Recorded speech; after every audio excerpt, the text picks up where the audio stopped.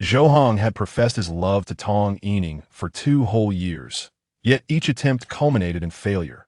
Gradually, his heart grew weary, and after his final confession, he completely relinquished hope for this affection. On a rainy night, while making his way home, he stumbled upon the long-absent class monitor, weeping in the rain. Zhou Hong took her home, offering her temporary shelter until she found a place of her own. However, as time passed, she seemed increasingly unable to part from him, desiring to remain by his side indefinitely.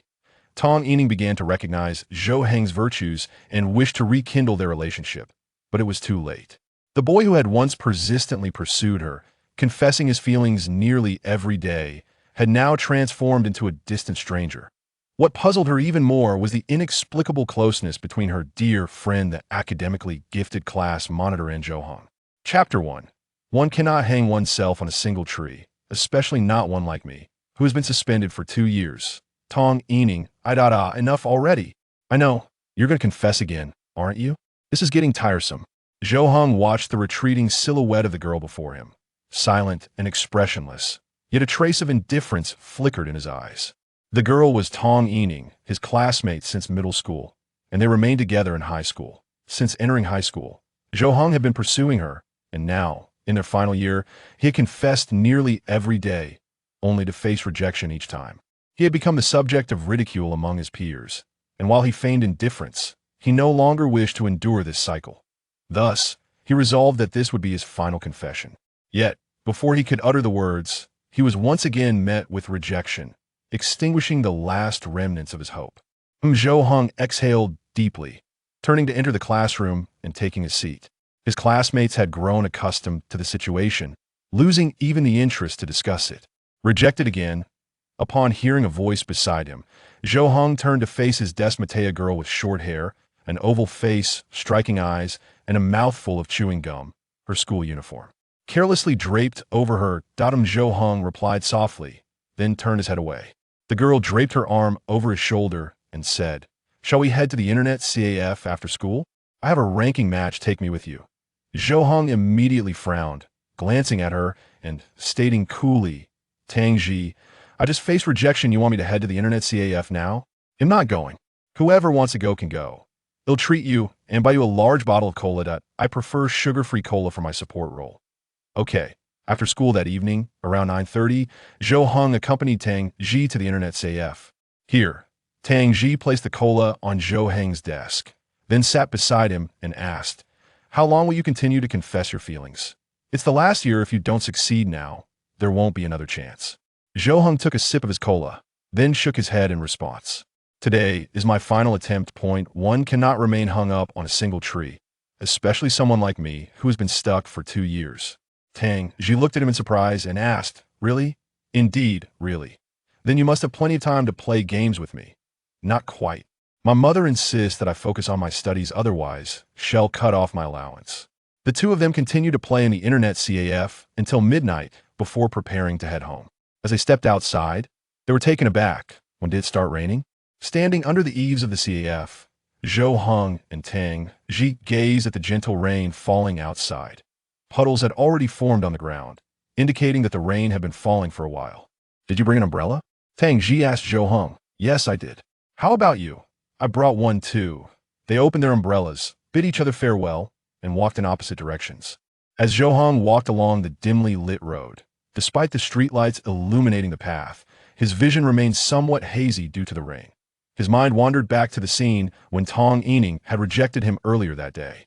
Until this morning, when he had resolved to confess, he had still harbored a glimmer of hope. Their relationship had been quite good during middle school, and even though his personality was rather introverted and he spoke little, she never seemed to mind and often played with him. The tender age of awakening emotions. He found himself falling for Tong Yining. To his astonishment, he discovered that they were in the same class when they entered high school, a sign of fate. Thus, he embarked on his pursuit, believing his chances of success to be high. However, reality delivered a harsh blow, and he would likely remember her impatient expression and tone for the rest of his life. "Forget it. Anyone would find it bothersome. I should refrain from disturbing her in the future." Huh. Suddenly, Zhou Hong halted in his tracks, his gaze drawn to a streetlight nearby. There was a set of steps, and, sitting upon them, was a girl. She was without an umbrella or raincoat, exposed to the downpour, clad in her school uniform, which was now completely soaked. Her long hair hung down, damp and disheveled, yet she seemed utterly unconcerned, quietly seated and staring at the ground, appearing quite despondent. Zhou Heng initially intended to ignore her after all. Encountering such a situation in the dead of night was daunting enough. However, as he stood there watching for a moment, he felt that the girl looked somewhat familiar. The girl seemed to sense his presence and lifted her head, brushing aside her wet hair, revealing her features. She possessed a pair of enchanting peach blossom eyes, gently arched, willow leaf brows, a delicately pert nose, and soft pink lips, resembling a girl who had stepped out from the pages of a comic. However, at that moment, her complexion appeared rather pallid, revealing a hint of weariness. The sorrow in her gaze was palpable, and one could hardly distinguish whether the moisture on her face was tears or rain. Upon seeing the girl's face, Zhou Heng was momentarily taken aback, his mouth agape as he blinked in astonishment. The girl, whose name was Yin Mingran, widened her eyes, filled with surprise. The two locked eyes for several seconds before Zhou Heng regained his composure and inquired, "Yin Mingran, what are you doing here?" Lowering her head, Yin Mingran replied in a voice that was slightly hoarse, "It's none of your business, though." Zhou Heng nodded, then turned to leave. Since she had declared it to be of no concern to him, he felt that lingering would only be meddlesome. After taking a few steps, he suddenly heard the faint sound of crying behind him. He halted abruptly, standing still for several seconds, listening to the sorrowful sounds, lost in thought. Yin Mingran, with her head bowed, wept softly, oblivious to the cold raindrops pelting her skin, despite her shivering from the chill. The rain intensified, the droplets falling more rapidly, cascading down like a silken veil. At that moment, Yin Mingran felt as if the rain above her had been shielded. She lifted her head and saw Zhou Heng standing before her, holding an umbrella that shielded her from the downpour. Zhou Heng observed her expressionless demeanor, acutely aware of the sorrow etched on her face.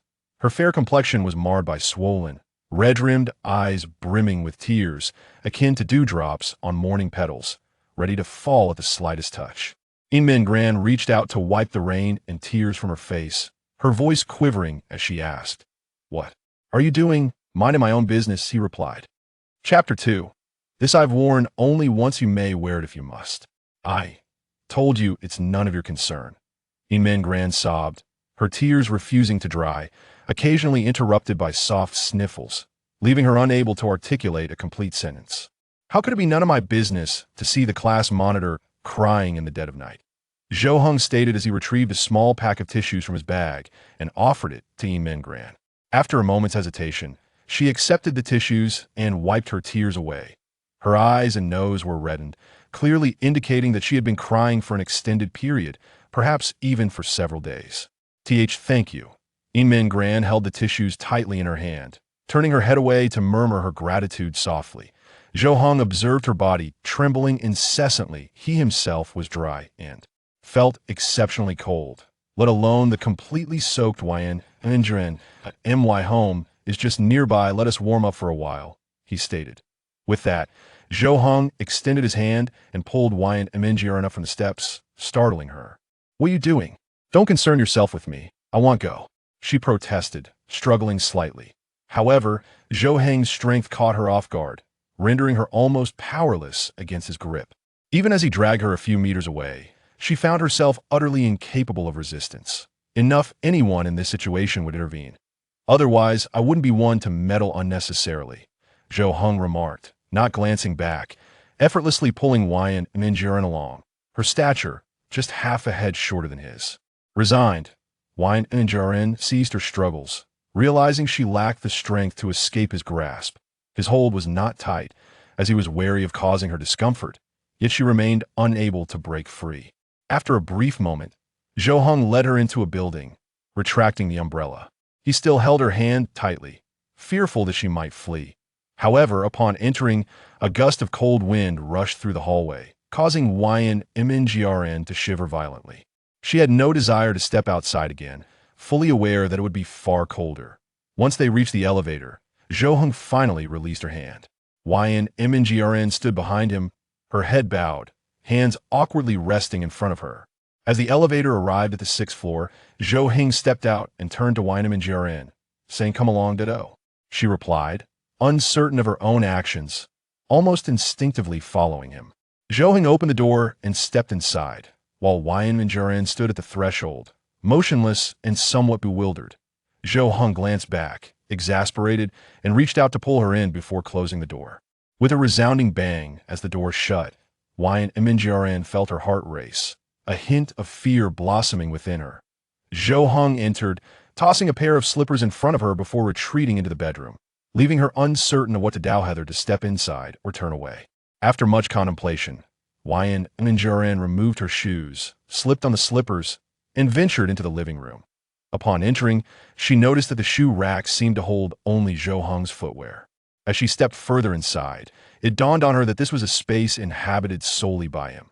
The first thing to catch her eye in the living room was an abundance of fitness equipment. Dumbbells, barbells, a treadmill, and a stationary bike, everything one could possibly need. Now she finally comprehended why Zhou Hung possessed such remarkable strength. She observed that his clothing made him appear particularly slender, and when he donned his school uniform, one could hardly discern anything amiss. Thus she had not anticipated his formidable power.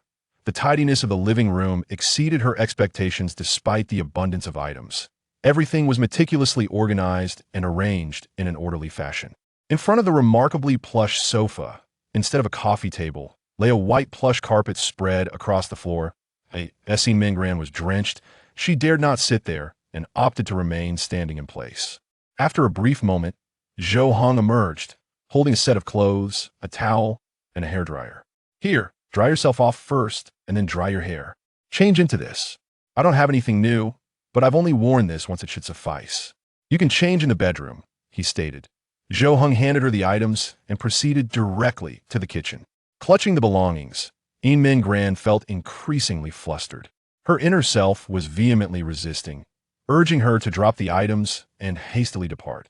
However, Zhou Heng's words seemed like an irresistible command, compelling her to comply instinctively. After a moment's hesitation, she resolved to heed his advice, for she was indeed freezing, her wet clothes clinging to her skin in an unbearable chill. She hastily dried herself with the towel and used the hairdryer to dry her hair, which took a full half-hour to thoroughly dry. Upon noticing Zhou Hung still occupied in the kitchen, she carried the towel and clothes to the only bedroom in the house. Hesitant to turn on the light, uncertain of where the switch was, she closed the door and began a change in the darkness. Zhou Hung had provided her with a white velvet top and a matching pair of pants, resembling loungewear. This was the first time Yin Mingran had donned someone else's clothing, and she could even detect a faint fragrance lingering on the fabric. A blush rapidly spread across her face, and she found herself questioning, "What am I doing right now? Have I truly followed a classmate to his home and changed into his clothes? Am I not being cautious enough? What will happen next? Am I really expected to sleep here? Perhaps I should just warm up for a bit and then leave." With a soft click, Yin Mingran opened the door and stepped out, just in time to see Zhou Hung emerging from the kitchen, carrying a small table which he placed on the carpet. He then returned from the kitchen with a steaming bowl of noodles, setting it on the small table. "Eat," he instructed simply, offering no further explanation, merely watching her with a calm demeanor. Before Yin Mingran could articulate her thoughts, Zhou Hung placed a cup of hot water on the small table as well. Hot water, and then, "This is the antipyretic. If you feel cold or have a fever, take this. This is the cold medicine if your throat is uncomfortable or you are sneezing. Take this as well. That tea can also be taken as a preventive measure." Zhou Hung placed 2 more strips of medicine on the table. After completing these tasks, he stepped aside, distancing himself from the sofa. Beyond these words, he did not utter another phrase to Yin Mingran. Chapter 3. Are you leaving now? Do you have somewhere to go? Yin Mingran sat at the small table, gazing at the noodles, hot water, and medicine before her, her emotions in a state of turmoil. Her hands remained motionless, as her initial instinct was one of resistance. She and Zhou Hung were not particularly close, despite being classmates. They had seldom exchanged a word over the years. Yet here she was, in his home, clad in his clothes, and expected to calmly consume the food he had prepared for her. How could she possibly do that? Nevertheless, her body urged her to comply, as the gnawing hunger had overtaken her mind, incessantly signaling her to eat. She glanced to the side, where Zhou Hung sat at another table, pen in hand, seemingly engrossed in his homework, entirely disregarding her presence as if she were invisible. Perhaps sensing her gaze, Zhou Heng paused, looking up and softly said, "You're not really the shy type, are you? Go ahead and eat. Once you're done, I'll lend you an umbrella, and you can leave." Hearing Zhou Heng's words, Yin Minggran found herself devoid of reasons to refuse. Cautiously, she picked up the chopsticks and took a small bite, warmth flooding through her body instantly. Soon, she no longer hesitated and began to eat heartily, though she dared not make a sound. 10 minutes later, Yin Minggran had finished every last morsel and drained the hot water, opting not to take the medicine, as she felt it was nothing serious. Rising, she retrieved something from the pocket of her damp clothing and walked over to Zhou Heng, extending the item towards him, whispering, "Thank you." Zhou Heng lifted his gaze, surprised to see that Yin Minggran held a 100 yuan note in her hand. "What do you mean by giving me money? I don't want to owe you anything." Zhou Heng looked into her eyes, noticing the sincerity reflected there, which indicated she was not joking. He did not accept the money but instead turned back to his test paper, muttering, "If you don't want to owe me, then don't give me money. You're doing quite well in your studies, right? If I can't solve this major problem, why don't you teach me? Then we'll be even." He tapped the large problem on the test paper with his pen. Yin Minggran glanced down instinctively and blurted out, "This is so simple. How could you not know this?" "Apologies, I'm afraid I can't even handle such a basic problem." Yin Minggran felt a wave of embarrassment wash over her. Closing her mouth before extending her hand to explain how Zhou Heng should approach the problem. He listened intently, but he had to admit that he was not as bright as she was. Ultimately, it was only after Yin Minggran elaborated in great detail that he finally grasped the concept. After finishing the topic, Yin Minggran intended to leave. Although her school uniform had been hung under the air conditioning for a while, it remained damp. She had no choice. She would return the clothes and umbrella to you when she went to school. Standing at the doorway, she spoke softly, draped in her still slightly moist uniform, with Zhou Heng's clothing underneath. The remaining wet garments were packed in a bag. Upon hearing her words, Zhou Heng recalled that Yin Minggran had not attended school for several days. As a close friend of Tang Yining, her absence had also affected Tang Yining's mood, which he had sensed during his confession. Her agitation was palpable.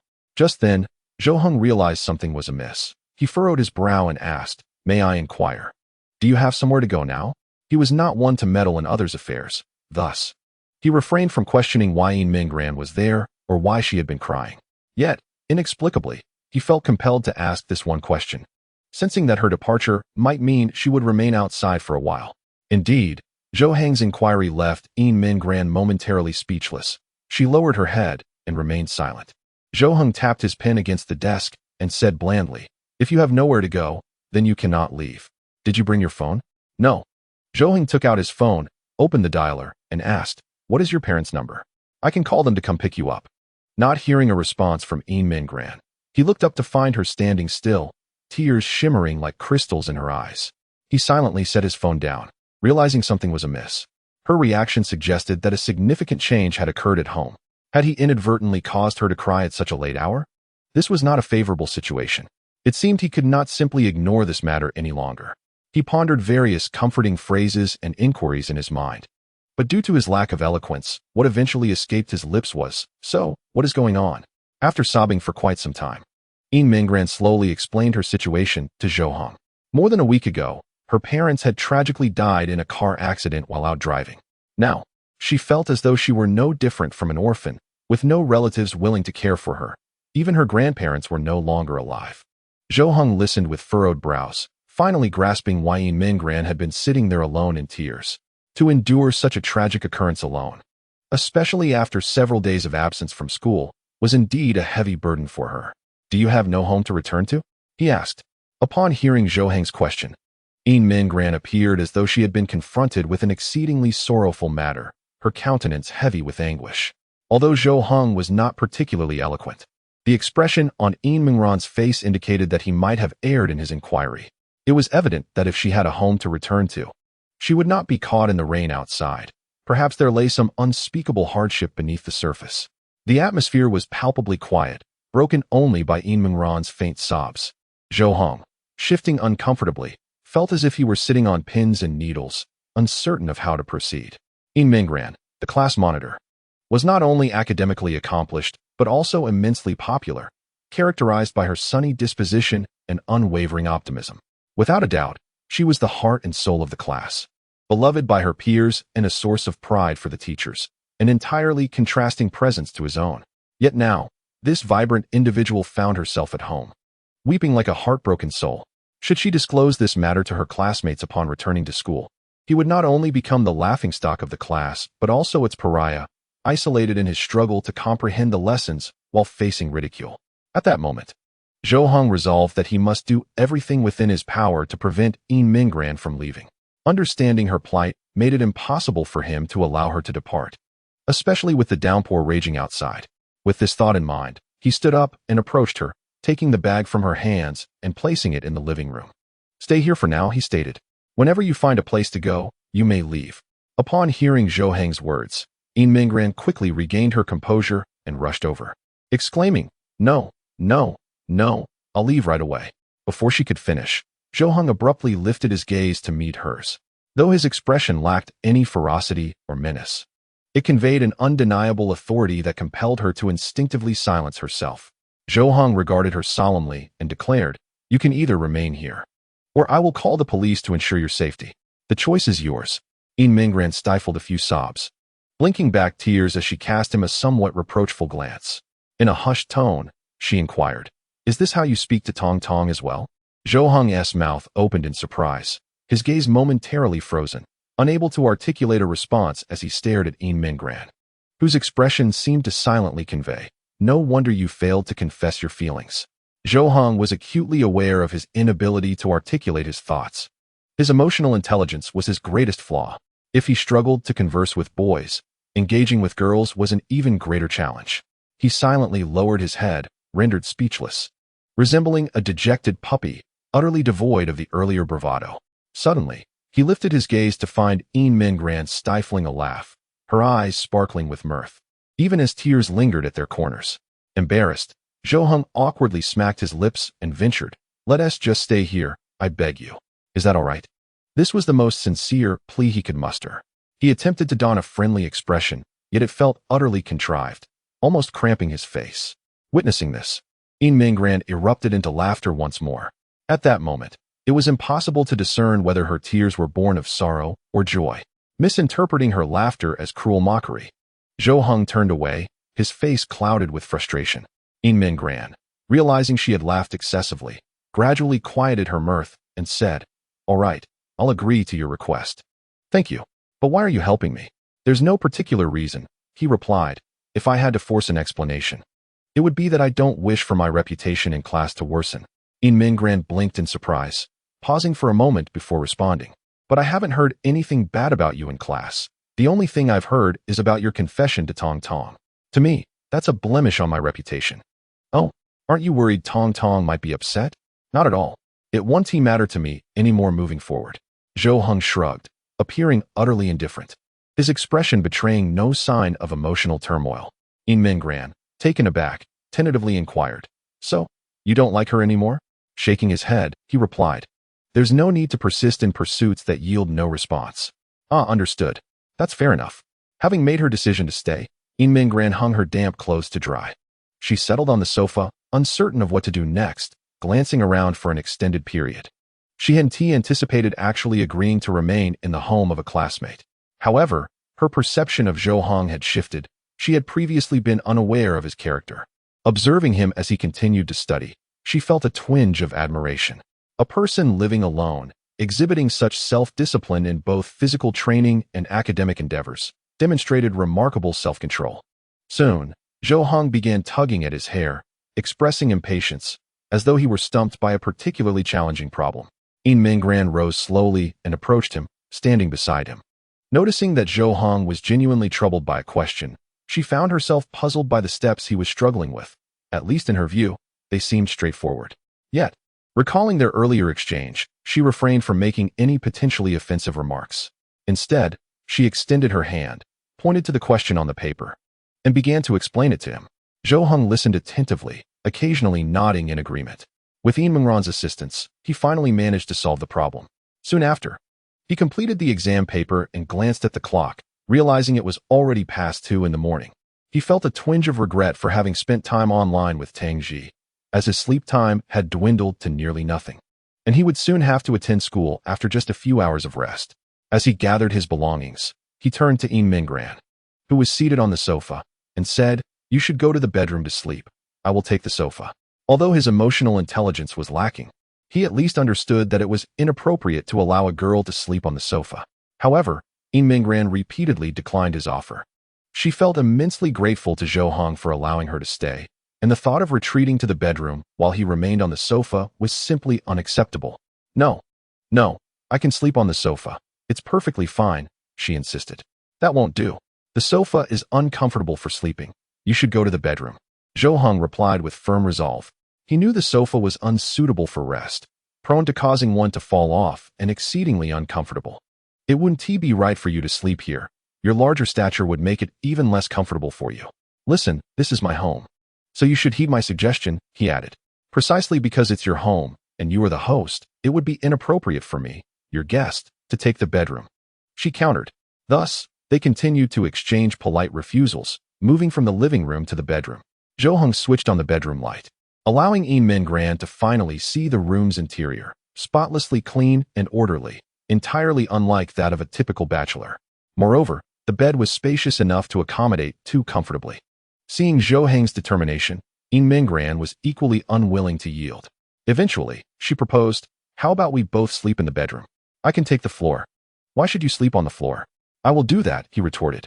The two engaged in a light dispute for about 5 minutes. In Mingran soon realized that Zhou Hong was remarkably stubborn, and she found herself unable to argue any further.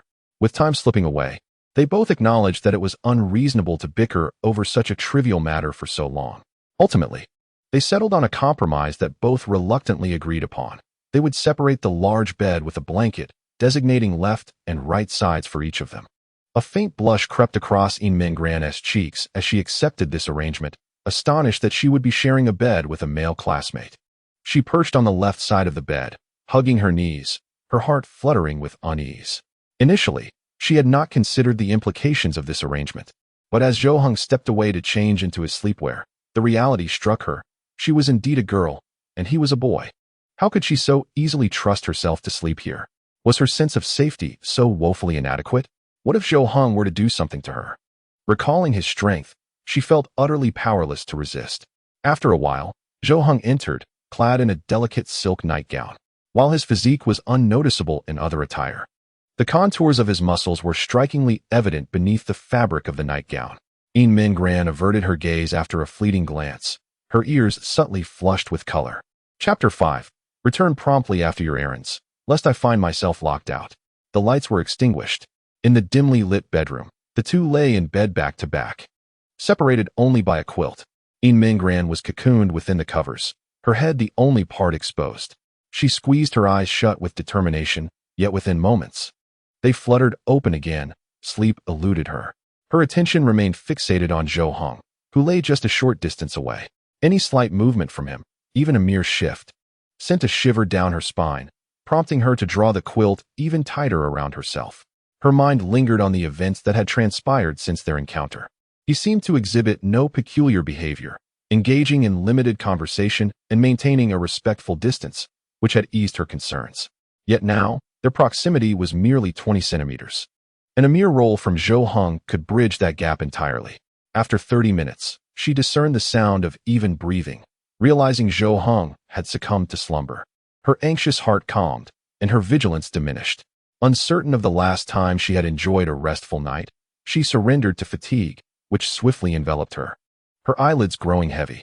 Before long, she was in deep sleep, dreaming of her parents as they gradually faded away. When she jolted awake, sitting upright, she discovered it was morning, daylight streaming through the window. The clock indicated it was around 6 o'clock. A flood of memories surged within her, and she regained her bearings. Realizing her surroundings, glancing to the side, she noted that she was alone. Zhou Hong had departed the bedroom. Soon, she heard sounds emanating from the kitchen, likely indicating someone was preparing breakfast.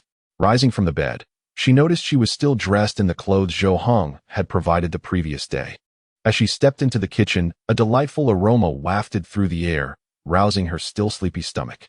Peering into the kitchen, she saw Zhou Hong donning an apron, engaged in cooking. Approaching the entrance, Their eyes met as he turned around. "Good morning," she greeted him softly. Zhou Heng acknowledged her with a nod, responding quietly, Yin Mingran gazed at the dining table before her, where a lunchbox lay containing the freshly prepared meal by Zhou Heng. At that moment, she recalled that Zhou Heng brought his own lunch to school, rather than partaking in the school's meals, seemingly the only one in the entire class doing so. Curiosity piqued. She inquired, "Why do you bring your own food? Isn't the school food decent?"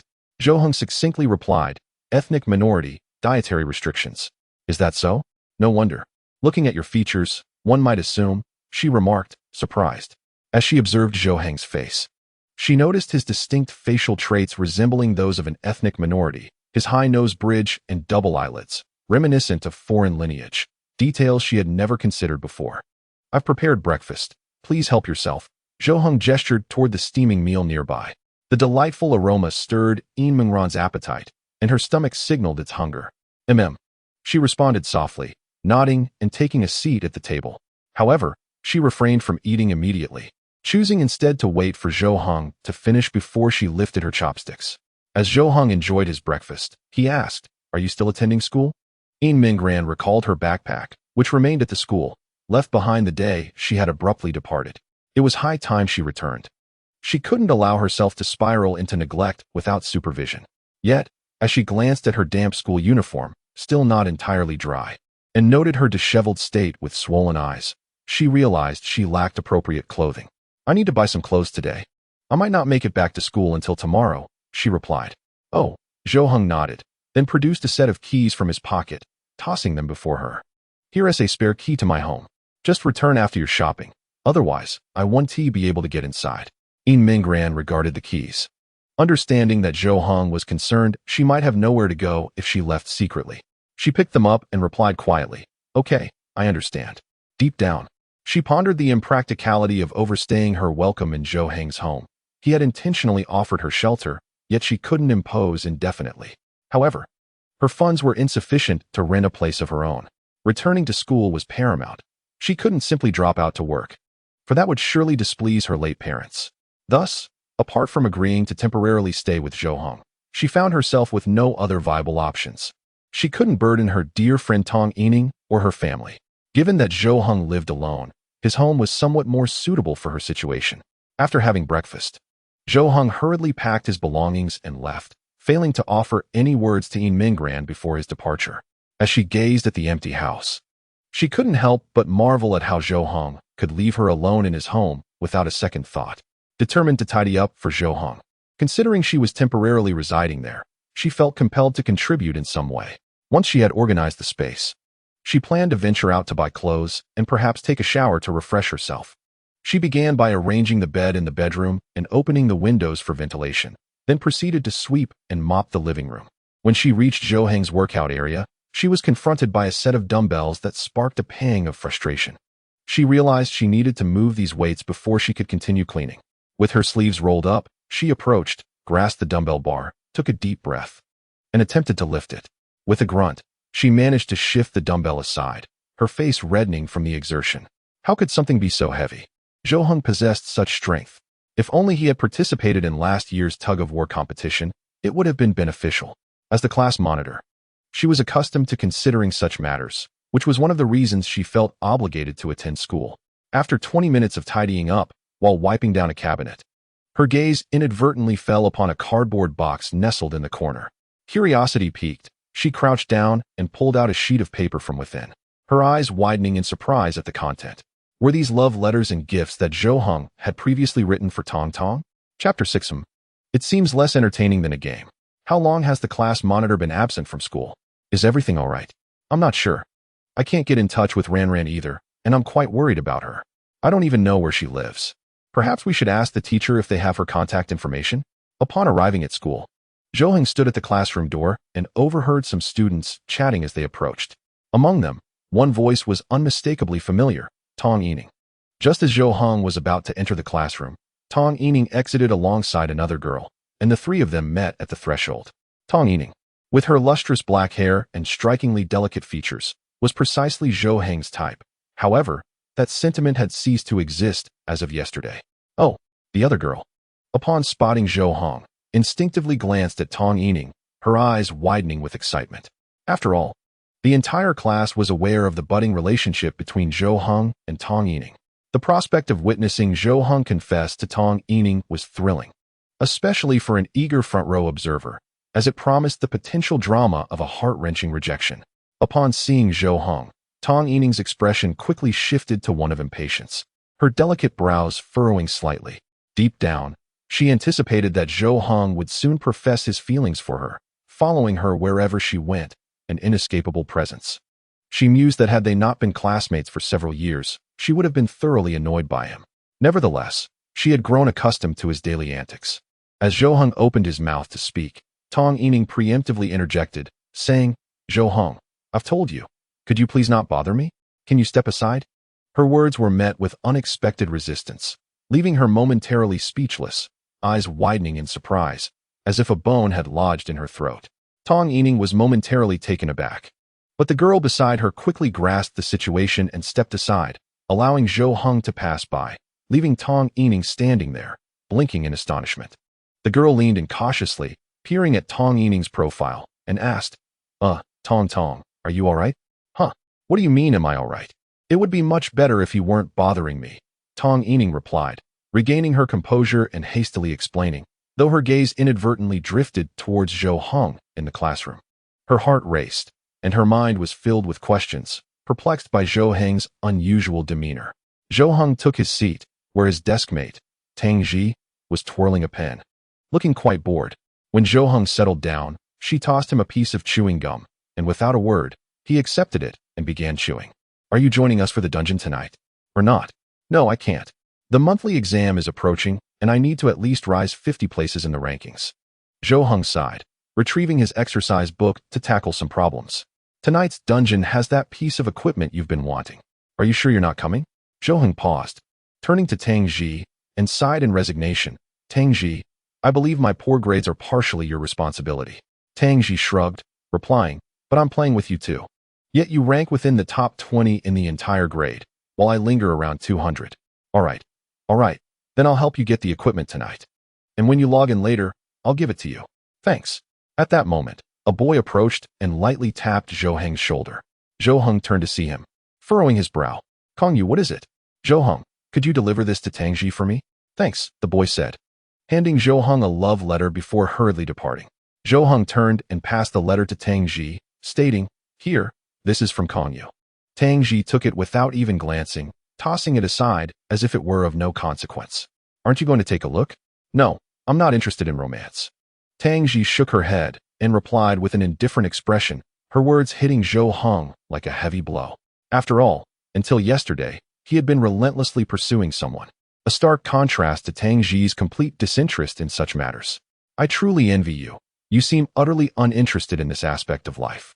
Zhou Heng thought to himself, "If only I shared Tang Ji's sentiments, perhaps I wouldn't feel so disheartened by my numerous failed confessions." As the class was about to commence, Zhou Heng listened attentively. A fleeting glance revealed the vacant seat belonging to Yin Min Gran, which had been empty for quite some time, while its owner remained at home. She should return to school tomorrow, right? Should I say something nice to her tonight? That way, she probably won't bring up my embarrassing moments. Just then, his gaze shifted, and he noticed someone watching him. In the past, a glance from this person would have delighted him, yet today, the sensation was entirely different. The individual in question was Tang Yining, who, moments ago, had been staring at him while he observed Yin Mingran's seat. Upon being caught in the act, their eyes met briefly before she turned away. After class, Zhou Heng intended to visit the restroom. As he stepped out of the classroom, someone immediately followed him. "Zhou Heng, buddy, did you give that to Tang Ji?" Kong Yu approached Zhou Heng and whispered, "Yeah, I did." "What did she say?" "She said she wasn't interested and that games are more enjoyable."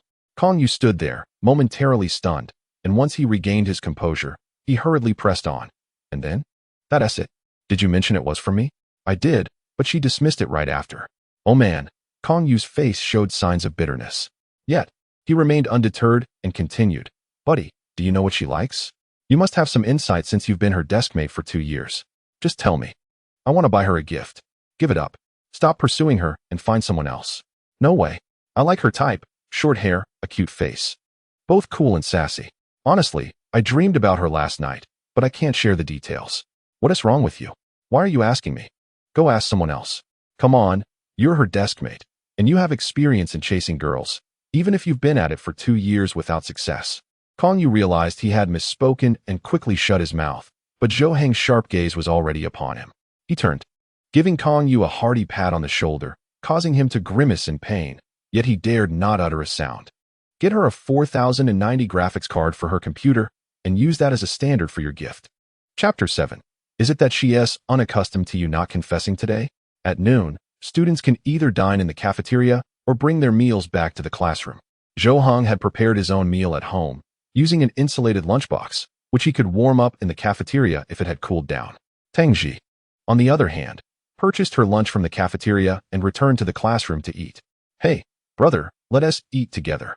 We can continue our discussion from this morning, said Kong Yu as he took a seat directly in front of Zhou Heng, turning his chair to face him and placing his lunch on Zhou Heng's desk. The topic from this morning? Oh, you mean the games we talked about. Have you forgotten? Kong Yu interjected loudly, stealing a glance at Tang Ji, who seemed indifferent. Tang Ji leaned over to peek at Zhou Heng's lunchbox, her eyes lighting up as she pointed with her chopsticks and exclaimed, I want to eat that runny yolk fried egg. I knew you'd want it after seeing it. I should have hidden it beneath the rice. Zhou Heng replied with a sigh as he offered her the egg with his chopsticks. Tang Ji nodded in satisfaction after taking a bite. Zhou Heng then turned to the bewildered Kong Yu and said, you can continue discussing the games now. Right, games. What do you both play? Kong Yu asked. Zhou Heng and Tang Ji exchanged glances and replied, we play everything. Tang Ji then looked at Zhou Heng and asked, did you watch last week's match?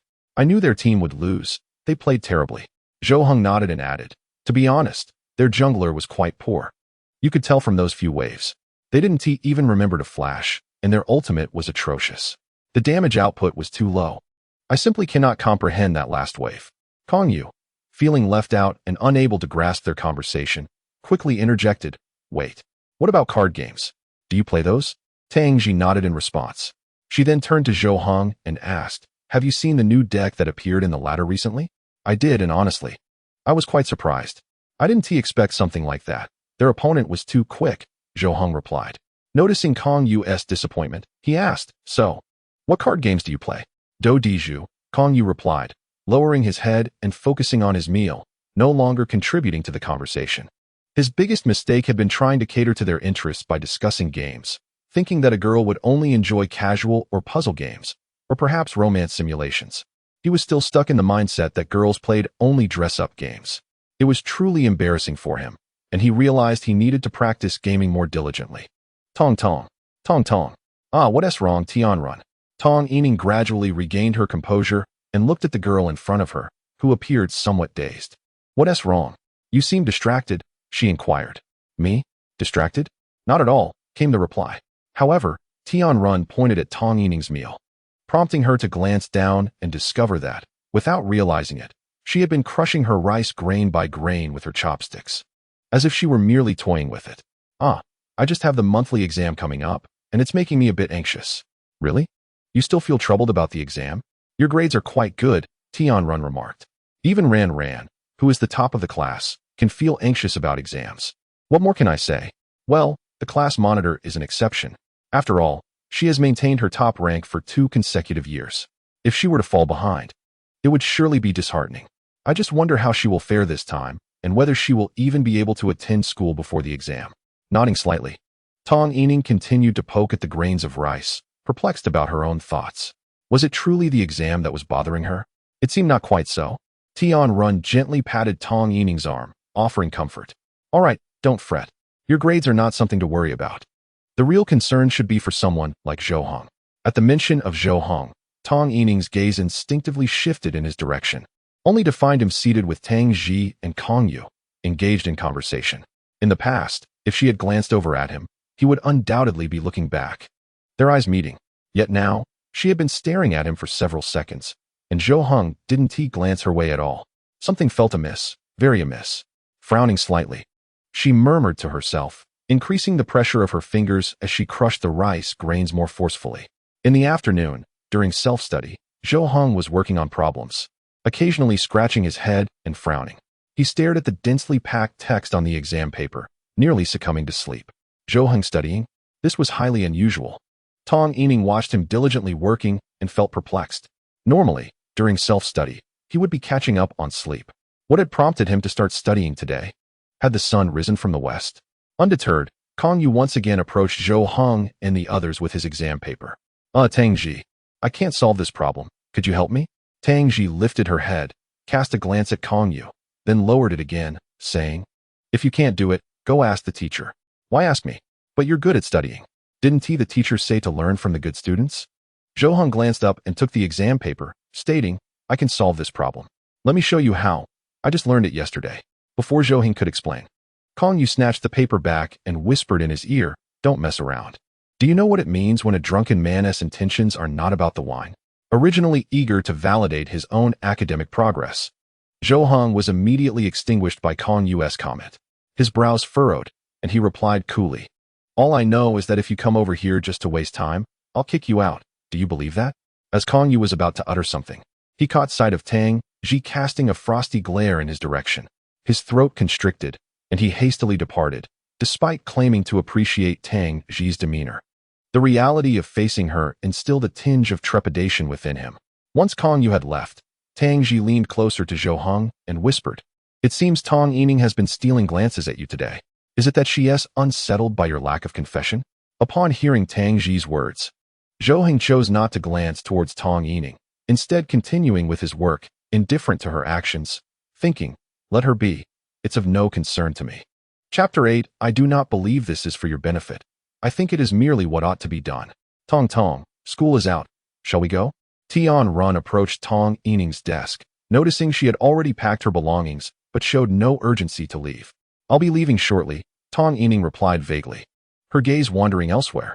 At this moment, few students remained in the classroom, most having departed, while Zhou Heng continued to organize his things. Typically, he would be the first to leave after school, but today he was diligently studying, resulting in a chaotic disarray of his belongings, making the tidying process particularly arduous. Finally managing to gather everything, Zhou Heng stood up, ready to exit the classroom.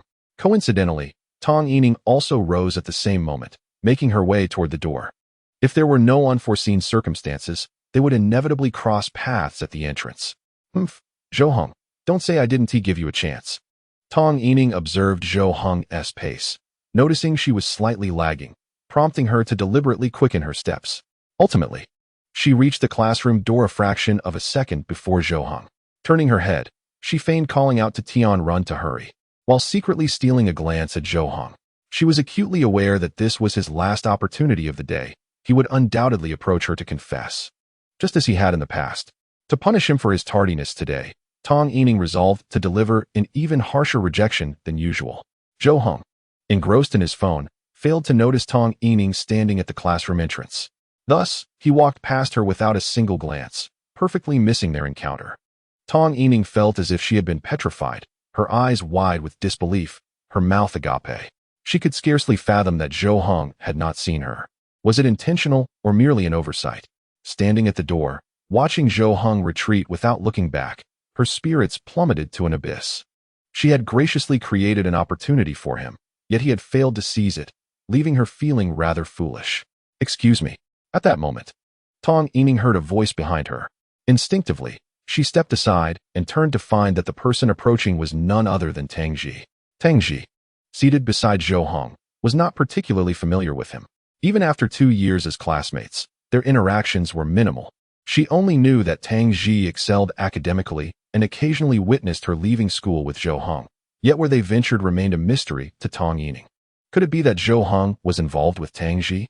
This thought sparked a flicker of doubt within Tong Yining, but she quickly dismissed it. After all, Zhou Heng left school directly without waiting for Tang Ji, and they did not appear particularly close. Moreover, having shared a desk for over 2 years, if they were meant to be together, it would have likely happened long ago. Why would he pursue her for so long? Tong Tong, what are you doing? Let us go. Tian Run exited the classroom and noticed Tong Yining lost in thought, resembling someone in a trance. Tong Yining turned to Tian Run and inquired, Do you think Zhou Heng seems a bit strange today? Honestly, I think you seem a bit off today. At that moment, Zhou Heng was already on his way home, passing the very steps where he had found Yin Mingran the previous day. He pondered, I should have taken down her number. What if she leaves? I only have that one key. But didn't she mention not having her phone? Upon returning home, Jo-hung stood at the doorway and knocked. After a moment, he heard footsteps from inside, which brought him relief. The door creaked open, revealing In Mingran. She appeared somewhat different from that morning, more radiant and polished. Her skin was fair and smooth, adorned in new attire, and her hair was neatly styled. Upon seeing Jo-hung return, her eyes sparkled with a hint of light. "You're back," she said. "Indeed, I'm glad you didn't leave. Otherwise, I would have had to spend 200 to get a locksmith." Upon hearing Jo-hung's words, In Mingran lowered her head and softly replied, "I promised you. How could I possibly leave?" As Jo-hung stepped inside, he noticed that In Mingran had tidied the house, making it even more orderly than when he left in the morning. A subtle fragrance filled the air, and the clothes he had given her the previous day were washed and hung to dry. While he was at school, In Mingran busied herself with household chores like a devoted homemaker. "By the way, did you really not bring your phone? I'm worried I won't be able to reach you in case something comes up," Jo-hung said, placing his bag down and looking at her. In Mingran, feeling a bit embarrassed, turned her head and replied, I threw my phone in the river a few days ago. Only you would do something like that." Jo-hung, feeling a sense of helplessness, tucked his phone away. The individual before him bore little resemblance to the compassionate, gentle, and vivacious class monitor he remembered. Instead, she resembled a lost child, weeping in distress after wandering away from home. Rising from his seat, Jo-hung returned to his bedroom. After a brief interval, he emerged, holding an old mobile phone. "Here, you may use this," he offered. "It still functions, and I will provide you with my second SIM card shortly. This way, I can at least keep in touch with you." In Mingran accepted the phone, her face reflecting astonishment, her gaze toward Jo-hung suffused with disbelief. Although it was an old device, he was willing to give it to her. After all, she was merely his classmate, not a close acquaintance. What motivated him to assist her so generously? "Why are you so kind to me? Is it because of Tong Tong?" In Mingran inquired softly. In her heart, this seemed a plausible explanation.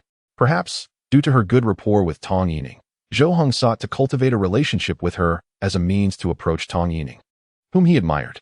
Yet, had he not stated just yesterday that he would no longer pursue Tong Yining? Jo-hung, seated in a chair, regarded In Mingran with a puzzled expression and asked, "What do you mean by being kind? Why do you treat me with such kindness?" In Mingran's voice dwindled, her unease palpable. This line of questioning felt uncharacteristic of her. She would have previously posed such inquiries in a light-hearted manner, exuding ease. Yet now, it seemed decidedly awkward.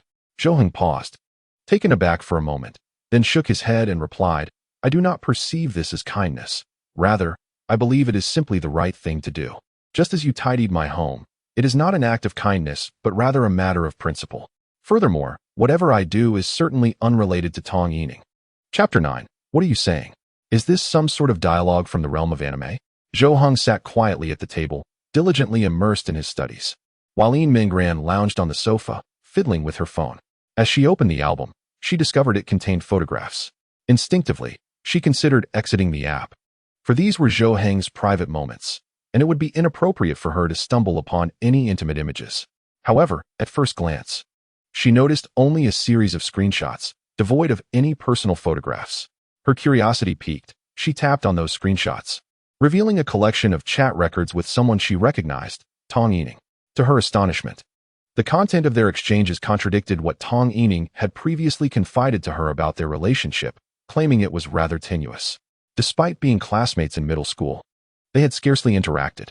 Yet, the dialogue she perused, while lacking any overtly romantic undertones, suggested a camaraderie that hinted at a strong friendship. In Mingran was aware that delving into these records was inappropriate, yet the contents compelled her to delve deeper. Ultimately, she discerned the pivotal moments within these screenshots, which chronicled the evolution of Jo-hung and Tong Yining's relationship. "Wait until I turn 18 next semester, and I promise you." Let's discuss that later. "The pressure of exams is quite overwhelming right now. I'd rather not talk about it. Next semester, perhaps." Did I ever say that? Maybe in senior year. Who knows? Believe what you will. Tong Yining's responses seemed to culminate at this juncture, after which it appeared Jo-hung had changed his phone. In Mingran observed firsthand how Jo-hung's contributions dwindled from numerous to remarkably sparse, culminating in a mere in response to Tong Yining's final message. Though it merely appeared to be a series of message records, In Mingran discerned the shifts in Jo-hung's mindset, from eager anticipation to persistent anguish, then to gradual numbness, culminating in utter disillusionment. She comprehended the entanglement between the two of them since the onset of their first year in high school. When Zhou Heng began to pursue Tong Yining, he was not the same individual he had become. He now spoke with brevity and, at times, exuded an irritable demeanor. The chat logs revealed a stark contrast. He had once relished conversing, particularly with Tong Yining, despite his evident lack of emotional intelligence and somewhat clumsy articulation. He had been quite talkative. Tong Yining had promised Zhou Heng that once she entered the second semester of her first year and reached adulthood, she would respond to his affections. However, it seemed that her intentions did not come to fruition. Yet, Zhou Heng did not relent. He remained steadfast. As time progressed, Tong Yining's demeanor soured, and Zhou Heng's messages grew increasingly terse. Their frequency of communication dwindled, and eventually, in their third year, presently, Zhou Heng had transformed into a different person altogether. Faced with an absence of results, he resolutely decided against pursuing a path that led to despair. Yin Mingyuan inhaled deeply, realizing why she had previously failed to grasp Zhou Heng's prolonged perseverance, 2 years in total. It became evident that he had once glimpsed hope, a hope bestowed upon him by Tong Yining, only to have it extinguished by her own hand. This narrative was one Zhou Heng had never shared, leaving him as the sole subject of ridicule within their class. In that moment, she felt a surge of disdain for Tong Yining's actions, intertwined with a deep sympathy for Zhou Heng. Yin Mingyuan lifted her gaze towards Zhou Heng's direction, only to be startled to find him sitting there, pen in hand, casually crossing his legs, silently observing her. She had been so engrossed in her thoughts that she had failed to notice his attentive gaze, making her feel both awkward and ashamed for having intruded upon his privacy out of mere curiosity. Zhou Heng turned his head back to his work and spoke coolly. If there's anything on your phone, you might as well delete it. There's nothing of value left. Yin Mingyuan paused, momentarily taken aback by his words. She had considered those chat records to be significant and felt a pang of regret at the thought of erasing them. However, upon reflection, she recognized that for Zhou Heng, these remnants held no worth. Keeping them would only serve as a source of sorrow. It was better to obliterate them entirely, as if nothing had ever transpired. Obediently, Yin Mingyuan complied, erasing all the screenshots. Beneath the images, there lay a photograph, what appeared to be a collective graduation picture from middle school. Zhou Heng had cropped a small section, isolating the part where Tong Yining stood. This photograph, too, was discarded, for Zhou Heng had asserted that there was nothing of value left in his phone. After finishing her work, Yin Mingyuan decided not to continue checking her phone. Instead, she resolved to study for a while, as she would be returning to school the next day. Despite her previous excellent grades, she felt she had fallen behind compared to others. Moreover, her mental state had been chaotic, making it challenging to regain her focus on learning. Zhou Heng, could you lend me your notes? She asked, as all her study materials were at school, leaving her with no choice but to borrow from Zhou Heng. Without hesitation, he handed over his notes without lifting his gaze. Yin Mingyuan settled beside Zhou Heng and opened his notes, delving into her studies. The two of them sat at the table, quietly immersed in their work, even as it approached 11 o'clock in the evening. Zhou Heng, however, began to fidget, scratching his head in frustration. Faced with a difficult problem, he found himself at a loss. If it were a new game, he would have mastered the gameplay in less than half an hour, but tackling a new math problem felt insurmountable, even after months of consideration. Is there something you don't understand? Yin Mingyuan inquired, rising to stand beside him and peering at his exam paper. Zhou Heng was aware that such problems seemed trivial in her eyes, so simple she couldn't comprehend his confusion. Yet, he was genuinely perplexed. Pointing to a question on the paper, Yin Mingyuan said, "Let me teach you. Look, since is monotonically increasing on 21. Therefore, 320 holds true on 2, 1. Wait, what are you talking about? Is that some kind of two-dimensional language?" Zhou Heng exclaimed. Yin Mingyuan paused momentarily before bursting into a light laughter. "Stop joking around. I'm trying to teach you. Can you please take this seriously? I swear I'm being serious, but I don't understand a word you're saying." In Chapter 10, what could be of less value than returned love letters and gifts? Eventually, under Yin Mingyuan's patient guidance, Zhou Heng learned how to solve the problem. When he finally wrote down the correct answer, he slumped helplessly in his chair, wearing a look of despair. He felt as though his mind was a clogged toilet, overflowing with information. He realized he could absorb no more that day. Mathematics truly terrified him, and gaming, It was at least a level 0 challenge, one that felt normal to struggle against, but once overcome, made him feel exceptionally competent. Yin Minggran couldn't help but giggle at Zhou Heng's exhausted demeanor, covering her mouth as laughter escaped her. Zhou Heng cast her a sidelong glance, but said nothing, feeling increasingly hopeless about how he could improve his ranking for the upcoming exam. Just then, amidst her laughter, a sudden rumble interrupted the silence. Yin Minggran's laughter ceased abruptly, her expression frozen, for the sound had come from her own stomach. Zhou Heng gazed at Yin Minggran with a look of perplexity and inquired, "Have you had dinner this evening?" A faint blush crept across Yin Minggran's cheeks as she hesitantly replied, No, I haven't." In truth, she had not eaten all day, having only consumed the breakfast Zhou Heng prepared in the morning. She had ventured out to procure various items and taken a bath, depleting her energy. By the time she realized it was time to eat, the school day was drawing to a close. Concerned that dining out would consume her precious time, she resolved to forego a meal. Now, as midnight approached, hunger gnawed at her stomach. Zhou Heng exhaled deeply through his nose, then rose and made his way to the kitchen, stating, "Wait here." Seeing Zhou Heng's intention to cook for her, Yin Minggran quickly waved her hands and protested, "Oh no. You don't need to go through the trouble. I'm fine. It's too late. Let's forget about it." However, Zhou Heng simply replied with a single phrase before stepping into the kitchen and closing the door. Having already experienced Zhou Heng's stubbornness the previous day, she understood that no amount of persuasion would change his mind. She remained seated, her head slightly bowed, gazing at the table, her lips pressed together, lost in thought. Yet, regardless of her musings, the gnawing hunger in her belly was undeniable. Moments later, the kitchen was filled with the sizzling sound of food frying, accompanied by an enticing aroma wafting into the room. She recalled the bowl of noodles Zhou Heng had prepared the day before, and the breakfast he had made that morning. Though neither had been particularly elaborate, she could sense they were delicious. It was evident that Zhou Heng possessed considerable culinary skills. 10 minutes later, the kitchen lights switched off, and Zhou Heng emerged, bearing a steaming plate of fried rice. "Here, eat," he gently urged, placing the dish in front of Yin Minggran. Having little room for further refusals, and after a day of fasting, she could not resist the fragrant offering before her. "Thank you," she murmured softly before diving into her meal.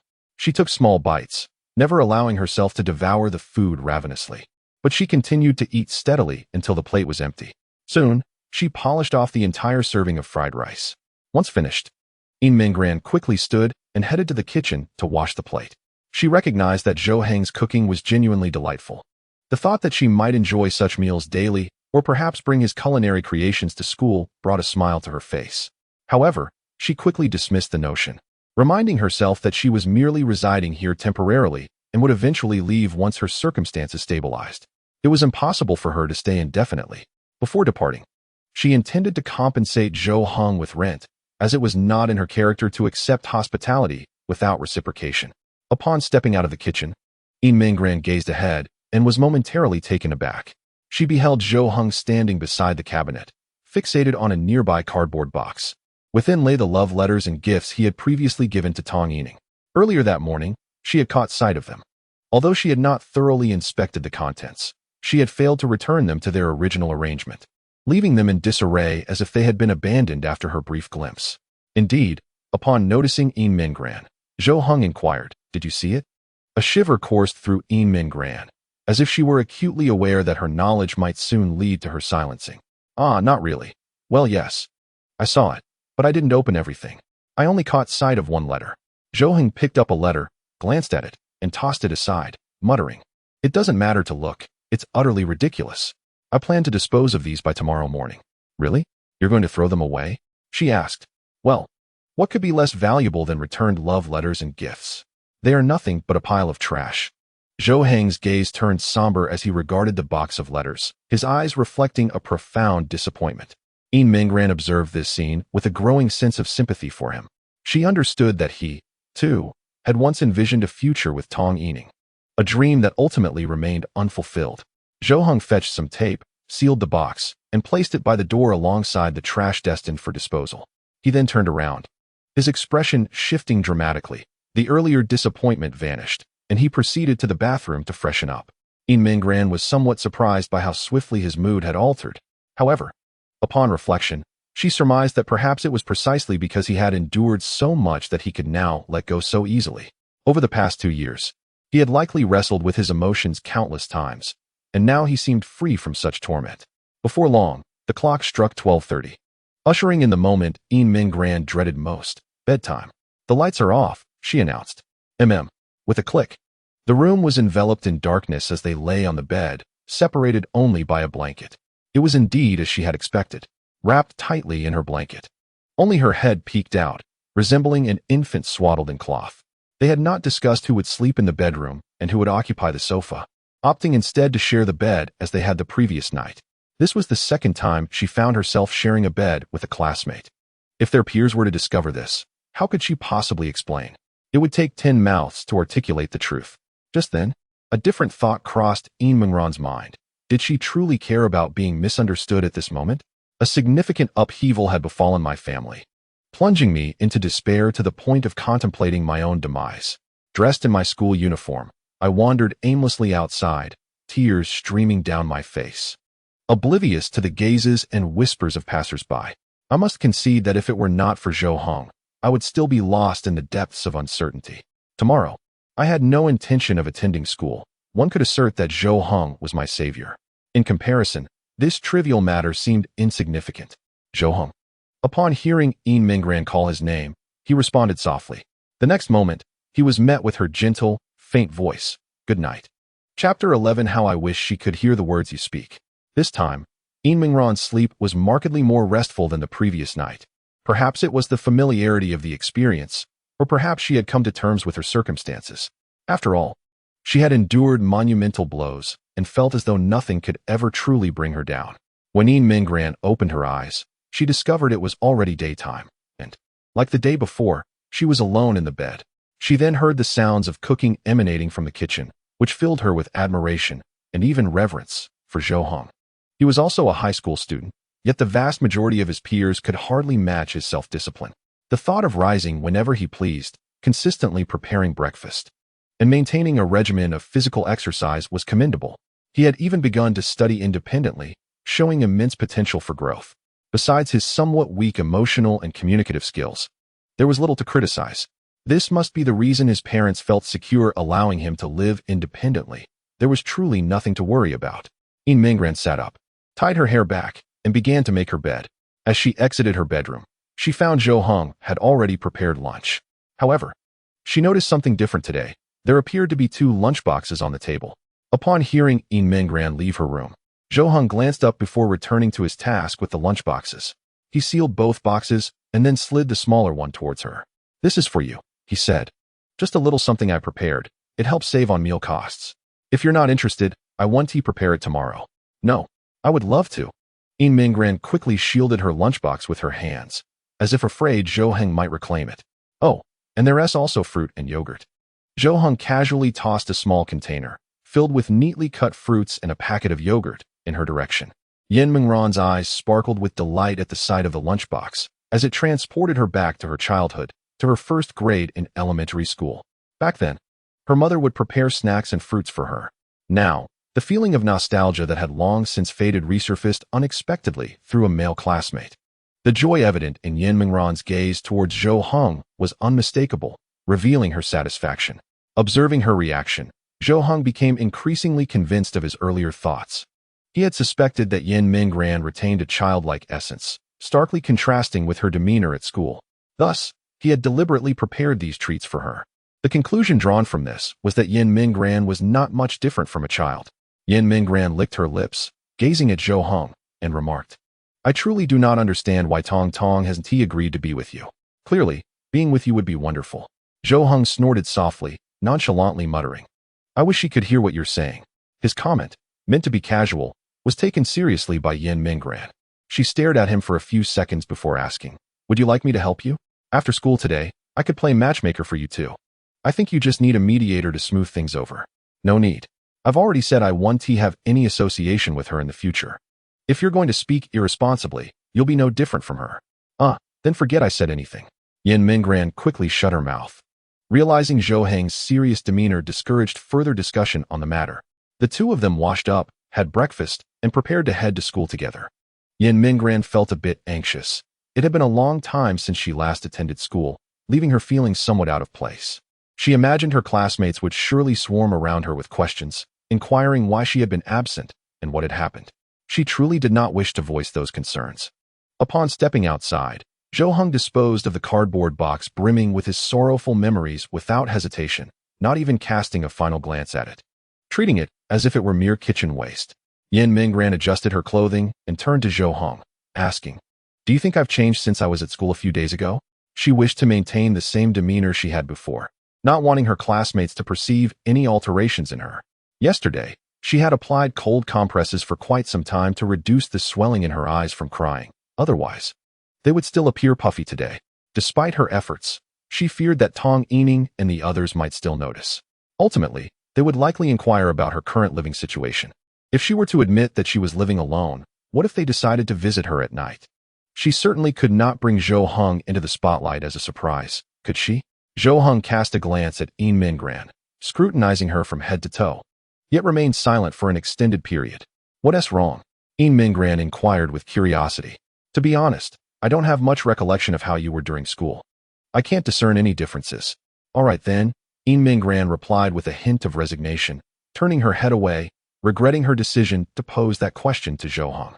However, she dared not criticize him, as her own memories of him during their school days were rather vague.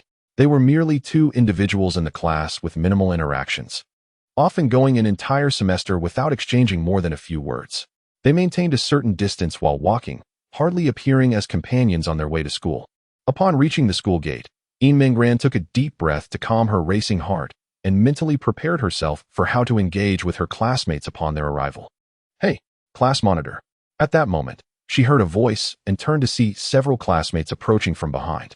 Yin Mingran raised her hand and softly exclaimed, "Ah, it's been so long. Is that really you, class monitor? You're back at school? We've missed you so much. What happened?" We were all quite worried. A few of them hurried forward, encircling Yin Mingran, even overlooking Zhou Heng, who stood nearby. Zhou Heng, however, remained indifferent and continued walking straight ahead. Yin Mingran navigated the chatter of her classmates, overwhelmed by their enthusiastic inquiries, unsure of how to respond. Yet, seeing the warmth of her peers alleviated some of her anxiety. Just then, she noticed Zhou Heng up ahead, where a girl sidled up to him. "Here." Zhou Heng caught the piece of gum tossed by Tang Ji with one hand and popped it into his mouth, casually asking, "How's it going?" "Well, got it. High quality. All right, trade it to me later, and I'll treat you to some online shopping one day." They walked closely together, and Yin Mingran observed this interaction. Noting how even she and Zhou Heng did not share such proximity, maintaining a distance between them, their conversation appeared quite natural, and it was the first time she witnessed Zhou Heng engaging so smoothly in dialogue. As the surrounding voices faded into the background, Yin Mingran's gaze remained fixed on the two ahead. "Is that Tang Ji, Zhou Heng's desk mate?" Chapter 12. Will I need insulin to finish this? Ran, you finally made it. I was so worried about you. What happened? Tong Yining exclaimed as she rushed over to embrace Yin Mingran, her expression resembling that of someone who had found a long-lost relative. "I had some family matters to attend to, which is why I couldn't come," Yin Mingran responded. Though her eyes drifted towards Zhou Heng and Tang Ji, most of the class had gathered around Yin Mingran, leaving only Zhou Heng and Tang Ji seated at their desks, engaged in a lively discussion. Where did they find so many topics to converse about? Residing in Zhou Heng's home, one would expect him to engage in conversation with her. Yet their interactions remain minimal. "Class monitor, the teacher requests your presence in the office." "Oh, very well." Yin Mingran rose from her seat, preparing to seek out the teacher. Before stepping outside, her gaze lingered on Zhou Heng, but he did not cast a glance in her direction. Once outside, an odd sensation enveloped her.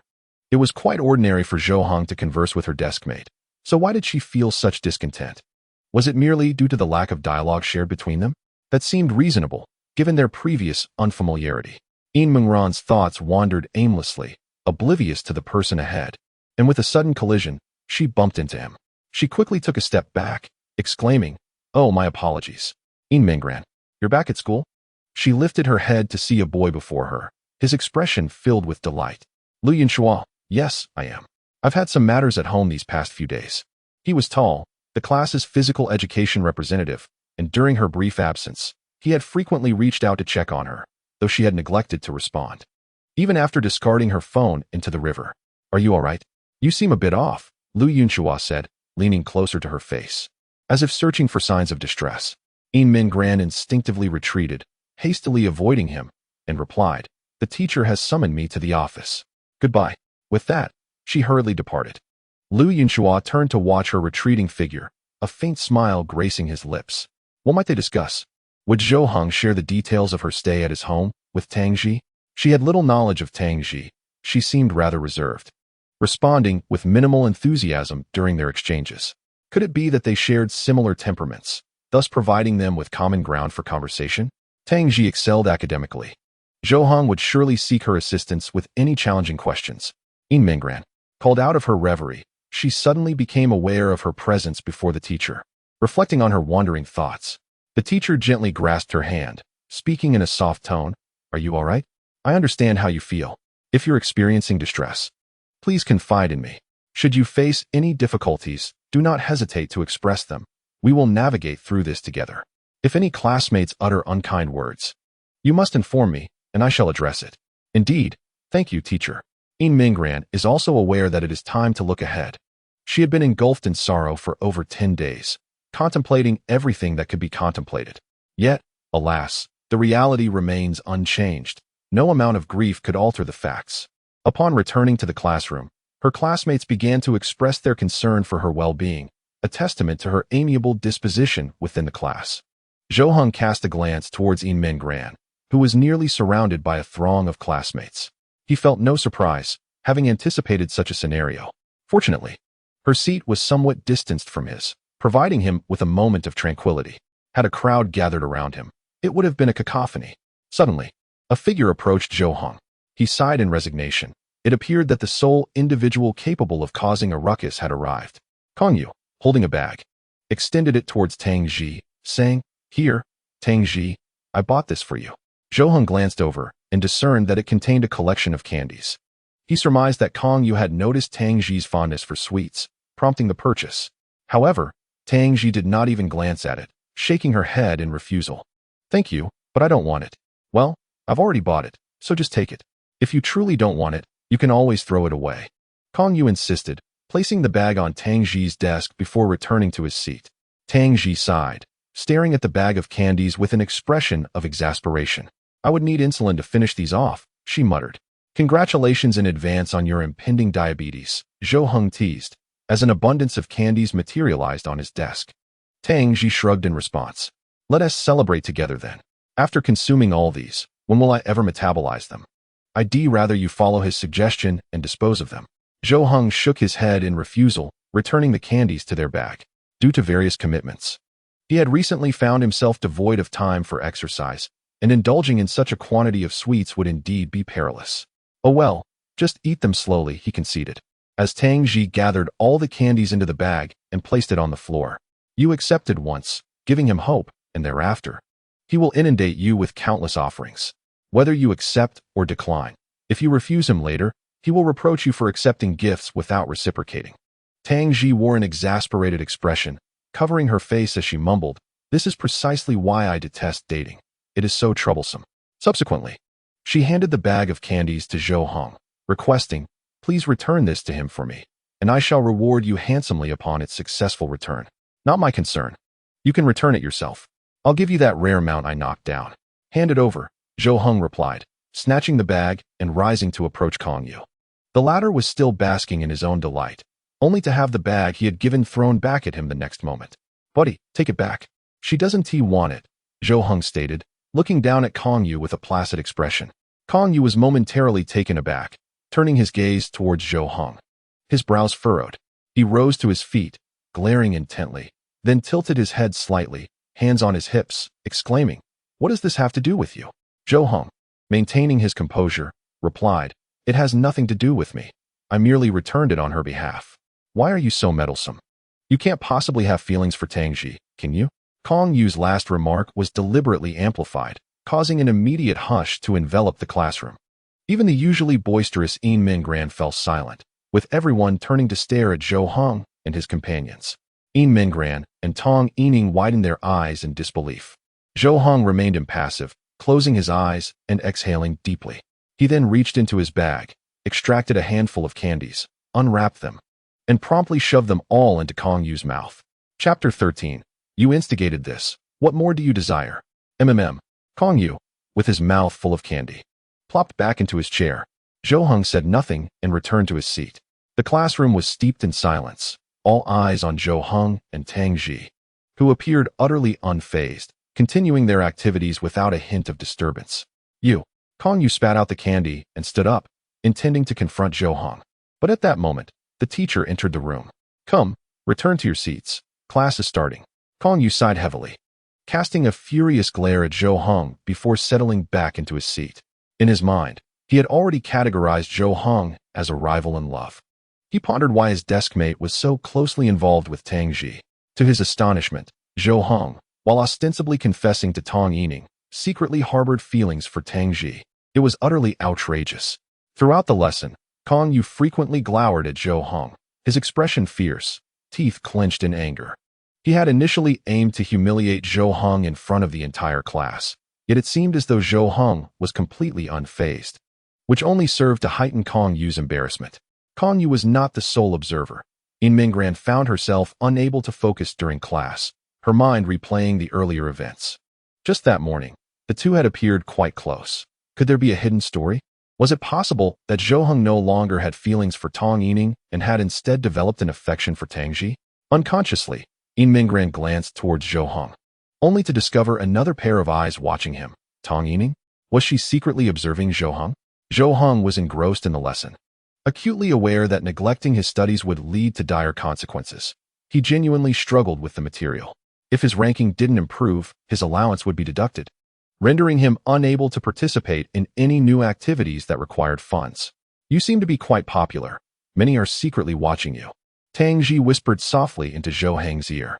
Zhou Hong shot her a sidelong glance and retorted, "Isn't that all thanks to you? How can you still take pleasure in this?" Turning back, "I shall petition the court to appoint you as the Aeroblock General. In that case, I might as well take my own life. Truth be told, my mother inquired just yesterday when you would visit our home for a meal. Perhaps another time." After class, Kong Yu immediately rose from his seat and approached Zhou Hong, determined to seek justice for himself and unwilling to suffer in silence any longer. Kong Yu reached Zhou Hong's side, patting him on the shoulder, and coldly stated, "Hey, step outside." The other students in the class were all watching, eager for the spectacle. Who would wish to miss out? Zhou Hong, without lifting his head, replied, "No." "Hiss, can you not comprehend my words?" Kong Yu exclaimed, gripping Zhou Hong's clothing. In Minggran quickly stood up to intervene, saying, "Do not resort to violence." As the class monitor, she felt compelled to manage such situations, especially since it involved Zhou Hong, who was his benefactor. After In Minggran spoke, someone else intervened, Lu Yunxua. He promptly stepped forward and pulled Kong Yu's hand away, saying, "Hey, release him. Lu Yunxua, stay out of this. It has nothing to do with you." Kong Yu attempted to shove Lu Yunxua aside, but Lu Yunxua was tall and sturdy, while Kong Yu was considerably shorter and lacked his strength. "No fighting. Otherwise, I will report you to the teacher," In Minggran warned Kong Yu. Throughout this exchange, Zhou Hong had not acknowledged Kong Yu, nor had Tang Ji even glanced up, which left Kong Yu feeling quite embarrassed, as though all his efforts were futile. At that moment, Lu Yunxua spoke, suggesting, "If you truly have a grievance, then why not engage in a civilized contest, an arm wrestling match? It can embody competitive spirit without resorting to violence." Arm wrestling? Kong Yu raised an eyebrow, hesitating as he glanced at Zhou Hong's arm. Though it was obscured by clothing, he sensed that he might not be a match for him. After all, he was someone who regularly exercised, while Zhou Hong spent his time gaming. Surely, he would not lose. Moreover, if he engaged in a fight, he might risk Tang Ji's disdain. But an arm wrestling match would allow him to win some face without incurring her disapproval. "I'm game. Hey, do you dare?" Kong Yu challenged Zhou Hong, who had remained silent throughout, leaving Kong Yu uncertain of his intentions. Zhou Hong, breathing steadily, turned to Kong Yu and replied, "Whether it be arm wrestling or fighting, it is up to you to decide how you can cease to bother me entirely." Ah, damn it. Kong Yu felt a surge of anger rise within him. Zhou Hong's words clearly indicated his disdain. "Fine, let us arm wrestle. If I lose, I will never trouble you again. Is that acceptable? Then perhaps you should also refrain from bothering me. Tang Ji suddenly interjected, raising her gaze to Kong Yu. Kong Yu was momentarily taken aback, his lips twitching as his expression darkened. Before the watchful eyes of the crowd, uttering such words felt akin to delivering a resounding slap to his own face. With gritted teeth, Kong Yu reluctantly acquiesced. Very well. If I lose, I shall not trouble you any further. But what if I win? If you win, then you win. You instigated this, so what more do you desire? How can you entertain such fanciful thoughts? Zhou Heng scoffed dismissively, casting a disdainful glance his way. This remark elicited a chorus of laughter from the onlookers, leaving Kong Yu's face flushed with embarrassment, akin to someone poisoned, trembling with rage, and his scalp tingling. Kong Yu positioned himself in front of Zhou Heng, extending his hand, ready to engage in a contest of strength. The classmates gathered around, some even wagering on the outcome, while Yin Mingran observed from the sidelines, believing Zhou Heng should emerge victorious given his considerable strength. Zhou Heng regarded Kong Yu and said, "You may use both hands." What? Kong Yu's brow furrowed in disbelief. He had not been well acquainted with Zhou Heng until today, but he now recognized the extent of his arrogance. Was he suggesting that by allowing him to use both hands, winning would be less honorable? Enough of this nonsense. We have class soon. Just use your right hand. And make it quick, Kong Yu impatiently retorted, extending his right hand. Zhou Heng mirrored his gesture, and with Lu Yunhua serving as the referee, he declared, "Ready, set, go." From the outset, Kong Yu clenched his teeth and exerted all his strength, intent on a swift resolution, while Zhou Heng appeared remarkably at ease, his expression betraying no hint of exertion. However, mere seconds later, Kong Yu's face flushed crimson, yet he remained immobile, gradually realizing something was amiss. No way. With all his might, Kong Yu strained, his heart racing, his face nearly dripping with blood from the effort. He sensed Zhou Heng beginning to apply pressure. He had no strength left to resist, his arms slowly descending. In truth, Zhou Heng could have easily pinned it down, but he refrained, fearing that doing so too swiftly might fracture Kong Yu's arm. Kong Yu's eyes widened in horror as he neared defeat, the instigator in full view of the crowd, on the verge of losing all dignity. In a reflexive response, he extended his other hand, gripping with both. The spectators exchanged scornful glances, interpreting his actions as a display of dishonor, akin to playing a child-esque game. Yet Zhou Heng remained unfazed. If Kong Yu could employ both hands, he must not be as weak as he appeared, and thus began to exert his strength. In an instant, the contest concluded, with Zhou Heng securing a decisive victory. "You have lost," he said, leaving Kong Yu at a loss for words. "Take heed of your actions moving forward." Lu Yunhua patted Kong Yu's shoulder and shook his head, clearly expressing his disdain for Kong's recent behavior. The surrounding crowd erupted in a chorus of boos, gradually dispersing. Meanwhile, Kong Yu stood frozen in place, his eyes wide and mouth slightly agape, resembling someone who might drool if cured. He never anticipated his defeat, especially not through dishonorable means, and to add insult to injury, he had lost with both hands. In terms of competition and character, it appeared he had been thoroughly vanquished. "Goodbye, perhaps indulge in some sweets on your way home." Zhou Heng waved his hand, signaling for Kong Yu to leave. Kong Yu glanced up at Tang Ji, only to find her gaze averted, which came as no surprise. As if she had foreseen the outcome of the contest, his heart sank completely, and he stood up, dazed, and trudged back. Zhou Heng flexed his wrist, at which point Tang Ji handed him a wet wipe, saying, "Here, clean your hands." Thus, this farcical episode came to an end, diverting the class's attention. The discussions that had initially centered around Zhou Heng and Tang Ji swiftly shifted to Kong Yu, with remarks about how he was unsatisfactory, lacking integrity, and prone to causing trouble. It was a classic case of kicking someone when they were down. In the corridor, Yin Mingran, Tong Yining, and Tian Run made their way to the restroom. Tian Run, somewhat astonished, remarked, "I didn't expect Zhou Heng to be so strong. He never seems to exercise." "Humph. A dull mind can sometimes have a bit of foolish strength," Tong Yining scoffed, her thoughts lingering on the events of the morning. She had begun to suspect that Zhou Heng and Tang Ji were together, and her doubts had only intensified, leading her to believe her suspicions might be correct. At that moment, she was extremely eager to uncover the truth. Why hadn't Zhou Heng professed his feelings for her as he usually did? And was he truly with Tang Ji? Yet, she couldn't bring herself to inquire, as doing so would reveal her concern for him. "Hey, Ren, what do you think of Zhou Heng? Do you think he would be a good match for Tong Tong?" Tian Run asked with a mischievous grin. Upon hearing this, Tong Yining feigned anger and lightly hit Tian Ran, saying, "Oh, what nonsense are you spouting? You know how much I dislike him." Initially, Tong Yining thought Yin Min Gran would remain silent, but to her surprise, she nodded earnestly and replied, "Well, I do think he is rather dull, but he seems to be a good person. As for whether he is suitable for Tong Tong." Suddenly recalling a conversation she had seen the previous night, Yin Min Gran shook her head and said, "I don't think they are a good match." Tong Yining threw up her hands and said to Tian Ran, "See, I told you they aren't suited." Yin Min Gran silently added, "I'm sorry, Tong Tong, but I believe you are not deserving of the affection he offers." Tian Ran nodded resignedly and remarked, Yes, they aren't suitable. You should be with someone as handsome as Lu Yunxua, right? Lu Yunxua? Enough with the nonsense. Who doesn't know he has a fondness for Ranran? It must be Ranran, wouldn't you agree?" Tong Yining smiled knowingly, nudging Yin Min Gran beside her, reminiscent of the earlier conversation with Tian Ran. Upon hearing this, Yin Min Gran slowly shook her head. "No, I do not like him." Both Tong Yining and Tian Ran were taken aback, asking in surprise, why not? He is tall and handsome, and performs well academically. What is lacking? He lacks nothing. He simply does not fit my type. What type do you prefer? Yin Min Gran hesitated for a moment, contemplating, then softly replied, "I like someone straightforward, opinionated, caring, self-disciplined, and with a touch of masculinity." Who could that be? Are there any boys like that in our class? Tian Ran and Tong Yining exchanged glances, their minds racing to identify boys in their class who matched her description, but seemingly, none fit the bill. "I never said who it was. I just mentioned my preference." Yin Min Ran's eyes flickered with a hint of panic as she quickly clarified, "Come on, dare to have a bit of ambition. What kind of type is that? With your qualities, you should aim higher." Upon hearing their words, Yin Min Gran cast her eyes down, a glimmer of sadness passing through her gaze.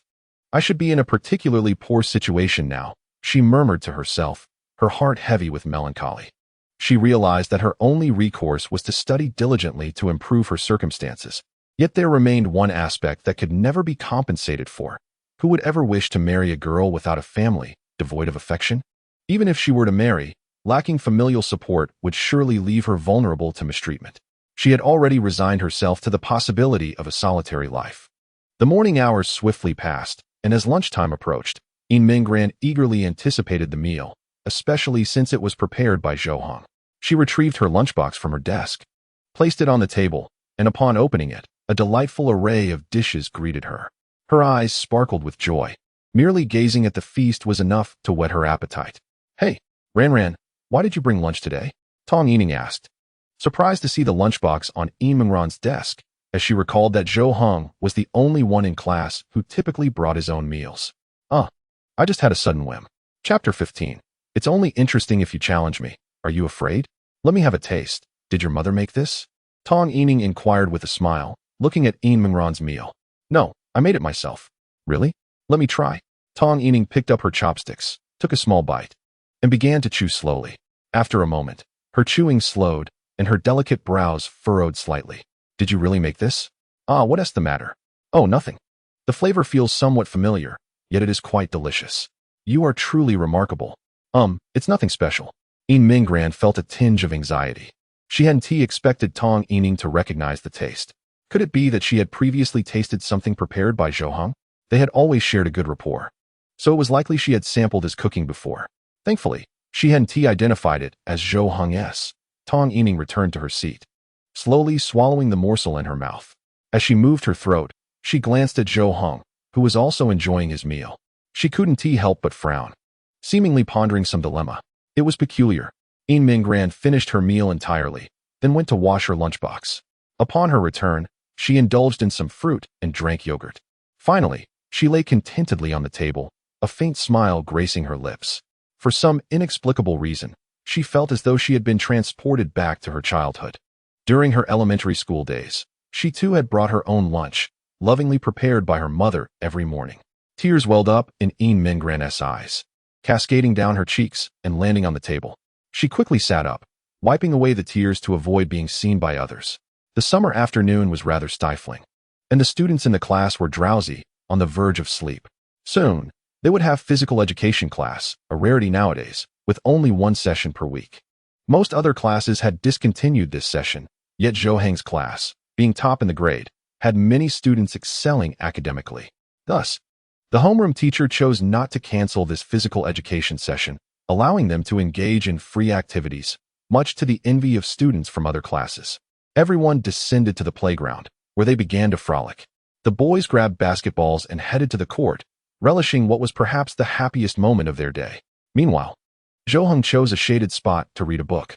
He contemplated stepping outside for some fresh air, yet he was determined to carve out time for studying. Recognizing that his grades were lacking and that he needed to exert extra effort to catch up.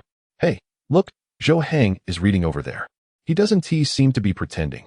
He is genuinely studying, Tian Run remarked, pointing to Zhou in the shade, addressing Tong Yining and Yin Minggran beside her. She had sensed a change in Zhou since yesterday, and today she witnessed him diligently studying. Yin Minggran nodded subtly, knowing well how hard Zhou was working. He was also studying earnestly at home, showcasing his resolve. However, Tong Yining appeared disinterested and pulled both Yin Minggran and Tian Run, saying, "Hey, let us go watch the boys play basketball." Yin Minggran was reluctantly pulled away by Tong Yining. Rather than watching those boys play basketball, she actually wished to join Zhou in studying. However, that would seem too deliberate, and she was concerned about the gossip it might provoke. She herself didn't mind, but she feared it might affect Zhou. The three of them arrived at the side of the basketball court, observing the boys play. Despite Yin Minggran's lack of interest, the most affected among the girls was Lu Yunxua. When he caught sight of Yin Minggran by the court, he became animated, as if invigorated, continuously shouting for others to pass the ball to him, even attempting a flashy dunk, though he ultimately failed. Yet, he seemed to attribute this blunder to his teammates' poor passes rather than his own shortcomings. While the atmosphere at the basketball court was electric, Zhou enjoyed a serene moment. Just as he turned the page of his book, a basketball suddenly landed in his lap, nearly hitting his nose. Zhou furrowed his brow slightly and looked up.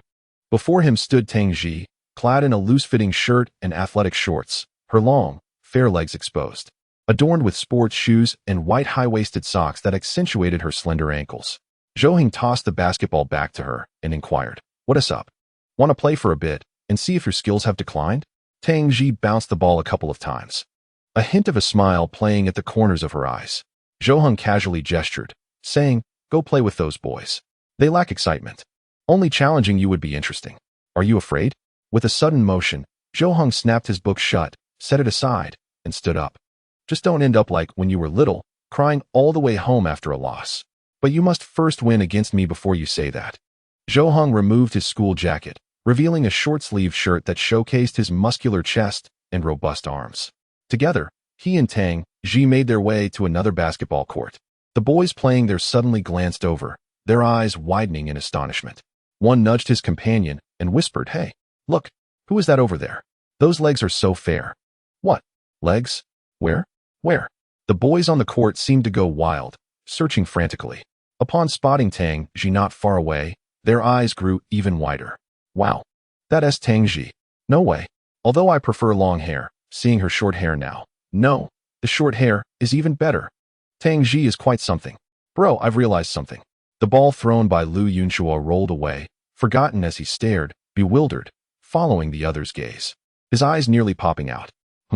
The three girls observing the scene found it rather peculiar that the boys had all paused to gaze in the same direction. However, when their eyes followed suit, their astonishment matched that of the boys. Upon seeing Zhou beside Tang Ji, Yin Minggran's heart fluttered. It was both unexpected and yet entirely in accordance with reason. Meanwhile, Tong Yining furrowed her brows tightly, feeling an inexplicable sense of displeasure. A profound dissatisfaction that felt akin to something precious being snatched away from her. Biting her lip, a hint of coldness glimmered in her deep-set eyes. Let us go take a look. Chapter 16. The ball is truly white. Oh no, what precision with those legs. What is happening? Are there more people than usual gathered here? It's not just a few. Zhou and Tang Ji had even begun their match when they noticed the crowd surrounding the court. The boys who had previously been playing basketball had abandoned their game to come watch the legs and the ball. Zhou physique is remarkable. Tian Run and her two companions were captivated by Zhou, surprised by his muscular build as he donned a short-sleeved shirt. Tong Yining, too, was mesmerized. She had never realized before that Zhou possessed such a well-defined physique. Was he always like this? Was this the physique hidden beneath the school uniform she usually saw him in? Yin Minggran, on the other hand, was aware of Zhou Heng's impressive build, having seen him in pajamas every night that highlighted his physique. Are we still playing? Zhou Heng, feeling somewhat uneasy under the scrutiny of so many eyes, turned to Tang Ji and inquired, "When did you start caring about others' opinions?" She retorted, "That's true," he conceded. With a nod, he positioned himself opposite Tang Ji, served the ball to her, and readied himself for defense. Tang Ji commenced her offensive, dribbling toward Zhou Heng, poised to break through. She exhibited remarkable agility and speed, bending her knees slightly and lowering her center of gravity, holding the ball close to her chest. In the next moment, she swiftly pushed off with the inner side of her left foot, turning her body slightly to the right as she pressed her left shoulder forward and shifted her weight to the right front. She stepped out with her left foot to the right front, guiding the ball to her right side, then dribbled, pushing off with her right foot to swiftly glide past Zhou Heng. With a delicate jump shot, the basketball precisely swished through the hoop. What a beautiful crossover. The ball is truly white. Oh no, what precision with those legs. The boys along the sidelines erupted in admiration, applauding Tang Ji. She glanced at Zhou Heng with a gentle smile and murmured, "How do I compare to before?" "There's improvement, though not by much," he replied. Warming up his muscles and wrists, Zhou Heng prepared for the next round. Their one-on-one duel was exhilarating, showcasing exceptional prowess in both defense and offense, causing onlookers to stare in astonishment. Remarkably, Zhou Heng did not rely on his physical advantages to dominate. Rather, he depended entirely on his footwork. Otherwise, Tang Ji would have had little chance of success. Zhou Heng had never played basketball with them, and they were unaware of his skills in the sport. To their astonishment, Tang Ji's exceptional prowess was particularly perplexing. They could not comprehend how a girl could excel at basketball to such a degree. Kong Yu watched in parched astonishment, his throat dry. He had never anticipated this side of Tang Ji. Had he played alongside her, he would likely have been thoroughly outmatched. Lu Yunxua, standing behind the crowd, bit his lip in frustration, unable to suppress the urge to stomp his foot. He had intended to impress Yin Minggran, but now it seemed Zhou Heng had taken center stage. Each time Zhou Heng scored, Yin Minggran clapped enthusiastically, her focus unwavering, a stark contrast to her earlier indifference toward their game. He had only just realized how adept Zhou Heng was, not to mention his impressive physique. Coughing lightly, Zhou Heng clutched the ball, his gaze fixed ahead. The score was tightly contested, but he was determined to shift the tide, at least to create a slight gap between himself and Tang Ji. Without the advantage of physicality, he found himself at a disadvantage. Tang Ji's defense was formidable. In the next instant, Zhou Heng charged towards the basket with fierce intensity. The moment Tang Ji turned her head, he sprang into action, leaping high to catch the ball and executing a thunderous dunk. With a resounding crash, the backboard erupted into a web of cracks, shattering into glass shards that scattered across the floor, while Zhou Heng landed with an air of bewilderment. "Oh!" The crowd erupted in astonished gasps, their eyes wide with disbelief. Jazagape. The girls were particularly startled, witnessing someone shatter the backboard for the first time. Lu Yunxua and Kong Yu's eyes glistened with envy as they beheld Zhou Heng, wishing fervently that it were them. Had they been the ones to break the backboard, such a monumental event would undoubtedly warrant an announcement throughout the school. The thought of his own recent failed dunk left Lu Yunxua wishing for a hole to hide in. Tang Ji approached Zhou Heng, brushing the glass shards from his shoulders. "Well done, you've won. Just pushing you to this extent is enough." Zhou Heng, hands on his head in exasperation, had thought he would remain unaffected by the audience. Yet today, he had found himself caught up in the excitement. Wasn't that spectacular? When he jumped, I think I caught a glimpse of his abs. Tian Run excitedly shook the arm of Tong Yining beside him, resembling a little fangirl, hopping up and down. At that moment, Tong Yining was still in a daze, her eyes fixated on Zhou Heng, her pupils subtly shifting. She felt as though she had come to know Zhou Heng quite well. Her previous impressions of him were that he was dull, emotionally inept, and academically underperforming, a rather gloomy boy. Yet now, it seemed as if she knew nothing about him. Was he such a skilled basketball player? Did he possess such remarkable athletic prowess? Was his physique beneath his clothing so admirable? And upon closer inspection, he appeared rather handsome. Yin Minggran observed the numerous girls around her, their gazes towards Zhou Heng revealing a hint of admiration. For reasons unknown, she experienced a peculiar sensation, a deep-seated unease within her. The physical education class concluded, and Zhou Heng took the initiative to apologize. Ultimately, the school did not demand compensation from him, merely offering a brief verbal reprimand before instructing him to tidy up. However, the legend of Zhou Heng had already begun to circulate within the school. The cheers of the crowd were loud enough for students in the teaching building to overhear, and those seated by the windows rushed to see the spectacle. Upon inquiry, they learned that it was a senior named Zhou Heng responsible for the commotion. The boys in his class were enviously animated. Yet Zhou Heng seemed to regard this newfound attention as anything but a blessing. After his moment of prominence, he sensed an increased and altered scrutiny upon himself, particularly from the girls, who seemed to gaze at his chest and abdomen, causing him discomfort. Consequently, he had taken to zipping up his school uniform all the way to his neck. At that moment, Kong Yu approached Zhou Heng, speaking softly. "I'm sorry, Zhou Ge. This morning it was my fault. Please don't hold it against me." Earlier, he had mistakenly thought that Lu Yunxua had intercepted him to assist Zhou Heng, but it now appeared that the intervention was meant to aid himself. Had he not been stopped, he likely would have shattered like that backboard. Zhou Heng lifted his head to glance at him, and, upon seeing his apology, shook his head and replied, "I wasn't planning to hold it against you anyway." Chapter 17. No, my father would kill me. The day swiftly passed, and soon it was time for dismissal. Zhou Heng was plagued by a foreboding sense that he would be encircled after school. Whether it would be boys or girls surrounding him, or for what purpose, he could not discern, but he felt it nonetheless. Thus, after the final bell, Zhou Heng promptly gathered his belongings and exited the classroom. Yin Mingran, noticing his hasty departure, felt a surge of anxiety and quickened her pace, shouldering her bag in preparation to follow him. "Hey, Ran, wait a moment. Let us walk together," Tong Yining called out, noticing Yin Mingran's urgency. However, Yin Mingran had no time to wait for Tong Yining, and if she were to walk with her, it would surely jeopardize her intention to return to Zhou Heng's home. Thus, Yin Mingran halted her steps and left behind a remark.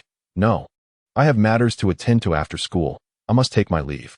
Having uttered this, she dashed out of the classroom, leaving Lu Yunxua, who wished to follow, without even a trace of her shadow.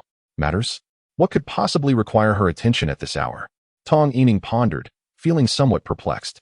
Reflecting on the day, she recalled that Yin Mingran's demeanor had been rather peculiar, characterized by an air of discomfort and burdened thoughts. However, she was aware that something had transpired in Yin Mingran's family, which deterred her from probing further. Yet, it seemed as if there were secrets too profound to be disclosed. Yin Mingran sprinted out of the school, heading in the direction of Zhou Heng's residence, where she finally spotted him. She hurried over, reaching Zhou Heng's side, exclaiming, "Wait for me. Why are you walking so fast?" Zhou Heng, noticing the breathless Yin Mingran, inquired with surprise, "What is the rush? You know where I live. You could simply walk at a leisurely pace." "Oh well." Upon hearing Zhou Heng's words, Yin Mingran felt a semblance of understanding.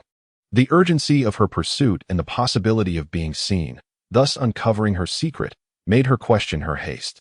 Deep down, she yearned for the opportunity to converse openly with Zhou Heng as soon as school concluded. So without further contemplation, the mere thought of walking back with Zhou Heng propelled her forward. "Are you hurt?" Yin Mingran recalled the shards of glass that had fallen onto Zhou Heng today, worrying that he might have sustained cuts. "No," he replied simply. "Oh, that is a relief. By the way, I finished all the food today. It was delicious." "Good," Zhou Heng responded, each word meticulously articulated, which cast a shadow over Yin Mingran's spirits. She couldn't help but draw comparisons. Today, Zhou Heng had seemed so at ease conversing with Tang Ji, while their own dialogue felt rather stilted. Was it perhaps that Tang Ji possessed a certain uniqueness? This query had occupied her thoughts throughout the day, even during physical education class, when Zhou Heng had refrained from playing basketball with the boys, opting instead to read while she watched. Yet, when Tang Ji approached him, he readily joined her in play. The lingering uncertainty compelled her to voice a question. I want to ask you something, but please don't be upset. Do you like Tang Ji?" Zhou Heng furrowed his brows slightly and asked, "What makes you think that? Was it because of what Kong Yu said today?" "No, it's just that I noticed how naturally you conversed with her, how easily topics flowed, and how close you seemed. But with me, it feels a bit." As she spoke, Yin Mingran felt a flush of embarrassment, as though jealousy had driven her to utter such words. Yet, if she didn't seek clarity, the thoughts would linger indefinitely. Zhou Heng shook his head and elucidated. "That is simply because I'm not very familiar with you. I tend to be less talkative around those I don't know well." whereas I've grown quite close to Tang Ji. Then do you like her? She pressed on. In what sense? As a friend, I quite like her. She's my best friend, considering I don't have many friends. In matters of romantic relationships between men and women, there was nothing. Zhou Heng answered with unwavering decisiveness, devoid of even the slightest hesitation, to the point that Yin Minggran found it hard to believe. Had he truly never considered it? Really? Yet. I perceive that your relationship with her is rather good. She excels academically, is quite attractive, and possesses remarkable athletic abilities. It seems she is not inferior to Tong Yining in any regard. Surely, you must have some affection for her. Have you never thought of being together with her? Zhou Heng shook his head once more, denying it. No, my father would kill me. Why? Because that would be unethical, being involved with my cousin. Yin Minggran abruptly halted, her eyes widening in astonishment, her face a picture of shock, as if petrified, overwhelmed as if struck by lightning. A cousin? Yin Minggran hurried to catch up, her eyes now fully round, exclaiming in surprise. Indeed, her mother is my aunt, my father's cousin. Tang Ji and I grew up together. She switched classes a few days after the beginning of our first year. Do you not recall? We were not in the same class initially. She was later specifically moved to ours because her mother feared her personality would prevent her from making friends and engaging in conversation. Hence, she arranged for us to be desk partners. Otherwise, why do you think we have remained desk partners without changing seats? Zhou Heng's words enlightened Yin Minggran, as though awakening her from a dream. No wonder Zhou Heng and Tang Ji appeared to share such a close bond, having grown up together. How could their relationship be anything but strong? She even felt that they had somewhat restrained themselves, perhaps due to their personalities. Upon reflection, given their excellent rapport and compatible qualities, the only reason they had not become a couple must indeed be their familial ties. No wonder her athletic prowess mirrors yours. It must be a hereditary trait. Yin Minggran seemed to exhale in relief, the tone of their conversation shifting to a more relaxed demeanor.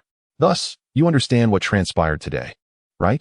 Someone shouted in public that he liked his cousin. I was merely not angry. That wasn't anger? I sensed that you were on the verge of fury, which was quite intimidating. No, not at all. It's far from that. Such a person is not worth my ire. If I were truly angry, I would have slapped him. Yin Minggran pursed her lips and chuckled softly. Zhou Heng turned to look at her, inquiring, what are you laughing at? I speak the truth. No, it's just that I feel we've become a bit more familiar, and the conversation has flowed more freely. Chapter 18. Why should one strive to be different? Zhou Heng and Yin Minggran returned home together. Upon stepping through the door, Yin Minggran was unexpectedly enveloped by a sense of warmth and belonging. Despite having only resided there for 2 days, it felt as though she had been living there for an eternity, almost as if she had instinctively claimed this space as her own. Perhaps it was Zhou Heng's demeanor towards her that evoked memories of her previous home. Zhou Heng proceeded to prepare dinner. Ordinarily, the school provided evening meals, yet they had chosen not to partake in them. Zhou Heng would return home each evening to cook for himself. Yin Minggran felt particularly fortunate, for she genuinely relished Zhou Heng's culinary creations, which catered exquisitely to her palate. While Zhou Heng was engaged in cooking, Yin Minggran busied herself with tidying up, even though the abode was already quite orderly. She insisted on finding tasks to occupy her time. They shared dinner together, and the table was shrouded in a certain silence. Yin Minggran attempted to initiate conversation, but Zhou Heng adhered to the adage of silence is golden during meals, eating swiftly and quietly. Realizing her attempts were futile, she too quickened her pace and finished dinner alongside him. After the meal, she took the initiative to clear the table and wash the dishes, while Zhou Heng removed his jacket and approached the bathroom door. Suddenly, a thought crossed his mind, prompting him to call out to Yin Minggran in the kitchen. Would you like to take a shower? Yin Minggran peeked her head out, her cheeks tinged with a gentle blush upon noticing Zhou Heng standing at the bathroom door in a short-sleeved shirt. Oh, I don't need to. I'll wash outside, she replied, feeling a twinge of discomfort at the idea of bathing in Zhou Heng's home. She had bathed outside the previous day, and the thought of doing so while Zhou Heng was present was daunting. All right, you can use the bathroom. It's no trouble. It has a lock. Zhou Heng reassured her before stepping into the bathroom. Okay, she responded. Yin Minggran's voice was barely audible, and her delicate earlobes flushed a deep crimson. Once she organized her belongings, she settled at the table, retrieving her study materials in preparation for her studies. Before long, the sound of running water from the bathroom reached her ears. The mere thought of Zhou Hong bathing involuntarily conjured images of his physique in her mind, his V-shaped, muscular form. What might he look like in the shower? A hazy vision flickered in her imagination. No, she shook her head, immediately discarding such thoughts, chiding herself for indulging in such fantasies. Despite her efforts to concentrate, by the time her focus returned, the water had ceased its flow. She quickly feigned diligence, staring intently at her textbook, pen in hand, appearing thoroughly engrossed. Moments later, Zhou Hong emerged from the bathroom clad in pajamas, his hair damp and partially covered by a towel. Since he hadn't dried off completely, the fabric clung to his abdomen, accentuating his prominent abdominal muscles. Although Yin Mingran endeavored to maintain her focus, her gaze would inevitably drift toward Zhou Hong. Suddenly, her eyes widened in disbelief. What was she doing? Had she just swallowed hard? Was this for real? Was she truly this kind of person? Having never been in a romantic relationship, let alone having feelings for a boy, she considered herself a studious bookworm, entirely different from those who boldly pursued love during adolescence. Yet now, why was her heart in turmoil? Why couldn't she concentrate on her studies? Zhou Hong, oblivious to Yin Mingran's unease, cast her a glance before turning to dry his hair. Yin Mingran slapped her cheeks with her hands, attempting to regain her composure, forcing herself to immerse in the ocean of knowledge, striving to cast aside distractions and forget all desires. At that moment, she heard Zhou Heng's phone buzzing on the table. Instinctively, she glanced toward the sound and noticed a new message notification on his screen. Tong tong. A surge of uncontrollable curiosity coursed through her as she recognized the sender, Tong Yining. Why was she messaging Zhou Hong? Hadn't she expressed annoyance toward him? Yin Mingran's mind buzzed with intense curiosity. She had only caught a glimpse of who the message was from, not its content. The thought of a message from Tong Yining piqued her interest, and she yearned to know its contents. She reached out, tempted to touch Zhou Heng's phone, just to steal a glance. However, her hand froze mid-air as she realized the impropriety of her actions. Wasn't this an invasion of privacy? What if the message contained something inappropriate? Having only glimpsed the screenshots on her old phone, which dated back to before her senior year, she remained unaware of whether there had been any conversations on Zhou Heng's new phone or their content. After much hesitation, Yin Mingran withdrew her hand, concluding that she ought not to engage in such behavior, despite her genuine curiosity about what Tong Yining had sent to Zhou Hong. When Zhou Hong returned, he retrieved his workbook and prepared to study. Yin Mingran, feeling somewhat awkward, softly remarked, your phone just buzzed. Really? Zhou Hong responded, picking up his phone. Upon glancing at the notifications, a slight furrow appeared on his brow. He merely took a brief look before shutting the phone off without replying. Yin Mingran observed Zhou Heng's expression intently. His reaction only intensified her curiosity. What could Tong Yining have messaged him? Could it be that she was confessing her feelings to Zhou Hong? This seemed highly unlikely. Having reviewed the chat history on her own phone and noted Tong Yining's demeanor at school that day, it was clear that she did not wish to be with Zhou Hong. Meanwhile, at Tong Yining's home, she lay on her bed, clutching her phone, which contained a message she had just sent to Zhou Hong. What are you doing? Though these 3 words were brief, they were the result of considerable hesitation before being dispatched. In the past, Zhou Hong would have responded promptly, and even if he delayed, he would eventually provide an explanation. However, half an hour had now passed without a reply, and she found herself yearning for a read receipt feature to ascertain whether Zhou Hong had seen her message or not. Was he simply ignoring it? Tong Yining extended her hand, slowly typing out several words. Why are you ignoring me? She contemplated sending it, yet her finger hesitated to press the button, as if engaged in an internal struggle. After a moment, she deleted the text, turned off her phone, and lay flat on her bed, shielding her eyes with her arm. Things were so much better before. Why did everything have to change? Chapter 19. Just make sure you don't engage with her. Lights out, please. In the stillness of midnight, the two returned to their bedroom, preparing to retire for the night.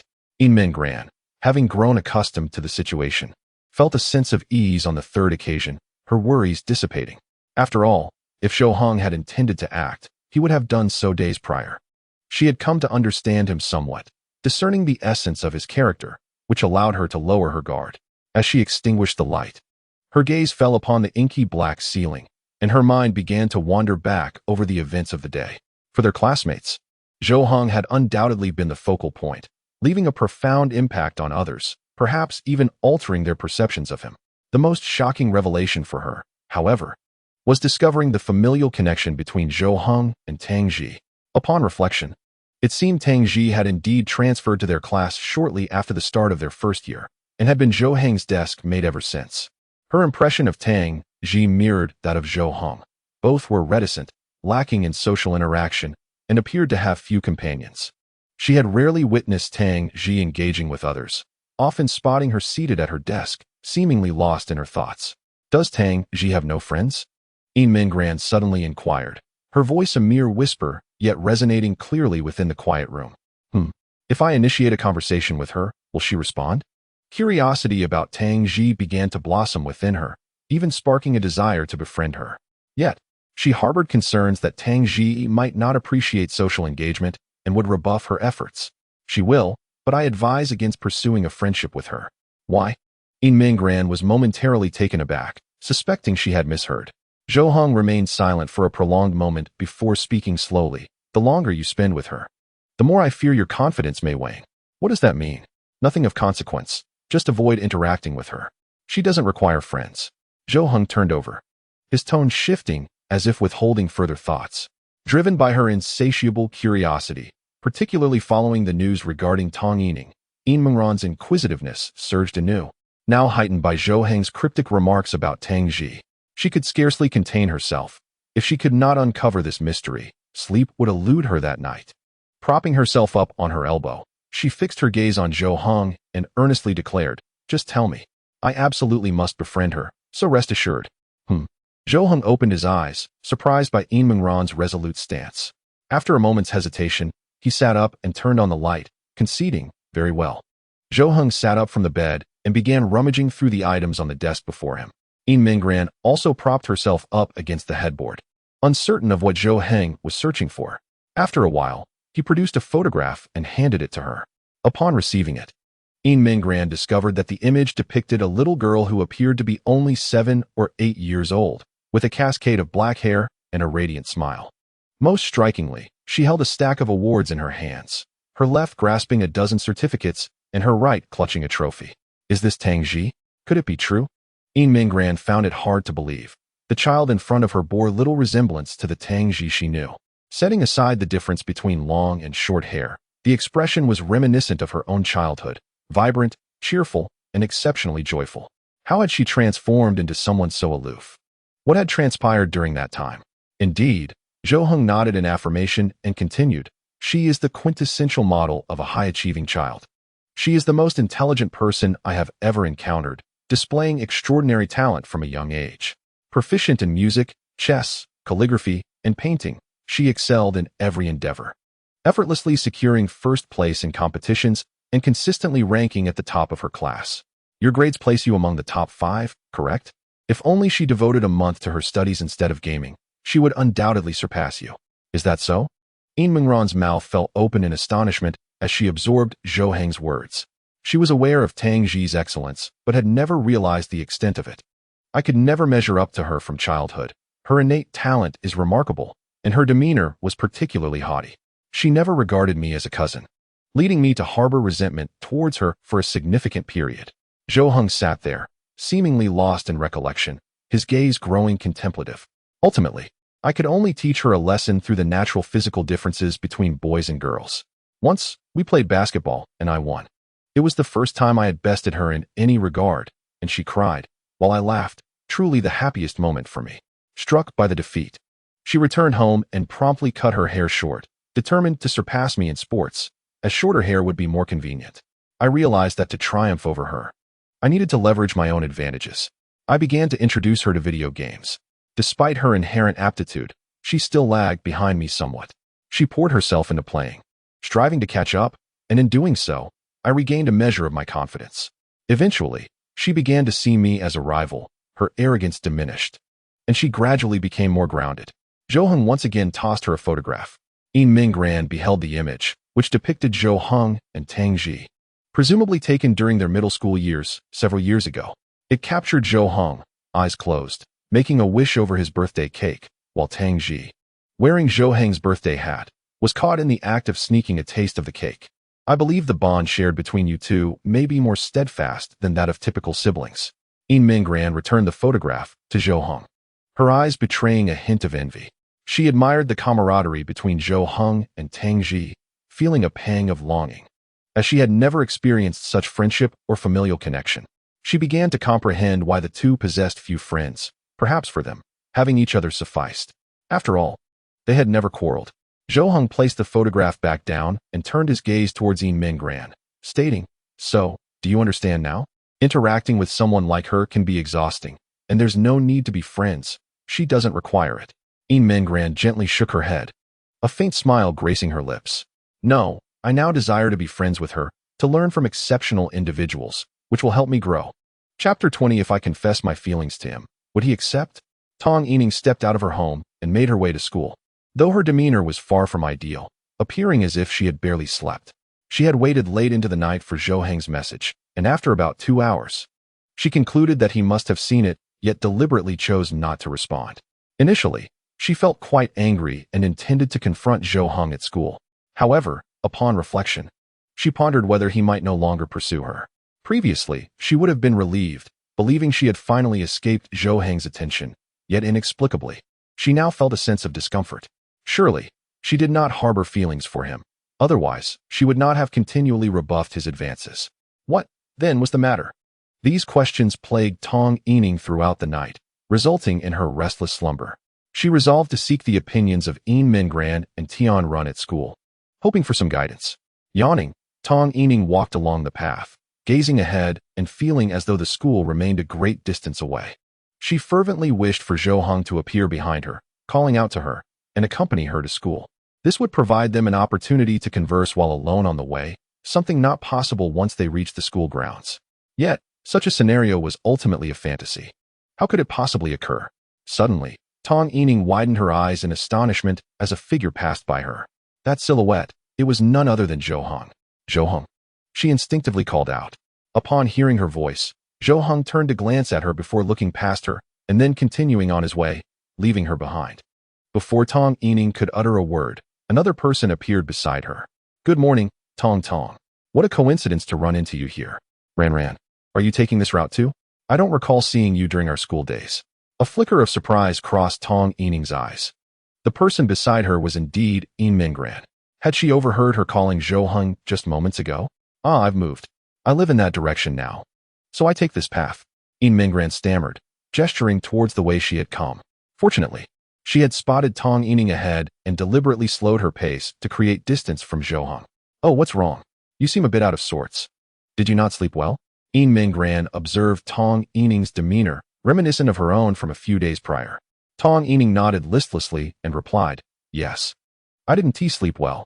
Yin Minggran recalled that Tang Yining had messaged Zhou Heng the previous night without receiving a response. It must have contributed to her restless night. What was Tang Yining truly contemplating? Was she perhaps reconsidering her feelings for Zhou Heng? Upon arriving at school and entering the classroom, they found it bustling with noise. "What is going on?" Yin Minggran inquired of Tian Run, who was seated at her desk. Tian Run nodded towards Zhou Heng and Tang Ji, saying, "Zhou Heng and Tang Ji have become quite popular." Huh. Both Yin Minggran and Tang Yining turned their gazes towards Zhou Heng and Tang Ji, discovering that their desk was surrounded by a throng of students, engaging in chatter and gifting snacks. "Tang Ji, here are the snacks I bought for you this morning."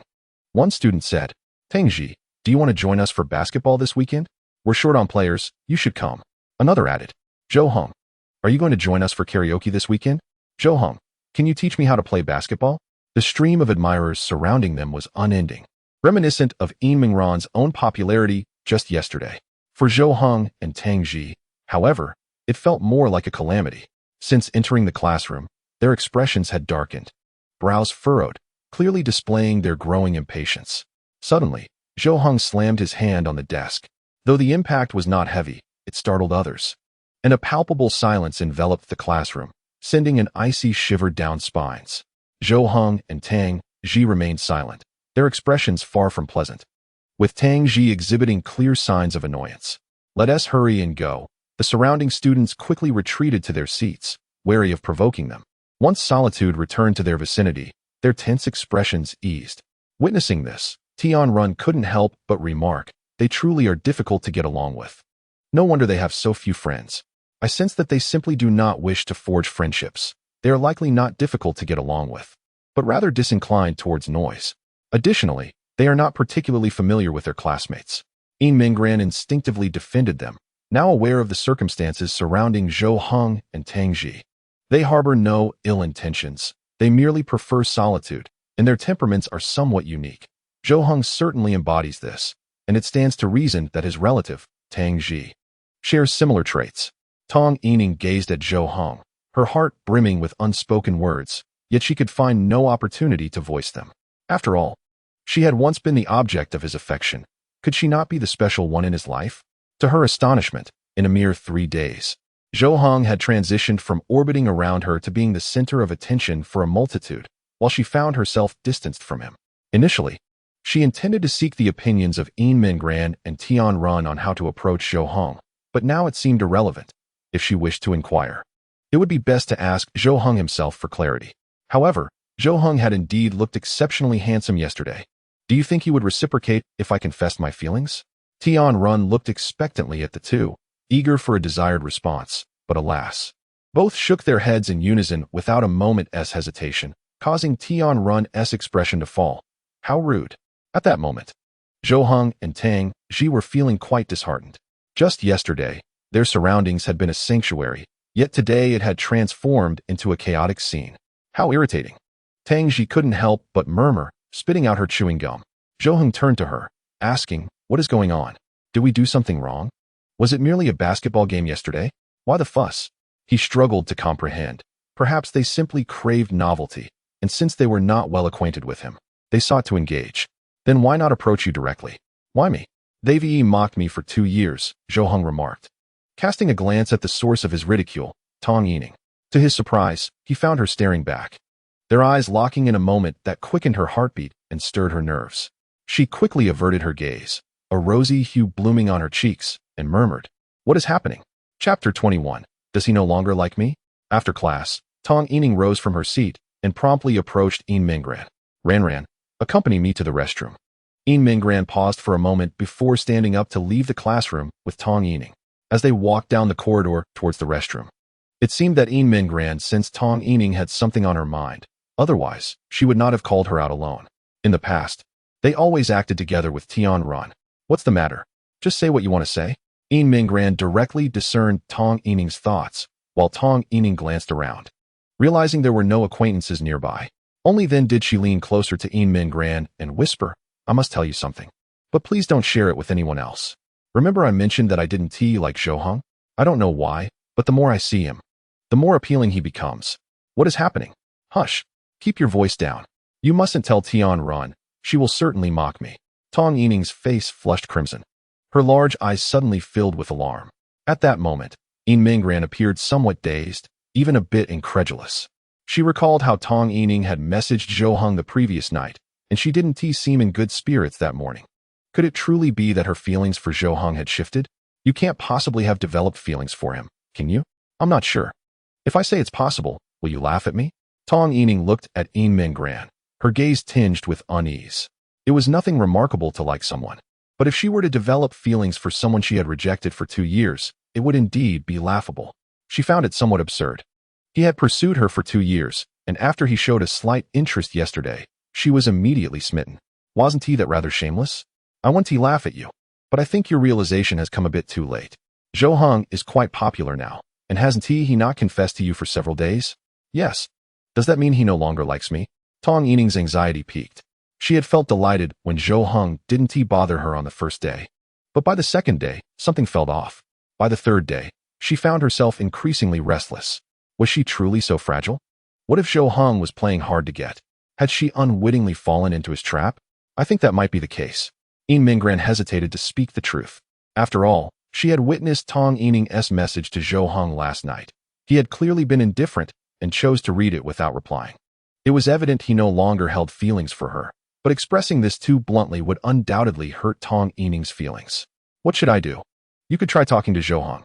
Who knows? There might be a chance for a turnaround. Yin Minggran knew well that Tang Yining was unlikely to have any opportunity left, yet she still offered this suggestion, hoping it would encourage her to confront the reality directly. Perhaps being rejected by Zhou Heng would help her let go. Talk to Zhou Heng directly? All right, Could you do me a favor and let him know? I'd like to chat with him at noon by the stairs. Huh, you want me to tell him? Why don't you go yourself? I'm too afraid. Tong Yining awkwardly remarked that the thought of approaching others to speak would surely result in her being the subject of ridicule, especially if she were to be rejected by Zhou Heng in front of everyone. All right, I shall speak with him, but I cannot assure you he will agree, she concluded. Yin Minggran hesitated for a moment, but ultimately acquiesced, for Tong Yining was indeed her dear friend, and this was a favor she could extend. Great, thank you, exclaimed Tong Yining. Her spirits lifted as she embraced Yin Minggran before turning to return to the classroom. Yin Minggran, taken aback, had yet to voice her thoughts when she noticed Tong Yining's departure. She let out a resigned sigh, her emotions swirling within her. As a friend, she ought to wish for Tong Yining's success. However, for reasons inexplicable to her, a part of her quietly hoped Zhou Heng would remain unmoved by Tong Yining's advances. At that moment, Yin Minggran was suddenly enveloped by a fragrant aura. She looked up to see someone brush past her, Tang Ji. Recognizing the person she had inquired about with Zhou Heng the previous night, she recalled her desire to befriend Tang Ji. Yet, the prospect of conversing with someone like her seemed daunting, while initiating a dialogue might yield a response. The absence of topics could lead to an awkward exchange for both parties. Just then, she noticed something fall from Tang Ji's pocket. Upon closer inspection, it appeared to be a set of keys. The corridor was bustling, and Tang Ji did not seem to notice their fall. Swiftly, Yin Minggran approached and picked up the keys, which were adorned with a small trinket, likely a gaming accessory, though she did not recognize it. Tang Ji, she called out. Tang Ji turned, her expression one of mild confusion upon seeing Yin Minggran behind her. Yin Minggran waved the keys in her hand, stating, "You dropped something." Tang Ji patted her pocket, realizing indeed that something was amiss. She stepped forward to reclaim the keys, and as she tucked them away, she reached into another pocket and retrieved an item. Taking Yin Minggran's hand, she placed a lollipop in her palm. "Thank you," she murmured softly before departing. Yin Minggran barely had time to respond as Tang Ji walked away. Gazing at her palm, she discovered the lollipop Tang Ji had just given her. She understood that forging a friendship with Tang Ji was not an insurmountable task, yet it required patience. Like Zhou Heng, Tang Ji exhibited a certain aloofness towards unfamiliar individuals. Even conversations could be reduced to terse, one-word replies. However, once familiarity was established, one would uncover the kindness that lay beneath. Yin Minggran's eyes slightly lifted at the corners, a gentle smile gracing her lips as she tucked the lollipop into her pocket and turned back towards the classroom. Chapter 22. If it were someone else, I would not dare. With some time remaining before class commenced, Tong Yining gestured towards Yin Minggran with her eyes, signaling her to convey a message to Zhou Heng. Observing that Zhou Heng was alone, Yin Minggran rose and made her way towards him. As the class monitor, she was well-liked, and her presence would not provoke any gossip. However, there was one exception. Lu Yunxua sat at his desk, his heart tightening as he watched Yin Minggran approach Zhou Heng. He had been unsettled since early morning. Witnessing Zhou Heng's popularity, and the thought of Yin Minggran being near him filled him with dread. Fortunately, it appeared that Yin Minggran was not getting too close to Zhou Heng. If she were to walk alongside him, even if just in parallel, it would shatter his heart. Just as he had been relieved, he now found himself watching Yin Minggran head towards Zhou Heng. If he remained seated, doing nothing, would that not mean he had lost his chance? Yin Minggran reached Zhou Heng's side and softly said, "Zhou Heng, I have something I wish to discuss with you." Zhou Heng lifted his head and glanced at Yin Minggran, responding coolly, "Speak." He had been thoroughly exhausted by the early morning commotion. It was not an act of aloofness on his part, but rather a reaction to the mockery he had endured from these peers for 2 years. When he had attempted to engage with them amicably, he had become the subject of their ridicule. Now, wishing for a bit of solitude to focus on his studies and catch up, this group of people had encroached upon him. His mood was already quite irritable, and had it been anyone else, he would have likely ignored them. Excuse me, Yin Minggran, I have a question about a problem. Could you help me?" At that moment, Lu Yunxua dashed over with his exercise book, interrupting her. Yin Minggran was taken aback, her thoughts entirely disrupted as she stared at Lu Yunxua in confusion. While she was accustomed to being approachable and often sought after for academic assistance, there was a time and place for everything, was there not? She was in the midst of a conversation. Moreover, the topic she intended to address was particularly sensitive, meant to remain concealed for Tong Yining's sake. How could she now proceed? "Oh, you're speaking with Zhou Heng?" No worries, go ahead, I'm not in a hurry. Lu Yunhua added, feigning nonchalance, yet he did not step back but stood by, listening intently. He needed to hear what Yin Minggran intended to say. It was essential for his peace of mind. Yin Minggran wore a troubled expression, struggling to articulate her thoughts. If she spoke out, and Lu Yunhua overheard, the matter would undoubtedly be disseminated, leaving Tong Yining in an awkward position and Zhou Heng equally uncomfortable. She was acutely aware that Zhou Heng did not wish to become the subject of ridicule or gossip. Thus, it was imperative that Lu Yunhua remain oblivious to the conversation. Yet, she hesitated to ask Lu Yunhua to step aside, fearing it would imply she had something shameful to disclose, leading to further speculation. Zhou Heng raised his gaze, observing Yin Minggran's distress and Lu Yunhua's stubborn demeanor. In an unexpected moment, he stood abruptly, grasping Yin Minggran's wrist firmly. Under Lu Yunhua's wide-eyed astonishment, Zhou Heng led her out of the classroom. Yin Minggran was completely bewildered. Being held by Zhou Heng felt reminiscent of the time he had forcibly escorted her home during a heavy rainstorm.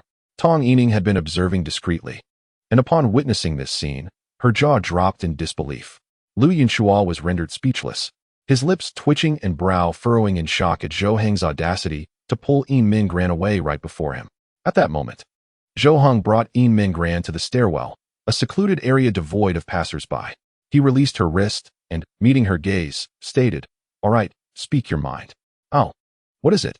Aren't you afraid of what others might say? They could misinterpret your intentions," Yin Minggran murmured, lowering her head. The memory of Zhou Heng pulling her from the classroom quickened her heartbeat. Zhou Heng closed his eyes and spoke slowly. "You ask someone who has endured ridicule for 2 years if they fear gossip? Should I be afraid? No. Rather, it is you who should be concerned about misunderstandings. If you wish, I can explain to them upon my return." Yin Minggran hastily waved her hands, insisting, "No, I am even less concerned." She recognized her current predicament. Having already lost everything, she was untroubled by scandalous rumors.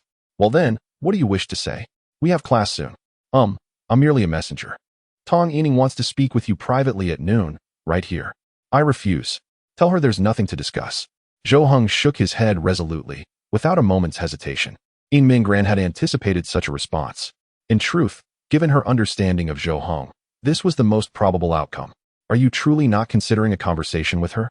Perhaps after speaking, she might be inclined to be with you.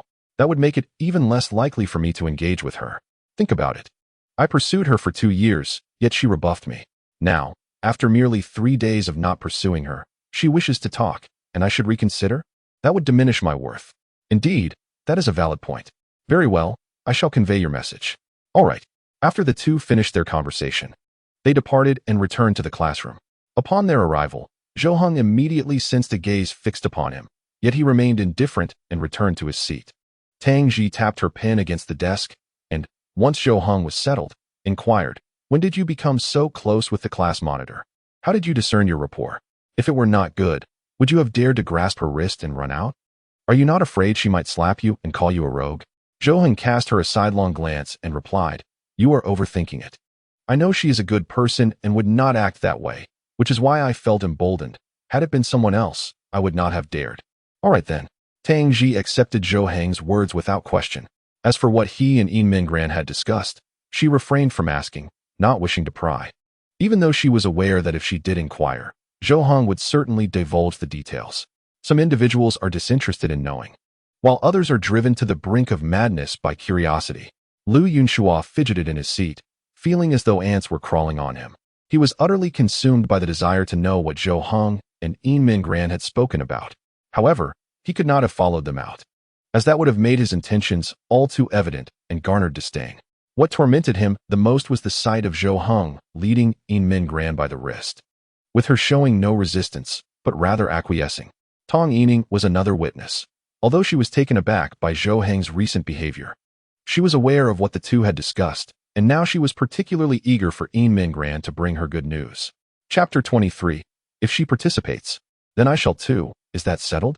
Soon, class would commence, and when the bell rang, Tong Yining hurriedly approached Yin Minggran. "Ran, how did it go?" she whispered, her voice and eyes brimming with anticipation. However, upon seeing Yin Minggran's expression, a sense of dread gripped her heart. "You should really give up on Zhou Heng. Didn't you say before that you two are incompatible?" He turned you down, didn't he? Tong Yining's gaze fell, heavy with melancholy, as she felt a tightening in her chest. An urge to weep. She did not feel unjustly treated. Rather, she believed she was reaping the consequences of her own actions. After all, it was not a matter of missing an opportunity, but one that had been laid before her for 2 years, which she had chosen to ignore. Fate seemed to mock her.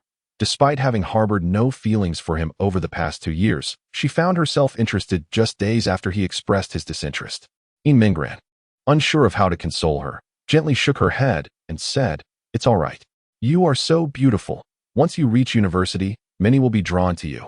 Now that we're in our senior year, even if you and Zhou Heng were to be together, your academic paths might not align, resulting in a more painful long-distance relationship." Tong Yining was at a loss for what to do, and could only accept Yin Mingran's words of comfort. What other choice did she have? Should she shamelessly beg Zhou Heng to reconsider? Just moments ago, she was contemplating what to say to Zhou Heng during lunch, yet now, those thoughts seemed futile, as he was evidently disinterested in conversing with her. What could be the matter?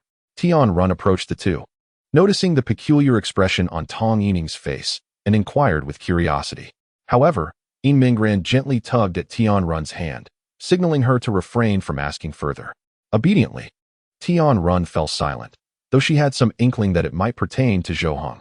As noon approached, Yin Mingran joyfully retrieved the bento box prepared by Zhou Heng. Previously, she had little anticipation for lunchtime, as her appetite was meager. Meals felt almost like a waste of time. Yet now, she found herself eagerly looking forward to the dining hour.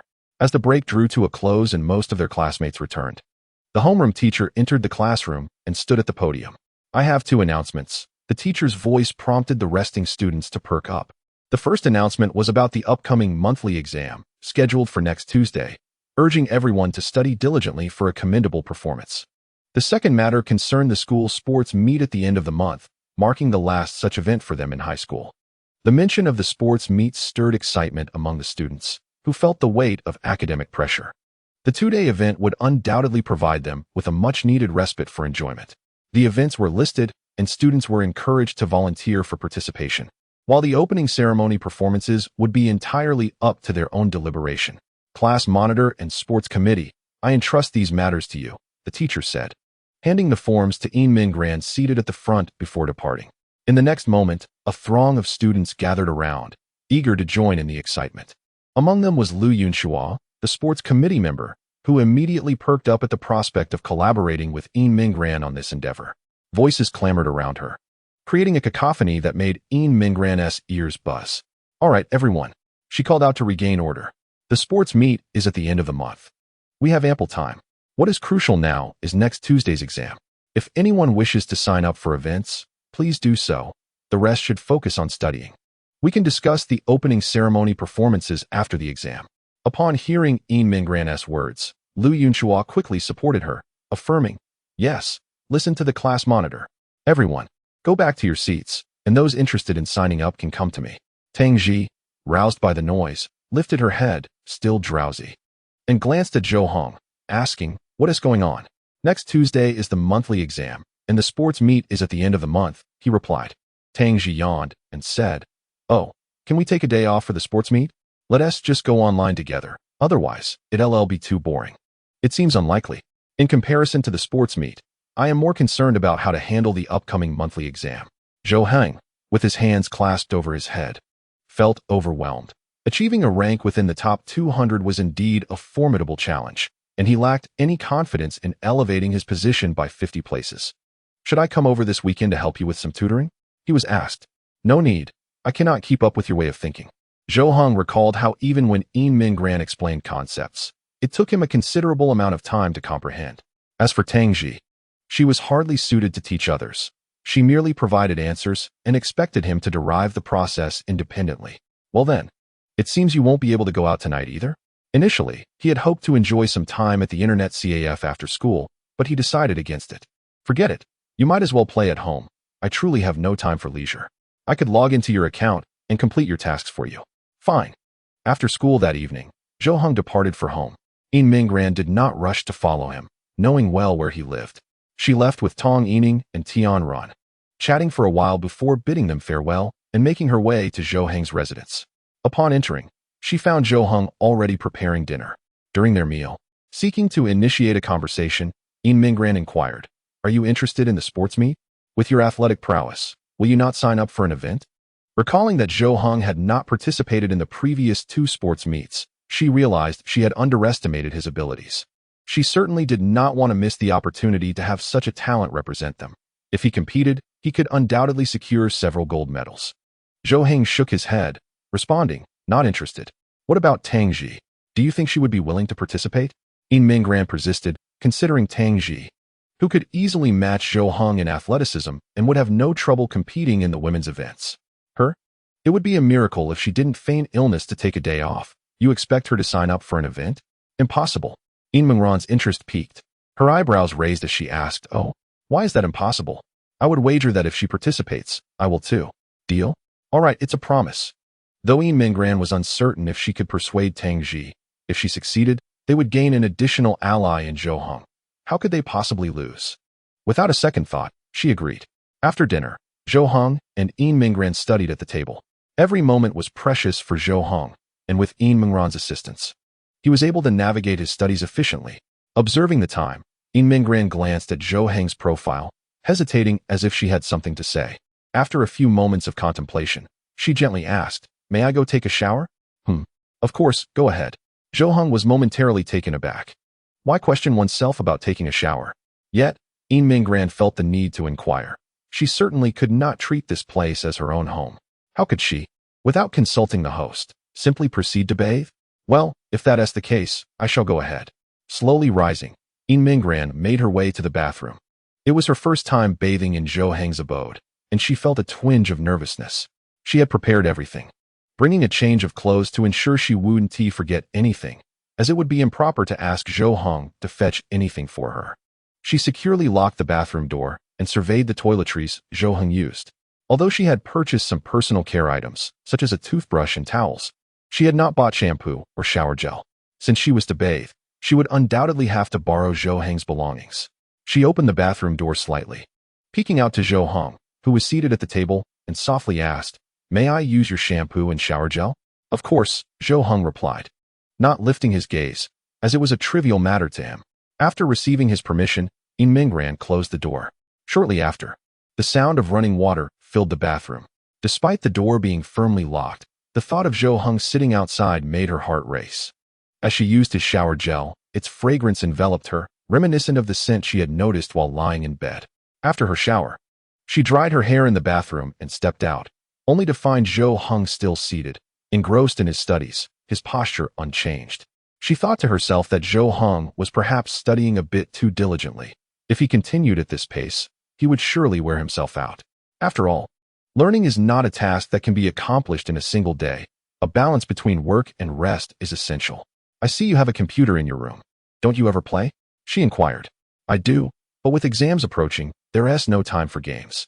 Zhou Heng recalled how, upon returning home previously, he would indulge in gaming, teaming up with Tang Ji. Yet, she never neglected her studies. After all, she was naturally intelligent, grasping concepts quickly in class, while he, despite playing alongside her, found himself ranked over 200, whereas she consistently remained in the top 20, even with frequent visits to the internet CAF. There is no harm in playing a little. Constant studying can be exhausting. Why not take a break and play for a while? Yin Mingran knew persuading Zhou Heng would be a challenge, as his stubbornness was something she could not match. However, to her surprise, after her suggestion, Zhou Heng hesitated and paused his writing. He raised his head and looked at her, tentatively asking, "Really? It's truly all right? Of course. You've been studying for so long. It's time for a little fun. It's important for relaxation, which ultimately aids in better learning." "Then I shall heed your advice," Zhou Heng declared, clearing his throat and rising to his feet. He made his way to the room. Having not indulged in gaming since that day, he visited the internet CAF with Tang Ji. Each day, he listened intently as she recounted her gaming adventures, his eagerness growing with every tale. Now, upon hearing Yin Mingran suggest that a brief session would be inconsequential, he was more than willing to comply. After all, could the top student of the class and one of the top 5 in the grade make a mistake? Certainly not. Yin Mingran paused, taken aback by Zhou Heng's unexpected acquiescence. Did he truly wish to play on the computer? She had never observed him engaging with it before, leading her to believe he had no interest in gaming. Curiosity piqued, Yin Minggran followed him into the room, where she found Zhou Heng seated at the computer, its screen aglow. She settled on the bed, eager to see what game he would choose, only to realize that the game he selected was beyond her comprehension. Zhou Heng seemed to have opened a chat window with someone, typing a few words before placing his headphones on the desk. The volume turned to its maximum. "Hello? Can you hear me?" Yin Minggran was astonished. The voice emanating from the headphones was unmistakably Tang Ji's. "Yes, I can hear you. What brings you online today? Aren't you anxious about studying? A balance of work and play. Then come assist me with a task. I've invited you to my team." Yin Minggran watched quietly, observing Zhou Heng engrossed in the game, hesitant to speak for fear of being heard by Tang Ji on the other end. Suddenly, a voice from the headphones broke the silence. "Oh my, what are you doing?" Yin Minggran was startled to hear Tang Ji exclaim, addressing someone as mom. Following that, the voice transformed into that of a woman. "Is this Xiao Heng?" Upon hearing this, Zhou Heng's eyes widened, and his brow arched. He quickly replied, "Yes, it's me, Auntie." His tone was soft and cautious, a side of Zhou Heng that Yin Minggran had never encountered before, making the moment particularly intriguing. "I thought I recognized your voice. When will you visit? Your uncle and I have missed you. Come, and I shall prepare delicious meals for you. Auntie, I will come next weekend." "All right. It's settled then. I'll prepare the groceries, so do not fail to come." "Certainly, I will be there." Yin Minggran listened quietly, a hint of envy flickering in her eyes. This was the warmth of having loved ones, someone to care, someone to cherish. Even in solitude, there was someone who missed her, unlike herself, who, at the mere thought of recent events, felt a wrenching pain in her heart. With her head bowed, her long hair cascading down her chest, revealing a delicate, slender neck, she felt a sharp pang and a rush of warmth within. Tears veiled her eyes almost instantly. Zhou Heng caught a glimpse of her state and, after a moment's pause, spoke into his headset. "All right, I'm logging off. Goodbye." Subsequently, Zhou Heng shut down the game and turned off the computer. Yin Minggran quickly averted her gaze, not wishing Zhou Heng to witness her current state. Though she had tried to look ahead, thoughts of the past inevitably brought her to tears. What could she do? She was merely a girl who had just stepped into adulthood. After shutting down the computer, Zhou Heng turned to her and gently said, "I believe it's time for us to talk." Chapter 25. The term keeping is not quite accurate. Talk about what? As soon as Yin Minggran opened her mouth, her tears fell uncontrollably, her nose tinged with a sourness that rendered her voice muffled. "Of course, we should discuss your matters. There must be many things you haven't clarified, such as why you have no place to stay." Though Zhou Heng had always harbored these questions, he hesitated to probe into Yin Minggran's painful memories. Today, however, he felt it was time for her to voice her feelings, at least to have someone listen, to alleviate the burden of sorrow and suffering she bore alone, without anyone to understand her plight. I don't want to talk." Yin Minggran buried her head low, tears cascading down as she quietly sobbed. She had resolved to cast these matters aside, determined not to bring them up again. Today, she was merely stirred by the memories. If forgetting them forever were possible, she would do so without hesitation. Zhou Heng seemed to sense her reluctance to speak. He stood up, approached her bedside, and gently placed his hand on her shoulder. "Aren't you supposed to look ahead? You must express what you feel. Why endure sorrow alone? You can share anything with me. At the very least, there will be someone who comprehends your emotions."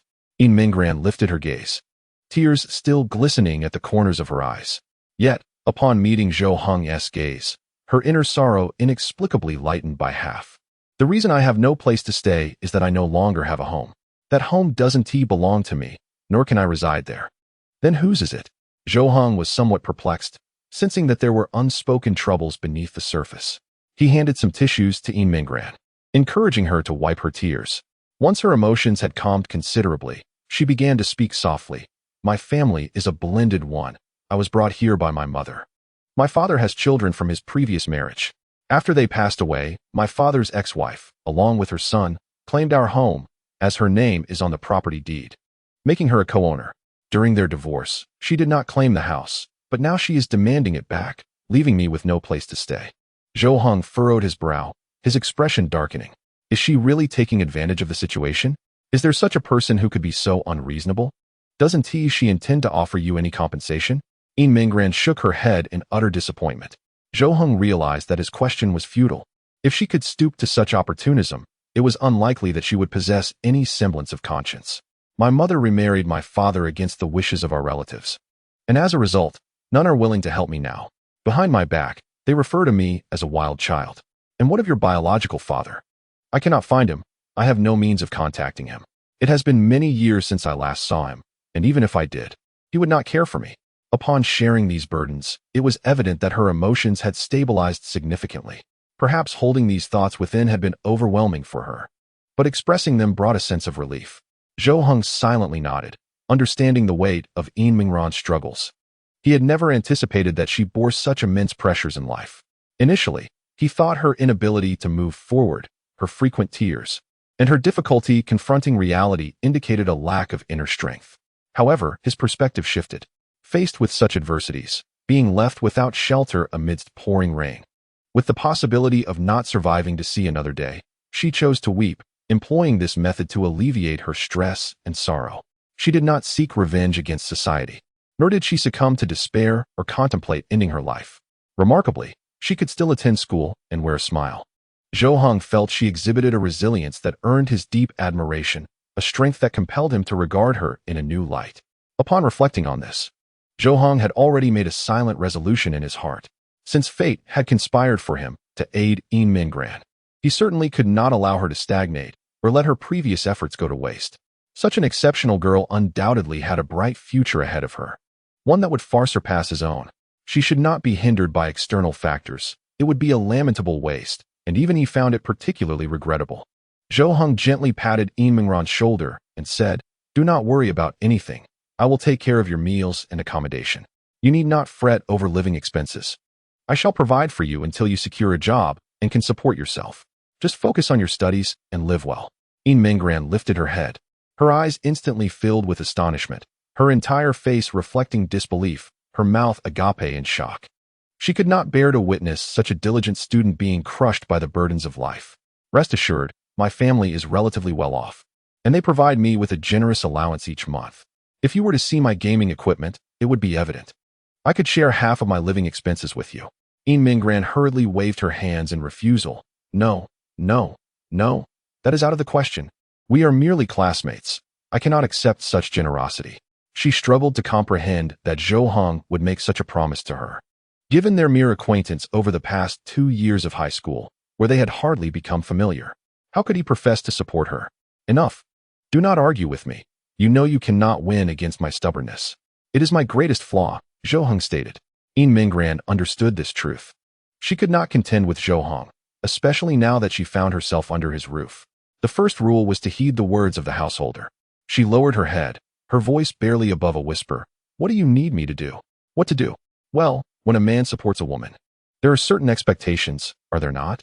Yin Mingran realized that if she accepted, she would undoubtedly need to offer something in return. No reward without effort. As she spoke, her face flushed crimson, and she dared not meet Zhou Heng's gaze. Zhou Heng stroked his chin and replied nonchalantly, "The term support is not entirely accurate, but I do require your assistance with something." "What do you need?" Yin Mingran's face turned pale, resembling a frightened fawn, trembling slightly. Yet, she mustered the strength to voice a response. This opportunity was rare. She needed to survive before contemplating other matters such as education, dignity, and even her own well-being. Had it been anyone else, she might have rejected the offer without a second thought, but facing Zhou Heng, her heart accepted it with calmness. Zhou Heng nodded and said, "My family has stated that if my ranking does not improve by 50 places in the upcoming monthly exam, my allowance will be reduced. Therefore, for the sake of our living expenses, I would like you to help me study and aim to improve my grades before the exam." Chapter 26. What is it like to stay at Zhou Heng's home? Tong Yining awakened with a start from her slumber, sitting upright, drenched in cold sweat. It was already late at night. The room was enveloped in an eerie silence, interrupted only by the rhythmic ticking of the clock. Gasping for breath, Tong Yining endeavored to steady her breathing and restore her heartbeat to its normal rhythm. Once she regained her composure, she hastily reached for her phone on the bedside table, glancing at the screen, only to find it devoid of any messages. It was just a dream. She set her phone down, her mind still lingering on the vivid imagery of her recent dream. Perhaps it was due to her pre-sleep musings, but the dream revolved around Zhou Heng, retracing their journey of acquaintance and understanding, interspersed with fantastical scenarios. In the dream, they were together, engaging in countless conversations on their phones, their relationship blossoming day by day. However, this idyllic scenario was short-lived, as an interloper emerged, jeopardizing their bond. That interloper was none other than Tang Ji. This revelation jolted her awake. Though she had resolved to relinquish her feelings for Zhou Hong, the dream left her yearning for him more than ever, almost to the point of desperation. Was she truly unable to let go? Gazing at the chat history on her phone, she noted the messages she had sent, still unanswered. Her attempts to initiate conversations had been rebuffed. Yet, after experiencing that dream, she found herself unwilling to give up. She was determined to make an effort before graduation. After all, was pursuing someone not the same as what Zhou Hong had done for 2 years without faltering? If he could chase after her, why could she not reciprocate? Should she become the object of ridicule? So be it. She no longer cared. Reflecting calmly, she recognized her most formidable rival, Tang Ji, Zhou Heng's deskmate. Their rapport was perplexingly close, their temperaments and personalities seemingly mirroring each other. It felt as if they could become an item at any moment. Therefore, it was indisputable that Tang Ji was her primary adversary, a threat rated at 5 stars. As for the second contender, it would likely be the other girls in class, who appeared equally intrigued by Zhou Hong. Caution was warranted. Their threat level stood at 3 stars. Lastly, she would categorize Tian Run as a potential risk. Although she had jokingly expressed a desire to confess to Zhou Hong during their school days, one could never be certain. The slightest chance of it becoming a reality existed. Thus, her threat level was half a star. In essence, there are 3 primary obstacles she faces. At this moment, she absolutely requires assistance, and in her mind, the one person who could never be deemed an adversary, with a danger index of 0, is Yin Minggran, making her the foremost choice. If she needs someone to devise a strategy, her only recourse is to seek help from Yin Minggran. Even Tian Run is not an option. Minggran, I am counting on you. Tang Yining silently prayed before lying down to continue her slumber. Ample rest is essential to present her best self. The following morning, Zhou Hong and Yin Minggran stepped out of their home, ready to head to school. Zhou Hong noticed that Yin Minggran's demeanor today was markedly different from yesterday. It seemed as though a great deal of pressure had been alleviated, and she appeared particularly at ease, a faint smile gracing her lips. Today was Saturday, which meant they would finish school early in the afternoon and have a day of rest tomorrow. These 2 days were crucial, so I hope you can help me review. Yin Minggran turned her head to look at Zhou Hong, nodding earnestly as she softly replied, of course. Previously, during their morning commutes, the two would maintain a distance from one another, a deliberate act on Yin Minggran's part, seemingly to prevent Tang Yining from harboring any suspicions. However, this morning, Yin Minggran stayed close to Zhou Hong, moving at a leisurely pace. Zhou Hong glanced at her and inquired, aren't you afraid of being seen together? I'm not, she replied. What is wrong with classmates going to school together? Indeed, you have a point. As they entered the school, they spotted a familiar figure ahead.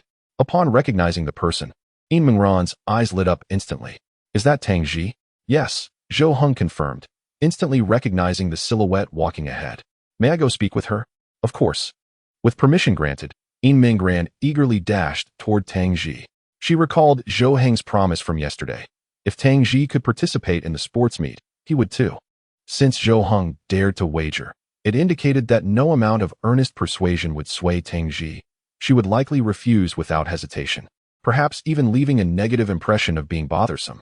Thus, Yin Minggran knew she must employ a clever strategy to secure both Zhou Hong and Tang Ji as allies. Yin Minggran approached Tang Ji and greeted her, hi. At that moment, Tang Ji was in the midst of blowing a bubble with her gum, which had grown to the size of a fist. The sudden greeting startled her, causing the bubble to pop with a loud bang, leaving a sticky residue at the corner of her mouth. Oh, it's nothing, Tang Ji replied nonchalantly, then retrieved the gum wrapper, discreetly disposing of the chewed gum and tucking the wrapper into her pocket. As Yin Minggran prepared to say something, Tang Ji unexpectedly leaned in closer, causing her to feel flustered and momentarily forget her words. Tang Ji was merely a step away from Yin Minggran. She leaned forward, inhaling the scent emanating from Yin Minggran, then caught a whiff of her hair. After a slight furrow of her brow, a knowing smile graced her lips. Yin Minggran, upon seeing that smile, felt a chill run down her spine. She managed to force a smile, attempting to feign composure, and inquired, what's wrong? How does it feel living at Zhou Heng's place? It feels.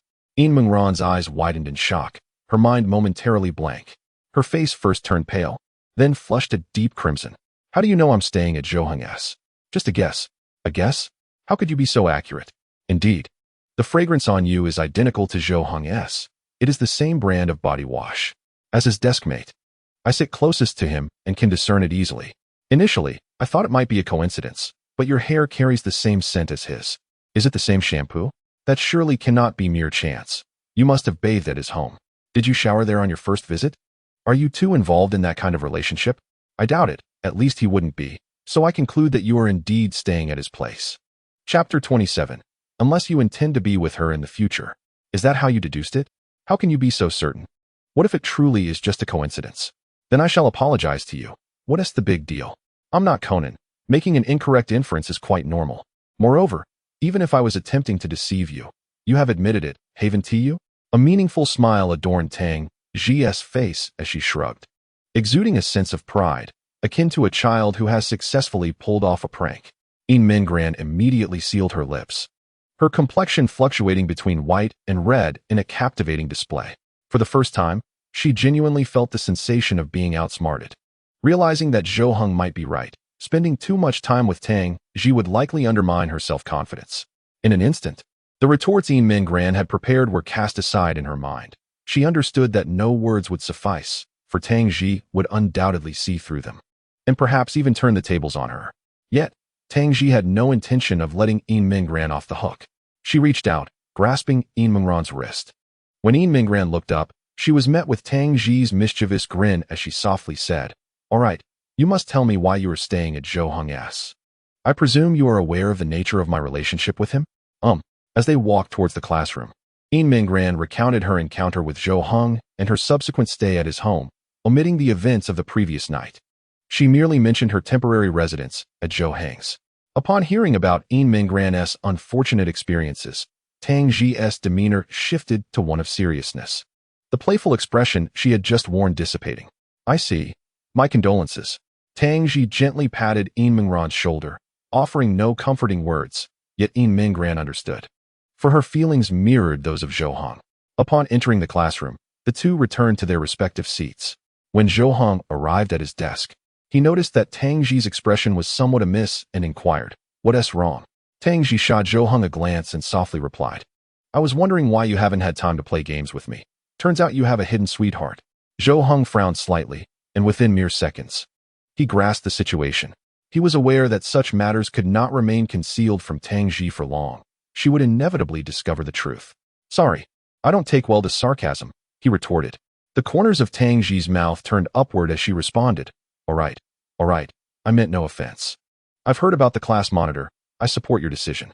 Zhou Hong scrutinized Tang Ji for a few moments before slowly speaking. "You support me? If it were you, you wouldn't act as I have, would you?" "Indeed, your actions are distinctly your own, and I wholeheartedly approve. However, I would not proceed in such a manner. Unless what?" Zhou Hong interjected. "Unless you intend to pursue a relationship with her," Tang Ji completed. Zhou Hong chose not to reply, instead directing his gaze toward Yin Minggran. Coincidentally, she turned to look at Zhou Hong at that moment. Their eyes met, and after a brief exchange, Yin Minggran offered a gentle smile before turning away. Zhou Hong ground his teeth, his expression contemplative, as if lost in thought. Moments later, he stated, "So I am me. And you are you. We are not the same. Of course, there is no standard to judge right or wrong. You should merely act according to what you believe is right," Zhou Hong continued. Tang Ji leaned back in her chair, nodding in agreement, then added, "However, I find her rather endearing. She possesses a certain clumsiness that is quite charming, and it's amusing to tease her." "Indeed, to you, everyone appears clumsy," Zhou Hong remarked. "By the way, you too, brother. That's quite enough. Next time, don't be so casual, and refrain from calling me by name, lest goosebumps rise," she retorted. "Excessive," Zhou Hong replied, exchanging a glance with Tang Ji. She let out a soft giggle, while Zhou Hong's eyes curved slightly, concealing a smile, as he playfully scolded her. "You're a lunatic." After class, Yin Minggran exited the classroom alone, intending to visit the office to inquire about matters concerning the upcoming February exam. Upon stepping out, she noticed someone waiting for her at the entrance. Tong, what are you doing here?" she asked. "Waiting for you," Tong Yining replied, having followed Yin Minggran out of the classroom. "Waiting for me? What is going on? Do you need something?" Yin Minggran inquired, noticing that Tong Yining seemed eager to speak. As they strolled leisurely down the corridor, Tong Yining recalled her unwavering resolve from the previous night and said, Ran, I have no intention of giving up on Zhou Hong. I wish to pursue him. Is that so?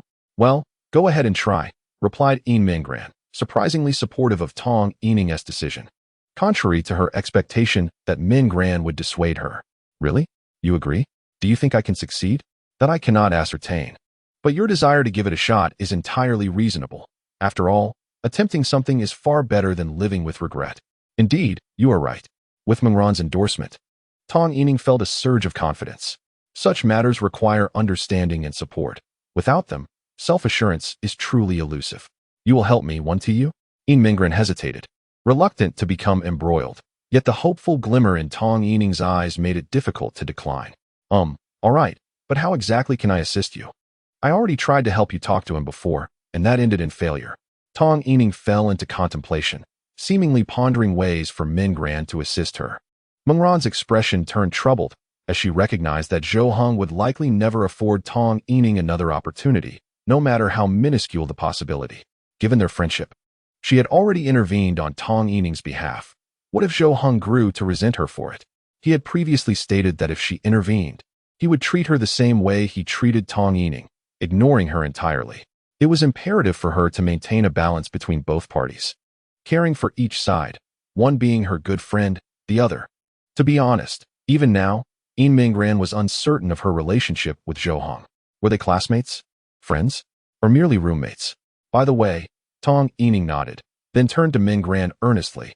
Will you distract Tangji for me? Why should I do that? I believe she is my greatest adversary. If you can get close to her and divert her attention, it should be simple for you, right? Not at all simple. However, I've noticed your interest in him. After lunch, Zhou Hong went to the restroom. Throughout the morning, although he and T made a conscious effort to observe, every time he inadvertently glanced in Tong Yining's direction, he caught her stealing glances at him. This made him increasingly uneasy. Even during class, he felt a peculiar discomfort, as if something were amiss with his appearance. As Zhou Hong turned to exit the restroom, he was startled to discover that someone had appeared behind him without his noticing. Damn it, he muttered, and upon closer inspection, he recognized the individual as Kong Yu, the repugnant fellow who had previously attempted to pursue Tangji. The sight of him standing there with an obsequious expression in the restroom unsettled Zhou Hong. What do you want? Zhou Hong inquired. I have something I wish to discuss with you, Kong Yu replied. What is it? Zhou Hong's brows furrowed slightly. Although he harbored no fondness for Kong Yu, who had previously caused him trouble, he acknowledged that the latter had apologized. Therefore, he did not wish to be overly confrontational. Given that Kong Yu wanted to consult him, it was likely related to his pursuit of Tangji. I've given up on pursuing Tangji. I've realized that the disparity between us is insurmountable. There is no chance whatsoever, Kong Yu remarked. Zhou Hong nodded in agreement, recognizing the truth in his statement. Indeed, the chances were non-existent. However, since it was not regarding Tangji, what other matter could he wish to discuss? Well, I want to pursue someone else. I would like to seek your consent. Kong Yu hesitantly stated. Consent? What do you mean? You can pursue whoever you like. It's none of my concern. If you're not pursuing her, then so be it, Zhou Hong replied dismissively. The class is buzzing with rumors that you no longer have feelings for Tong Yining. I came to verify this with you. If you're not pursuing her, does that mean I can? Kong Yu stammered, immediately covering his head as if bracing for Zhou Hong's ire. Please don't be angry. I'm just asking. Zhou Hong fell silent for a few moments before walking past him and casually remarked, pursue at will. It's not my business. Kong Yu gazed at Zhou Hong's retreating figure, astonished and bewildered.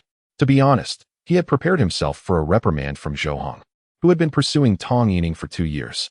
He could scarcely believe that Zhou Hong would relinquish his pursuit.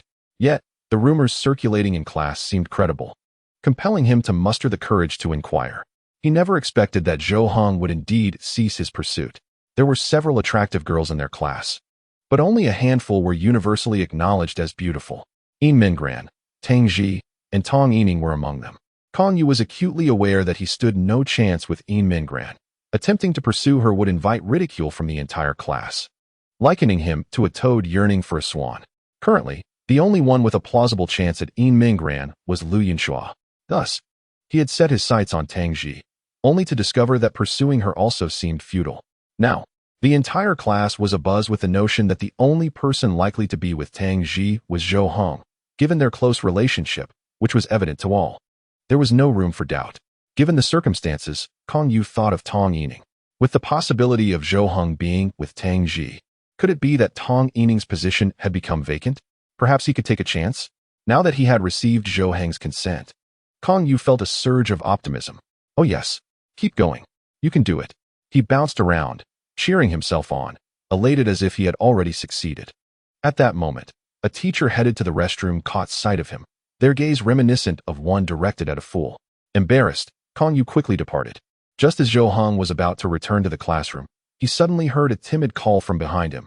Zhou Hong. Zhou Heng turned around, frowning upon seeing the person behind him. In truth, he did not need to look back to identify the individual, as it was Tong Yining. Although they had been classmates in school, she had always pretended not to know him. It was nearly unheard of for her to call his name in the corridor. She seemed to want to say something to Zhou Hong, yet appeared too shy to voice it, fidgeting and avoiding his gaze. Earlier at noon, she had seen him leave the classroom, parting ways with Tang Ji, and realized this was her opportunity. Thus, she had set her plan in motion, determined to engage with him while he was still outside the classroom. Meanwhile, Yin Minggran was inside the classroom, executing her strategy to distract Tang Ji. She sat in Zhou Heng's seat, glancing over at Tang Ji, who seemed to hesitate in her words. Tang Ji put down her pen, lifted her head, and inquired, "What's up?" Tang Ji, do you often play games with Zhou Hong?" Tang Ji paused for a moment before nodding and responding. "Yeah, what's up? Are you jealous? Jealous of even his relatives?" "Oh no. What do you mean jealous? Why would I be jealous?" Yin Minggran immediately panicked, hastily explaining, her dark eyes flashing with a hint of confusion. Suddenly, Tang Ji leaned in closer, her serious gaze fixed upon Yin Minggran's flustered eyes. "What's wrong?" Yin Minggran felt increasingly flustered under her intense stare, as if Tang Ji could peer into her very soul. In an instant, her ears flushed crimson.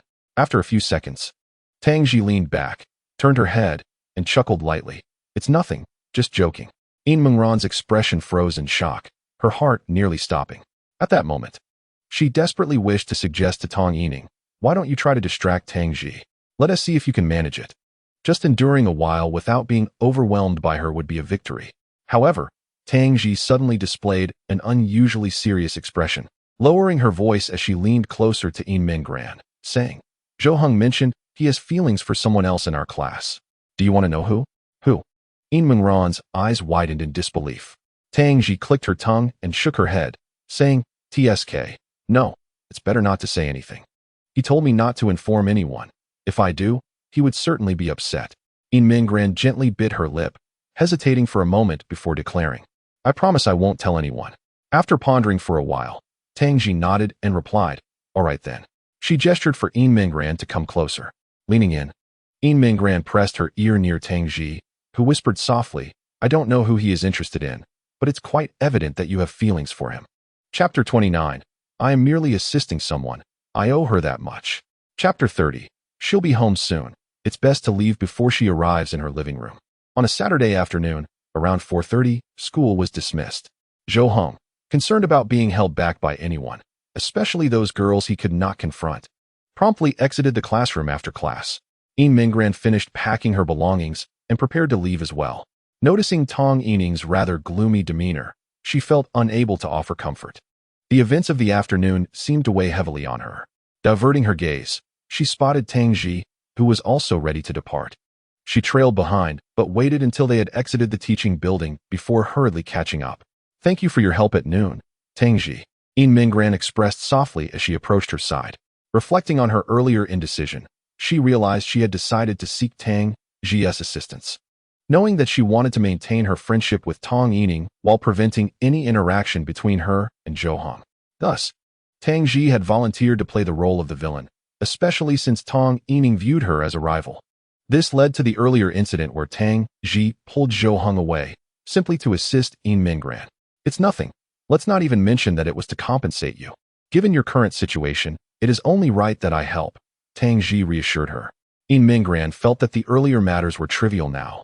At least she and Tang Ji could be considered friends, and she had dismissed the teasing she had endured. Suddenly, an idea struck Yin Minggran. "By the way, Do you have any plans for tomorrow since it's a day off? No, unless playing games at home counts as a plan, she replied. How about coming over to Zhou Heng's house?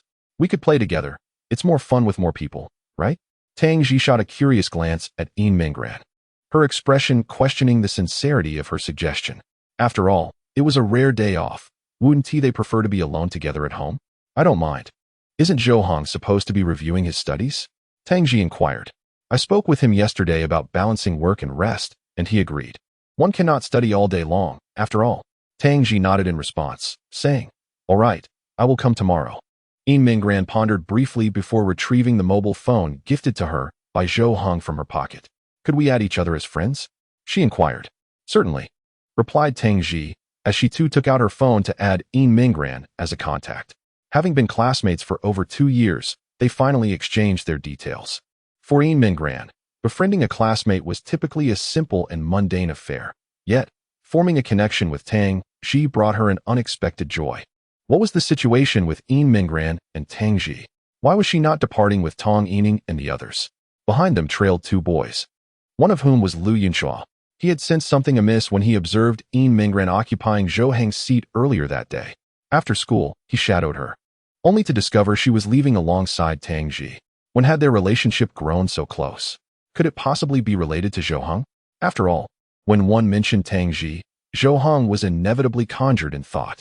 One of the boys remarked, prompting Lu Yunxua to glance at him and shake his head in disagreement. Impossible. How could Yin Minggran possibly have any connection with Zhou Hong? They are worlds apart. It is absolutely inconceivable. Not necessarily, the boy countered. What if they both harbor feelings for Zhou Hong? Perhaps Yin Minggran is negotiating with Tang Ji over who will remain by his side. Lu Yunxua shot him a glare and retorted, Liang Jiaxiang, if you dare to spread rumors about Yin Minggran again, I will slap you. Do you believe it? Believe it or not, maybe Yin Minggran hasn't approached you yet precisely because of your violent tendencies. What do you think? Enough. I won't argue with you. Feeling defeated, Lu Yunxua chose to ignore him and continued to follow Yin Minggran and Tang Ji from a distance.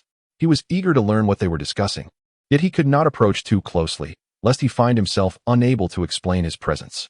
Observing from afar, he realized he could not even hear their conversation, and a mere turn could cause him to lose sight of them entirely. Eventually, Yin Minggran and Tang Ji bid each other farewell, parting ways in different directions. Liang Jiaxiang patted Lu Yunxua on the shoulder and said, all right, let us head home.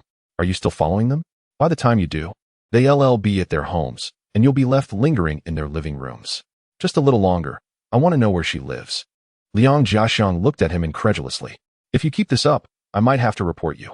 Are you stalking a classmate home? What about everything you learned in moral education? It's not that. I merely wish to gift her something. It's not appropriate to present it in front of others, as she would surely decline, and that would be quite embarrassing for me. I thought leaving it at her doorstep would be more suitable. Wow, how both strange and creepy. You don't seem like the type to engage in such behavior. Consider this. As you step out to school in the morning and open the door, you find an enigmatic gift from a classmate awaiting you at the entrance. Truth be told, if she harbors a particular fondness for you, acceptance might be feasible. Yet, for anyone with a merely cordial relationship, such a gesture would seem rather distasteful. Lu Yunxua cast a sidelong glance at him, muttering, you know nothing. Indeed, if you lack understanding, you only enjoy trivialities. At that moment, they spotted Yin Minggran entering a building, and Lu Yunxua's eyes brightened. It appeared that this was, indeed, her abode. All right, let's go. Liang Jiaxiang grasped Lu Yunxua's hand, preventing him from advancing further, but Lu Yunxua shrugged off his hold, exclaiming, are you foolish? I need to ascertain which floor she resides on. Otherwise, where shall I place my gift? At the elevator on the 1st floor? It could be kicked away without anyone noticing. Exasperated, the duo entered the building, glancing at the elevator, which indicated the 6th floor. She lives on the 6th floor? Perfect. Now, let us go and inspect the gift. I wish to surprise her tomorrow. Lu Yunxua nodded and pulled Liang Jiaxiang outside. Liang Jiaxiang, however, bore an expression of utter despair, sighing as if he had reached the pinnacle of exasperation. Why don't you go alone? When you're uncertain about what to buy, you seek my counsel, yet you disregard my advice. If your purchase turns out well, you'll credit your own taste. If not, you'll blame me for not advising you properly. Oh, come on, that is not fair. Everyone has a strategist when in love. Can't you help me devise a plan? In Chapter 31, as long as I am present, she shall never again entangle you. Within the classroom, Tong Yining, burdened by her thoughts, was slow to pack her belongings, her mind preoccupied. Tian Run approached, her backpack slung over her shoulder, observing Tong Yining and inquiring, "What is the matter? You seem as if you've been jilted." Tong Yining abruptly lifted her gaze, her expression one of despair, resembling someone who had lost all hope. "Oh." Tian Run quickly covered her mouth, realizing she may have inadvertently spoken the truth. Normally, wouldn't she be the one to retort, "Who could possibly jilt me?" This was merely a casual remark, yet throughout the day, she had sensed something amiss with Tong Yining, leading her to refrain from conversation, uncertain of what had transpired.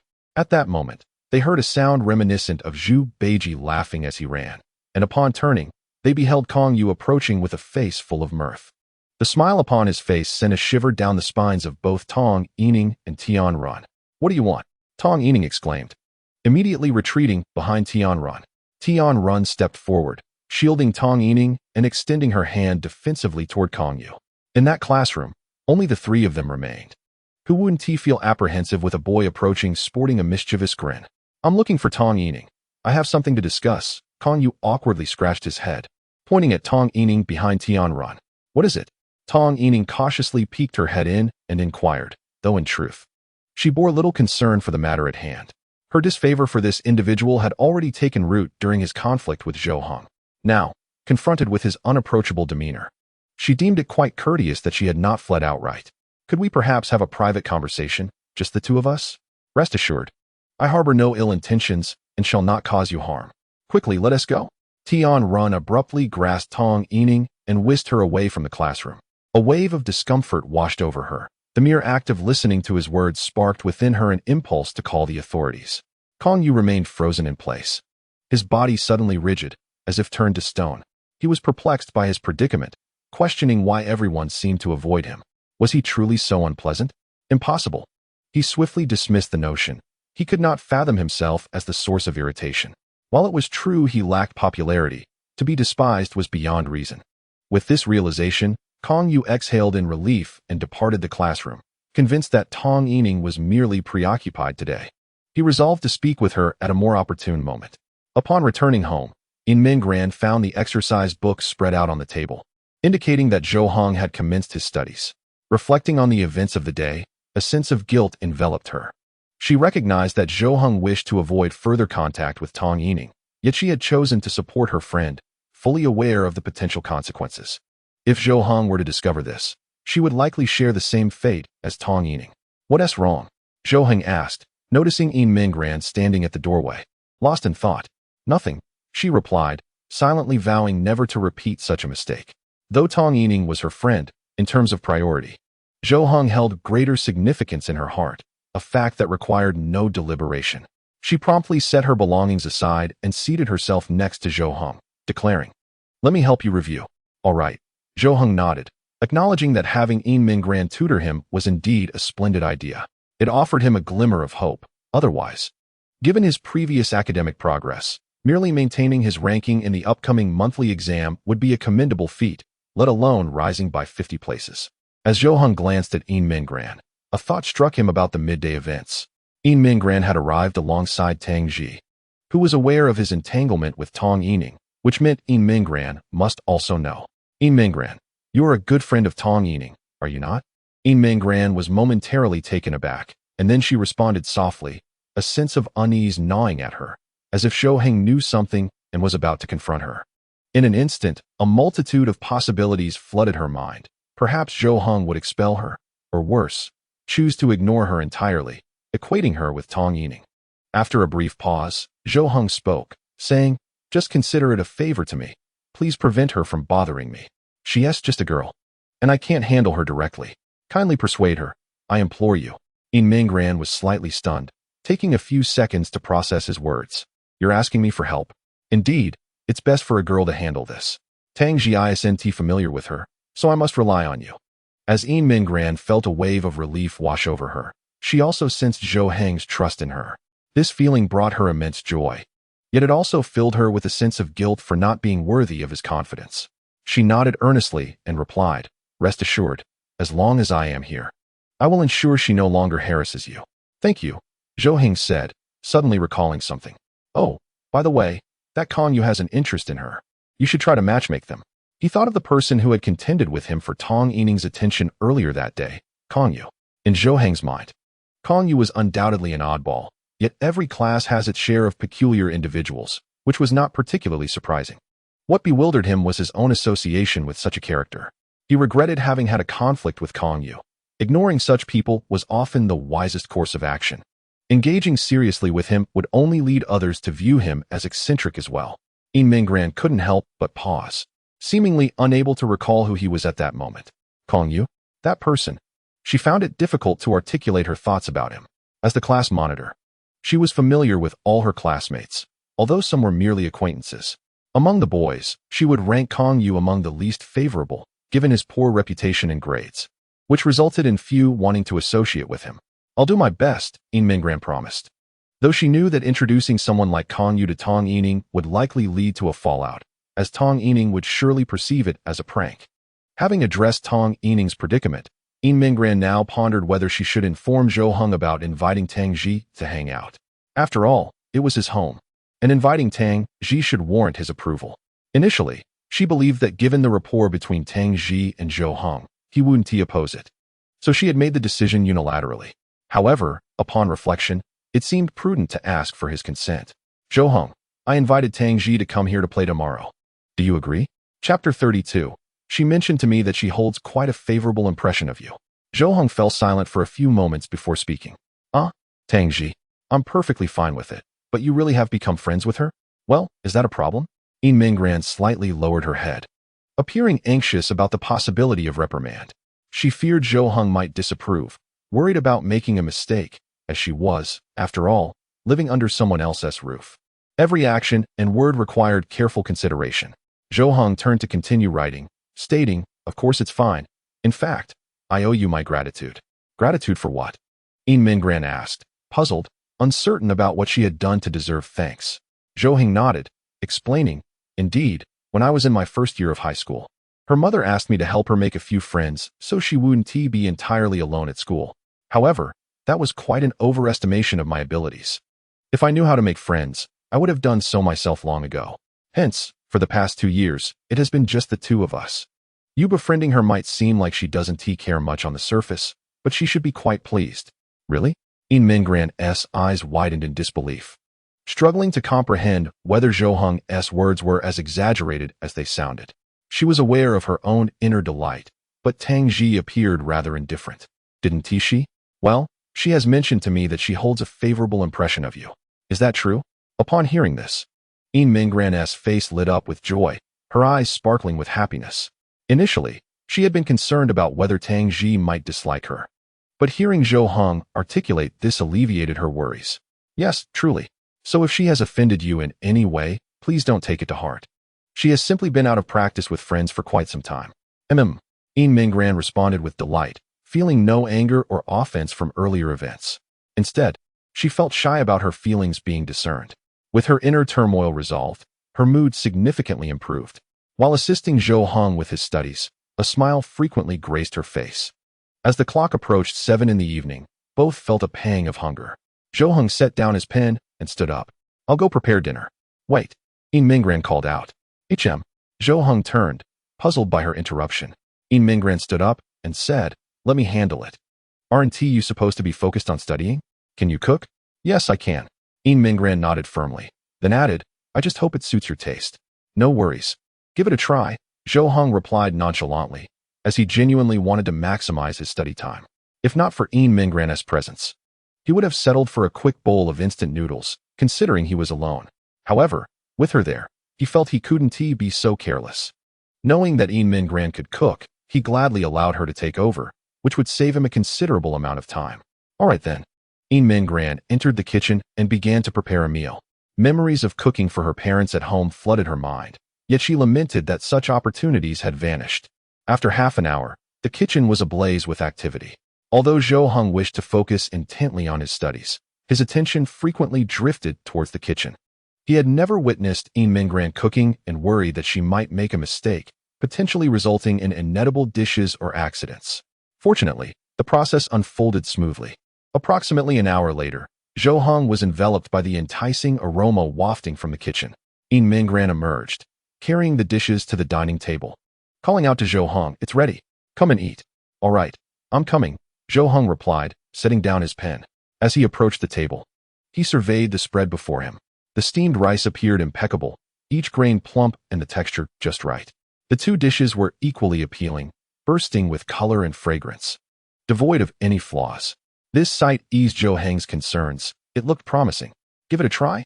Yin Mingran said with a smile, gesturing for Zhou Heng to take a seat. He picked up his chopsticks and took a tentative bite. Initially, he furrowed his brow, but soon nodded in approval, exclaiming, "It's delicious." "Really? I'm glad you like it," Yin Mingran replied, her heart lifting. While she held confidence in her culinary skills, she had been anxious about Zhou Heng's preferences. Now that she had met the mark, it felt paramount.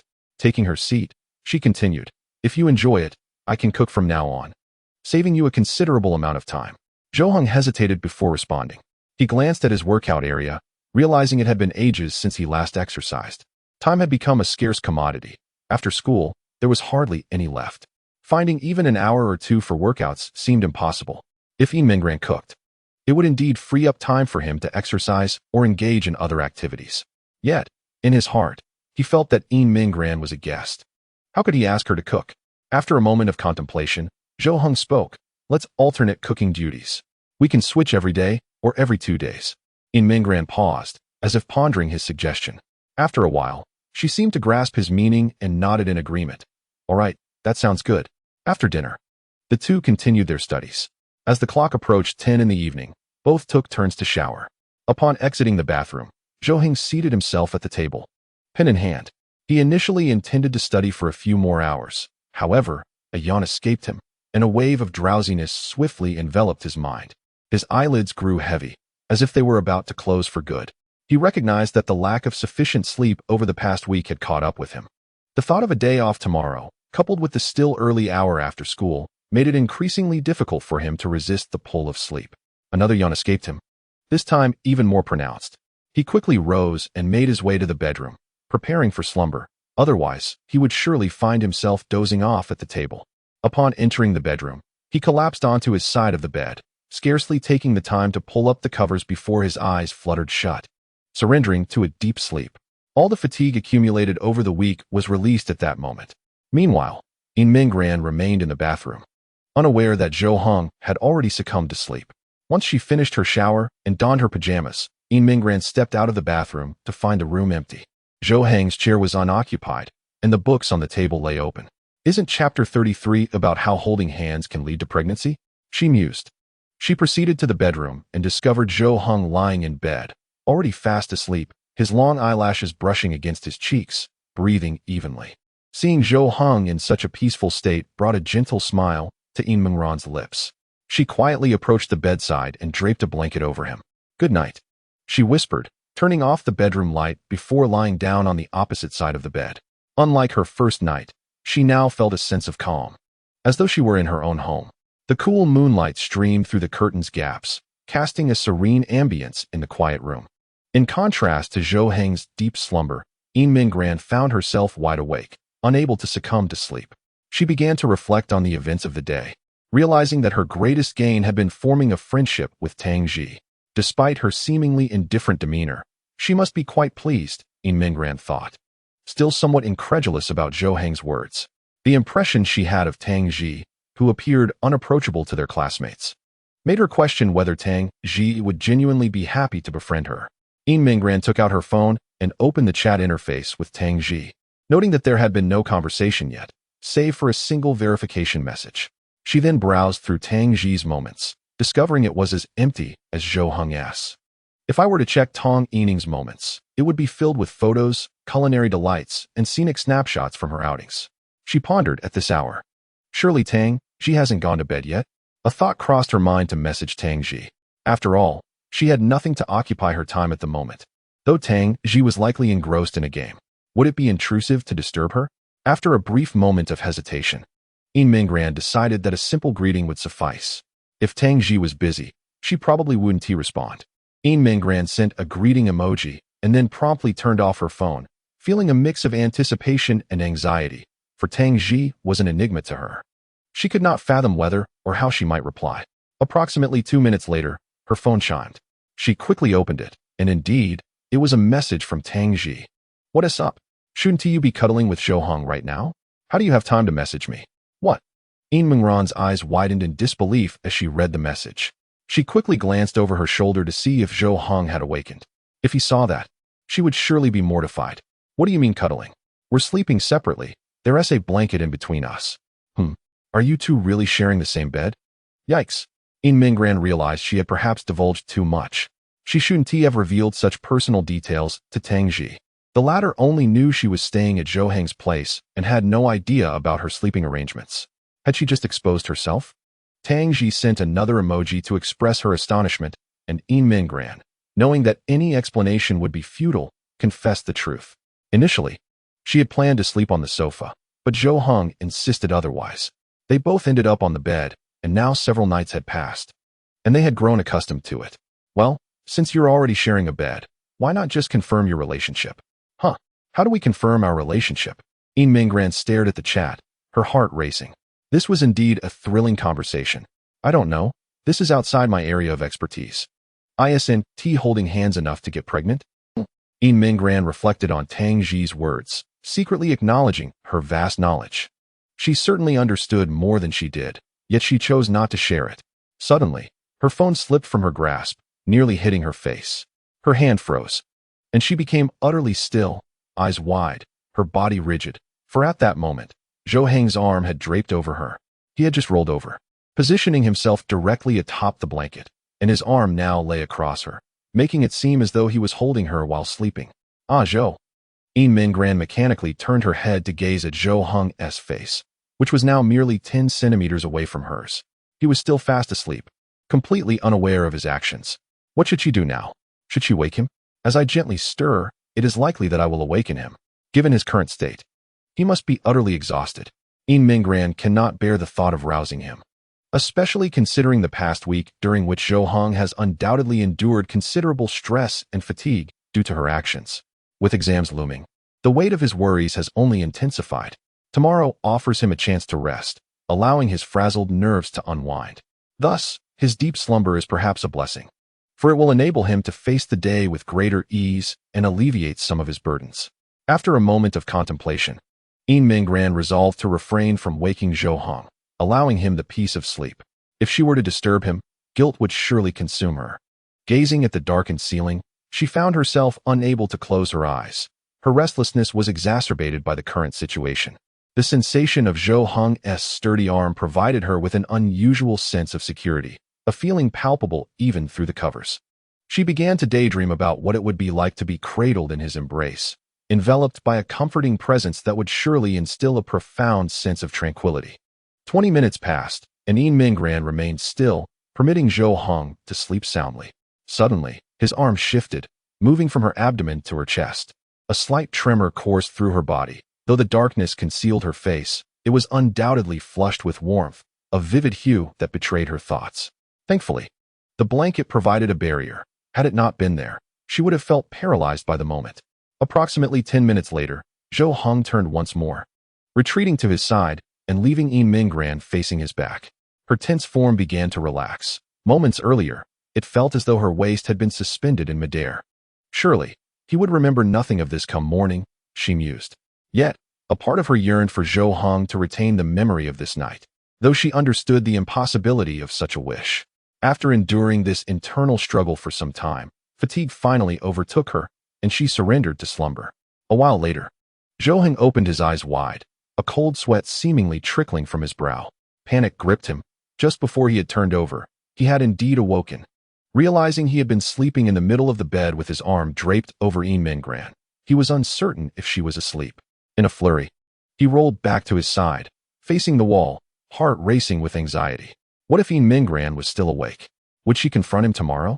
In that case, he would feign ignorance, claiming he had been sound asleep. Chapter 34. Have you lost your mind? As if ensnared by a music box? The following morning, warm sunlight streamed through the glass curtains, casting gentle rays into the room. Yin Mingran slowly opened her hazy eyes, taking a few moments to regain her consciousness, akin to the process of powering on a device. She turned her head to the side, only to discover that the bed was empty. Zhou Hong had already risen. She sat up, adjusted her pajamas, and noticed that the strap had slipped off her shoulder. After tying her hair back, she neatly arranged the bedding, drew back the curtains, and stepped out of the bedroom. At that moment, Zhou Hong was finishing breakfast, placing the dishes on the dining table. Their eyes met, and in an instant, the events of the previous night flooded their minds. Although Zhou Hong retained only 10 minutes of memory, he was acutely aware of what transpired. He was eager to know how long his actions had continued and whether Yin Minggran had been awake at the time. The thought of her possibly being awake filled him with embarrassment. If she were to confront him later, he would have to feign ignorance. Meanwhile, as Yin Minggran recalled the previous night, a blush crept onto her cheeks. It was the first time in her life that a boy had held her, especially in bed. She felt the disparity in their sizes. In his arms, she must have seemed quite petite. "Good morning. Let us have breakfast," Zhou Heng said, perhaps out of guilt, initiating conversation with Yin Minggran. It was his first time wishing her a good morning, and he felt somewhat unaccustomed to it. "Okay, I'll go freshen up first," Yin Minggran replied, having noticed this subtle detail. She hurried into the bathroom, gazing into the mirror. Splashing her face with cold water helped her regain composure. Early in the morning, when her mind was clearest, she did not want to begin the new day on such an awkward note. After completing her routine, she emerged to join Zhou Hong at the dining table, and they began a silent meal together. At approximately 9:30 in the morning, two individuals arrived at the entrance of Zhou Heng's home, Lu Yunshua and Liang Jiaxiang. Lu Yunshua carried a gift box, sneaking down the elevator while glancing furtively around. Resembling a thief, Liang Jiaxiang followed closely behind, itching to give him a nudge. "Hey, why are you here so early? Are you out of your mind?" "Shoo." Lu Yunshua quickly turned to signal for silence, nearly dropping the gift in the process. "Keep your voice down. Are you foolish? At this hour? Her parents are surely at work. Even if she plans to leave, she's likely still at home, making this the perfect time to deliver the gift. But what if her parents are at home? What will happen to the gift? I'm not worried. I am sincere in my intentions. Since I've decided to pursue her, I'm not afraid of being discovered by her parents," Lu Yunshua declared confidently, patting his chest. Liang Jiaxiang glanced at the 3 doors before him and remarked, But there is still one question. You know she is on the 6th floor. But do you know which door it is?" Lu Yunshua's hand froze in midair, momentarily lost in thought. He genuinely had no idea which door belonged to Yin Minggran. If he left the gift at her neighbor's door, it would be quite embarrassing. "What did you end up buying?" he asked. "You asked me to accompany you yesterday, and now you're hiding what you got from me. Please, tell me in confidence." Liang Jiaxiang pointed at the gift box in Lu Yunshua's arms. His expression filled with curiosity. "It's a music box," Lu Yunshua replied. Liang Jiaxiang's brows furrowed in confusion, and he blinked in surprise, asking, "Oh? Is there a ring hidden in the music box? Or perhaps a necklace or bracelet?" "No, it's just a music box, but when opened, it has a carousel that spins around. It's quite beautiful," Lu Yunshua said, feeling increasingly uneasy under Liang Jiaxiang's scrutinizing gaze. His voice grew softer, almost hesitant. Liang Jiaxiang took a deep breath, his expression one of exasperation, and pointed at him, whispering angrily, "Have you lost your mind? Are you really that dim-witted? Do you think this is a gift for a primary school student on Children's Day? What on earth were you thinking? You're giving this to someone you like. You must have seen it online labeled as a creative birthday gift or a Valentine's present for a girlfriend and thought it would make someone cry with joy, right? Actually, I think it's quite nice, and it wasn't cheap," Lu Yunshua defended. "Go ahead and give it.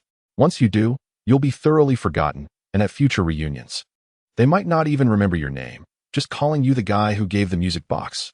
What should I do then? Should I change it?" Lu Yunshua realized the gravity of the situation and began to panic. "Of course, you should change it. Come on, I'll help you pick something else. We need to go now." Liang Jiaxiang quickly grabbed Lu Yunshua's arm, urging him to move, pressing the button for the downward elevator. As they awaited its arrival, the elevator doors slowly opened. Just as they were about to step forward, they suddenly halted, for standing at the entrance was a person. Beneath a black baseball cap lay a bob of short hair, and around her snow-white neck hung a pair of soft pink headphones. She wore a jacket with sleeves rolled up, revealing a fitted tank top that accentuated her figure. Her shorts elongated her legs, while black knee-high socks added a touch of delicacy. A lollipop dangled from her slender, beautifully shaped lips. Upon seeing her, Lu Yunshua, and Liang Jiaxiang stood frozen in place, unable to advance or retreat. Tang Tongji. Ah, you too, Tang Ji said, her brows slightly furrowed in surprise as she regarded the pair. However, upon noticing the gift box in Lu Yunshua's hands, her expression shifted to one of understanding. Are you here to give a gift to Yin Mingran? How did you know she lived here? Tang Ji took 2 steps forward, exiting the elevator, which compelled Lu Yunshua and Liang Jiaxiang to retreat repeatedly. They had not anticipated encountering Tang Ji here. Was she in search of Yin Mingran? Liang Jiaxiang's gaze flickered to the object in Tang Ji's hand, and upon recognizing it, his eyes widened in disbelief, nearly popping out of their sockets. 5. Was Tang Ji here to play a game with Yin Mingran? 2 girls. Playing 5. Lu Yunshua, unaware of what that object was, felt a surge of panic. If Tang Ji discovered that he had stalked Yin Mingran yesterday and learned about this place, and then revealed it to her, he would be in dire straits. In a moment of desperation, he blurted out, I asked Tong Yining. Yes. She told me. She said Yin Mingran's home is here. Oh. Tang Ji tilted her head, raising one eyebrow, a cold smirk curling her lips as she inquired. You mean to say, you asked Tong Yining, and she informed you that Yin Mingran's home is here? Are you certain? Absolutely. They are good friends, right? It's only natural she would know where Yin Mingran lives. Lu Yunshua felt he had managed to evade suspicion and breathed a sigh of relief. Grateful for his quick thinking, Tang Ji snorted derisively, turned her face aside, casting a glance at the gift in Lu Yunshua's hands. She extended her hand, stating, Hand it over. I will take it in for you. Ah, no, this. What? Are you going to give it or not? Tang Ji arched her crescent-like brow, a look of barely concealed disdain dancing across her features, as if to express her contempt for them. Lu Yunshua found this expression utterly intolerable, especially when it came from a girl. In a fit of frustration, he resolved to give up the gift, saying, Fine, then you can deliver it to her. Liang Jiaxiang, wide-eyed, stared incredulously at Lu Yunshua, wondering if he had even heard his earlier words. Tang Ji, undeterred, took the gift and made her way towards the door. Liang Jiaxiang attempted to interject, but Lu Yunshua shoved him into the elevator, intent on leaving. He feared that when the door opened, revealing him to Yin Mingran, he would have no explanation for how he knew about her home. Knock, knock. Tang Ji rapped on the door, and soon footsteps echoed from within. As the door opened, there stood Yin Mingran. Tang Ji, you've come. Upon seeing Tang Ji, Yin Mingran beamed with delight. Where's Zhou Heng? He's studying. We just finished breakfast. Tang Ji entered the room and noticed Zhou Heng studying at the table. She set down her other items and approached, placing a paper bag on the table. Zhou Heng looked up, puzzled, and asked, What is this? My mother is aware of my visit to you and insisted on sending some food along, which has truly exhausted me. Tang Ji stretched her aching shoulders, burdened by the items she carried. As she approached, it was evident how fatigued she had become. Zhou Heng peeked into the bag, discovering an assortment of snacks, fruits, pastries, sunflower seeds, peanuts, and 8 treasure porridge, an abundance of delights. Well, please convey my gratitude to your aunt, he remarked, placing the paper bag on the ground before returning to his studies. Tang Ji glanced at the exercise book on the table and declared, Yin Mingran and I will play first. We want to wait for you. Ah, you may go ahead. Zhou Heng waved his hand dismissively. Although he yearned to join in the fun, his priority remained diligent revision, adhering strictly to the principle of balancing work and leisure before indulging in playtime. Yin Mingran, unfamiliar with the contents, observed a sizable box beside her, which appeared to be a gift. Is that box brought by Tang Ji? Who is it for? She inquired, lifting the gift box and directing her question towards Tang Ji. Tang Ji looked up momentarily and responded, Oh, that? I encountered 2 scammers at the entrance, and one of them gave it to you. Scammers? Yin Mingran echoed in disbelief.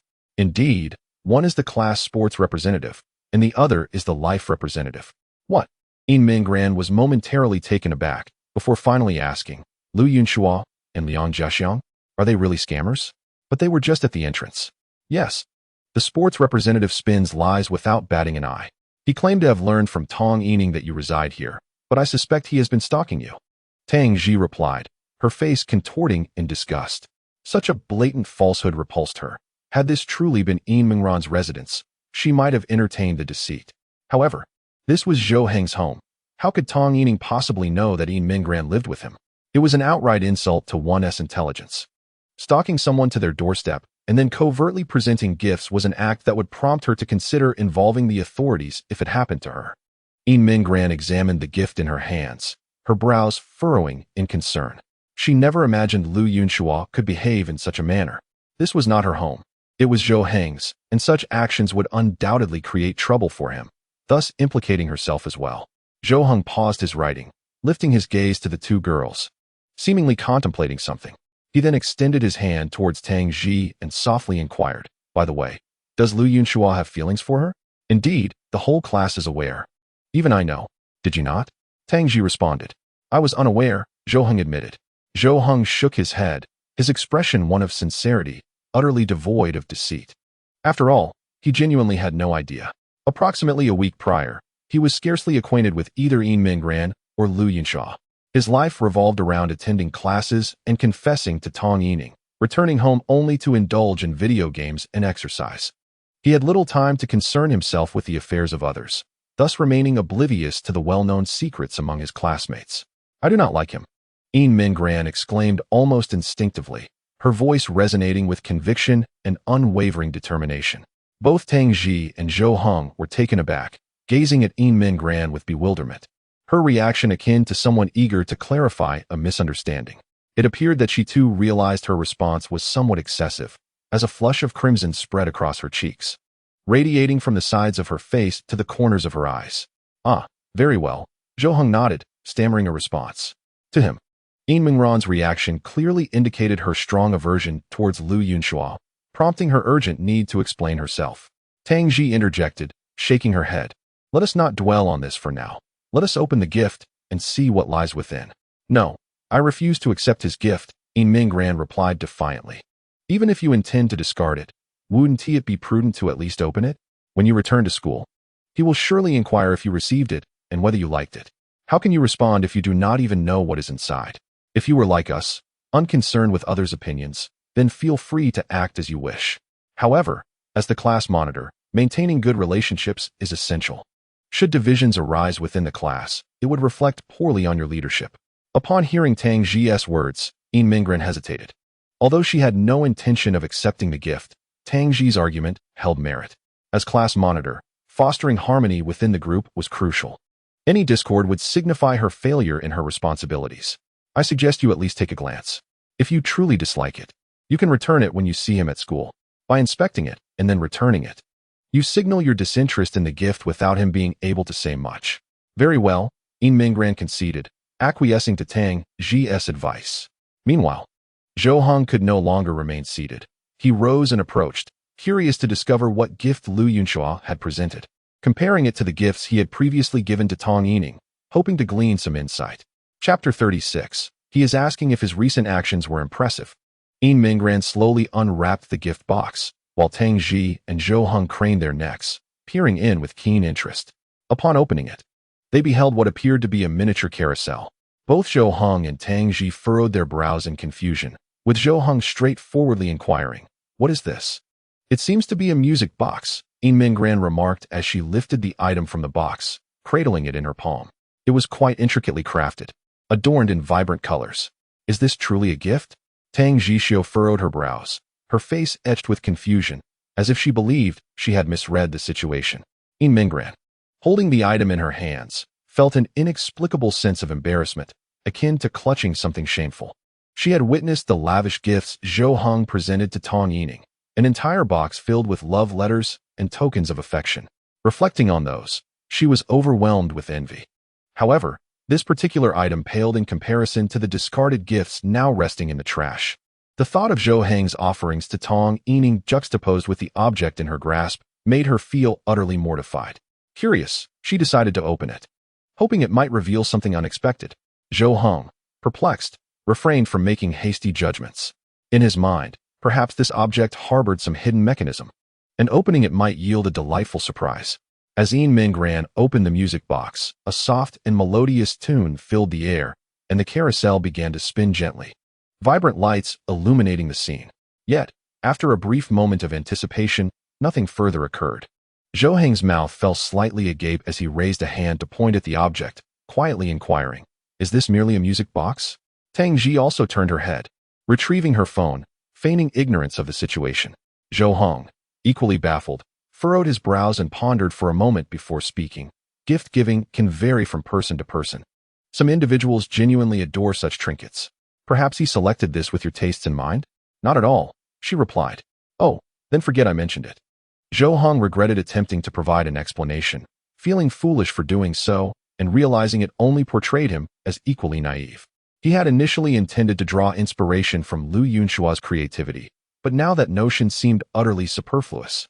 This gift, if offered to a casual friend, classmate, or even a sibling or parent, might be acceptable. However, to present it to someone with romantic feelings seemed rather hasty. At least, it was incomprehensible to Zhou Hong. Unless it was a matter of knowing the recipient's preferences or a genuine disregard for the significance of gifts. After all, if two individuals mutually cherished one another, any gift would surely bring joy. Yin Minggran closed the music box and set it aside, feeling utterly helpless. In hindsight, she regretted opening it. The contents left her feeling suffocated. Lowering her gaze, she noticed something else within the gift box. Upon retrieving it, she discovered a letter. Opening it revealed, to her dismay, a love letter, yet its contents were too painful to bear. Having read Zhou Heng's letter to Tong Yining, she found this one to be woefully lacking. After skimming just a few lines, she hastily shoved everything back and vowed to return these items. She absolutely could not keep them, as retaining them felt like an unbearable humiliation, akin to willingly accepting such a gift. All right, let us set aside that matter. Tomorrow, when you go to school, you can simply return it to him. Come over and join me in playing games. At this moment, Tang Ji had already connected the television in the living room and was beckoning Yin Minggran to join her. Sure, but I'm not very skilled at games, Yin Minggran replied. Not to worry, I'll teach you. The two girls settled onto the blanket in front of the sofa, gazing at the television. Tang Ji enthusiastically began explaining the game to Yin Minggran, while Zhou Hong could only sit at the table, confronting the incomprehensible questions, forcing himself to concentrate on his studies. Hearing the cheerful voices and sounds of the game from the living room, he felt a pang of longing, his heart itching with an unbearable restlessness. He began to shake his leg and twirl his pen, realizing that no matter what he did, he simply could not focus on his studies. Taking a deep breath, he managed to calm himself somewhat. Then, with a composed demeanor, he forcibly redirected his attention to the book before him. He firmly believed that with his willpower, he would certainly overcome this challenge. After about an hour, Yin Minggran approached Zhou Hong and softly asked, "Would you like to take a break and play a game?" "Absolutely." Zhou Hong did not hesitate for a moment. Tossing aside his pen, as if springs had been installed beneath him, he sprang up and dashed toward the living room. Yin Minggran stifled a laugh. She had known he would be unable to contain his excitement, so she hurried over to beckon him. Picking up Zhou Heng's practice book, she glanced at the problems he had just solved, nodding silently. It was evident that Zhou Hong had made remarkable progress. Just a few days prior, he would have struggled with some of these questions, yet now, his accuracy had significantly improved. Returning to the living room, she settled on the sofa, watching as Zhou Hong and Tang Ji played together. She noticed that Zhou Hong seemed to have transformed entirely, visibly brimming with joy. Indeed, it was only during moments of gaming that she witnessed him in such a state. Suddenly, it struck her that she had never really seen Zhou Hong smile. Even when he appeared to be in high spirits, his smile remained elusive, which she found quite peculiar. Throughout, she watched Zhou Heng's face intently, hoping to capture a glimpse of his smile. Nice. At that moment, Zhou Heng's lips curled slightly, forming a small arc, which Yin Minggran caught sight of. He suddenly turned his head to look at her and asked, "What do you think? Am I cool?" Yin Minggran was momentarily taken aback. Her throat moved, and her lips parted slightly as she softly responded, Yeah, cool." Tang Ji glanced at Yin Minggran and murmured, he was asking if his recent move was cool. As Yin Minggran regained her composure, her cheeks flushed crimson, and she lowered her head, feeling an overwhelming sense of embarrassment. Had she misinterpreted the situation? Moreover, had Tang Ji noticed her blunder? What had occupied her mind when she had responded earlier? It seemed she had been preoccupied with the corners of Zhou Heng's mouth that had curled into a smile. In Chapter 37, what if the one who loses must face a penalty? Zhou Hong had only indulged in leisure for about half an hour before returning to his studies, as the examination loomed just 2 days away, leaving no room for complacency. Around 1 in the afternoon, the trio had yet to dine. While engrossed in their activities, Tang Ji felt a pang of hunger and called out to Zhou Hong, "Zhou Hong, I'm hungry. When will you prepare the meal? Ah, I'll take care of it. Let Zhou Heng focus on his revision. Yin Mingran quickly stood up, setting down the game controller, ready to head to the kitchen. After all, her culinary efforts from the previous day had garnered Zhou Heng's approval, which instilled her with confidence. With Zhou Heng needing to concentrate on his studies, it seemed more fitting for her to handle the cooking. Wait, you can cook? Tang Ji inquired. Indeed, I made a meal yesterday. And Zhou Heng said it was quite good. Yin Mingran turned and smiled faintly, feeling a surge of pride in being able to prepare dishes that pleased Zhou Heng. Residing in his home, she always aspired to contribute in any way she could, which provided her with a sense of reassurance. However, upon entering the kitchen and opening the refrigerator, she discovered it was nearly devoid of ingredients. Emerging from the kitchen, she addressed Zhou Heng. There isn't much left in the fridge, I'll go out and buy some. Zhou Heng glanced at her, stood up, and replied, No need, I'll go. Yin Mingran recalled that Zhou Heng had dietary restrictions, yet she was unfamiliar with the specifics of what he could not consume. Therefore, sending her to shop might result in an unfortunate mistake. Once Zhou Heng had departed, she returned to the living room and remembered that Tang Ji had eaten at school, not having brought her own meal. Curiosity overtook her as she asked, Tang Ji, are you from a minority ethnic group? Tang Ji, lollipop in mouth, responded, My mother is. But I am not. I follow my father's ethnicity. I see. Yin Mingran nodded in understanding, then scrutinized Tang Ji's features. While there were hints of minority traits, they were not as pronounced as Zhou Heng's, suggesting she resembled her father more closely. Yin Mingran's gaze shifted downward to Tang Ji's physique, and she silently acknowledged the athletic build that came from regular exercise. Her figure was quite standard. However, Tang Ji appeared particularly slender, almost as if she lacked body mass. Yet, upon closer inspection, her skin was taut, with hardly any excess flesh, showcasing clear lines. Suddenly, Yin Mingran remembered the wager she had with Zhou Heng. If they could persuade Tang Ji to join a sports event, Zhou Heng would participate as well. As the class monitor, she felt a profound responsibility towards the honor of her class. Naturally, securing more gold medals was the ultimate goal. She was acutely aware of the formidable prowess displayed by both Zhou Heng and Tang Ji, a sentiment shared by the rest of the class. If they were willing to participate, they could undoubtedly amass a considerable number of gold medals. The pressing issue at hand was how to persuade Tang Ji to enroll. Sitting on the sofa, Yin Mingran gazed at Tang Ji's silhouette, deep in thought. Soon, her attention shifted to the game screen before her, and an idea began to take shape. Hey, Tang Ji, how about we play together? The loser must face a penalty. What do you think? Tang Ji paused the game and turned to glance at Yin Mingran, querying, Are you challenging me? You won't stand a chance. Let us give it a try. All right, bring it on. Yin Mingran settled in, grasped the game controller, and prepared to engage in a fierce competition with Tang Ji. She understood her odds were slim, yet she believed that even if she lost countless times, securing just one victory would suffice. One win would compel Tang Ji to sign up for the event. During the selection phase, Tang Ji inquired, What kind of penalties are we talking about? Anything goes. Yin Mingran replied confidently. She feared that if she won, Tang Ji might decline to participate. Hence she accepted all penalty options, believing there was little she could not endure. All right then, I'll go with anything as well. Tang Ji appeared to exude confidence and readily agreed to the same terms as Yin Mingran. Despite Yin Mingran frantically mashing buttons, it felt as though her character had never descended from the heavens, while Tang Ji, though not overly rapid, executed her moves with precise timing, unleashing a barrage of combos with scarcely a pause. Before long, the first round concluded with Yin Mingran's defeat, lasting barely 30 seconds. Yin Mingran felt a wave of embarrassment wash over her. She had anticipated at least a modicum of opportunity for success. After all, they were both girls, surely. Even with her lack of skill, the odds should have been more favorable, perhaps a 3-7 or 2-8 ratio. Yet, it turned out to be a complete shutout. She hadn't even registered a chance to retaliate.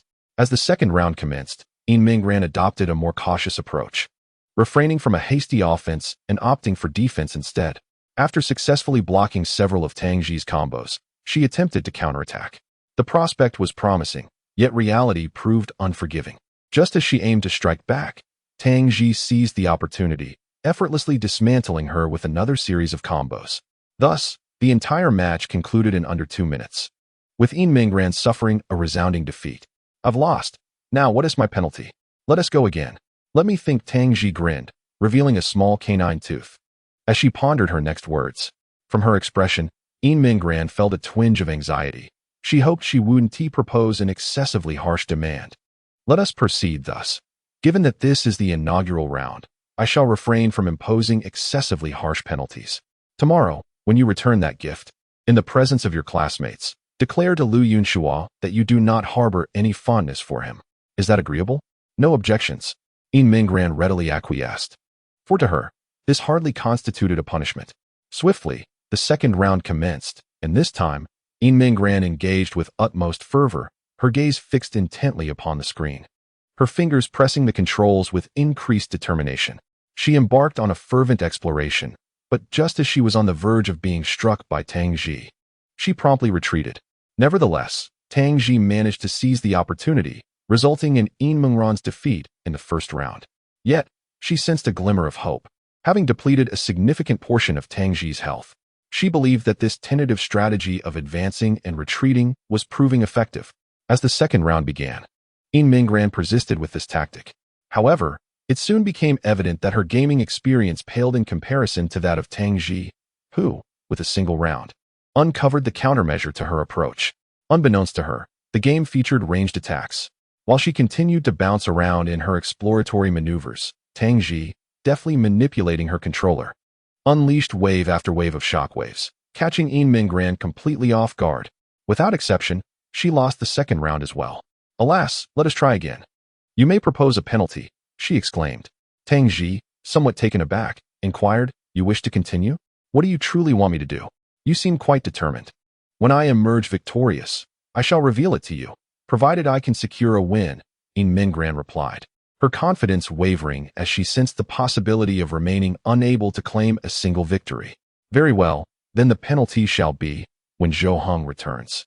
You. Tang Ji hesitated for a few seconds before continuing. You shall give him a kiss. What? Yin Minggran's eyes widened in astonishment, her heart racing uncontrollably as disbelief washed over her, gazing at Tang Ji as if she suspected jest. Tang Ji quickly clarified, oh, it's merely a kiss on the back of his hand. Even if it is a jest, it should not be on his face or lips, for he would genuinely be upset, and I would certainly get my ears pulled for it. He would be upset? Yin Minggran asked, astonished. Indeed. If they are not in a romantic relationship, he finds such pranks quite distasteful, perceiving them as disrespectful to both parties. I see, Yin Minggran nodded, initially believing that any potential anger would stem from her actions.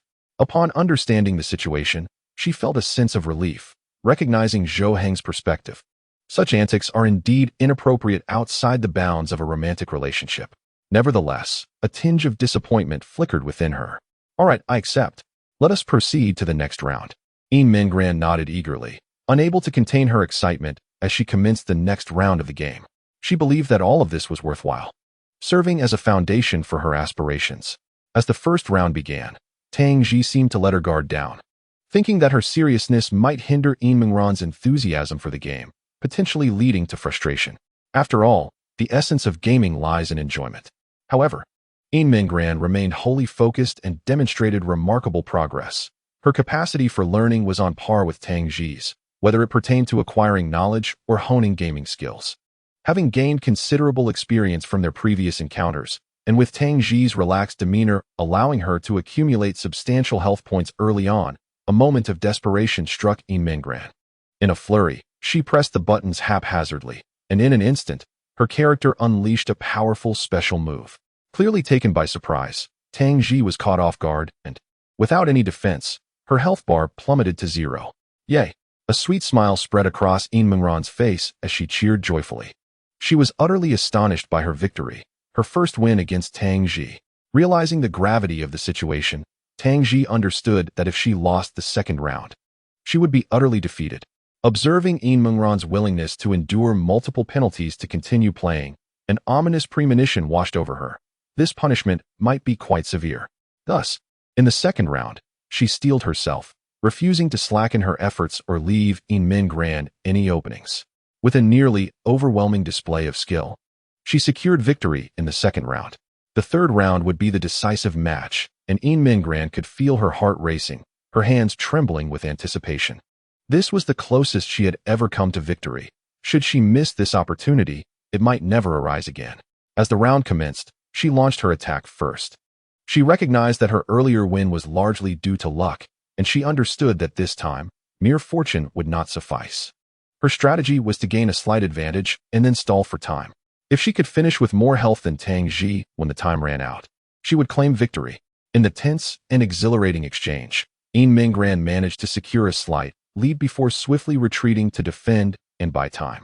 Tang Ji, aware of her intentions, thwarted her plans by employing attacks that could not be easily countered. Yet, Yin Mingran remained unflustered. She knew Tang Ji was not so easily bested. The key was to minimize her health loss while awaiting the end of the timer.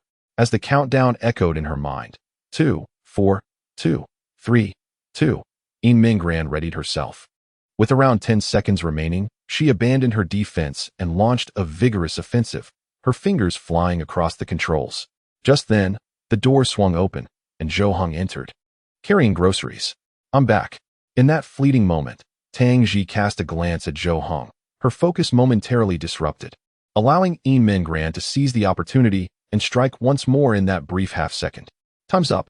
Hooray, I won," Yin Mingran exclaimed, her excitement propelling her to leap in jubilation. Her heart raced, for the health bars of the two players were nearly indistinguishable, yet fortune favored her, granting her victory by an almost imperceptible margin. Zhou Heng paused, bewildered, utterly perplexed by Yin Mingran's exuberant celebration. Was she truly so enamored with gaming? It had not been apparent before. How could she be so elated over a win? "Ah, I actually lost. This is disheartening."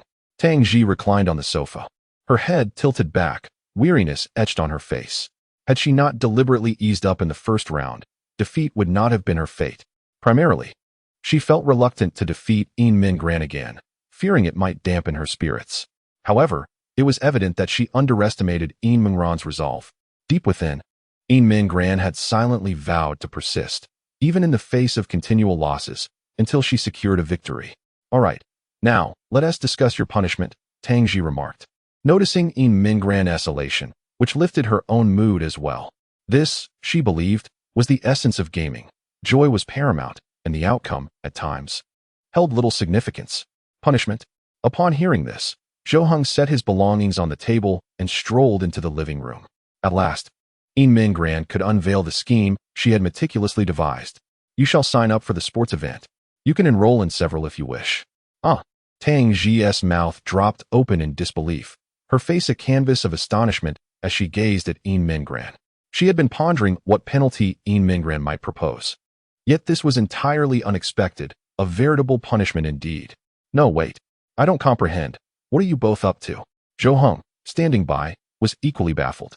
He had merely stepped out to buy groceries, yet everything seemed to have spiraled awry. Shortly thereafter, Yin Mingran divulged to Zhou Heng the stipulation they had agreed upon regarding gaming penalties. She had lost the first 2 rounds, but this time she emerged victorious. And the proposed punishment had been her idea. Upon learning that Tang Ji had lost, Zhou Heng's face morphed into one of disbelief as he stared at her and exclaimed, "Tang Ji, you actually lost? Have you turned into a mere automaton?" Chapter 39. Then you shall indulge in sweets while I run. "Huh? What does that have to do with you?" Tang Ji queried, casting a puzzled and slightly annoyed glance at Zhou Heng. In that moment, Zhou Heng appeared utterly helpless, a hand pressed to his forehead. He understood all too well the reasoning behind Yin Mingran's proposition. It stemmed from his own wager, in which he had declared that if Tang Ji signed up, he would too. At this moment, Yin Mingran was particularly elated as she turned to Tang Ji, eagerly inquiring, "Are you willing to accept?" She was aware that during the previous 2 punishments, Tang Ji had not taken them seriously, perhaps thinking it was all just a playful jest. However, when she presented this substantial challenge, it left Tang Ji utterly astonished. Tang Ji cast a sidelong glance at her, clicking her tongue in disapproval, murmuring, "Had I known you would escalate things to this extent, I would have suggested a more formidable penalty. That's all right.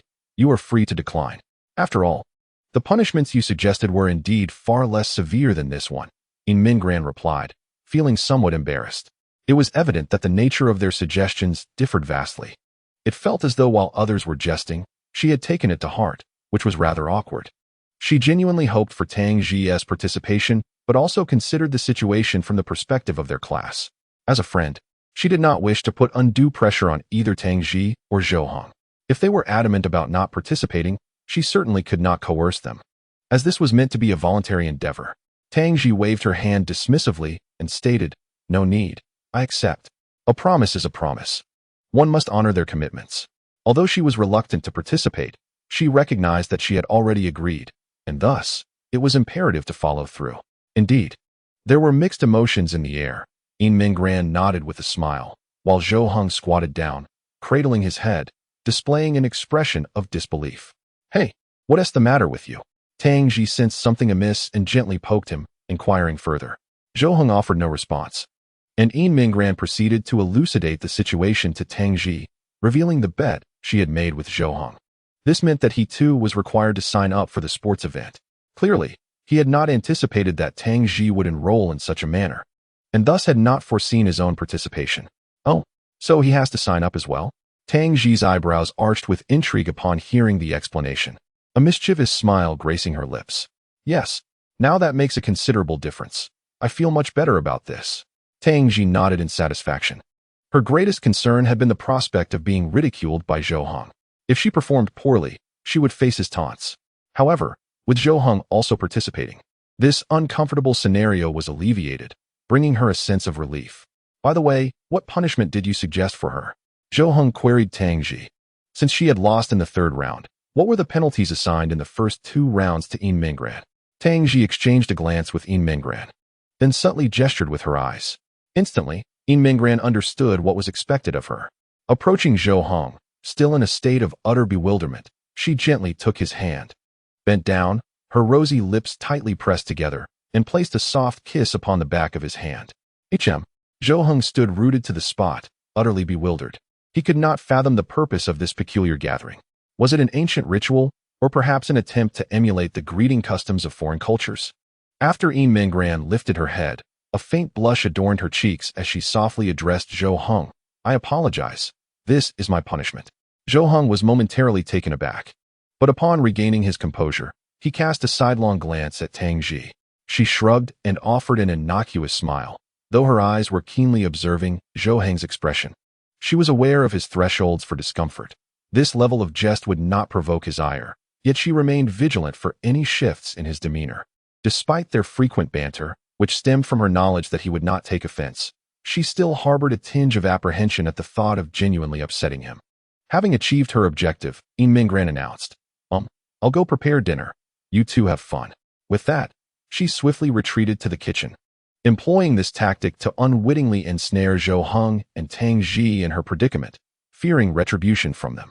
Once in the kitchen, she began to reflect, chastising herself for being rather conniving.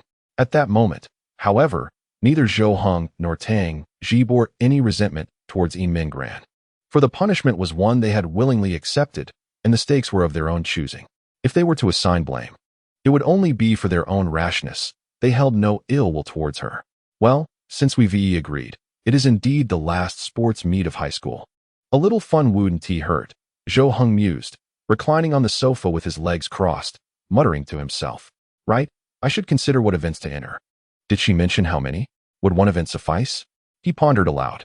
He and Tang Ji glanced towards the kitchen, whispering their thoughts. Though they had consented to participate, they had not committed to the number of events, and if it were merely one, it would be of little consequence to them. "What are you planning to enter?" Zhou Heng queried. "Shot put, perhaps. Short distance running could work, but long distance? Let the athletes handle that." Tang Ji nodded in agreement, replying softly, "Muscle-bound but lacking endurance, indeed. It would be quite a challenge for someone like you to engage in long-distance running. However, I can manage that. I'll sign up for the long run." Zhou Heng slowly turned his head, his brow furrowing as he retorted, "What do you mean? Are you suggesting I cannot run long distances? I assure you, I can. I train in aerobic exercises and often work on my legs. My choice to abstain from long-distance running is merely to afford those specialized athletes an opportunity to shine. Do you understand? If I participate, it would overshadow their efforts." He adjusted his trousers, revealing his legs. As he flexed his muscles, they appeared prominently defined, exuding an undeniable sense of strength. Tang Ji feigned innocence and said, "But do you remember that time we ran a marathon? You stopped halfway because I had low blood sugar. It's not that I couldn't run." She produced a lollipop and placed it in Zhou Heng's palm. Then a meaningful smile graced her face. "Oh, I see. Then you can enjoy the candy while you watch me run." Chapter 40. Why are you so strong and fast? Zhou Heng's eyes widened in disbelief, and he lifted his hand, pointing the lollipop at Tang Ji. I really want to take on long-distance running. How about 1,500 meters? Just watch me. If I don't come in first, I'll dismantle all the gear in my account.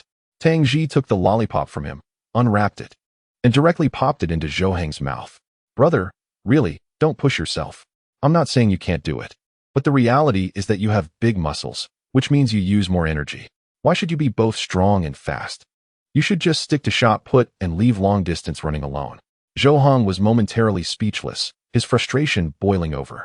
The next moment, he calmed down and spoke in a peculiar tone. Well, at least I can guarantee a win in shot put. You can't guarantee that in long-distance running. If you lose, don't come crying to me. I can't explain that to my aunt. Tang Ji's expression changed, and she crossed her arms, complaining, Zhou Heng, you only beat me in basketball once when we were kids. What about now? Why do you keep challenging me? You know you can't win. I don't want to say it, but you just can't accept defeat. Zhou Heng spread his hands, looking as though he had triumphed in their verbal exchange. Particularly proud of himself. Tang Ji immediately stood up from the sofa, furrowing her brow as she fixed her gaze on Zhou Heng and said softly, all right then. I'll register for 2 events and win 2 gold medals. Let us see how you'll feel then. Huffed. Just kidding. I'll register for 3 events. I'll enter 4. Besides the events, I'll even perform at the opening ceremony. What is it to you? Humph. Do you think you're the only one who can perform? I've won more art awards since childhood than you've achieved in your games. You're just bragging. Yin Minggran busied herself in the kitchen, unaware of the commotion in the living room due to the noise of the exhaust fan. When she finished preparing the meal and brought it out, she called to the 2. All right, come eat. Upon looking into the living room, Yin Minggran noticed Zhou Heng and Tang Ji standing face to face, resembling adversaries in a standoff, their expressions serious and eyes sharp. Hey, what are you 2 doing? Yin Minggran initially believed that Zhou Heng and Tang Ji were embroiled in a quarrel, so she hurried over and positioned herself between them. However, she dared not draw too close. After all, if they truly were to argue, it would be quite a challenge for her to mediate. Suddenly, Zhou Heng turned to face Yin Minggran and declared, Yin Minggran, for the men's events in the sports meet, please register as many as you can, provided there are no scheduling conflicts. I feel the same way. By the way, could you also inquire with the school administration if I am permitted to participate in the men's competition? I wish to personally win against a certain individual, to demonstrate that exceptional basketball skills do not equate to being an all-around athlete. Yin Minggran stood there, bewildered, pondering the sudden shift in their dynamic. She had cleverly managed to secure their registrations and had hoped for each of them to compete in one event, thereby attaining at least 2 gold medals, which would suffice. Yet, she now wondered how they had seemingly come to odds. Oh right, the opening ceremony's performance had yet to be finalized, hadn't it? I'll sign up for a martial arts performance, she proposed. I'll join as well, for a dance, Tang Ji chimed in. At that moment, the 2 were evidently no longer content with competing solely in sports events. They had now set their sights on the opening ceremony performance. Yin Minggran found herself in a delicate predicament, for it was indeed her responsibility as class monitor to make such decisions. Yet, only one performance could be arranged for the class. Could you 2 perhaps collaborate on a single act? She suggested tentatively. Absolutely not. Came the synchronized response from Zhou Heng and Tang Ji, indicating their resolute disagreement. This left Yin Minggran particularly distressed. Managing these 2 formidable personalities was proving to be a daunting task. How on earth could she orchestrate a solution that would satisfy both? Surely, if they were displeased, their frustration would not be directed at one another, but rather towards her. I'll think it over, but you both need to calm down. Let's eat first. The sports meet is still some time away, she urged, grasping each of their wrists and guiding them to the dining table. For now, her strategy was to buy time, postponing their dilemma, hoping that perhaps they would change their minds in a day or 2. In hindsight, Yin Minggran regretted having encouraged their registration. Had she known it would unfold this way, she would have refrained from involving them. Now, it seemed they were both determinately dragging her into the depths of their competitive spirit. All right then, they both nodded, settling at the table. Tang Ji picked up her chopsticks and softly inquired of Zhou Heng, by the way, I'm craving that eggplant dish you made. When will you prepare it for me again? Perhaps next time. I forgot to buy the ingredients this time. Or I could make it for you next weekend when I come over, he replied. Yin Minggran stood beside the table, watching as the 2 who had just moments ago appeared at odds, now seemed reconciled, as if frozen in place. She was still grappling with how to mediate their earlier discord. Yet here they were, suddenly amiable once more. "What happened to your anger?" she asked in astonishment. Tang Ji and Zhou Heng lifted their heads, gazing at Yin Minggran, and said, "This is how we operate. We keep matters separate and do not let emotions from one issue spill over into another. Since we have decided to set that matter aside for now, we will proceed as we see fit. Moreover, we are not angry. We are merely engaging in playful banter and friendly competition, not to the extent of quarreling." "Oh, I see."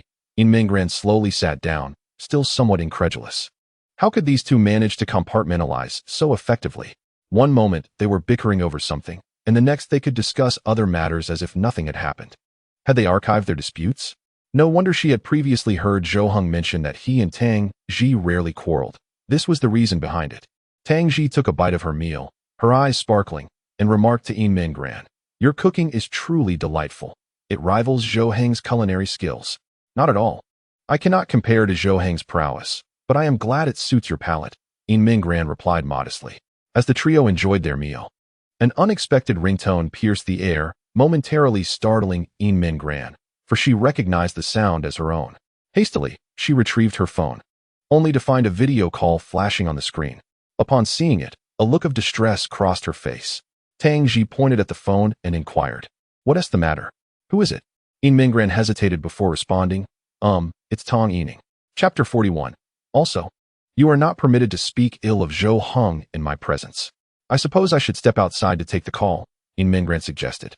Feeling it inappropriate to answer Tong Yining's call in front of Zhou Heng, and also wary of revealing her current whereabouts, instinctively, she began to rise.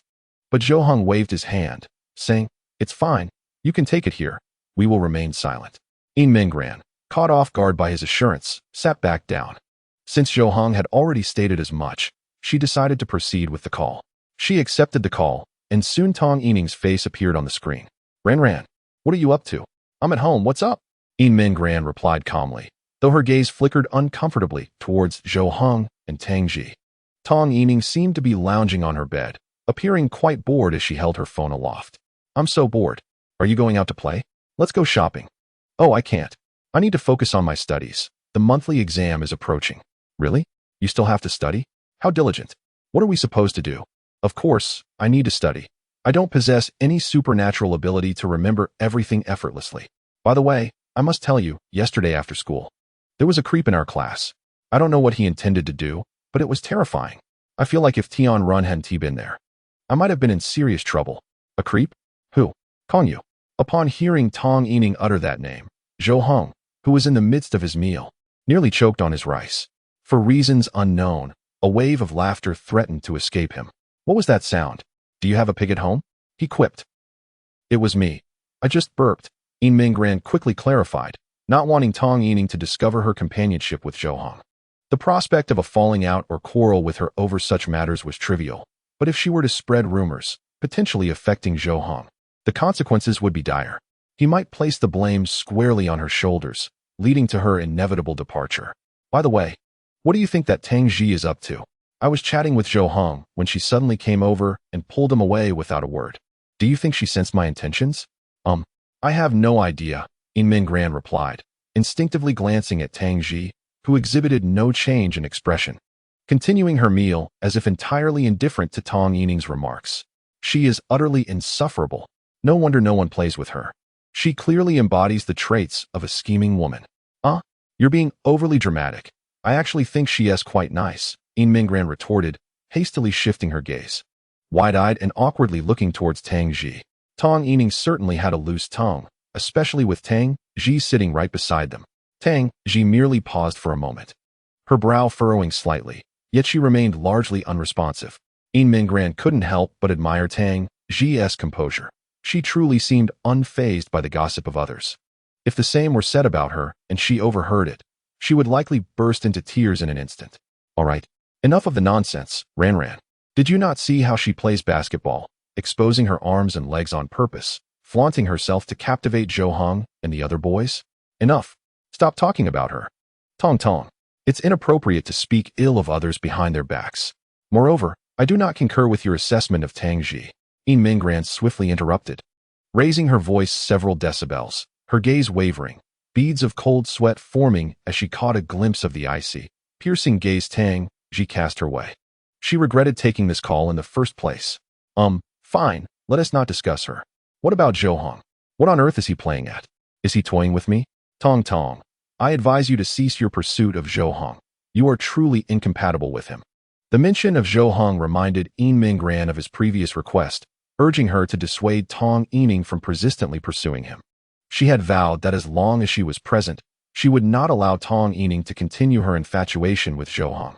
No, I genuinely want to be with him. You must help me devise a plan. Tong Yining began to roll about on her bed, clutching her phone, playfully sweet-talking Yin Minggran on the other end. Yin Minggran, feeling utterly helpless, reflected on how if Tong Yining had merely consented during the 2 years of courtship, they wouldn't be facing such vexations now. Why wait until the suitor's patience waned and affection faded before attempting to salvage the situation? Who could possibly mend what had been lost? Furthermore, how could Tong Yining devise any strategy when she was being supported by Zhou Hong? Tong, you truly must cease your entanglement with him. Perhaps consider others instead. If nothing else, get to know Kong Yu. He might turn out to be a decent person, Yin Minggran suggested. As soon as she finished speaking, Tang Ji, nearby, stifled a laugh, covering her mouth, her cheeks flushed with mirth. She nearly burst into laughter at Yin Minggran's quip and was certainly amused by her friend's audacity. Don't jest with me, Ran. Oh wait, what if this works? Zhou Hong must think quite highly of himself now, surrounded by admirers, perhaps a bit too smug. What if I bring him down a notch? What do you mean? Yin Minggran's brows knitted together, an ominous feeling settling in her heart. I could spread a few rumors to tarnish his reputation, so that no one pays him any mind. When he is utterly helpless, I would make my entrance, and I assure you, I would appear to him as an angel. A foolproof plan. You intend to spread rumors about Zhou Hong? To ruin his reputation? What are you thinking? When did your heart become so tainted? Yin Minggran's expression turned grave, a flicker of anger evident in her eyes. Tong Yining was oblivious to Yin Minggran's position. For her, Zhou Hong's existence was unparalleled, having saved her and provided her with everything she had now. To suggest treating her savior with such underhanded methods merely to secure a relationship was absolutely intolerable. What does it matter? It's just between us. No one else has to know. To be honest, you are the only person I can trust right now. I can't even confide in Tianran. This plan is absolutely feasible. Though Zhou Hong is physically strong, he is rather simple-minded and will not perceive this as my scheme. Tong Yining, I have truly misjudged you. If you dare to proceed with this, we shall sever our friendship. Moreover, do not speak ill of Zhou Hong in my presence. Chapter 42. If you don't mind, you may play with me in the future. With a furious shout, Yin Minggran ended the call, feeling exasperated with Tong Yining. While she could tolerate her friend's shortcomings in social matters, she could not fathom such a disgraceful approach to life. If Tong Yining were to treat anyone else in this manner, Yin Minggran would simply disdain her and offer counsel. However, to treat Zhou Hong in such a way was utterly unacceptable, prompting her to consider severing ties permanently. After Yin Minggran hung up the phone, she awkwardly glanced at Zhou Hong and Tang Ji. It seemed she had truly incited their ire. The insults and derogatory remarks from Tong Yining during the call were clearly heard by them. Would they not direct their anger towards her, considering she was still their friend? However, when she looked at the two before her, they appeared remarkably composed, quietly eating and chewing, their expressions unchanged. It seemed she was the only one who had shouted in frustration, gasping for breath.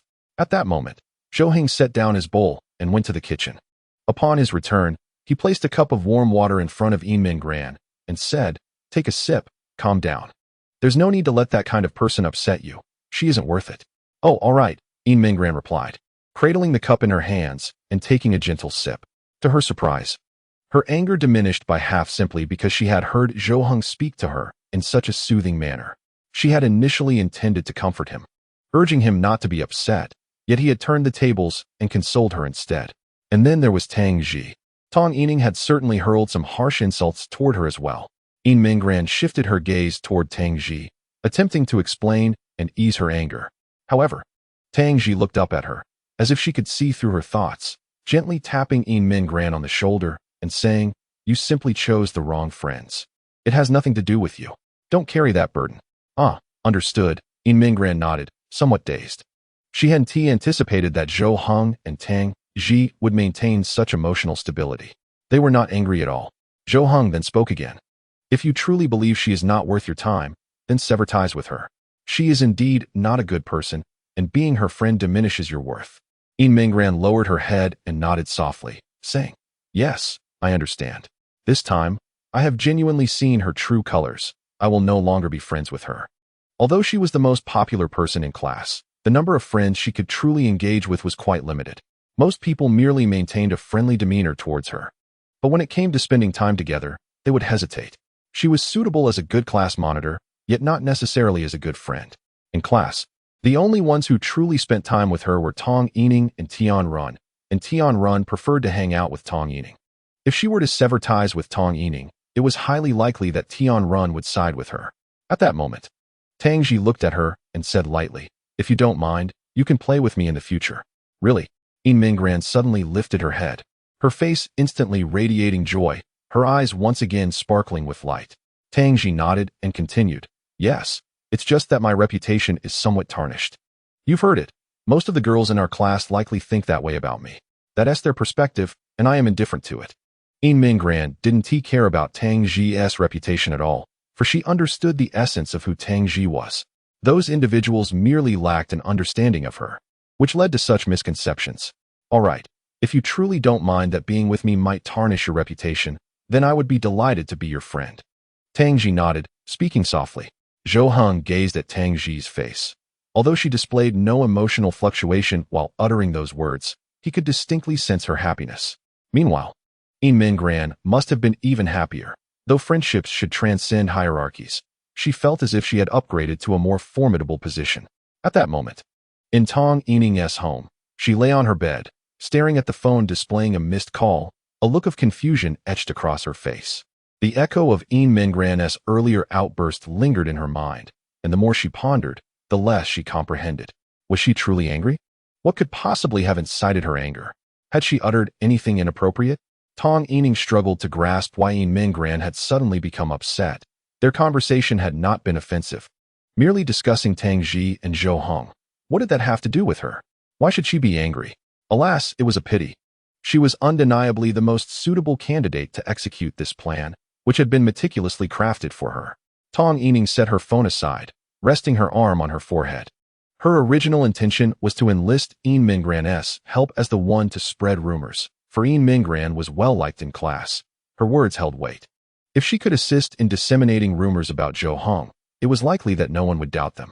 Even the most outrageous rumors, when spoken by Yin Mingran, would be perceived as truth. At that point, she would have successfully isolated Zhou Heng. She firmly believed that Zhou Heng was currently ignoring her. Buoyed by the adulation of others, having become somewhat arrogant, thinking himself worthy of attracting better individuals. All she needed to do was help him see reality, and the distance between them would immediately diminish. When he felt utterly helpless and bewildered, and she reappeared by his side, Zhou Heng would come to realize just how wonderful and considerate she was. Despite Yin Mingran's withdrawal from assisting her, she had no intention of abandoning her plan. Who else could help her with this endeavor? Tong Yining began to ponder deeply. She knew that she could not spread this rumor herself, as her relationship with Zhou Heng was well known among their classmates. If she were to make such claims, her intentions of revenge would be glaringly obvious, and no one would believe her. Therefore, she needed to find someone with little connection to Zhou Heng, yet whose words carried weight. Tianrun. She would not suffice. Her influence was insufficient. After contemplating numerous individuals, she finally turned her gaze towards the class leaders. Although they lacked the clout of Yin Mingran, each possessed decent connections. After a brief moment, she thought of someone. Among the boys, he was undoubtedly the most sociable one. Liu Yanxuo? Chapter 43. Unaware of Zhou Heng's ideal type, do you need me to give you a ride? No, it's not dark outside yet. There's no need. I'm leaving now. Tang Ji stood at the door, bidding farewell to Zhou Heng and Yin Mingran. She had spent an entire day here, and as the afternoon approached 4 o'clock, it was time for her to return. Goodbye. See you at school tomorrow. Yin Mingran waved her hand with a smile. The thought of playing with Tang Ji the next day filled her with joy and anticipation, as she cherished this new friendship. With Tang Ji gone, Zhou Heng returned to his study desk, preparing to continue his studies. He had successfully balanced leisure and work today, having had ample time for both play and study. However, he suddenly glanced at his fitness equipment, sensing an inexplicable void within him. It felt as if something was missing. Today, he had sufficient time, having studied and played. Yet he realized he had not exercised for nearly a week. Muscles, when neglected, tend to deteriorate, and he could even feel himself losing strength. Cough. Perhaps a brief workout is in order. Jo-hung stood up and walked towards the fitness area, intending to train for an hour or two. Just then, In Mingran emerged from the kitchen with freshly washed fruit, ready to tutor Jo-hung. However, she was taken aback to find him warming up in the exercise zone. Hey! In Mingran's eyes widened in surprise. Her interest was piqued. She quietly sat down, eager to observe how Jo-hung trained. As this was her first time witnessing such a display, she was curious about the amount of exercise required to maintain his impressive physique. After completing his warm-up, Jo-hung picked up 2 dumbbells. The ease with which he lifted them left In Mingran momentarily stunned. She recalled how exhausting it had been to move those same dumbbells while tidying her room, yet Jo-hung handled them effortlessly. Each must weigh around 30 kilograms. Soon, she watched as Jo-hung began his workout, starting with chest exercises. Each time he performed a bench press. The sight of his powerful pectoral muscles left In Mingran utterly captivated. In a fleeting moment, she recalled her middle school days when she confided in friends her disdain for muscular men, preferring instead those who were fair-skinned, tall, and slender. However, as she reflected on it now, she recognized how pretentious her past sentiments were. The sight of Jo-hung's physique now made In Mingran's heart race fervently. After completing his chest workout, he rose, setting down the dumbbells, beads of sweat glistening on his forehead and his shirt clinging to his chest. His focus was solely on his training, oblivious to In Mingran's unwavering gaze upon him, momentarily forgetting her presence in the house. In the next instant, Jo-hung removed his shirt, causing In Mingran to widen her eyes, her pupils quivering slightly as she instinctively covered her mouth, her face a canvas of astonishment. She admired Jo-hung's robust build, the distinct lines of his muscles, his remarkably low body fat percentage, presenting an ideal aesthetic. At least in In Mingran's eyes. He was exceptionally attractive. Her eyes remained glued to his form, unblinking. After finishing his chest routine, Jo-hung transitioned to back exercises, repeatedly bending to perform dumbbell rows. Each movement invigorating his back muscles, seemingly sharpening their definition with every repetition. Positioned with his back to In Mingran, she observed him intently, utterly captivated, rendered speechless as she sat there in silence. Once he had sufficiently trained his shoulders, abdomen, and arms, Jo-hung finally set down the dumbbells, his body drenched in sweat. Yet, this exhilarating feeling filled him with immense satisfaction. Recently, the strain of studying had left his shoulders and back aching, almost stooping. But this workout had alleviated much of his discomfort. Upon turning around, Jo-hung suddenly noticed In Mingran still seated, her gaze fixed on his physique. Startled, she quickly averted her eyes, her cheeks flushed, feigning innocence as if she had merely glanced accidentally. After a brief respite, Jo-hung headed to the shower to wash away the perspiration. Meanwhile, In Mingran took the opportunity to tidy up the area where he had worked out, returning the equipment to its rightful place. The floor bore evidence of Jo-hung's sweat, and observing this left In Mingran in awe of him. Despite the immense pressure from his studies, he managed to carve out time for serious physical training, and such a physique was truly his reward. Once she had organized everything, In Mingran gazed at the other equipment, stationary bikes, treadmills, and more. She pondered whether she too should engage in some exercise and work on her own fitness. As she beheld the physique concealed beneath Tang Ji's school uniform today, a sense of envy washed over her. The firmness of her skin and the graceful contours of her figure were a testament to the fruits of diligent exercise, exuding a remarkable sense of beauty. Now that she and Tang Ji had forged a friendship, it was only natural for her to align herself with Tang Ji's interests. Whether it be gaming or engaging in sports, she felt compelled to embrace these activities. Otherwise, should Tang Ji invite her to play games or join in a basketball match, she would find herself utterly unprepared, and she would undoubtedly lament the missed opportunity to train diligently in advance. Moreover, Jo-hung had remarked that spending extended periods with Tang Ji could undermine one's self-confidence, given her prowess in various domains. Therefore, she recognized the necessity to strive even harder, aiming to at least match Jo-hung's abilities in one or two areas, so as not to be looked down upon. She pondered what kind of girl Jo-hung favored. Would he be drawn to someone athletic, or perhaps someone more inclined towards the arts. As Yin Mingran stepped onto the treadmill, she murmured to herself, attempting to discern what qualities in Tong Yining might attract Zhou Heng, yet she found herself at a loss. The fact that Zhou Heng had pursued Tong Yining for 2 years spoke volumes, likely due to their early encounter during those tender, awakening years. Developing feelings for Tong Yining during that formative period was somewhat inevitable. The 2-year pursuit was a testament to Zhou Heng's unwavering dedication. Most would have relinquished their efforts long ago in light of Tong Yining's demeanor. At that moment, Zhou Heng emerged from the shower. Noticing Yin Mingran standing in a daze on the treadmill, lost in thought. What's the matter? Are you looking to exercise too? Chapter 44. There's no need to compare yourself to me. Just compare yourself to yourself. Oh, I merely wish to give it a try. Yin Mingran stepped off the treadmill, feeling somewhat embarrassed to exercise in Zhou Heng's presence. Witnessing his intensity made her acutely aware that, should he observe her own level of exertion, the disparity would be glaringly evident, akin to a novice in the gym feeling intimidated by a seasoned athlete. Well, give it a shot, but you should definitely start with lighter weights. Too heavy could lead to injury. Zhou Heng approached, methodically removing the heavy plates from the dumbbells until only a small one remained, weighing approximately 5 pounds. This should suffice. Give it a try? No, I can't do that, Yin Mingran replied, feeling somewhat awkward. Although she was not entirely unfamiliar with weights, it was primarily her lack of experience in exercising that deterred her. The movements Zhou Heng performed appeared simple, yet she knew that her execution would likely differ significantly. And even someone with minimal fitness knowledge understood the importance of proper form to avoid serious consequences. I'll teach you. Just lift it up. Oh, all right. Yin Mingran lifted the dumbbell, and this time the weight felt remarkably light. She held it effortlessly. Soon after, Zhou Heng approached, positioning himself behind her, extending his hands to gently grasp hers. A soft sound escaped Yin Mingran's lips as her body instinctively shivered.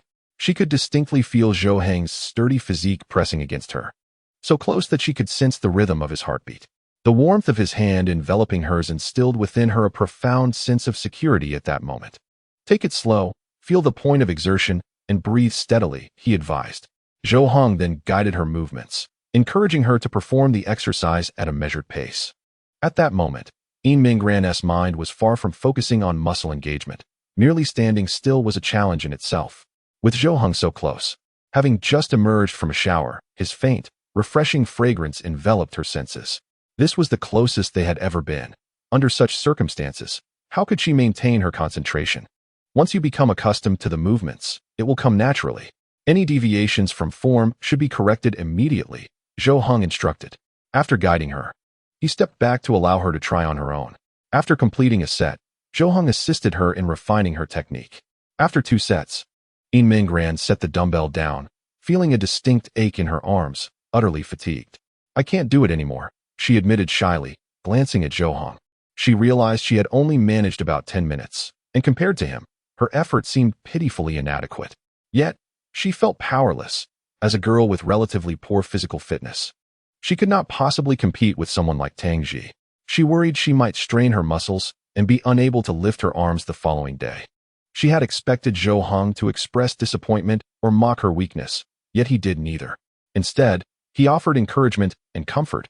It's all right, take your time. Fitness is not achieved in a day or two. Work at your own pace and don't compare yourself to me. Just strive to better yourself. He understood well the journey he had undertaken. No one is born strong. To belittle others would be to mock his former self. The mere spirit of pursuing fitness was commendable in itself. In that moment, Zhou Heng silently admired Yin Mingran, harboring no thoughts of disdain. Upon hearing Zhou Heng's words, Yin Mingran felt as though she had received the most uplifting encouragement. Her previously self-deprecating thoughts vanished, and a subtle smile graced her lips as she replied, "Yes. Don't worry, I won't give up." Zhou Heng nodded with a sense of satisfaction and remarked, "Let me teach you how to work on your legs." Girls generally prefer to focus on leg exercises, at least more so than boys do. Yin Mingran glanced at Zhou Heng's legs, which were visible beneath his pajamas.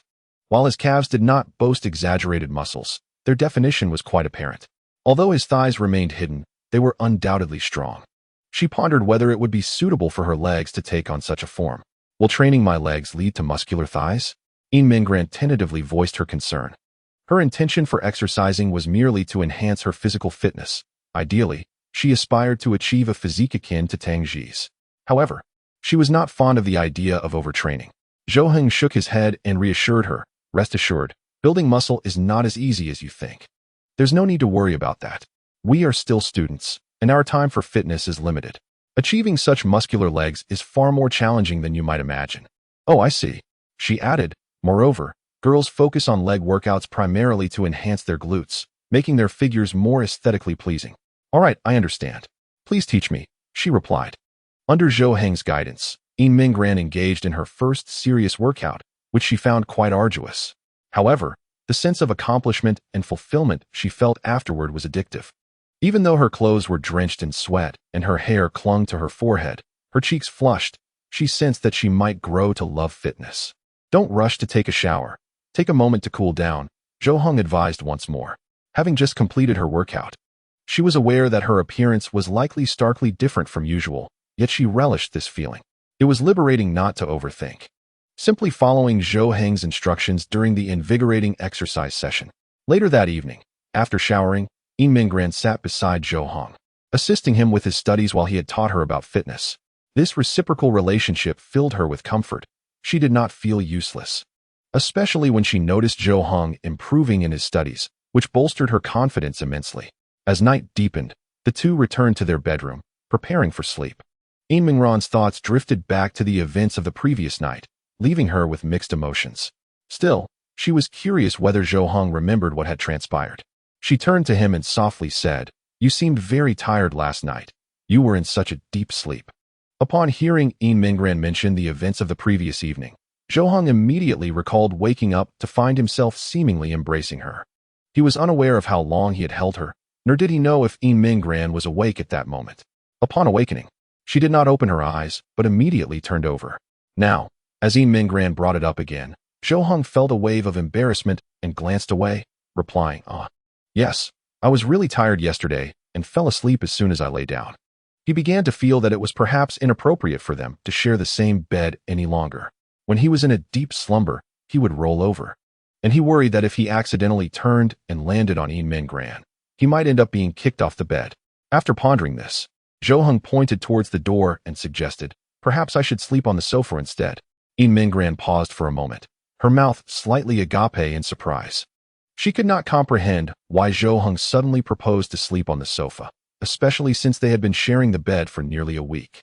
"No, sleeping on the sofa is uncomfortable," she softly replied, shaking her head. This was the first point of contention they had faced, and they had not reached a resolution regarding who would sleep on the sofa. Now, she was even less inclined to let Zhou Heng take that option. "Well, I just worry that you might feel cramped," she added. Zhou Heng shifted in bed, moving over slightly, and adjusted the blanket in the middle, creating more space for Yin Mingran. However, she found this rather absurd, as their physiques were quite different. It did not matter to her if her sleeping space was smaller, but if Zhou Heng's space was restricted, it would be quite suffocating, leaving him with no room to turn and possibly hitting his head against the wall while asleep. Consequently, Yin Mingran moved the blanket back, reducing her own space and granting Zhou Heng a bit more room. Zhou Heng felt a tumult of emotions. He believed he had erred and should apologize. His desire to escape the situation with a stroke of luck was misguided, and he realized that avoidance was not in his nature. "Yin Mingran, you were awake quite late last night, weren't you?" Zhou Heng spoke slowly, causing Yin Mingran to purse her lips.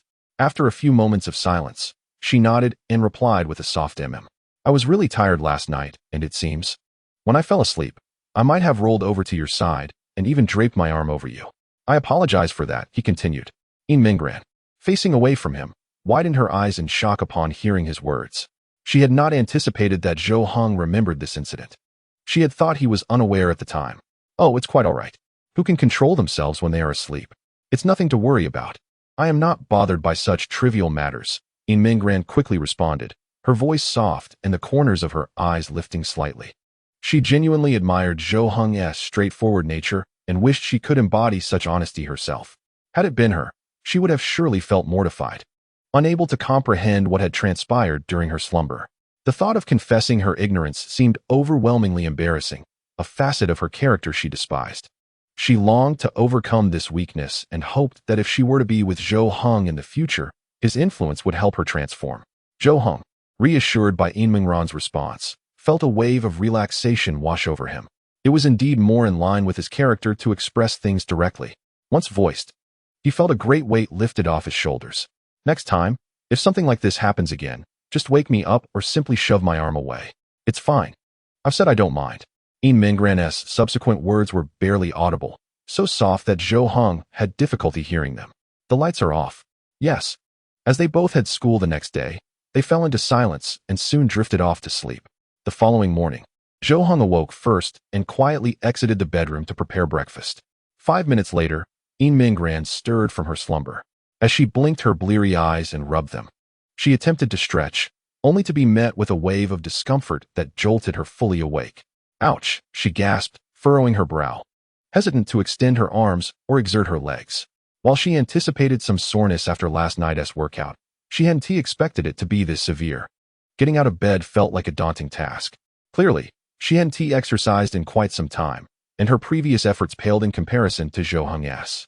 The intensity of her workout had been far inferior, and the repercussions were evident. Gritting her teeth, she managed to sit up, rising from the bed, and despite the pain, she folded the blanket neatly before stepping out of the room. Zhou Heng, noticing In Mingran emerge from the bedroom, initially intended to greet her with a good morning. However, seeing her struggle to walk, he immediately recognized her predicament. He recalled his own early days of exercising, when even putting on clothes or using the restroom had posed significant challenges, let alone climbing stairs. "Are you all right?" he inquired.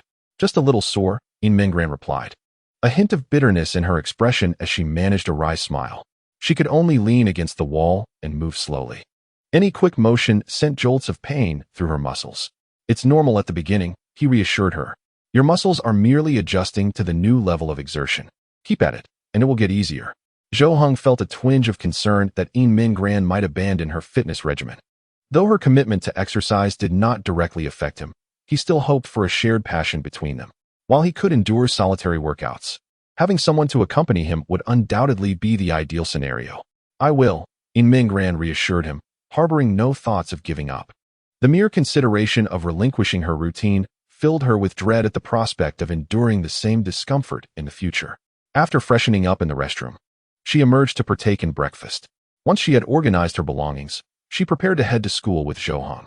She placed the gift from Lu Yunxua into her backpack, intending to return it, and also to fulfill the punishment that Tang Ji had devised for her, to confess to Lu Yunxua that she did not harbor feelings for him. To her, this was not a punishment, but rather an expression of her true sentiments. She had long intended to act thus, yet her previously timid nature had caused her to feign ignorance. Now, resolute in her desire for change, this was her first step. As In Mingran attempted to lift her bag, the soreness in her muscles transformed this trivial task into a considerable challenge. A pained expression crossed her face as she struggled to hoist it. Just then, Zhou Heng approached and offered, "Allow me to assist you." "It's fine, I can manage," she replied, though he insisted, "Don't push yourself. I understand how much pain you are in." With that, he took her bag and stepped outside, disregarding her protests. In Mingran opened her mouth to speak, but, seeing him already moving away, withdrew her hand. A slight smile curved her lips as she steadied herself against the wall and followed him out. On their way to school, Zhou Heng maintained a leisurely pace, remaining by In Mingran's side, wary that she might stumble and struggle to rise again. In Mingran, in turn, walked cautiously, conscious of her surroundings, fearful of tripping or suddenly losing her footing, knowing that her legs lacked strength and would likely lead to a fall. Fortuitously, they arrived at school without incident, gripping the railing as they ascended the stairs. Climbing was manageable. However, she dreaded the descent, which she anticipated would be far more painful. As they traversed the corridor, they spotted Tang Ji, who had just arrived at school. In Mingran called out to her, "Tang Ji." "Yes." Tang Ji halted and turned, noticing Zhou Heng and In Mingran behind her. She observed In Mingran's peculiar state, with Zhou Heng carrying her bag, and her walking as if she struggled to lift her legs while leaning against the wall. "What happened to you?" Tang Ji inquired, approaching In Mingran with a look of concern. In Mingran lifted her gaze to Zhou Heng and whispered, "After a bit of exercise last night, this is how I feel today." Tang Ji suddenly froze, her eyes widening in astonishment as she looked at both In Mingran and Zhou Heng. In her mind, a vivid image flashed by, one charged with intensity and surging hormones. You two cannot possibly be referring to actual exercise, can you? Before Tang Ji could fully articulate her thought, Zhou Heng interrupted her, seemingly anticipating her words. The imagery in Tang Ji's mind dissipated in an instant. She extended a finger toward Zhou Heng and turned to Yin Minggran, inquiring, "You didn't let him train you, did you? You can't handle his intensity." "I practiced with him once and was sore for 3 days." No, it's nowhere near his intensity," Yin Minggran replied, feeling somewhat embarrassed, while also being taken aback by Tang Ji's earlier remark. Despite Tang Ji claiming to have endured 3 days of soreness, she had actually trained with Zhou Heng at his level of exertion, and she managed to cope? If she were to train at such intensity, not only would she be unable to sustain it, but even if she somehow did, she would likely end up in the hospital, far beyond mere muscle soreness the next day. It seemed that she was not only significantly distanced from Zhou Heng, but also from Tang Ji. With a resigned shake of her head, Tang Ji offered, "If you wish to train, I can guide you. It would undoubtedly be more effective than Zhou Heng's methods, as he has no understanding of how girls should exercise." "Hey, it's one thing to praise yourself, but why must you kick me while I'm down?" Zhou Heng shot her an incredulous look, then hastened his pace, entering the classroom ahead of the others. Upon his arrival, several pairs of eyes fixated on him. Unfazed by the scrutiny, Zhou Heng placed Yin Minggran's bag on her desk before returning to his own seat. Among those eyes, the most hostile gaze belonged to Lu Yunxua, who, upon seeing Zhou Heng carrying Yin Minggran's bag, widened his eyes in alarm. He then noticed both Yin Minggran and Tang Ji entering the room, engaged in conversation. Lu Yunxua tapped the shoulder of the person in front of him, Liang Jiaxiang, who turned around to inquire, "What's up? Did you see Zhou Heng come in with Yin Minggran's bag?" Lu Yunxua pressed. "Yes, so what?" Liang Jiaxiang responded. Lu Yunxua spread his hands, lowering his voice in agitation. "So what? What is going on here? Why is this happening? How should I know? Maybe he just happened to see her and kindly offered to help," Liang Jiaxiang suggested. With a frustrated slap on Liang Jiaxiang's shoulder, Lu Yunxua retorted, "Kindly? Do you have that kind of kindness? Would you just help a female classmate carry her bag for no reason?" No. Exactly. What does that imply?" "It implies that Zhou Heng is trying to steal Yin Minggran from me. Indeed, Zhou Heng is truly a formidable rival. He must exert himself further." Liang Jiaxiang let out a soft huff, his words laden with meaning. He had already cautioned Lu Yunxua multiple times yesterday that the gift undoubtedly marked the conclusion of his pursuit of this relationship. Yet, Lu Yunxua remained obstinate, insisting that Yin Minggran was different, claiming she was not the type to be materialistic and would surely be delighted with any gift, indifferent to its nature. Liang Jiaxiang ultimately chose silence. Unless Yin Minggran truly was exceptional, the reality would remain unchanged. Lu Yunxua clenched his teeth, turning to Liang Jiaxiang with a question, "Strategist, what am I to do? Zhou Heng's prowess cannot be underestimated. You have witnessed it firsthand. I am filled with a sense of urgency. Please refrain from calling me strategist, as you do not heed my counsel. Should you fail, do not blame me," Liang Jiaxiang retorted, turning his head away and dismissing Lu Yunxua. While he was commendable in many aspects, his stubbornness was a flaw. He always believed himself to be right, a notion fostered by his relatively privileged upbringing, having never faced significant setbacks, leading him to believe that success would always come easily. After a while, Tang Yining entered the classroom and immediately glanced towards Yin Minggran, who was seated. Reflecting on her actions from the previous day, she felt compelled to apologize to Yin Minggran, recognizing her role as class leader and her commitment to fostering unity. It was unfair to pressure her into such a position, akin to coercing a friend into committing a crime under the guise of friendship. Tang Yining cherished her friendship with Yin Minggran, having considered her a confidant for over a year. With determination, Tang Yining approached Yin Minggran, intending to initiate a light-hearted greeting to ease any tension between them. She reached Yin Minggran's side and gently tapped her arm. "Hey, Ran, good morning." Yin Minggran's eyes widened in shock as she sharply inhaled, gritting her teeth. Her expression darkened as she turned to glare at Tang Yining with a fierce countenance. Tang Yining was taken aback, believing their discord to be minor. Yet Yin Minggran's reaction suggested her anger was far more intense than anticipated. All she had done was give her a gentle tap. Why did it seem as though she were about to devour her? Chapter 48. When she appears upset, it is best not to disturb her. Suppressing her pain, Yin Minggran gradually rose and extended the gift she held to Lu Yunxua. Under the watchful gaze of the entire class, Yin Minggran, with a cold demeanor, slowly spoke.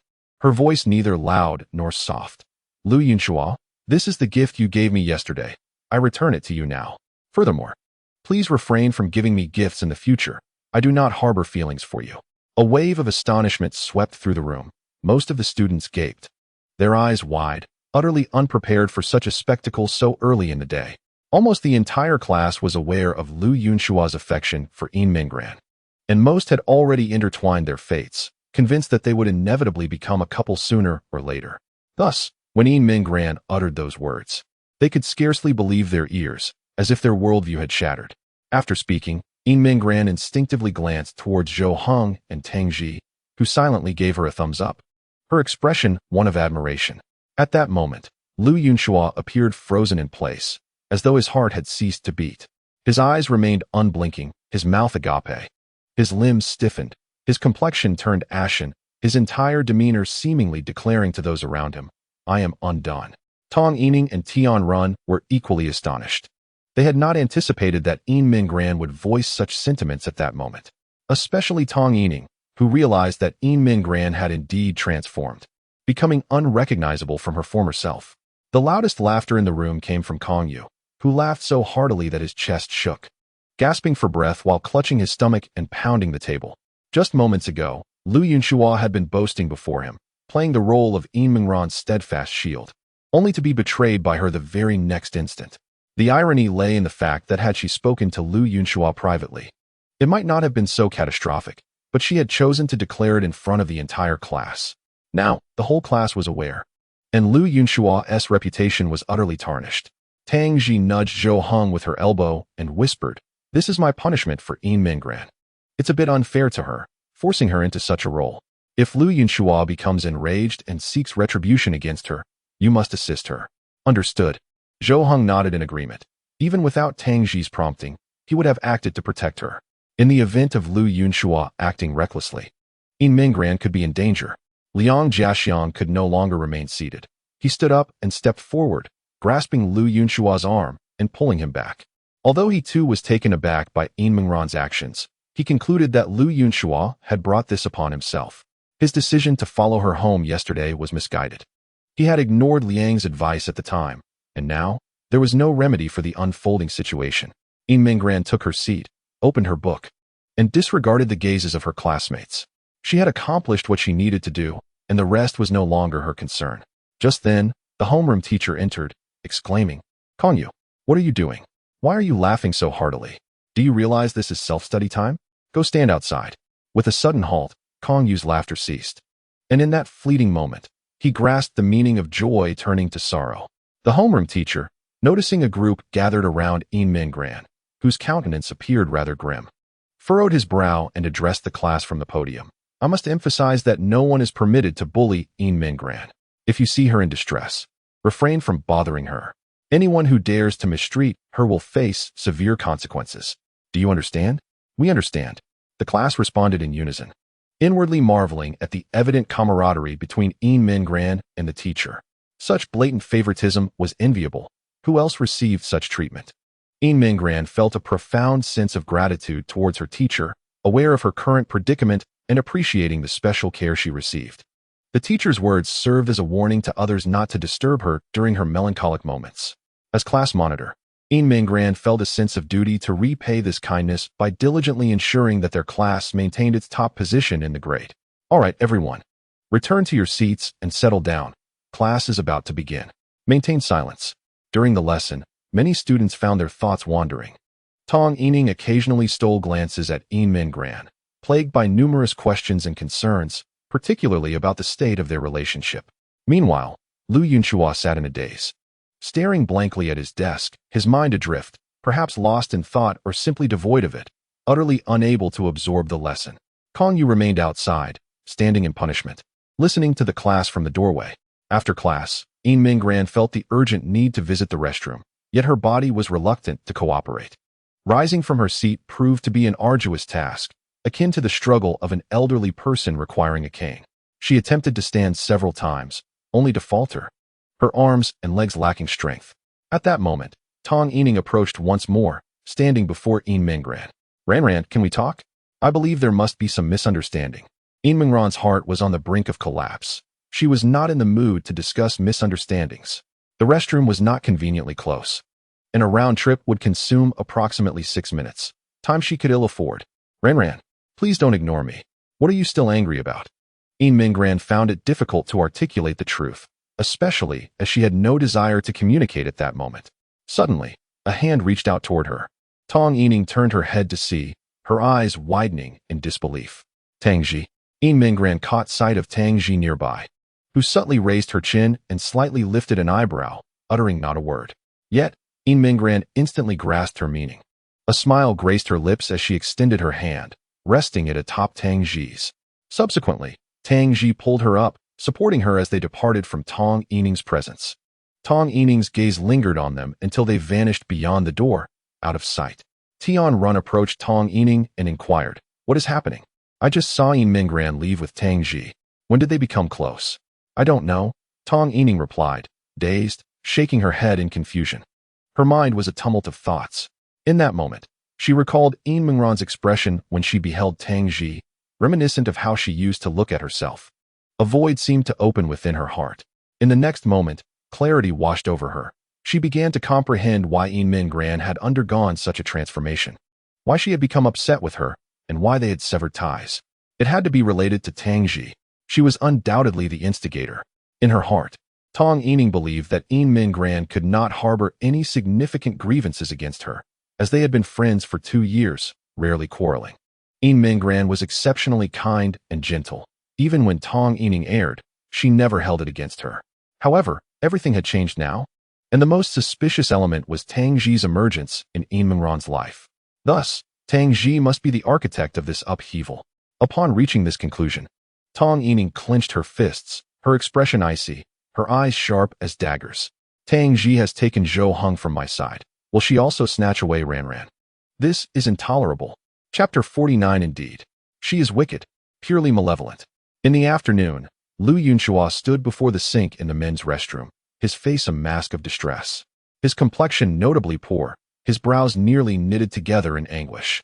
"Damn it," he exclaimed, slamming the gift box he held onto the ground with force. His eyelids twitched, and the corners of his mouth quivered uncontrollably, as if steam were rising from his head. The impact sent the music box tumbling out, rolling into a corner, while a wooden horse began to turn, softly playing its tune. Lu Yunshua's face flushed crimson, akin to a furious lion. He leaped and stomped on the music box, shattering it into countless fragments that scattered across the floor. However, the music did not cease. Instead, it morphed into an odd, intermittent melody, continuing to play. Damn it! Lu Yunshua was on the brink of collapse, squatting on the floor, cradling his head, yearning to scream, yet fearing that others would deem him insane. At this moment, he felt as if he were about to explode. "Could you please calm down? Such emotional instability is unbearable for anyone." Liang Jiaxiang slowly walked in from outside the restroom, gazing at Lu Yunshua before him and the shards scattered on the ground, letting out a helpless sigh. Lu Yunshua lifted his head, fixating intently on Liang Jiaxiang, veins bulging on his forehead. He abruptly rose, rushing over to shove Liang Jiaxiang against the wall, gripping his shirt tightly as he shouted, "What nonsense are you spouting? Are you saying that it's because of my emotional instability that Yin Mingran doesn't like me?" Liang Jiaxiang maintained a stoic expression, his countenance unchanged as he shrugged lightly and replied, Perhaps, or maybe it's your violent demeanor. To hell with that. What use is it to say such things now?" She declared in front of the entire class that she doesn't like me. "Did you ever consider my feelings? And so what? Is it wrong for her not to like you? Besides, didn't you also stand up in front of the whole class and embarrass her? It was you who approached her, drawing everyone's attention, and now you expect her to consider your feelings?" Lu Yunshua gasped for breath, gradually loosening his grip and stepping back a few paces. Despite still rejecting Liang Jiaxiang's perspective, he felt powerless to change the situation.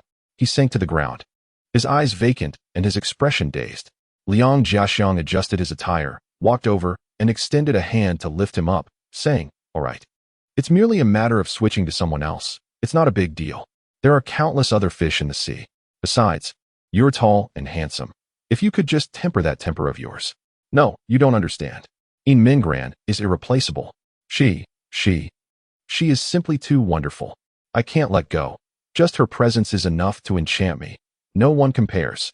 Lu Yunshua's eyes reflected desolation. His tone tinged with regret.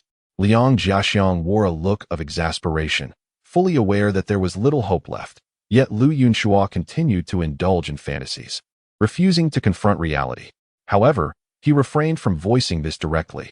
With Lu Yunshua's temperament, one could never predict his reaction. Thus, he slowly spoke. Then use this final year to improve yourself. If she sees your progress, who knows, she might just reconsider. No, that is not right. It has nothing to do with me. I haven't done anything wrong. It must be an issue on her end. Lu Yunshua stroked his chin, his expression deep in thought, as if contemplating something of great importance. Liang Jiaxiang stood nearby, mouth agape and blinking in disbelief at what he was hearing. After all this, he still didn't believe it was his fault? How stubborn could one possibly be to hold such a belief? Hiss. Could someone have been speaking ill of me to Yin Minggran? It must be, and I can even guess who it is. Suddenly, Lu Yunshua had a revelation. Reaching out to tap the wall, Liang Jiaxiang furrowed his brow slightly, inquiring, Who is it? Don't you remember? Who was by Yin Minggran's side that day we followed her? On the day we brought the gifts, who was it that took the gifts inside? Are you talking about Tang Ji? Exactly. It could only be her. As she encountered us that day, her disdainful expression was unmistakable. It must have been her. After bestowing a gift, she conspired against me with Yin Minggran, maligning my character. Hence, Yin Minggran returned the gift, uttering such words. Liang Jiaxiang, grinning, shook his head and remarked, No way. There is no reason for that. Tang Ji bears you no grudge. Why would she slander you without cause? Indeed, she is simply malevolent, purely wicked. She seeks to ruin others' relationships. Lu Yunshua appeared to have reached a revelation, clenching his fists and striking the wall in frustration, nearly grinding his teeth to dust. Stop it. She doesn't seem that type. Besides, isn't there a rumor in class that she shares a good rapport with Zhou Heng? Whether they are together remains uncertain. Lu Yunshua bit his finger, pondering deeply. When suddenly he recalled that day when Zhou Heng abruptly took Yin Minggran out, whispering something to her. I see. This must involve Zhou Heng. They are in cahoots. Hey, without evidence, you can't just make baseless accusations. That is slander. You're merely suspecting her. Why speak as if she has truly conspired against you? Lu Yunshua pointed at him, nodding. Just wait. I will undoubtedly find the evidence, and when I do, you must assist me in dealing with those two. Me? No way. I can't handle Zhou Heng. Liang Jiaxiang waved his hand, resolutely declining, recalling the basketball game where Zhou Heng's muscular build was evident. If I went, I'd surely be treated like a basketball. I need to find someone to help me investigate. Lu Yunshua paced in the restroom, contemplating suitable candidates, while Liang Jiaxiang shrugged and suggested, How about Tong Yining? Isn't she a close friend of Yin Minggran? I remember she supported your relationship with her initially. Yes. Brilliant idea. I'll seek her out immediately. Lu Yunshua's eyes lit up as he patted Liang Jiaxiang's shoulder and dashed out of the restroom. Hey. Liang Jiaxiang wanted to say something, but Lu Yunshua had already bolted away, leaving no chance for conversation. You just had a conflict with her this morning and didn't even apologize. Now you're asking her for favors. What are you thinking? Liang Jiaxiang shook his head, murmuring as he glanced at the shards of the music box scattered on the ground. He stepped forward, picked up the debris, and disposed of it in the trash, cleaning up Lu Yunshua's mess. After washing his hands, he exited the restroom, sighing, That fool is bound to face repercussions. Chapter 50. If you continue to speculate about my thoughts so freely, I shall be displeased. Hello, I have arrived. At mealtime, Yin Minggran, holding her lunchbox, approached Zhou Heng and Tang Ji, taking a seat at the table in front of Tang Ji, sharing the same table. She had long ceased to care about the opinions of others. Since Tang Ji had mentioned that they could play together in the future, Yin Minggran felt emboldened to seek her out, and it also allowed her to be closer to Zhou Heng. However, as Zhou Heng had never invited her to play at school, she worried that her presence might inconvenience him, thus refraining from openly conversing with him. Otherwise, with her current carefree demeanor, they would have already interacted as if they were at home. Noticing Yin Minggran seated before her for lunch, Tang Ji whispered, You truly dare to approach me? I warned you beforehand that my reputation is quite poor. Some may still harbor resentment towards me, and it could inadvertently affect you. Do not blame me. Yin Minggran smiled broadly and replied, It's all right. I will unwaveringly stand by your side to support you. Tang Ji was momentarily taken aback, lowering her head in silence. Yin Minggran paused, puzzled by Tang Ji's reaction, wondering if she had misspoken. Zhou Hong observed Tang Ji with an expression of indifference, seemingly perceiving her thoughts. After a moment, he exhaled slowly and softly said, "Everything is fine now. Your aunt can rest easy." Tang Ji lifted her head to look at Zhou Hong, muttering, "Brother, if you continue to speculate about my feelings, I will be upset." "Is there even a need for speculation? You're already calling me brother. How can your emotions be difficult to guess?" Yin Minggran listened to their conversation, feeling utterly bewildered, as if she were deciphering an encrypted message. Yet, she recognized that this was likely their unique understanding. When would she be able to share such a rapport with them? The trio's lunch and chatter attracted many curious glances, though most merely observed for amusement. Only one pair of eyes remained fixated on them, filled with resentment, anger, and unwillingness. This person was Tong Yining, who regarded Tang Ji with an intensity akin to a blood feud, wishing she could vanquish her with a mere glance. In her mind, she had already concluded that Tang Ji was the one who had disrupted her friendship with Yin Minggran. Although she could not comprehend Tang Ji's motives, she firmly believed that Tang Ji was far from a good person. "All right, Tong Tong, stop staring. They're ignoring you, so why not ignore them as well? After all, you still have me to keep you company." Tian Run extended her hand, gently turning Tong Yining's face to direct her gaze towards herself. Regarding Yin Minggran's abandonment of them, Tian Run felt little reaction. Her previous relationship with Yin Minggran had merely been that of ordinary friends, devoid of profound emotions. It was only through Tong Yining that they had come to spend time together. With Yin Minggran no longer engaging with her, she felt little difference. Tong Yining shook her head, asserting, "No, Ranran has merely been misled. I must save her. Tang Ji must have some insidious plot that will ultimately endanger Ranran." Is that true? The class monitor, being so astute, could be swayed? Perhaps she holds some incriminating evidence against her? Indeed, you are correct. Ranran must have been ensnared by Tang Ji, who is using it as leverage to threaten her. In Tong Yining's mind, she began to envision the scene of Tang Ji coercing Yin Minggran. Although she remained unaware of Tang Ji's true motives, she had an innate sense that Tang Ji was precisely the type to engage in such treachery. Tong Yining. At that moment, a soft voice called her name. Subdued yet unmistakable, she raised her head towards the source of the voice and was surprised to see Lu Yunshua standing at the classroom door, beckoning her. Upon seeing Lu Yunshua, Tong Yining couldn't help but frown, recalling the events of the morning when Lu Yunshua had been quite brusque in defending Yin Minggran against her. To this day, he had not uttered a word of apology. She had no intention of causing trouble for Yin Minggran. Yet Lu Yunshua's actions felt as though he were perched upon a moral high ground, indiscriminately condemning her, which was particularly unsettling. "Hey, come out for a moment. I need to speak with you." Lu Yunshua seemed oblivious to the discomfort on Tong Yining's face, persistently gesturing for her to come closer. He hesitated to enter the classroom. Fearing the gaze of Yin Minggran and Tang Ji, Tong Yining sighed in resignation, pondering that perhaps Lu Yunshua sought to apologize. Hence, she rose and slowly exited the classroom, maintaining a facade of indifference. She resolved that she would not show any warmth until Lu Yunshua offered his apology. Once outside the classroom, Lu Yunshua reached out to grasp her arm, attempting to lead her to a more secluded spot for a private conversation, as the matters he wished to discuss could not be overheard by others. Tong Yining's eyes widened, and she swiftly stepped back, evading Lu Yunshua's touch, demanding, "Lu Yunshua, what are you trying to do? Are you harassing me? Do you want me to report you to the teacher? You've misunderstood. I have something to discuss with you that shouldn't be overheard, which is why I wanted to take you to a quiet place." "Huh? What exactly have I misunderstood? Is this not harassment?" Tong Yining stared incredulously at Lu Yunshua, her eyes wide with disbelief. Was he not the one behaving inappropriately? Or had she misinterpreted him? Lu Yunshua seemed momentarily tongue-tied, unable to articulate his thoughts. His mind was a chaotic whirlwind. His anxiety had escalated, rendering his speech less coherent. "Well, you may say whatever you wish, but there is a prerequisite. You must have something of greater significance to discuss with me regarding this morning's events." Tong Yining shot him a disapproving glance, feeling exasperated. She thought to herself, I never expected Lu Yunshua to be so oblivious. No wonder Yin Minggran is not fond of him.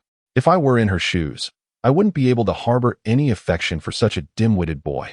He may be handsome, but his intellect leaves much to be desired, and being with him would surely be infuriating. As for the morning's incident, Lu Yunshua furrowed his brow, pondering for a long while before finally grasping the situation. He nodded repeatedly, saying, "I understand. I was too impulsive this morning and spoke out of turn without grasping the context. I sincerely apologize." "That's more like it," Tong Yining replied, her expression softening considerably. Having brought it to such a point, if Lu Yunhua remained oblivious, there would be little reason for her to continue the conversation. "Now, what do you wish to say? Speak up, or I shall not engage with you." Lu Yunhua glanced around, ensuring no one was eavesdropping, and leaned closer to Tong Yining, lowering his voice. "Aren't you Yin Mingran's closest friend? I wanted to discuss something with you. I feel that Yin Mingran seems to have changed. Moreover, I suspect that Tang Ji might be behind it all." Upon hearing this, Tong Yining's eyes widened in surprise. "Really? You think so too? Can you assure me that you haven't spoken ill of me in front of her?" As evening fell, students poured out of the school, eager to return home. Knowing that tomorrow was examination day, and another night of last-minute cramming awaited them, Tang Ji walked alone on her way home, accustomed to traversing the dimly lit streets, where the lights shone brightly and many passers-by were present, leaving her with little to fear. After rounding a corner, Tang Ji furrowed her brows in confusion. She thought she had seen someone out of the corner of her eye. "Quickly, follow her. Shoo, keep your voices down."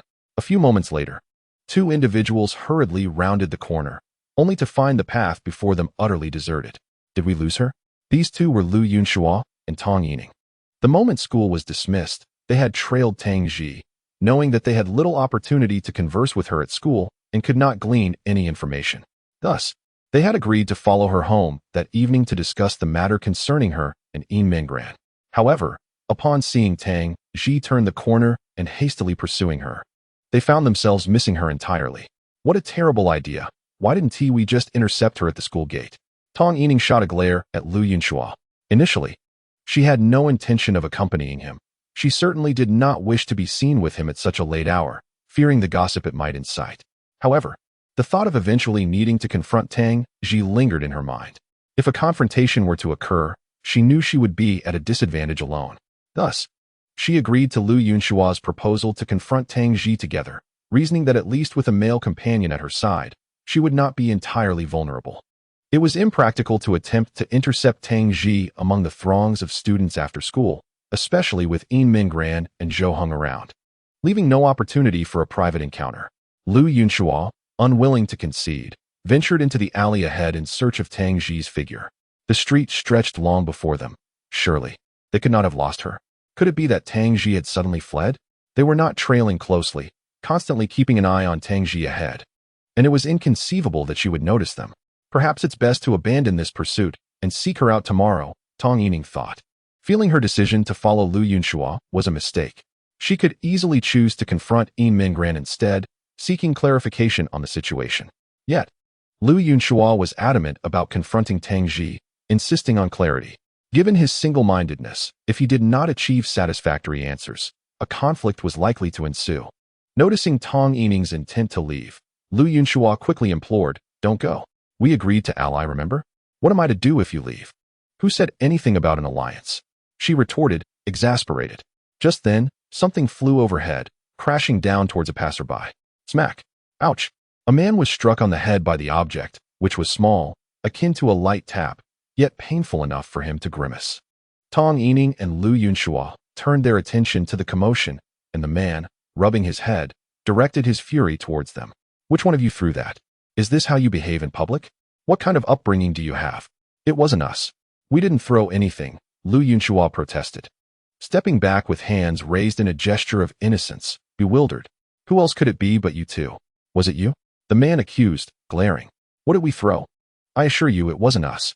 Lu Yunhua nearly stumbled over a stone, feeling utterly confused, questioning the man's sanity.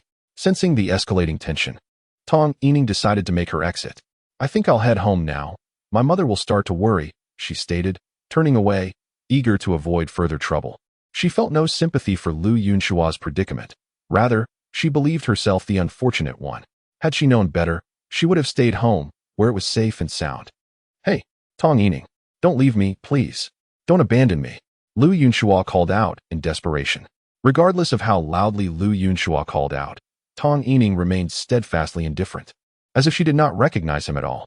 Lu Yunhua too felt an urge to flee, Yet as he took a single step, a man abruptly yanked him back. He found himself at a loss for words, grappling with the injustice of being caught in this predicament, having done nothing wrong. Was this truly the consequence of his pursuit of a female classmate? After running a dozen paces, Tong Yining finally thought to glance back at Lu Yunshua's situation. Just as she turned her head, a hand suddenly reached out from the side and seized her arm. Startled, she was swiftly pulled into a narrow alley. Just as she was about to scream in terror, a lollipop was thrust into her mouth, silencing her cries. Tong Yining widened her eyes in shock. Recognizing the figure before her, it was Tang Ji, the very person they had lost track of. The fact that Tang Ji had dragged her here implied that she had realized Tong Yining and Lu Yunshua were tailing her. Tong Yining felt a wave of panic wash over her, her breaths coming in hurried gasps as she observed Tang Ji's calm demeanor, which instilled a sense of fear within her. "Why are you following me? Is there something you need?" Tang Ji inquired softly, her tone unhurried. Tong Yining found herself momentarily speechless, her mouth agape as she struggled to articulate a response. After a brief pause, she recalled Yin Minggran. She had come to ascertain the nature of Yin Minggran's situation, and now the very person she sought stood before her. "I merely wish to inquire about your relationship with Yin Minggran. Furthermore, why has she stopped hanging out with me? Do you possess any knowledge regarding this?" Tong Yining attempted to bolster her confidence, fearing that Tang Ji might dominate the conversation. "We are merely friends. Why she has ceased to engage with you is not something I can answer," Tang Ji replied, fully aware of the reason yet unwilling to disclose it to Tong Yining. Tong Yining furrowed her brows, displaying her discontent. "Oh, can you guarantee that you have not spoken ill of me in her presence?" "I have not," Tang Ji replied decisively, without a hint of hesitation. The harshest remark she had made about Tong Yining was to caution Yin Minggran about choosing her friends wisely, and that was after Tong Yining had scolded her. Generally, she refrained from voicing criticisms behind others' backs, except in exceptional circumstances, such as when Lu Yunshua and his companions were deemed deceitful for stalking Yin Minggran and lying about it. Seeing Tang Ji's unambiguous response, devoid of any signs of deception, Tong Yining found herself momentarily stunned. Had she misjudged the situation, or was Tang Ji fabricating her words? Then how did you come to be friends with her? Chapter 52. I believe it would be best to abandon any thoughts of confronting her. Tong Yining's assertiveness diminished significantly, despite being the louder one. She could not shake the feeling that Tang Ji exuded an aura of calm authority. Her voice remained even, her expression neutral, yet it enveloped Tong Yining in an overwhelming sense of pressure. "She no longer wishes to play with you. This matter bears no relation to me. The manner in which I became friends with her is also irrelevant to you. However, I can unequivocally state that there exists no causal connection between the two." Tang Ji replied softly, and Tong Yining found herself uncertain whether her words were genuine or fabricated. Yet, judging by her demeanor, it seemed unlikely that she was deceiving her. Although Tong Yining had prepared an array of questions, she found herself at a loss for words, as if she already anticipated the answers that awaited her. "Can I trust you? Whether you choose to believe or not is inconsequential," Tang Ji replied, turning to leave. She had no desire to squander any more time here. Her responses to Tong Yining's inquiries were merely a concession to their prolonged companionship, a gesture of pity. "Wait. One final question," Tong Yining called out to Tang Ji. In truth, her curiosity extended beyond the matter of Yin Minggran. There was another pressing concern she wished to address. Tang Ji paused, but did not turn back, silently listening. Tong Yining lowered her gaze, her hands awkwardly fidgeting with the hem of her clothing, and after a moment, she whispered, "What about you and Zhou? He is my brother," Tang Ji interjected before Tong Yining could finish her question. Once she had spoken, she departed, leaving Tong Yining standing alone in the night, the gentle breeze caressing her cheeks. Her mouth agape, she resembled a statue, stunned into silence. Countless possibilities raced through her mind, yet she had never envisioned their relationship to be of such nature.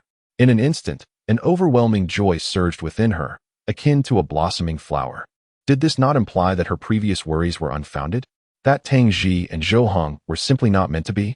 Goodness, she said it wasn't true. Yet how could I ever think otherwise? At that moment, Lu Yunshua, having finally extricated himself from his previous engagements, approached her. Upon seeing Tong Yining standing in the alley, he paused momentarily. "You haven't left?" "Ah." Tong Yining snapped back to reality, feeling somewhat awkward. She had just abandoned him.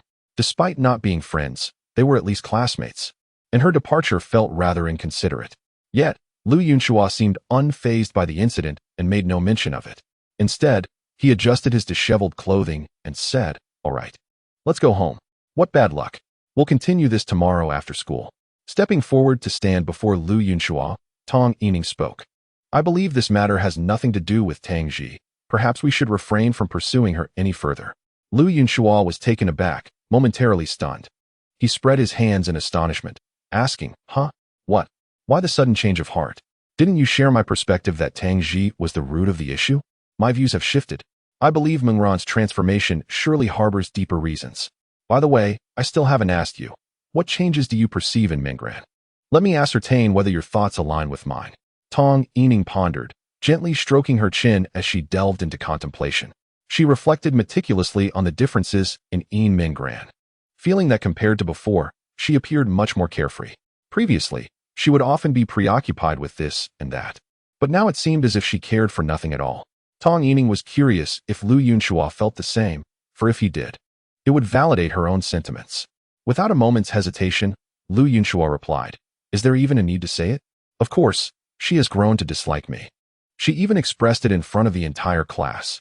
Such a thing would have been unimaginable before." Tang Yining gazed at Lu Yunhua, her brows furrowing deeply, her expression grave, as if her mind had momentarily ceased to function. His words short-circuited her thoughts. She had never broached this question with Lu Yunhua, believing her feelings were not far off from reality. After all, Yin Mengran's transformation was evident to all. Yet, how could Lu Yunhua's response be so utterly perplexing? Wait, hold on.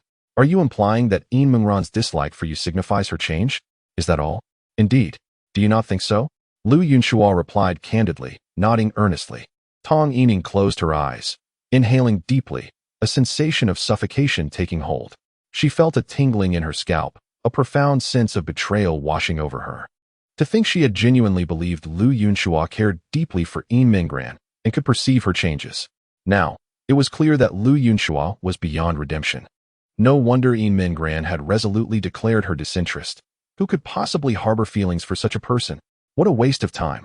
Tang Yining shot Lu Yunhua a glare before brushing past him and hastily departing. Throughout the day, from the early morning onward, Lu Yunhua's image in her mind had steadily crumbled. At this moment, he was nothing but ruins in her perception. A wasteland that even paled in comparison to another desolate soul, Kong Yu. "Hey, what's the matter? Did I say something wrong?" Lu Yunhua observed Tang Yining's departure with a heart full of confusion. Wasn't Yin Mengran's change precisely what he had described? Throughout the day, he found himself ensnared in a web of bewilderment. Early on, he had been blindsided by Yin Mengran's betrayal. Liang Jiaxiang failed to comprehend his plight, and by evening, he inexplicably lost track of Tang Ji, who seemed to vanish into thin air. To add to his woes, he encountered a deranged man who insisted that Lu Yunhua had thrown something at him, all he found being a lollipop on the ground, seeing nothing else of significance. Now, Tang Yining too seemed to diverge from his thoughts, and he felt as though he were being targeted, as if everyone was against him. Truly unfortunate. Could it be that I am cursed by some malevolent force? Why must it always feel like fate is against me? Lu Yunhua sighed in resignation, shaking his head as he departed from the scene. The thought of tomorrow's examination only heightened his anxiety. Recently, he had been preoccupied with thoughts of Yin Mengran, neglecting his studies, and he could distinctly sense a decline in his academic performance. That evening, Tang Yining returned home and retrieved her phone, glancing at her message list. In the past, her device would have been inundated with unread messages from Zhou Hong and Yin Mengran, but now it lay eerily silent, with her own sent messages receiving no responses. She opened the chat interface with Zhou Hong, fully aware that he might not reply, perhaps not even see her message. Yet she still felt compelled to send a note of encouragement. Good luck on the exam tomorrow. Chapter 53. How long can this existence endure? There was, in fact, a second method to solve this problem. Just in case, let me teach you, Yin Mengran said while pointing at a question on the test paper, patiently explaining. However, before she could begin, she heard a faint sound of breathing. When she turned her head, she discovered Zhou Hong had already laid his head on the desk, eyes closed, having fallen asleep unbeknownst to her. A gentle smile crept upon Yin Mengran's lips, and a tender warmth filled her gaze as she watched Zhou Hong slumber. His efforts and progress over the past few days had not escaped her notice, She could empathize with his struggles. For this examination, Zhou Hong had exerted several times the effort compared to others. "Zhou Hong, you should go sleep in your room." She softly tapped his shoulder and whispered in his ear. Yet, he remained in a deep slumber, impervious to her gentle nudges. Yin Minggran wished for him to rest well. After all, he needed to be fully energized before the exam, lest his fatigue render all his hard work futile. Thus, she hesitated to awaken him, knowing his temperament might lead him to resume studying upon waking. But how could she manage to move him to the bedroom? After deliberating for a long while, Yin Minggran found herself at a loss. She was unable to shift Zhou Hong's weight, especially since her own body had not fully recovered and still ached. So, she decided to let him continue sleeping where he was. She took her coat and gently draped it over him. "Good night," she whispered, settling beside Zhou Hong. Resting her hands on the table, her face turned towards his serene, sleeping form. She was unsure of the thoughts racing through her mind. Yet she felt as though she could gaze upon him for an entire night. How long could this life continue? She pondered. The night was profoundly quiet.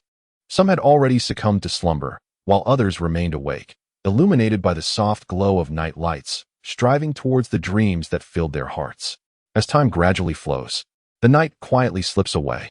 At around 4 in the morning, faint light begins to emerge outside. Zhou Hong slowly opens his eyes, immediately feeling the numbness in his arms and the soreness in his waist. He sits up straight and stretches, a series of crackling sounds emanating from his body. With a soft thud, Zhou Hong's coat slips from him. He glances down and is momentarily taken aback. He recalls that he must have fallen asleep unconsciously the previous night. Overwhelmed by fatigue, his head heavy, his eyes refusing to open, he simply collapsed into slumber. Turning his gaze to the side, he discovers Yin Minggran peacefully asleep beside him. Her eyes closed, revealing her long eyelashes. He is surprised that she chose to stay here with him when she could have easily returned to her room. The coat draped over him must belong to her, yet she herself is not covered by anything. It is rather cold in the living room, and sleeping like this could very well lead to a cold. Zhou Hong notices that Yin Minggran has curled herself into a tight ball, her hands tucked beneath her arms. A clear indication that she must be quite chilly. "Yin Minggran." He softly calls her name, hoping to wake her. At the very least to encourage her to retreat to her room for more restful sleep. However, after several attempts, she remains deeply immersed in her dreams. Zhou Hong recognizes that his own relentless studying has taken a toll on his body, yet he realizes he has neglected the fact that Yin Minggran is equally exhausted. She has always been by his side during his studies, guiding him while sacrificing her own rest. Thus, her fatigue is likely on par with his own, compounded by her own pressures and worries, which may weigh more heavily on her mind than on her body. Zhou Hong was deeply inclined to let Yin Minggran continue her slumber, for there was still ample time. However, he knew she could not remain asleep in the living room any longer. Since he was unable to rouse her, Zhou Hong contemplated simply carrying her to the bedroom. He reasoned that if he moved with sufficient delicacy, he might not disturb her slumber. Rising to his feet, he gazed at the serene figure of Yin Minggran and took a moment to steady his breath, calming his racing heart. He then bent down gently, cradling her in his arms. Remarkably, he refrained from using his hands, allowing only his arms to envelop her without direct contact. Yin Minggran remained blissfully unaware, her eyes still closed, a clear testament to her exhaustion. A flicker of guilt washed over Zhou Hong. It seemed imperative that he allow her more rest in the future. She was already worn out from her studies at school and had little time to recuperate after tutoring him. Unlike himself, who could doze off during class without concern from the teacher, she bore the weight of responsibility. He stepped softly toward the bedroom, his footfalls light and his arms steady, ensuring that Yin Minggran experienced no jarring movements. As he entered the bedroom and approached the bed to lay her down, she unexpectedly turned in his embrace, pressing herself against him and wrapping her arms around his shoulders. Zhou Hong halted, his body momentarily frozen, as if transformed into a statue, utterly still. His gaze fell downward, where he noticed Yin Minggran nestled in his arms, seemingly still in slumber. Her actions appeared to be unconscious manifestations of her dreams. What should he do now? With Yin Minggran clinging to his shoulder, he found it impossible to lay her down on the bed. Should he awaken her? It seemed there were no other alternatives. Just then, Zhou Hong heard a faint voice escape from her lips, "Mama." Instantly, he felt her grip on his arm tighten, as if fearful of being separated from him. Her body trembled slightly, revealing a hint of fear and unease. Zhou Hong's throat constricted, and the thought of waking Yin Mingran dissipated. He remembered that, despite her outward appearance of strength and resilience, she was still a girl in the eyes of her parents, not yet fully matured. What he desired most at that moment was for her to remain asleep a little longer, perhaps to linger in her dreams with her mother. Zhou Heng settled firmly on the bed, becoming her makeshift mattress and pillow, ensuring she could sleep soundly in his embrace. Approximately half an hour passed, during which Zhou Heng's body grew increasingly rigid, his arms aching, on the brink of surrender. Yet, he dared not move, as they still had about half an hour until their usual waking time. 10 minutes later, Yin Mingran slowly opened her drowsy eyes, tiny tears glistening at the corners. Before she could fully grasp her surroundings, Zhou Heng's voice broke the silence. Good morning. Chapter 54. I know your condition best. You will be just fine. After a brief moment of bewilderment, Yin Mingran gradually spoke in a soft voice. Good morning. Where am I? She realized she was lying in Zhou Heng's embrace, her memories suggesting she had been asleep at the table. Could you move a bit? My arm is going numb.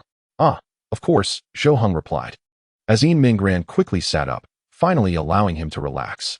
He had refrained from moving before, but he felt it was worth it, a small recompense for Yin Mingran. Although she was unaware of the circumstances, she could surmise what had transpired.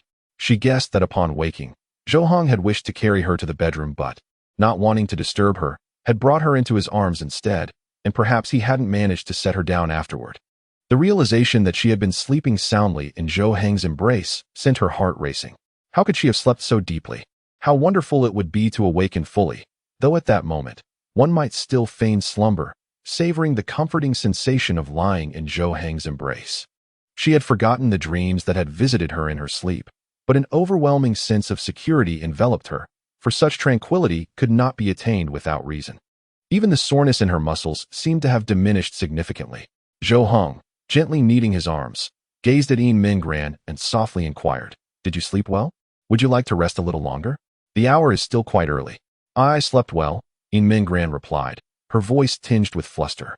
Taken aback by Zhou Heng's tender demeanor, as if he were an entirely different person. She had never encountered such a side of him nor heard his voice express such warmth. Although it might seem exaggerated, Yin Mingran genuinely felt both cherished and astonished. Well, I shall prepare breakfast then, Zhou Heng nodded, rising to leave the bedroom. Observing this, Yin Mingran hurriedly interjected, No, let me do it. You need to conserve your energy for the exam. Zhou Heng regarded the earnest expression on her face, initially inclined to decline her offer, yet the words faltered on his lips. In the silence that stretched for several seconds, he pondered deeply and ultimately acquiesced with a gentle nod. All right. Then I shall trouble you. Ah, yes. Yin Mingran, momentarily taken aback, quickly agreed and proceeded to the kitchen. Once outside the bedroom, she felt a strange sense of curiosity. She had prepared herself for a disagreement with Zhou Heng, yet this time, he had not contested her. This was utterly uncharacteristic of him. Why did it feel as though Zhou Heng had changed so much after just a brief rest? After they finished breakfast and tidied up, they prepared to leave for school. The exams looming over the next 2 days were of utmost importance to Zhou Heng, as they directly impacted his living expenses. A poor performance could significantly diminish his financial support, jeopardizing not only his ability to care for Yin Mingran, but also his own sustenance. Thus, he was particularly anxious. Unlike his usual indifference towards exams, today he placed great emphasis on them. Zhou Heng donned his shoes and stood at the door, staring blankly at the entrance. A hint of melancholy shadowing his features, as doubts still lingered within him. According to past report cards, he needed to ascend 50 ranks, requiring an overall score increase of at least 70 or 80 points, a formidable challenge. Moreover, the competition would be stiff, as others were equally striving for success. At that moment, Yin Mingran placed her hand gently upon Zhou Heng's shoulder, her soothing voice resonating in his ear. Do not worry. I understand your situation better than anyone. You will undoubtedly succeed. Really? Indeed. I assure you. The trust and support reflected in Yin Mingran's eyes instilled a newfound confidence within Zhou Heng. Very well, he nodded, stepping out with Yin Mingran by his side. At this moment, downstairs, 2 individuals had been waiting for 10 minutes, Lu Yunshua and Liang Jiaxiang. It is often said that when someone makes their feelings clear, one should not linger around them. Why risk hearing words that may wound your heart? Liang Jiaxiang looked at Lu Yunshua with a sense of helplessness. He had been roused early in the morning by Lu Yunshua's insistence. only to find himself in this contentious place. At times, he truly admired Lu Yunxua, akin to an indomitable cockroach. You don't understand. She no longer allows me to give her gifts, so I simply won tea. Is offering her breakfast unacceptable? Surely, that cannot be considered a gift. Besides, she merely stated that she doesn't like me. She never said we couldn't be friends, which means I still have a chance. Lu Yunxua smiled gently as he lifted the bag in his hand, containing the breakfast he had purchased. He had pondered long and hard the previous night, recalling every moment from his first encounter with Yin Minggran to their initial conversation. He knew he could never forget her. He was enamored, and regardless of the obstacles, he was unwilling to relinquish his feelings. Thus, these setbacks meant little to a resolute individual like him. I truly cannot fathom your perspective. A person like you will surely quiet down once you see Yin Minggran with another boy, Liang Jiaxiang remarked, pointing at Lu Yunxua with exasperation, his expression laden with reproach. He simply could not comprehend why a young man would be so obstinately fixated on one girl. After all, there are countless women in the world. Why obsess over just her? In response to Liang Jiaxiang's words, Lu Yunxua scoffed, waving his hand dismissively. That is utterly impossible. The only boy who can be by her side is me. I've pursued her to her doorstep. Who could surpass my efforts? Is there anyone else who could reach her home? Look, Liang Jiaxiang suddenly patted Lu Yunxua on the back, directing his attention behind him. Lu Yunxua, puzzled, turned around and was nearly struck dumb with disbelief. He beheld Yin Minggran emerging from the building, accompanied by a boy he knew all too well, Zhou Hong. They walked side by side, engaged in conversation, with a smile perpetually adorning Yin Minggran's face, radiating pure joy. With a resounding thud, the breakfast in Lu Yunxua's hands fell to the ground, its contents scattering. Yet, he was utterly indifferent to it now. Upon witnessing this scene, his heart felt as though it were being crushed, each breath a painful struggle, his throat constricted as if it were being choked, nearly suffocating him. Liang Jiaxiang thoughtfully stroked his chin and calmly analyzed. It seems highly probable that Zhou Hong spent the night at Yin Minggran's place, and by the looks of it, this is not their first time. Lu Yunxua clenched his fists, his gaze fixed on Zhou Heng's retreating figure, a tempest of anger surging within him. At that moment, he completely overturned his previous thoughts. He had always believed that Tang Ji was the obstacle between him and Yin Minggran. However, he now realized who the true barrier was. I must seek clarity. Chapter 55. I will not spare you. I am prepared to face the consequences. Hey, no. Liang Jiaxiang immediately blocked Lu Yunxua, disbelief written on his face as he inquired, what are you planning to do? Have you lost your mind? I've said it has nothing to do with you. Aren't you just asking for trouble? How could it not concern me? I like her. Seeing this situation, shouldn't I demand an explanation? Lu Yunxua exclaimed, shaking off Liang Jiaxiang's arm, his entire demeanor fraught with agitation, his face flushed like a boiled crab.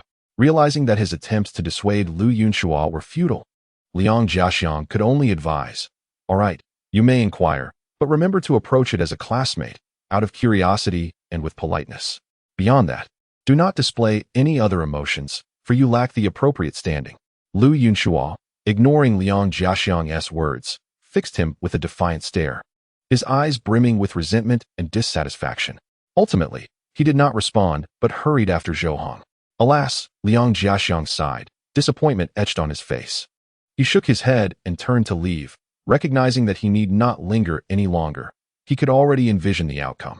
He had done all he could, offering advice and assistance. Yet he owed Lu Yunxua nothing further, and whatever transpired next was no longer his concern.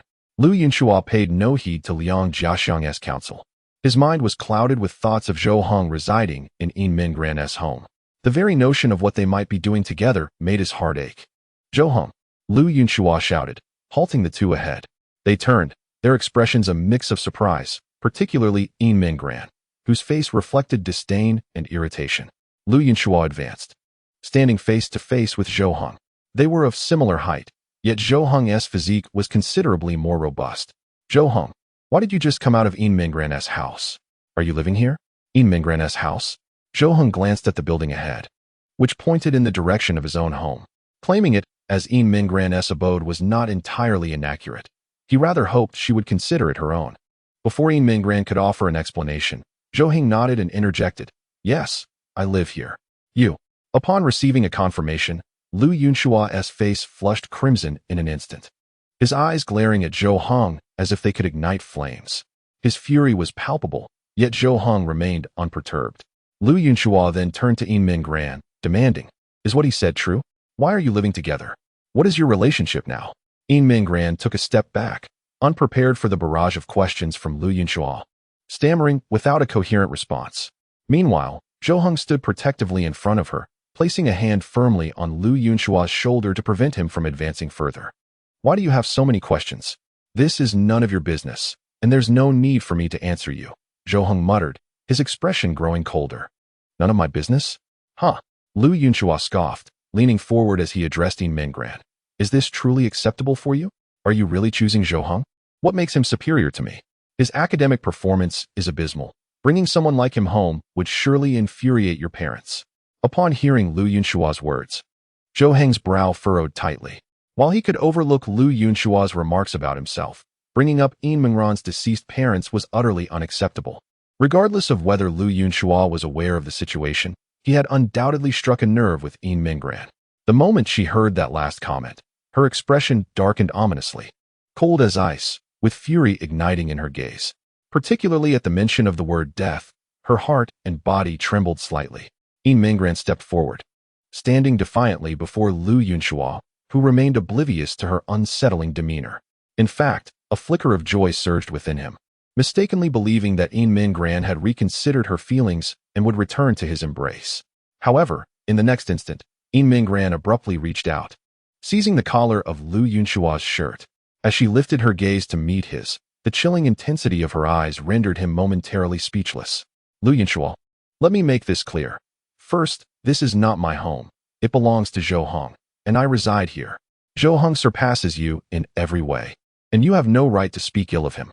Second, I have made it abundantly clear that I do not like you. In fact, I find you quite detestable. Should you come any closer, I will report your stalking to the teachers. Third, if you dare to mention my parents again, I will not spare you. I will go to any lengths to ensure we both face the consequences." Yin Minggran's frigid words and piercing gaze left Lu Yunhua too stunned to respond or move. After delivering her ultimatum, she shoved him lightly, causing him to stagger back 2 steps, nearly collapsing onto the ground. His expression had turned vacant, as if he were in disbelief that the gentle and kind Yin Minggran he cherished had transformed into this fierce version. Yin Minggran's breath quickened, her anger palpable. Zhou Hong, observing from behind, noted the flush creeping to her ears. He reached out gently, placing a hand on her shoulder, and softly said, "Calm down." Yin Minggran turned her head to look at Zhou Hong, her expression shifting as swiftly as the turning of a page, her features and gaze softening in an instant. "All right," she replied softly, nodding her head. Her innocent demeanor left Lu Yunhua utterly astounded, as if she were about to nestle into Zhou Heng's embrace like a delicate bird. The contrast in their treatment was simply staggering. Initially, he believed that through his own efforts, he might still have a chance to be with Yin Minggran, but now, he understood that he had no opportunity to turn the tide. He felt utterly crushed. "Let us go," Zhou Hong said. "MHM," Yin Minggran responded. They exchanged a glance with Lu Yunhua and then disregarded him entirely, departing from the scene. Lu Yunhua stood there, watching the pair gradually fade into the distance, his heart following suit, as if he were in a daze. "It's over. I'm completely finished. What should I do? What should I do?" He turned his head abruptly, his voice trailing off. Behind him, there was no one. Liang Jiexiang had left without him noticing. Now, he stood alone, savoring his defeat, akin to an abandoned orphan. After a moment, he took a step forward, but the direction he chose was not towards the school. Chapter 56. He will certainly succeed. I believe in him. As Zhou Hong and Yin Minggran walked along the path, an air of silence enveloped them, perhaps a lingering effect of the earlier unpleasantness. Neither spoke for a while. Moments later, Zhou Hong broke the silence and inquired, "What you said earlier, was it all true?" Yin Minggran was momentarily taken aback, pondering her previous words. Although she was unsure which statement Zhou Hong referred to, she affirmed that all she had said was indeed true, and thus she nodded in response, saying, "Yes, it is true." Zhou Hong remained silent for a few seconds before suddenly declaring, "I will not allow you to face him alone. If he dares to offend you again, just tell me, and I will help you deal with it. Do not do anything foolish." Yin Minggran blinked in surprise, taken aback by his words. She had not anticipated that Zhou Hong would express such concern for her. This indicated that she occupied a small space in his heart. Otherwise, he would not have cared enough to speak in such a manner.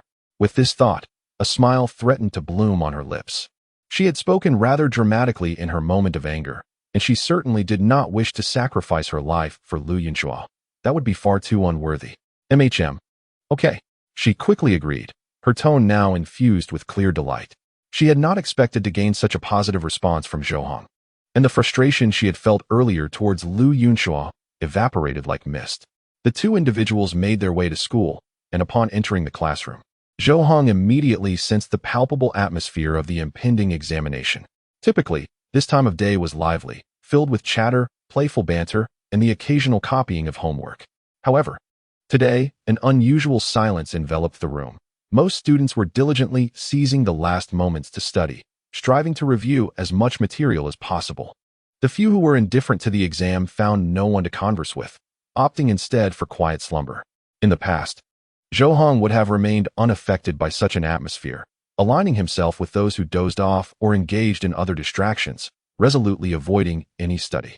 Yet today, he too felt the weight of the atmosphere, experiencing the tension that accompanies an examination, and he desired to sit down promptly and begin his review. Who could guarantee that even a brief moment of study in the morning might not lead to a few extra points on the test?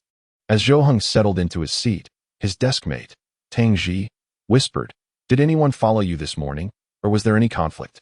Zhou Hong, taken aback, looked at her quizzically. "How did you know?" "It must be Lu Yunxua. I guessed as much. I had a similar experience last night." Last night? Zhou Hong paused for a moment, but soon grasped the situation. It seemed that Lu Yunxua had not only sought trouble with them, but had also harassed Tang Ji the previous evening. However, he felt no need to inquire further. The outcome was all too predictable. If anyone could gain an advantage in a confrontation with Tang Ji, he would be eager to meet that individual and perhaps learn a few tricks. Yet, it was certain that Lu Yunxua was not that person. If he dared to provoke Tang Ji, it would undoubtedly be to his own detriment. Zhou Hong knew he had no time to dwell on such matters. His priority was to focus on his studies. The monthly exam was fast approaching, although there were numerous assessments in their senior year. These evaluations provided a clear indication of each student's recent academic performance, compelling them to maintain this momentum right through to the college entrance examinations. There could be no room for complacency. Once in the examination hall, Zhou Hong took a moment to relax. He understood that maintaining a calm demeanor was essential for optimal performance. For him, this was a battle of life and death. In contrast, for Yin Minggran, the class ranking had lost much of its significance. What was once a source of pride and parental praise had dwindled to a point where there was no one left to be proud of her achievements, nor anyone to commend or reward her for her academic success. Consequently, she swiftly completed the exam, even omitting the review process, her mind wandering to other thoughts. Though she had offered Zhou Hong words of comfort before the exam, her concerns for him weighed heavily. She worried about his state of mind, the possibility of encountering difficult questions, and the potential for stress to disrupt his focus. That evening, she resolved to prepare him nutritious meals to help replenish his health, as she sensed he had been burning the midnight oil quite frequently. Moreover, it is imperative that he gets ample rest. He must not endure another night like the previous one. Surely, he can manage it, right? Yes, I have unwavering faith in him. Yin Minggran nodded, her thoughts drifting far away, preoccupied with matters concerning Zhou Hong. Unbeknownst to her, she had come to realize that, in her heart, Zhou Hong held greater significance than even her own self. Ahem. This student, please focus on your exam paper. The proctor's reminder snapped Yin Minggran back to reality, and she lowered her head in embarrassment. In the same examination hall, Tang Yining observed Yin Minggran from behind, lost in thought. In the past, during shared examinations, they would often exchange glances and share a knowing smile. However, now, she could no longer see Yin Minggran's gaze directed towards her, just as Zhou Hong would no longer look her way. The day's examination soon came to a close, and as everyone returned to their classroom to gather their belongings in preparation for the next day's tests, they anticipated that results would be released in a few days after the final exam. At dismissal, Liang Jiaxiang approached Lu Yunshua's empty desk, his gaze deep and contemplative, lost in thought. Just then, Kong Yu approached, lightly tapping Liang Jiaxiang's arm, inquiring, "Where's Lu Yunxua? Didn't he show up for the exam today?" Liang Jiaxiang exhaled heavily, nodding in response. "Indeed, and I doubt he will come tomorrow either." "What? What happened? Is he all right? Kong Yu furrowed his brow, struggling to comprehend the situation. Liang Jiaxiang did not answer, yet his expression spoke volumes. Kong Yu chose not to press further. Something serious seemed to have transpired concerning Lu Yunxua.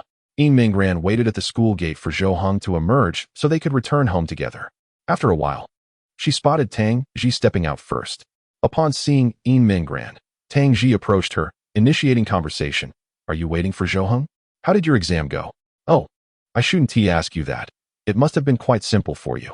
Yin Mingran chuckled lightly. Although she topped her class academically, she felt that she fell short of Tang Ji in terms of intellect.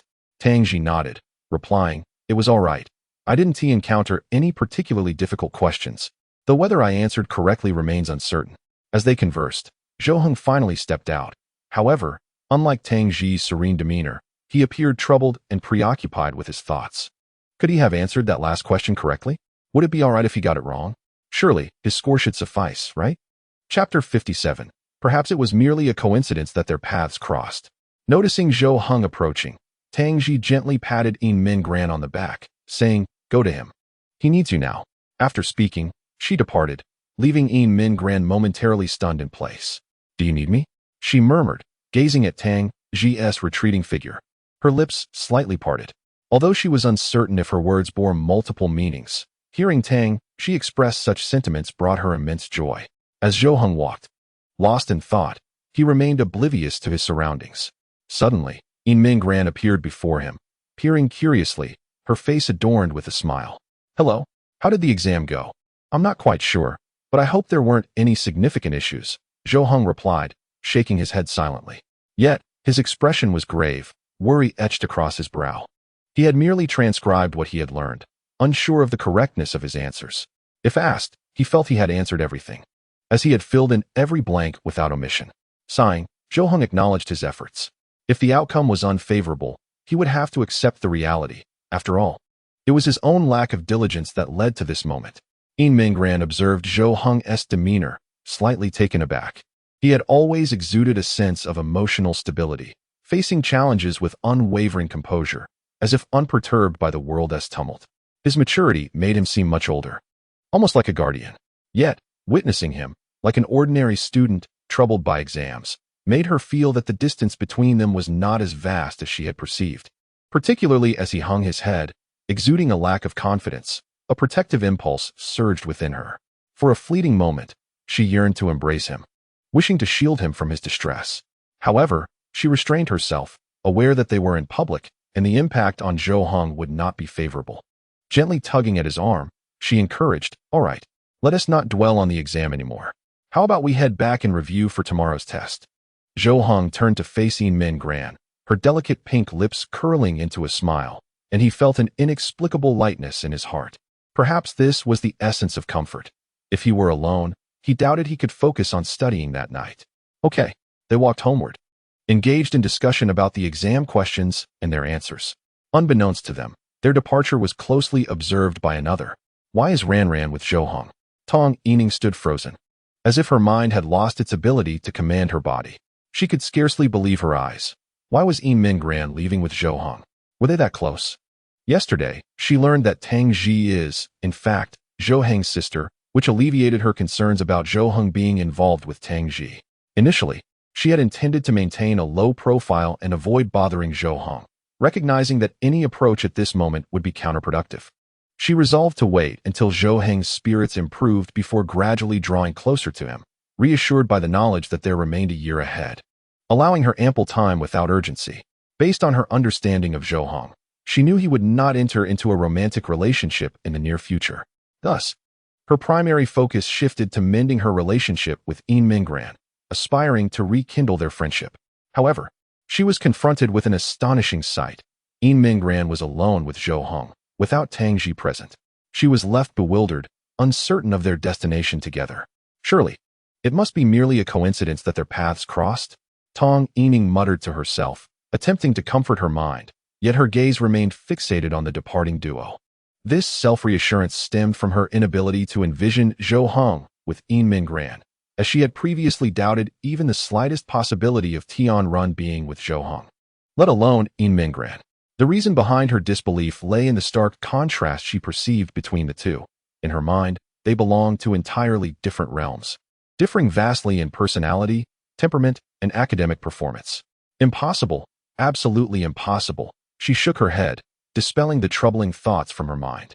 She steadfastly refused to accept the notion that Yin Mingran and Zhou Hong could be involved in any way, deciding to act as if she had seen nothing. Upon returning home, Yin Mingran encouraged Zhou Hong to focus on his studies while she prepared dinner. He accepted without hesitation, aware that every moment counted with an exam looming the next day, after which he could finally relax a little. As Yin Mingran cooked in the kitchen, she cast a glance through the window at Zhou Hong, who was diligently reviewing his materials, head bowed, occasionally stretching his neck and back. Just witnessing Zhou Hong in such a state made her acutely aware of his exhaustion and struggles. Yin Mingran bit her lip, a flicker of concern evident in her eyes. She longed to do something, anything, that could ease his burdens and alleviate his stress. After they shared dinner, Yin Mingran tidied up while Zhou Hong continued his studies. Once she had cleared the table and washed the dishes, she stepped out of the kitchen and approached Zhou Hong from behind. Unbeknownst to him, she gently placed her hands on his shoulders. Zhou Hong abruptly turned his head to gaze at Yin Mingran behind him, a hint of surprise etched upon his countenance. He could not fathom why she was offering to massage his shoulders. "I merely noticed you seemed fatigued," Yin Mingran murmured softly, her head bowed and cheeks flushed. She struggled to articulate her thoughts to Zhou Hong, wishing only to alleviate his burdens as much as she could. Zhou Hong swallowed, turning his head away, and replied softly, "Thank you, but there's no need for that. I'm fine. I'll just study for another hour or so before heading to bed." "It's all right. Focus on your studies," she responded. They maintained a serene atmosphere, with Yin Mingran occasionally guiding Zhou Hong through his exercises. Time passed swiftly, and before long, it was midnight. Zhou Hong realized he must retire for the night. Otherwise, he would find himself in a predicament akin to the previous evening. Thus, he and Yin Mingran sequentially prepared for bed, returning to the bedroom. Typically, Zhou Hong drifted into slumber swiftly, while Yin Mingran required some time to cultivate a sense of drowsiness. However, tonight, both lay wide awake, staring at the pitch-black ceiling above. Chapter 58. I will find a way to help you. Do not be so quick to give up. Zhou Hong began to contemplate the impending examination, rallying himself with encouragement and reminding himself that even if he succeeded in improving his rank by 50 places in this monthly test, he must not become complacent. After all, there would be future examinations, and he could not afford to be careless. Conversely, if he did not achieve such a significant rise in ranking, he must still persevere. His ultimate aspiration was the college entrance examination, and as he approached his final year of high school, he felt a growing sense of urgency, realizing he could no longer afford to take things lightly. "By the way, Yin Mingran, do you have a university in mind?" Zhou Hong suddenly inquired, a thought sparking in his mind. Yin Mingran paused for a few seconds, caught off guard by his question, before reflecting on it.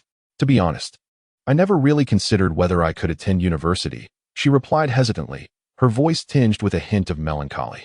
Before coming to Zhou Hong's home, she had even contemplated never returning to school, opting instead to find any job, regardless of whether it aligned with her passions.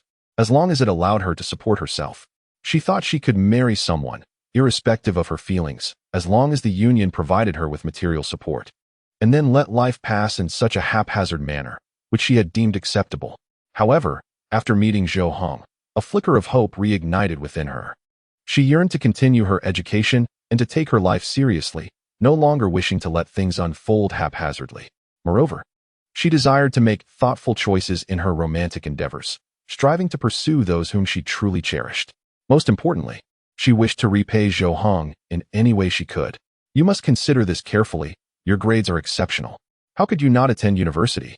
Zhou Hong urged. "But going to university requires money, and I believe I could manage without it," Yin Mingran replied. "As for finances, I will find a way to assist you. Do not be so quick to abandon hope." Zhou Hong once again uttered words that plunged Yin Mingran into silence. She found herself unable to respond. Her heart brimmed with joy, and she longed to accept his words with grace. Yet, both morally and emotionally, she felt she ought not to acquiesce. Zhou Hong owed her nothing. Rather, she felt indebted to him in countless ways, and she was at a loss as to how to repay him. She could not continue to accept his assistance without feeling a burden of guilt. "I will consider it," she said, She was aware that she had a year to ponder this matter, and for now, there was no need to dwell on it. For who could predict what the future held? Plans often falter in the face of unforeseen changes. However, if pressed to make a choice at this moment, she would unhesitatingly declare her desire to attend the same university as Zhou Hong, having previously lost hope in the prospect of higher education. It was Zhou Hong who had reignited her aspirations. Thus, she no longer cared about the prestige of the university.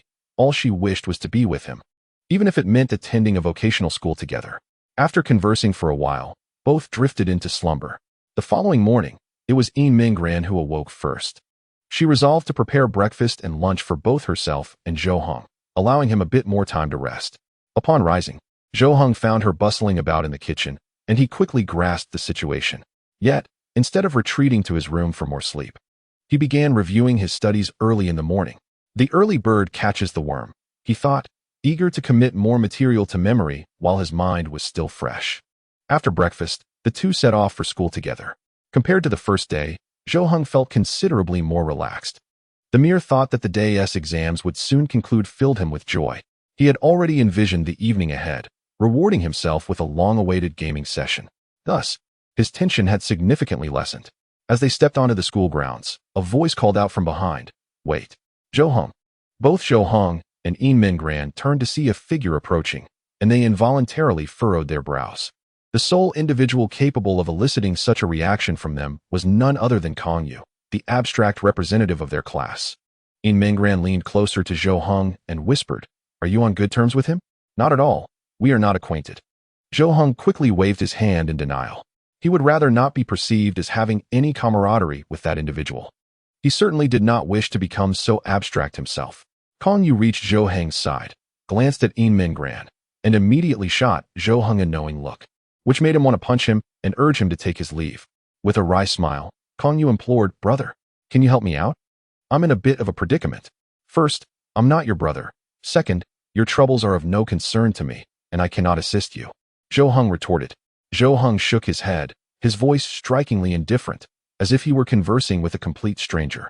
Kong Yu awkwardly smiled, then clasped his hands together, bowing his head earnestly, and pleaded, "I implore you, brother, please help me. Once my endeavor succeeds, I shall repay you handsomely." Zhou Hong instinctively opened his mouth to refuse. But the next moment, he furrowed his brow, intrigued by Kong Yu's fervor, and inquired, "Really?" "Indeed." Kong Yu lifted his head, realizing that there might be a possibility, and promptly nodded in affirmation. "All right, I desire a skin from a game. If you purchase it for me, I shall assist you." "Certainly. Buy it." Zhou Hong crossed his arms, tilting his head to scrutinize him, and asked, "Are you certain? Aren't you going to inquire about the cost?" "Not a concern. I shall buy it regardless of the price. You must feel my sincerity." Kong Yu waved his hand grandly, presenting himself as quite generous. In his mind, how much could a game skin possibly cost? Surely not in the thousands. Having played numerous mobile games, he assumed a skin would suffice at around 100 or 200. Beside them, Yin Mingran raised an eyebrow, deep in thought. The previous weekend, when Tang Ji visited Zhou Hong's home, she recalled hearing Tang Ji mention that Zhou Hong had long coveted a game weapon skin, which cost over 2,000. Originally, it could be purchased with his living expenses. But if he didn't meet the standards in the upcoming monthly exam, a portion of his allowance would be deducted, making the purchase impossible. Yin Mingran had genuinely contemplated buying it herself as a gift for Zhou Hong, but lacked sufficient funds. She had intended to seek a part-time job over the weekend, and after a few weeks, buy it for him. Now, she wondered if the skin Zhou Hong mentioned was the same as the one Tang Ji had referenced. "All right, since you are so earnest, I can assist you. Speak, what do you wish for my help with?" Kong Yu's face lit up with delight, and he bowed deeply to Zhou Hong, exclaiming, "Brother, I beseech you to help me arrange a meeting with Tong Yining." Chapter 59, Even if you deceive me, I shall accept it. What? Upon hearing this, Zhou Hong's brows furrowed tightly, and he instinctively stepped forward, causing Kong Yu to retreat a step, shielding his head with his hands, fearful that Zhou Hong might strike him. Hey, a gentleman uses words, not fists." It was not only Zhou Hong who reacted strongly. Yin Mingran's face also displayed displeasure. After all, seeking assistance from anyone else would have been acceptable, but he had chosen the one person he should not have approached. Was he not merely reopening old wounds for Zhou Hong? One could not help but wonder if he had come to stir up trouble. "I cannot assist. Seek someone else." Zhou Heng waved his hand dismissively and turned to leave. His suggestion for Kong Yu to buy the skin had merely been a jest. How could he extort his classmate for a minor favor? Initially, the intention was to dissuade him from his pursuit, but upon witnessing his unwavering determination, Zhou Heng acquiesced without the intention of demanding anything in return. What he presumed to be a trivial matter turned out to be quite the contrary. Kong Yu, this audacious fellow, dared to ask for assistance. If he could indeed arrange a meeting with Tong Yining, why had he not attempted to do so before? Was it a matter of reluctance? Come on, brother. Just lend me a hand. I am utterly at a loss. Kong Yu hastily caught up, his visage resembling one on the verge of tears, his hands clasped in desperation as he earnestly implored. He understood that the likelihood of Zhou Heng succeeding in this endeavor was slim, yet after contemplating, he realized that there was no one more suitable than Zhou Heng for this task. Zhou Heng's face displayed signs of impatience as he was about to retort when suddenly, Yin Mingran stepped forward, positioning herself in front of him. If you cannot arrange it yourself, how could you expect someone else to succeed? Even if you managed to secure a meeting, it would likely be at Zhou Heng's behest, rendering your efforts rather meaningless, wouldn't you agree? Upon hearing Yin Mingran's words, Kong Yu found himself tongue-tied, unable to articulate a rebuttal, for her reasoning was indeed sound. He had always believed that merely arranging a meeting with Tong Yining would signify half the battle won, yet upon reflection, it seemed that securing the meeting was merely the beginning. If he could not even accomplish that, what further discussions could be had? Have you comprehended this? In the future, refrain from bringing such matters before me. Zhou Heng pushed past Kong Yu and continued on his way. Kong Yu stood frozen in place, letting out a resigned sigh as his spirits plummeted. The last flicker of hope extinguished, he was left in a state of confusion, pondering whether he should simply give up. Yin Mingran did not rush away. Instead, after Zhou Heng departed, she leaned in and quietly said to Kong Yu, "You still have a chance. Do not lose hope. Perhaps you will succeed." Really? Kong Yu's head shot up, his eyes lighting up once more. The hope that had just been extinguished reignited upon hearing Yin Mingran's words. Ah, truly, you must persevere. After her encouragement, Yin Mingran hurriedly left. To be honest, she was uncertain of the truth behind her words, as she had merely spoken them without conviction. The motive behind her statement stemmed from Zhou Heng's previous remark about wanting her to facilitate a connection between Tong Yining and Kong Yu. Although she did not comprehend the rationale behind it, she complied, believing that if Kong Yu were to pursue Tong Yining, it would leave her with a better opportunity to engage Zhou Heng.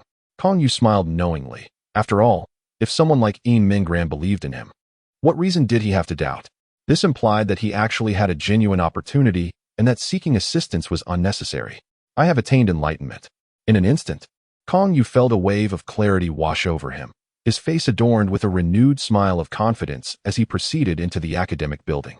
The morning examination commenced swiftly, with students entering the examination hall and beginning their tests.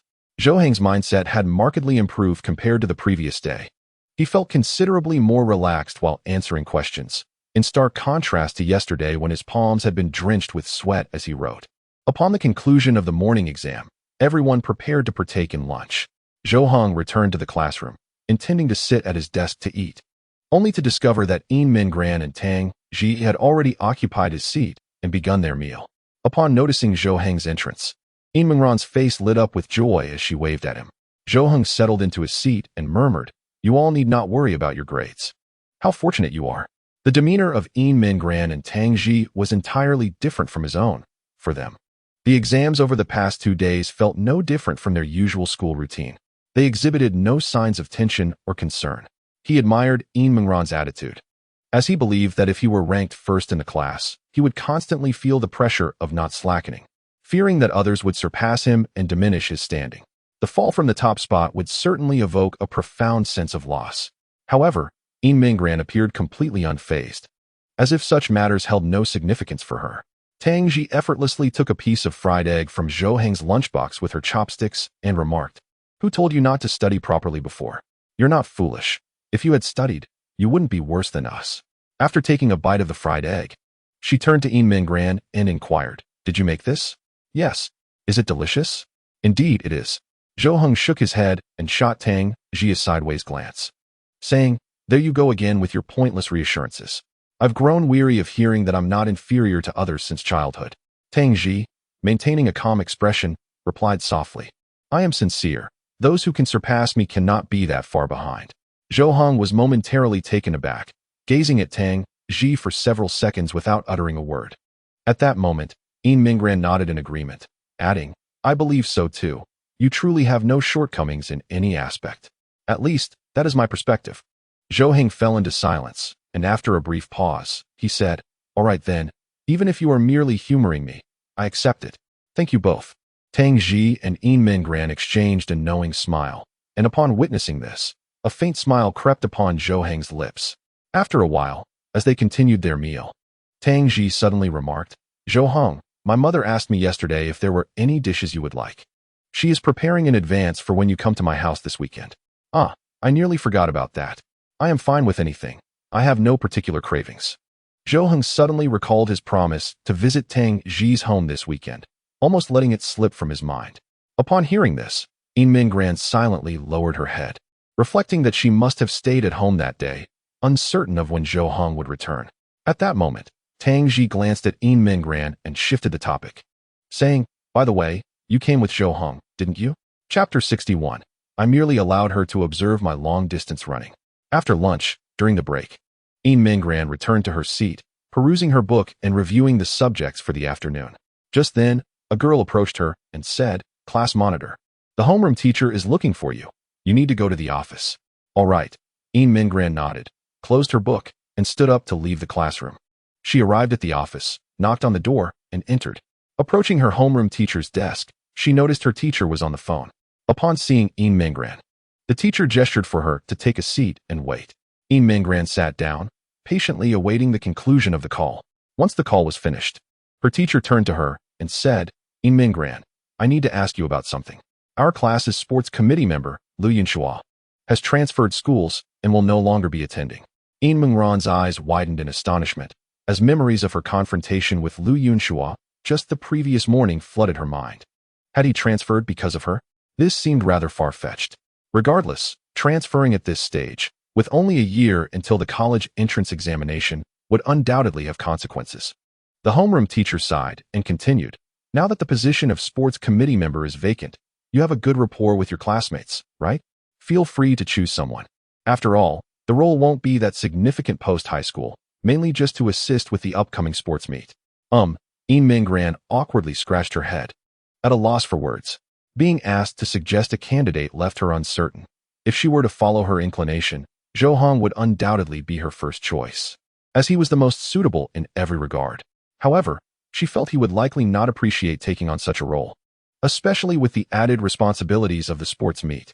She thought it best for him to rest instead, so she refrained from voicing her thoughts. As for the others, she hesitated to make suggestions, as she did not know them well enough. I think it would be better for you to decide, teacher. I truly don't know whom to choose. Very well then. I shall consider who among them performs well in sports. You may return for now. After Yin Mingran departed, the teacher began to ponder who in the class would be suitable for the role of sports committee member. While athletic performance may not signify much, it was essential to select someone taller. There was that student who had broken the basketball hoop not long ago, wasn't there?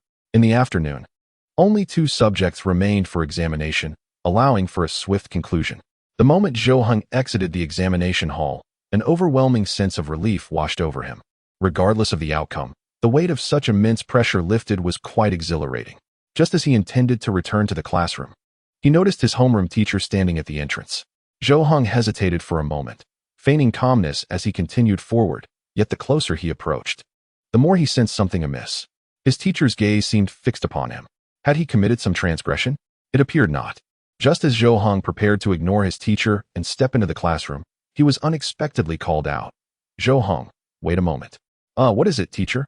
Zhou Hong halted and turned to his homeroom teacher, inquiring softly. Well, Lu Yunxua has transferred, leaving the position of sports representative vacant. Would you be able to take on this role? Transferred? Wait, you want me to be the sports representative? Don't joke around, teacher. I can't take on a leadership position. Zhou Hong waved his hand dismissively, rejecting the notion without hesitation. The teacher squinted slightly and replied, It's not much work. Since it's the senior year, the focus should primarily be on studies. Besides, with the sports meet approaching, someone is needed to assist Yin Mingran with these matters. Once the event concludes, it will merely be a nominal role, with little responsibility afterward. Am I also responsible for the sports meet? Zhou Heng paused, widening his eyes as he questioned his teacher. Yes, mainly overseeing project registrations and similar tasks. It won't be overly burdensome. All right, then I can take it on. Zhou Heng nodded in agreement, surprising even his teacher, who was taken aback by Zhou Heng's sudden willingness after his previous reluctance. Ah, that's wonderful. You may return now. Zhou Heng made his way back to the classroom and took a seat. Shortly thereafter, the teacher entered and stood at the podium, addressing the students below. Ahem. I have an announcement. Some of you may already be aware, but due to certain special reasons, Lu Yunhua has transferred, and Zhou Heng will be taking over his position as our class sports representative, responsible for the upcoming sports meet. What? Yin Minggran gasped in astonishment. Her mouth agape as she turned to look at Zhou Heng, who, under the collective gaze of his classmates, felt a wave of embarrassment and lowered his head. Yin Minggran had not anticipated that Zhou Heng would agree to such a proposition. She had believed he would outright decline. Only Tang Ji appeared troubled. Her brows furrowed as she glanced at Zhou Heng and remarked, "How ruthless. You actually accepted the role of sports representative just to deal with me?" Zhou Heng lifted his head, casting a sidelong glance at Tang Ji, and scoffed lightly. "Did you really notice that? Humph. It seems that was the only way to persuade you. Huh? You truly are committed. Why did you say I cannot run long distances? If you retract your words and acknowledge my superiority, we could settle this. Dream on." After school in the evening, Tang Yining deliberately observed that as Zhou Heng exited the classroom, Yin Minggran promptly followed suit. Had she not overheard that particular piece of news, she would not have paid it any mind.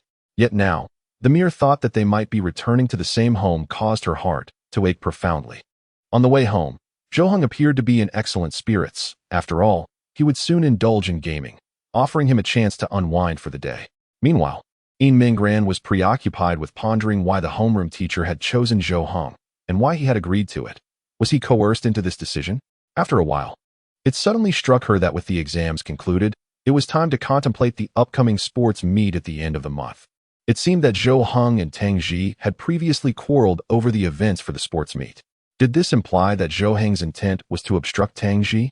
In a hushed tone, Yin Minggran inquired, "Now that the exams are over, we should think about the sports meet. What events are you and Tang Ji planning to enter?"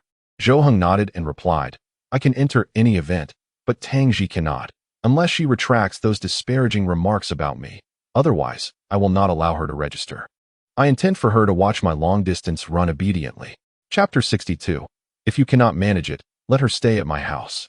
Oh, but allowing Tang Ji to register was the punishment I initially imposed on her. Now, to deny her participation seems a bit. Weren't you betting against me to win? Wasn't it to compel me to sign up? Now that I have agreed to compete, I no longer need her. However, I believe that if Tang Ji were allowed to register, she would certainly excel. There is no necessity to exclude her. Yin Minggran's voice grew progressively softer until it was nearly inaudible. When she lifted her gaze to Zhou Heng, she found him staring intently at her, prompting her to hurriedly shake her head and clarify, "No, forget I said anything. Please don't be upset." Zhou Heng remained silent for a moment before slowly asking, "Yin Minggran, where do you stand between Tang Ji and me? Whose side are you on?" Upon hearing this question, Yin Minggran was momentarily taken aback. She then lowered her eyes, her face falling, while her ears discreetly flushed with color. In a voice quieter than a whisper, she responded, "You." After answering, she quickly lifted her head and added, "But I still hope that neither of you stands in opposition. I wish for you both to be on the same side." "Oh." Zhou Heng raised an eyebrow, noticing the unwavering determination in her gaze. Her demeanor when saying this was entirely different from the fear she had exhibited moments ago. The two fell into silence, walking a considerable distance before Zhou Heng gently nodded and said, "All right, I understand. I will heed your advice. You can arrange things for us." "Really? Are you serious?" Yin Minggran questioned, unable to believe it. Just moments ago, Zhou Heng had exhibited an unyielding attitude. How had he suddenly changed his stance? Moreover, it is quite surprising that one would take it upon themselves to arrange matters. Clearly, there was nearly a conflict over this issue previously. Well, truly, since you have expressed your thoughts so candidly, what merit is there in my continued grievances? Reflecting upon it now, I realize that I should not have quarreled with Tang Ji over such trivial matters. It was indeed a sign of my own narrow-mindedness. Oh, Yin Minggran's mouth formed a na shape in astonishment. She observed that Zhou Heng had genuinely undergone a subtle transformation. It seemed that since the last time she had fallen asleep in his embrace and awakened, he had experienced a slight change. Though she was unsure of the reasons, she felt a sense of joy at Zhou Heng's newfound demeanor, as if he had matured into a more masculine figure. All right, I shall take charge of matters with Tang Ji. We can convene later to discuss how to arrange things appropriately for you, she declared. Zhou Heng nodded in agreement, responding, Yes, I will do my utmost to assist you. Upon returning home, Zhou Heng eagerly powered on his computer and logged into the game. After a short while, he heard Tang Ji's voice through his headphones. Finally online. Aren't you thrilled? We can finally play. Needless to say, I'm grateful I didn't purchase a pass this season, otherwise, I'd be at a loss. What about Yin Mingran? She inquired. She mentioned she had just finished her exams and encouraged me to play while she attended to cooking. How considerate. Treat her well, and if you cannot manage, allow her to stay at my place. She is my tutor. How could I possibly relinquish her? Rest assured, I will treat her with utmost respect, he assured. As the two conversed in the bedroom, Yin Mingran stood by the door, not eavesdropping intentionally, but merely passing by when she caught the sound of Tang Ji's voice. She lingered for a moment, a smile creeping onto her lips, before returning to the kitchen to continue with her culinary endeavors. Approximately half an hour later, Yin Mingran emerged from the kitchen, bringing freshly prepared dishes to the dining table. She then peeked into the bedroom, softly announcing, Dinner is ready. Come and eat. All right, I'm coming, Zhou Heng replied, before addressing Tang Ji through his headphones. No more playing. I'm logging off to eat. With that, he shut down his computer and joined Yin Mingran at the dining table. He had grown accustomed to the meal she prepared and could not deny her culinary skills were indeed commendable, rivaling his own.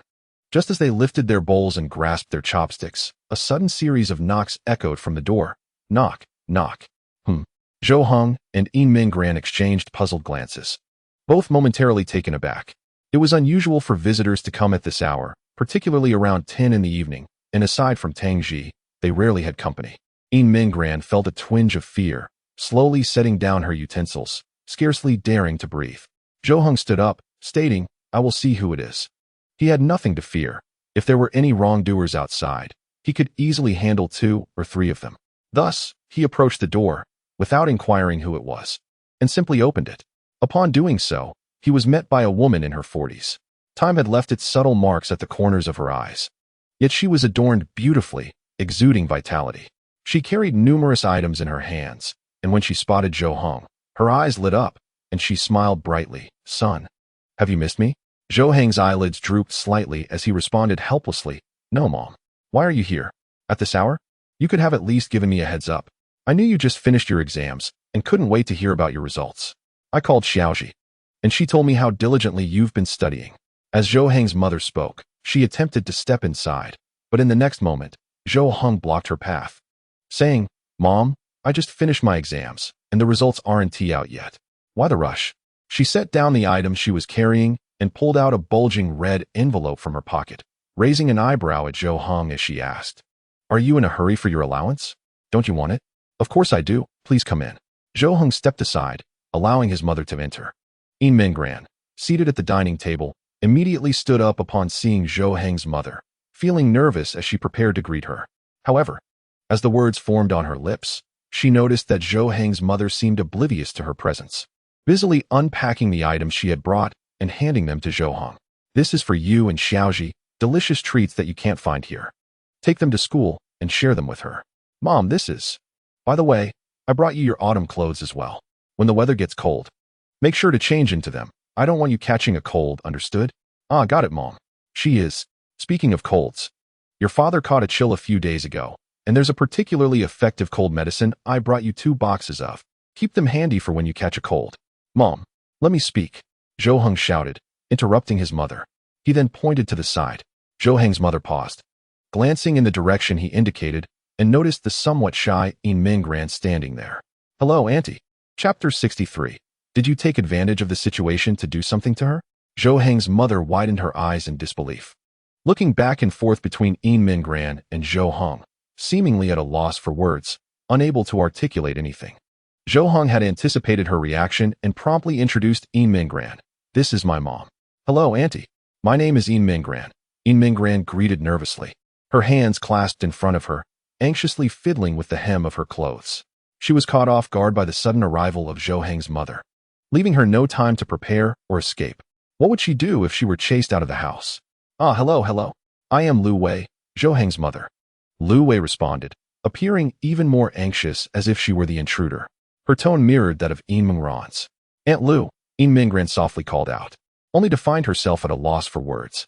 She pondered whether she should explain who she was and why she was there, but she didn't know where to begin. Lu Wei cleared her throat a couple of times, seemingly struggling with dryness, then turned to Zhou Heng, hastily pushing him toward the bedroom and closing the door behind him.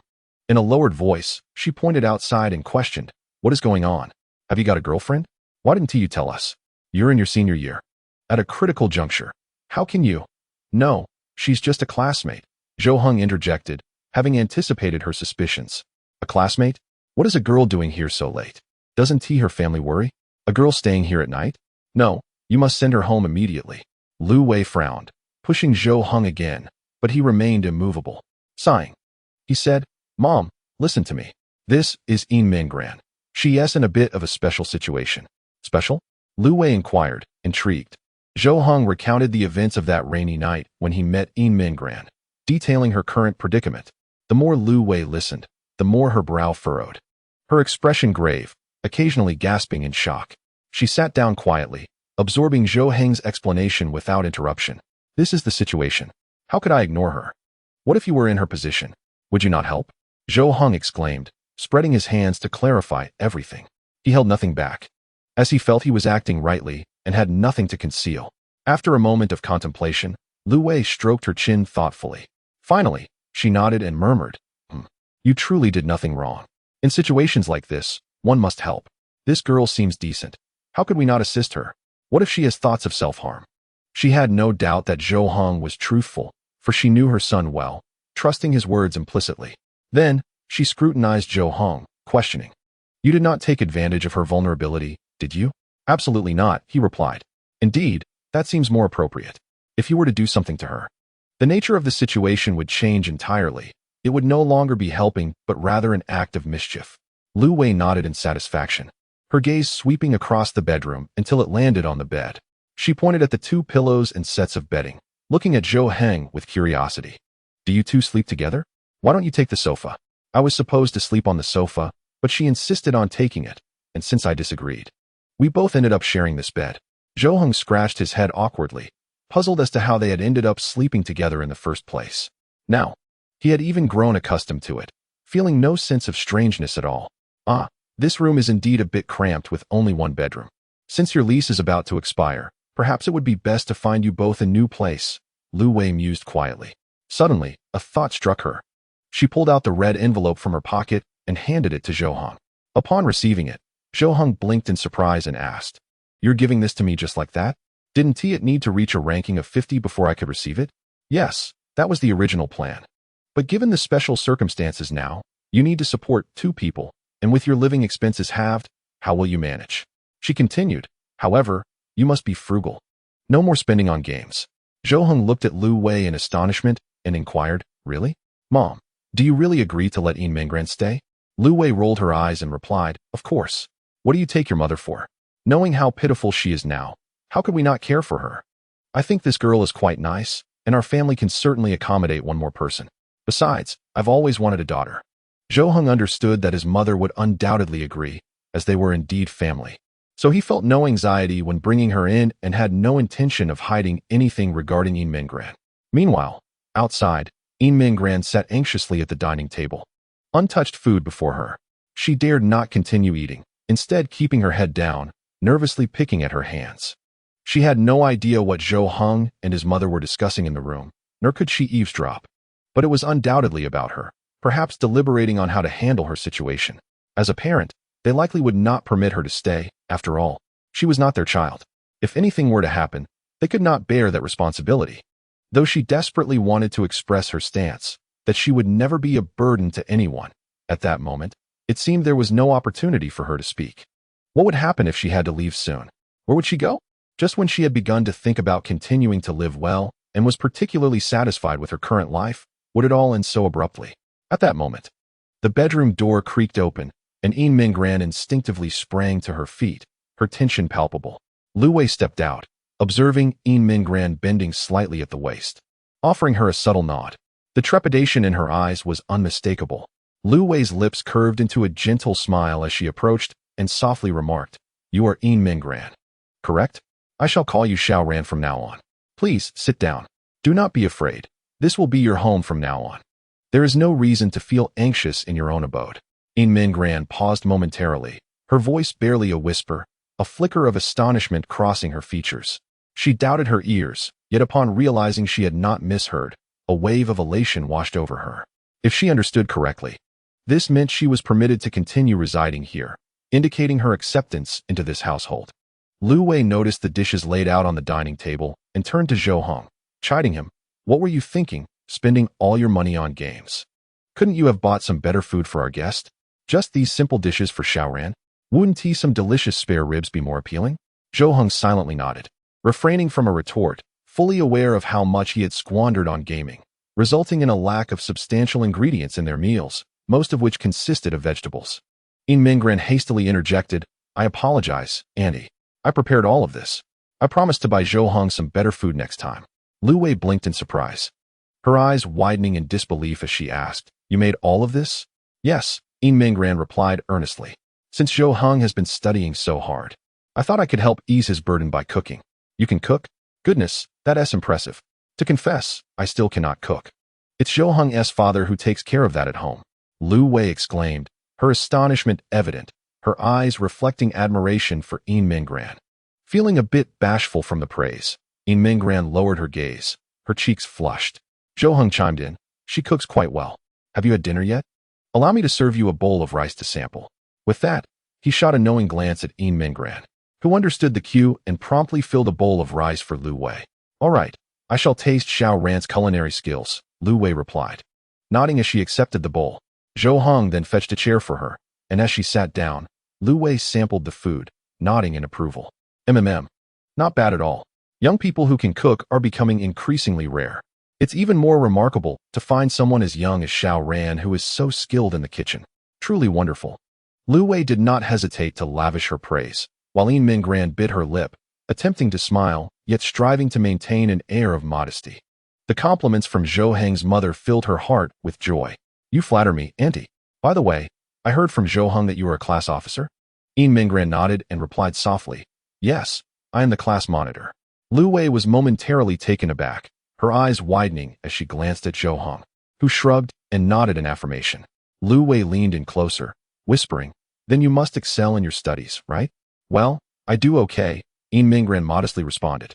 But Zhou Hong interjected, "She ranks in the top 5 of her grade, first in our class." With a sudden clap of her hands on the table, Lu Wei startled Yin Mingran, who shivered at the unexpected gesture. "You perform so well in your studies," Lu Wei exclaimed, her astonishment akin to a thunderbolt. Disbelief etched across her face, her mouth agape. Yin Mingran hesitated to respond, having never considered her achievements to be extraordinary, thus failing to comprehend Lu Wei's intense reaction. "My goodness, with such outstanding grades, you absolutely must continue your education. Rest assured, Xiao Ran, focus on your studies diligently. And do not concern yourself with anything else. Auntie will fully support you," Lu Wei declared with fervor, her words igniting excitement within Yin Mingran. She was surprised to find that Zhou Heng's character mirrored his mother's, as their encouragement echoed his own sentiments. Promptly rising, she bowed deeply to Lu Wei, earnestly stating, "Thank you, Auntie." Lu Wei gazed at Yin Mingran, her expression conveying a silent yearning, as if thinking how wonderful it would be if such a remarkable child were her daughter. The affection in her eyes grew more pronounced, and her fondness for Yin Mingran deepened with each passing moment. Yin Mingran lifted her gaze and continued, "However, Auntie, I cannot simply accept your kindness without giving something in return, otherwise, I would feel uneasy." Though she was pleased, it seemed too brazen to accept such generosity without contributing, as she hadn't earned it, and others were under no obligation to be kind to her. All right, Lu Wei replied with a gentle smile, gesturing for Yin Mingran to take a seat. "How about this? I heard that you helped Zhou Hong with his studies during the recent monthly exam, correct? Would you continue guiding his learning? Consider it my way of hiring you as his tutor. Your efforts deserve recompense, and that seems only fair, wouldn't you agree?" The aunt said, "Even if you don't mention it, I will continue to teach Zhou Hong. This hardly constitutes labor, in her opinion." Yin Mingran seemed inclined to express more, believing it was not much different from doing nothing at all and hardly qualifying as compensated work. Just then, Zhou Heng suddenly coughed a couple of times, interrupting Yin Mingran's thoughts. She halted mid-sentence, retracting her words, and glanced at Zhou Heng, who was engrossed in his meal, seemingly conveying an unspoken message through his expression. In that moment, Yin Mingran appeared to grasp something profound. She shifted her tone and softly remarked, "Understood. Thank you, Aunt." As soon as she spoke, she noticed a look of relief blossoming on Lu Wei's face, as if she were pleased with this change in attitude. In truth, Yin Mingran was uncertain of the meaning behind Zhou Heng's reminder, yet instinctively, she altered her demeanor. When she turned to Zhou Heng once more, she found his previously furrowed brow had relaxed, and she gradually smiled, contemplating that perhaps she and Zhou Heng had developed a certain tacit understanding. After dinner, as Yin Mingran tidied up the dishes and the table, Lu Wei seemed prepared to leave. Approaching the door and slipping on her shoes, Yin Mingran hurried over to inquire, "Aunt, won't you be staying here tonight?" Lu Wei smiled and waved her hand, saying, "It's already cramped enough for you two. I've arranged a hotel nearby, so don't worry." Just as Lu Wei was about to step outside, she suddenly recalled something and turned back to continue speaking to Yin Mingran. "Oh, by the way, I intend to wait here until Zhou Heng's monthly exam results are released, so I should be staying a few more days. Tomorrow, I'll invite Xiaoji to join us for dinner." Chapter 65. You are all family now. Really? Did my aunt say that last night? Did she truly mean it? Tang Ji looked at Zhou Heng in astonishment, unable to believe her ears. Zhou Heng, having recounted the events of the previous night to Tang Ji that morning, felt a sense of relief. He had received his living expenses and no longer had to worry about his exam results, all thanks to Yin Mingran. "Yes. And then we invited you to dinner. My mother should be calling my aunt today to inform her, so you can join us tonight." "Oh, all right." Tang Ji nodded, glancing toward the front row where Yin Mingran appeared to be in high spirits, smiling and chatting with her classmates. As Zhou Heng prepared to study, pulling out his books, Tang Ji asked, "How did you decide on the events for the sports meet? Are you planning to sign up for everything yourself and not let me participate?" Zhou Heng tapped his fingers lightly on the table and replied nonchalantly, "I won't interfere. I'll defer entirely to Yin Mingran." "Really? What prompted you to change your mind?" Zhou Heng cast a glance at Yin Mingran ahead and murmured softly, "It's nothing. Just reflecting on how somewhat juvenile I used to be." The day swiftly passed, and as school was about to conclude, Tang Ji did not depart as usual. Instead, she awaited Zhou Heng and Yin Mingran. Once the three had gathered their belongings, they left the school together. Noticing that Yin Mingran appeared somewhat uneasy during their journey, Tang Ji reached out and gently touched her, inquiring, "What's the matter? Are you feeling nervous? Didn't you meet my aunt last night?" "Yes, but I'm still a bit anxious," Yin Mingran replied candidly. Even though she had received her aunt's approval the previous evening, she dared not let her guard down. After all, she was still an outsider and felt it necessary to maintain a demeanor of politeness and respect, ensuring she did not overstep her bounds. "Everything is fine. Just relax. My aunt has agreed for you to stay. We are all family now," Tang Ji reassured her, patting Yin Mingran's shoulder. "Family," Yin Mingran murmured. A certain part of her heart seemingly stirred, and her nose suddenly felt a bit tingly. Upon exiting the school, Zhou Heng squinted as he surveyed the surroundings, eventually spotting a vehicle in a nearby open space. The driver's window rolled down to reveal Lu Wei, who, upon seeing the trio, waved at them. Zhou Heng was the first to step forward, followed by Tang Ji, with Yin Mingran trailing behind. Zhou Heng opened the front passenger door and settled into his seat, while Tang Ji and Yin Mingran took their places in the back. Once inside, Tang Ji greeted Lu Wei with a cheerful, "Hello, Aunt." Lu Wei smiled warmly in response. "Hello, Xiaoji. It's been a while. You look even more beautiful. Aunt, you seem to be getting younger yourself." "Haha, it's the sweet tooth of this little Xiaoji that makes her so delightful," Lu Wei remarked, glancing at the rearview mirror where Yin Mingran appeared somewhat awkward. She softly called out, "Xiaoran?" "Yes, Aunt," Yin Mingran quickly replied, fearful of seeming tardy in her response. Lu Wei, using a gentle tone, asked, "What would you like to eat? Just say anything. It's up to you." I'm fine with anything. You decide, Aunt," Yin Mingran stammered. "All right then. I'll make the decision. If there's something you don't like, just let me know," Lu Wei said. As Lu Wei drove away, she navigated towards a street bustling with restaurants still in operation, illuminated brilliantly despite the late hour. The lively atmosphere was filled with patrons and ultimately, she parked her car in front of a hot pot establishment. Accompanied by 3 friends, they entered the restaurant, which was teeming with customers. Fortunately, there were still available seats. A waiter guided them to a vacant table where they settled down. Upon receiving the menu, Lu Wei handed it to Yin Minggran, hoping she would take the lead in ordering. However, Yin Minggran politely declined, feeling too shy to choose dishes as merely a guest. She was grateful just to have been invited. Zhou Hong, noticing her discomfort, refrained from pressuring her further and took the menu upon himself to place the order. Just after he finished ordering, Lu Wei's phone rang. She glanced at the caller ID, stood up, and informed the others, "Please start eating. I'll take this call." With that, Lu Wei exited the table and left the restaurant. The atmosphere lightened for the remaining trio, who soon began conversing. "Yin Minggran, what did you discuss with Zhou Hong? He came to me this morning saying that the events for the sports meet were all arranged by you. I almost had an argument with him over it, and he didn't relent. I didn't say much. The events can follow Yin Minggran's arrangements. But there's also the opening ceremony performance, which I must secure." After a brief conversation, the hot pot base was served, and dishes began arriving promptly. Lu Wei was still on her call when Zhou Hong picked up his chopsticks and encouraged the others to start eating. Yet, Yin Minggran hesitated, believing they should wait for Zhou Hong's mother to return before beginning their meal. As she raised her gaze towards the direction where Lu Wei had departed, her eyes inadvertently met those of a woman passing by their table. The woman halted abruptly, standing beside their table, fixating on Yin Minggran with a mixture of raised brows. Instantly, Yin Minggran's complexion altered, her mouth agape, lips trembling, and her eyes wide with shock. The woman, now in middle age, possessed a robust figure, beak-like features, and a sharp chin, exuding an aura that suggested she was not to be trifled with. "Yin Minggran." The woman raised an eyebrow, a derisive smile curling her lips. Zhou Hong and Tang Ji, hearing the name, looked up in surprise at the woman beside them. Yin Minggran, despite having her name called, remained silent, locking her cold, piercing gaze onto the woman. Her teeth clenched tightly on her lip, nearly drawing blood, and her hands were balled into fists on the table. The woman crossed her arms, resembling a barrel, tilted her head, and spoke with a mocking tone.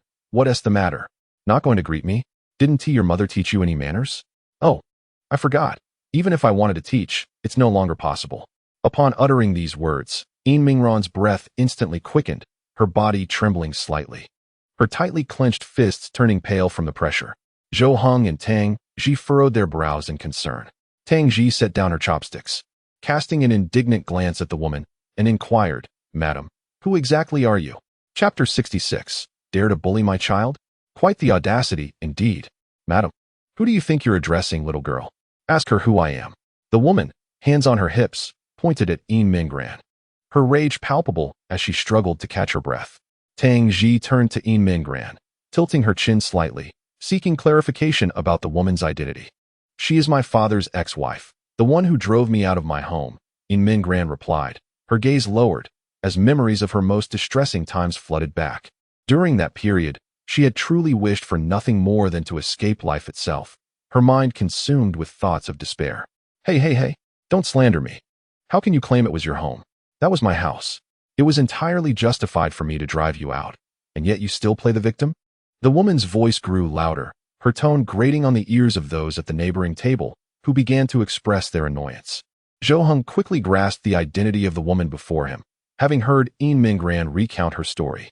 She had brought her son and expelled Yin Minggran from their home, nearly costing her life in the process. With narrowed eyes now wide open, Zhou Hong focused intently on the woman, speaking slowly. "Madam, we are here to dine. If you have no business here, could you kindly excuse yourself?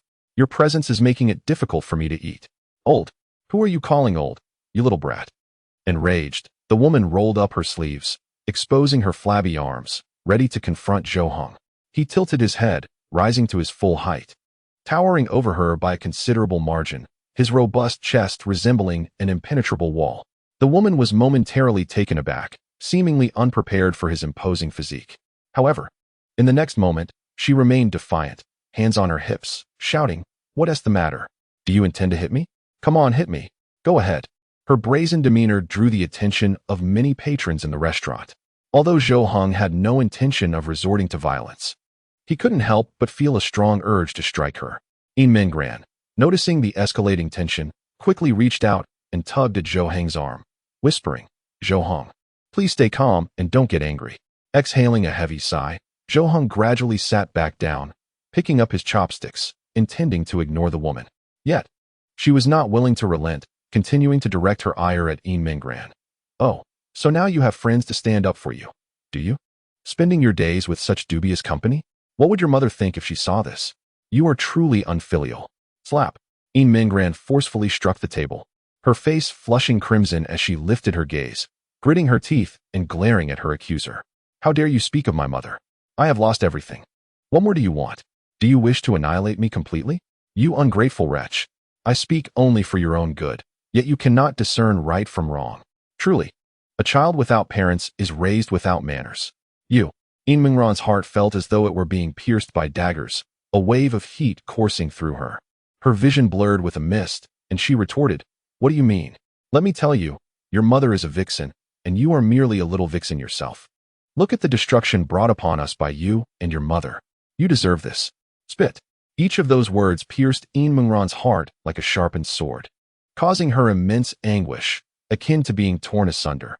Her lips trembled, unable to articulate a single word, her chest heaving as crystalline tears formed, cascading down her cheeks and splattering onto the floor. Overwhelmed by sorrow, she stood there, feeling particularly helpless, once again experiencing the depths of despair.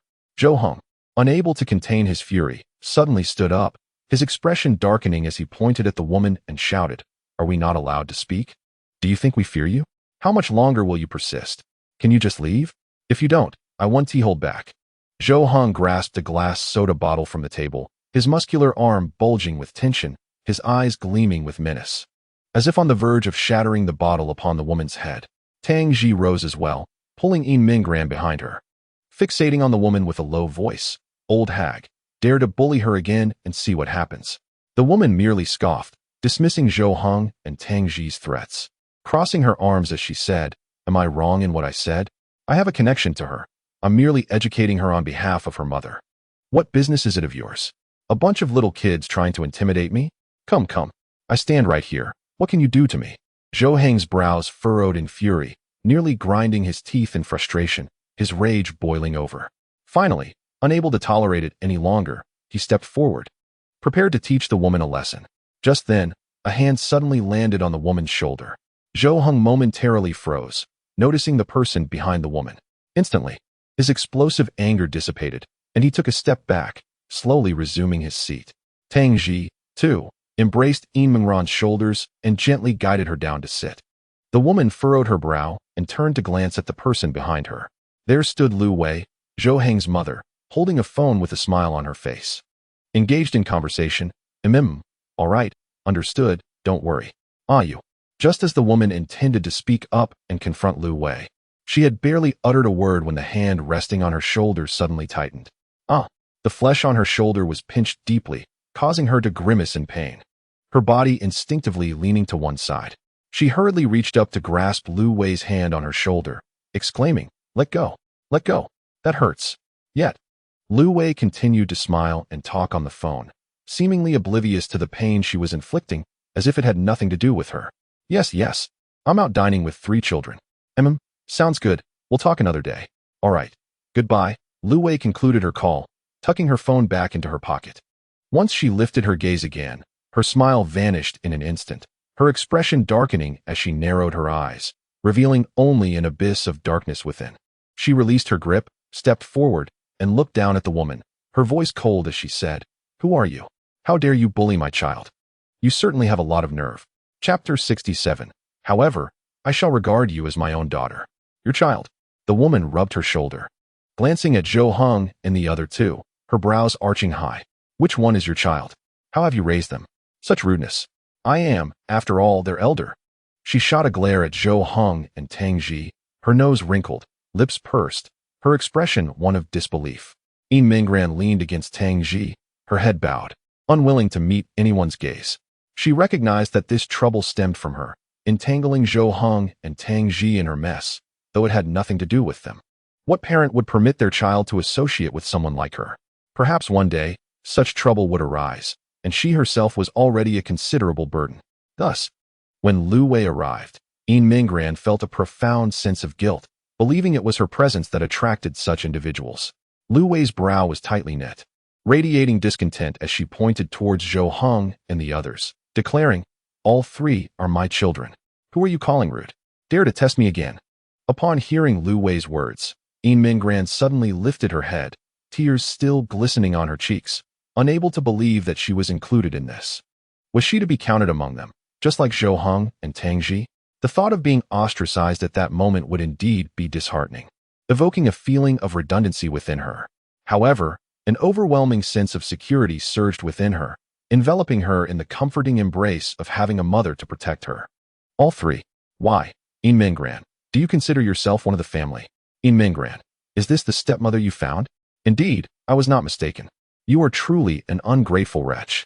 How many days has it been since your mother departed? Your ability to move on is rather astonishing. With a sharp clap of sound, a woman abruptly found her face drenched by a splash of water, instantly soaking her hair and collar.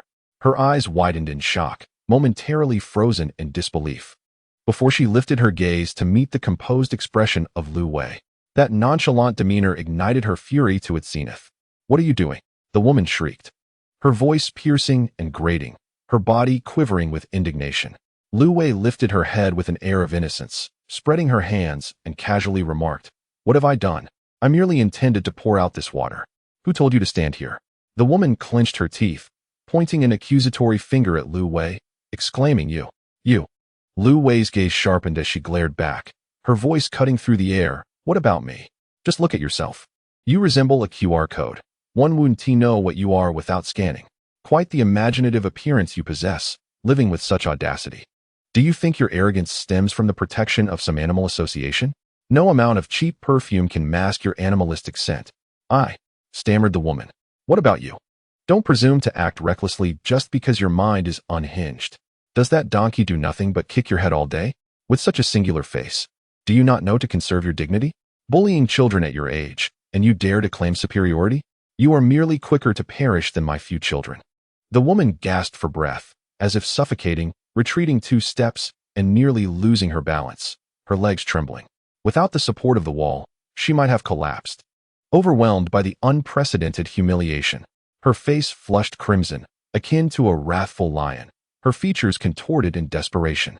Zhou Heng and Tang Ji had already covered their faces, fearing they might burst into laughter, while Yin Minggran looked on in astonishment, unprepared for Zhou Heng's mother's formidable verbal prowess. She always spoke to them with such gentleness. Who would have expected this fierce side? If she were to unleash such words upon herself, she would have been reduced to tears long ago. Lu Wei fixed her gaze ahead, her voice cold and resolute. "Let me make this clear. Xiaoran is different now. She is my child. Should you dare to bully her again, I will not let you off easily, be it in broad daylight or under the cloak of darkness. Do you truly believe that we are an easy target?" The woman pointed at Lu Wei and then at Yin Minggran, her face flushed with indignation, reminiscent of a pot of boiling corn. Subsequently, she wiped the water from her face and stormed away, leaving the restaurant in a tranquil silence, restoring a sense of harmony. Lu Wei exhaled deeply, as if releasing all the frustration she had just experienced. She then took a seat beside Yin Minggran, who had ceased her tears. Lu Wei's intervention had brought her a sense of relief, though traces of tears still lingered in the corners of her eyes. She lowered her head and murmured, "Thank you, Auntie." Unsure of how to express her gratitude or how to face Lu Wei after the declaration of "She is my child," a wave of emotion swept over her, tightening her throat and igniting the urge to weep. Perhaps those words were merely spoken for the woman's sake. Now that the matter was resolved, should she take it to heart? At that moment, Lu Wei retrieved a few tissues, extending her hand to gently wipe away the tears from Yin Minggran's eyes. "Do not be afraid, my dear. You need not fear her bullying you anymore. You now have someone to protect you. From this day forth, I shall be your shield." Lu Wei grasped Yin Minggran's hand, her lips curving into a warm, jewel-like smile, the tenderness in her eyes deepening. Yin Minggran was momentarily taken aback, but soon her eyes sparkled, her lashes fluttering in excitement. The next instant, she burst into tears like a child, her cheeks glistening with tears as she could no longer contain the vulnerability within her heart, throwing herself into Lu Wei's embrace and crying out loud. Lu Wei held Yin Minggran close, gently patting her back, whispering in her ear, There, No need to be afraid anymore. While I may never measure up to your mother, I promise to treat you with the same care I bestow upon Zhou Hong. You need not regard me as a mother, but I shall surely cherish you as my own daughter. I. Yin Mingran sobbed, struggling to articulate a coherent thought, unable to grasp the reality of the moment. It felt surreal, as though she were in a dream. Since her family had faced misfortune, she had lost the sense of belonging that home once provided. Yet now, within Zhou Heng's household, she felt the warmth of that elusive feeling once more. She longed to be part of it, to belong. Thus, the current situation left her overwhelmed, and if this were a dream, she wished never to awaken. Tangji, observing from the side, suddenly spoke up. Auntie, you could consider recognizing Yin Mingran as your goddaughter, as you've often expressed a desire for a daughter. Lu Wei smiled, as though she had been awaiting this opportunity all along. She then looked down at Yin Mingran in her arms and gently asked, "Would you like that?" Chapter 68. At that moment, it was uncertain which young lad would be privileged enough to carry the basin away. Yin Mingran rose from Lu Wei's embrace. Wiping her tears with her hand, she stammered, I am willing. Wonderful. My darling, I truly adore you. Now, no more tears, Lu Wei exclaimed. Her joy palpable as she enveloped Yin Mingran in a warm embrace, soothing her with gentle words. Nestled in Lu Wei's arms, Yin Mingran felt a sense of comfort akin to being cradled by her own mother. She closed her eyes, savoring the moment. Ever since her parents had departed, she had been left with an emotional scar. The slightest provocation or fright would send her heart racing, as if it were about to leap from her throat, leaving her breathless. Yet now, in Lu Wei's comforting hold, that sensation seemed to dissipate unnoticed, her heart beating steadily, calm and at ease. Although Yin Mingran longed for this tranquility to persist, she knew it was not feasible. She sat up, allowing a few soft sobs to escape. Auntie, am I still an aunt to you? Lu Wei smiled gently, brushing Yin Mingran's hair aside. A faint blush crept across Yin Mingran's cheeks as she fell silent for a few moments, her voice barely above a whisper. Godmother. Oh dear, godmother does not sound quite right. Let us dispense with the god prefix. We are family, after all. No need for such formality, Lu Wei replied, her tone warm and inviting. Yin Mingran's cheeks flushed deeper, her gaze lowering even further, finally muttering so softly that only Lu Wei could hear, Mom. Lu Wei responded with delight, tenderly caressing Yin Mingran's cheek, her affection growing with each passing moment. Tang Ji gently tugged at Yin Mingran's arm, softly suggesting, Come, let me take you to wash your face. All right. Yin Mingran acquiesced as she and Tang Ji made their way to the restroom. Lu Wei's gaze lingered on Yin Mingran's retreating figure, her smile unwavering. Zhou Heng glanced at his mother, inquiring, Is this truly advisable? You seem overly eager. It might frighten her. You have no idea how envious I was of Zhou Yalan in the past. Lu Wei retorted. Zhou Heng, taken aback, questioned my aunt. What could you possibly envy about her? Lu Wei shot him a disapproving glance, exasperated. What do you think? I envy her for having such an exceptional daughter. Xiaoji has never caused her parents any worry regarding her studies. Look at you. Oh, I spend my days fretting over you. It drives me to despair. Zhou Heng lowered his head, regretting his inquisitive remark, feeling a wave of embarrassment wash over him. Lu Wei sighed and continued, I have always preferred daughters, and now an outstanding girl stands before me. I am utterly enchanted.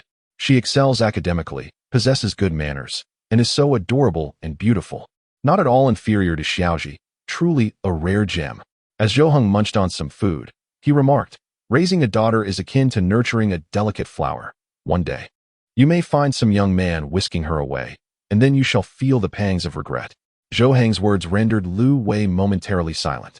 She inhaled deeply, her brow furrowed as if genuinely contemplating his statement. After a brief pause, she leaned in closer and whispered, Do you think you have a chance with Xiaoran? After all, it would be ideal if she didn't have to change her name, and I wouldn't have to deal with a challenging in-law. Nor would your father and I need to prepare a dowry for you. Wait, that's not what Zhou Heng began, but Lu Wei interrupted, exclaiming, Oh no, that's unlikely. Xiaoran probably wouldn't agree, right? My son is indeed handsome, but alas, his academic performance leaves much to be desired. If only his studies could match his charm, then he would be truly perfect. Zhou Heng, exasperated, placed his hand on his forehead and replied, I truly do not understand why you all place such importance on grades. Just because I may not excel academically does not mean I am doomed to failure. Failing to gain admission to university does not preclude me from achieving other successes. From a young age, he had been subjected to comparisons with others' children, to the point where his ears felt calloused. Had he been a different child, he might have succumbed to despair, but Zhou Heng's resilient nature had fortified him against such criticisms.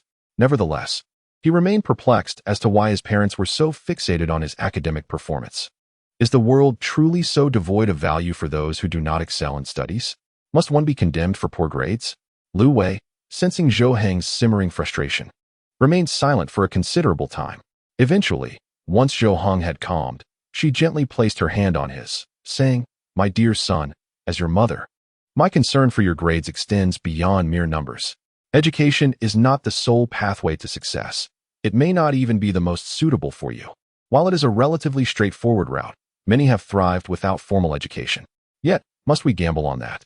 When a simple path lies before you, why not choose to walk it?" Zhou Heng remained silent, not in defiance, but rather in deep contemplation, absorbing her words. "Your father and I share the same perspective. It matters not how much you earn. You need not contribute a single cent to us. Our hope is simply that you do not overexert yourself, chasing after fleeting opportunities for wealth. Instead, we desire for you to lead a grounded life, able to support yourself, your future spouse, and children. To us, that would make you the most remarkable person." Lu Wei gently held Zhou Heng's hand, softly speaking to him. Zhou Heng could feel that his mother's palm had grown coarser over the years. Several years ago, when he was still a child, he would hold her hand and remember how soft and fair it felt, a comforting grasp. However, that was no longer the case. Her hands had become much rougher and sturdier. He had gradually come to understand that their family's relatively good circumstances were the result of his parents' tireless efforts.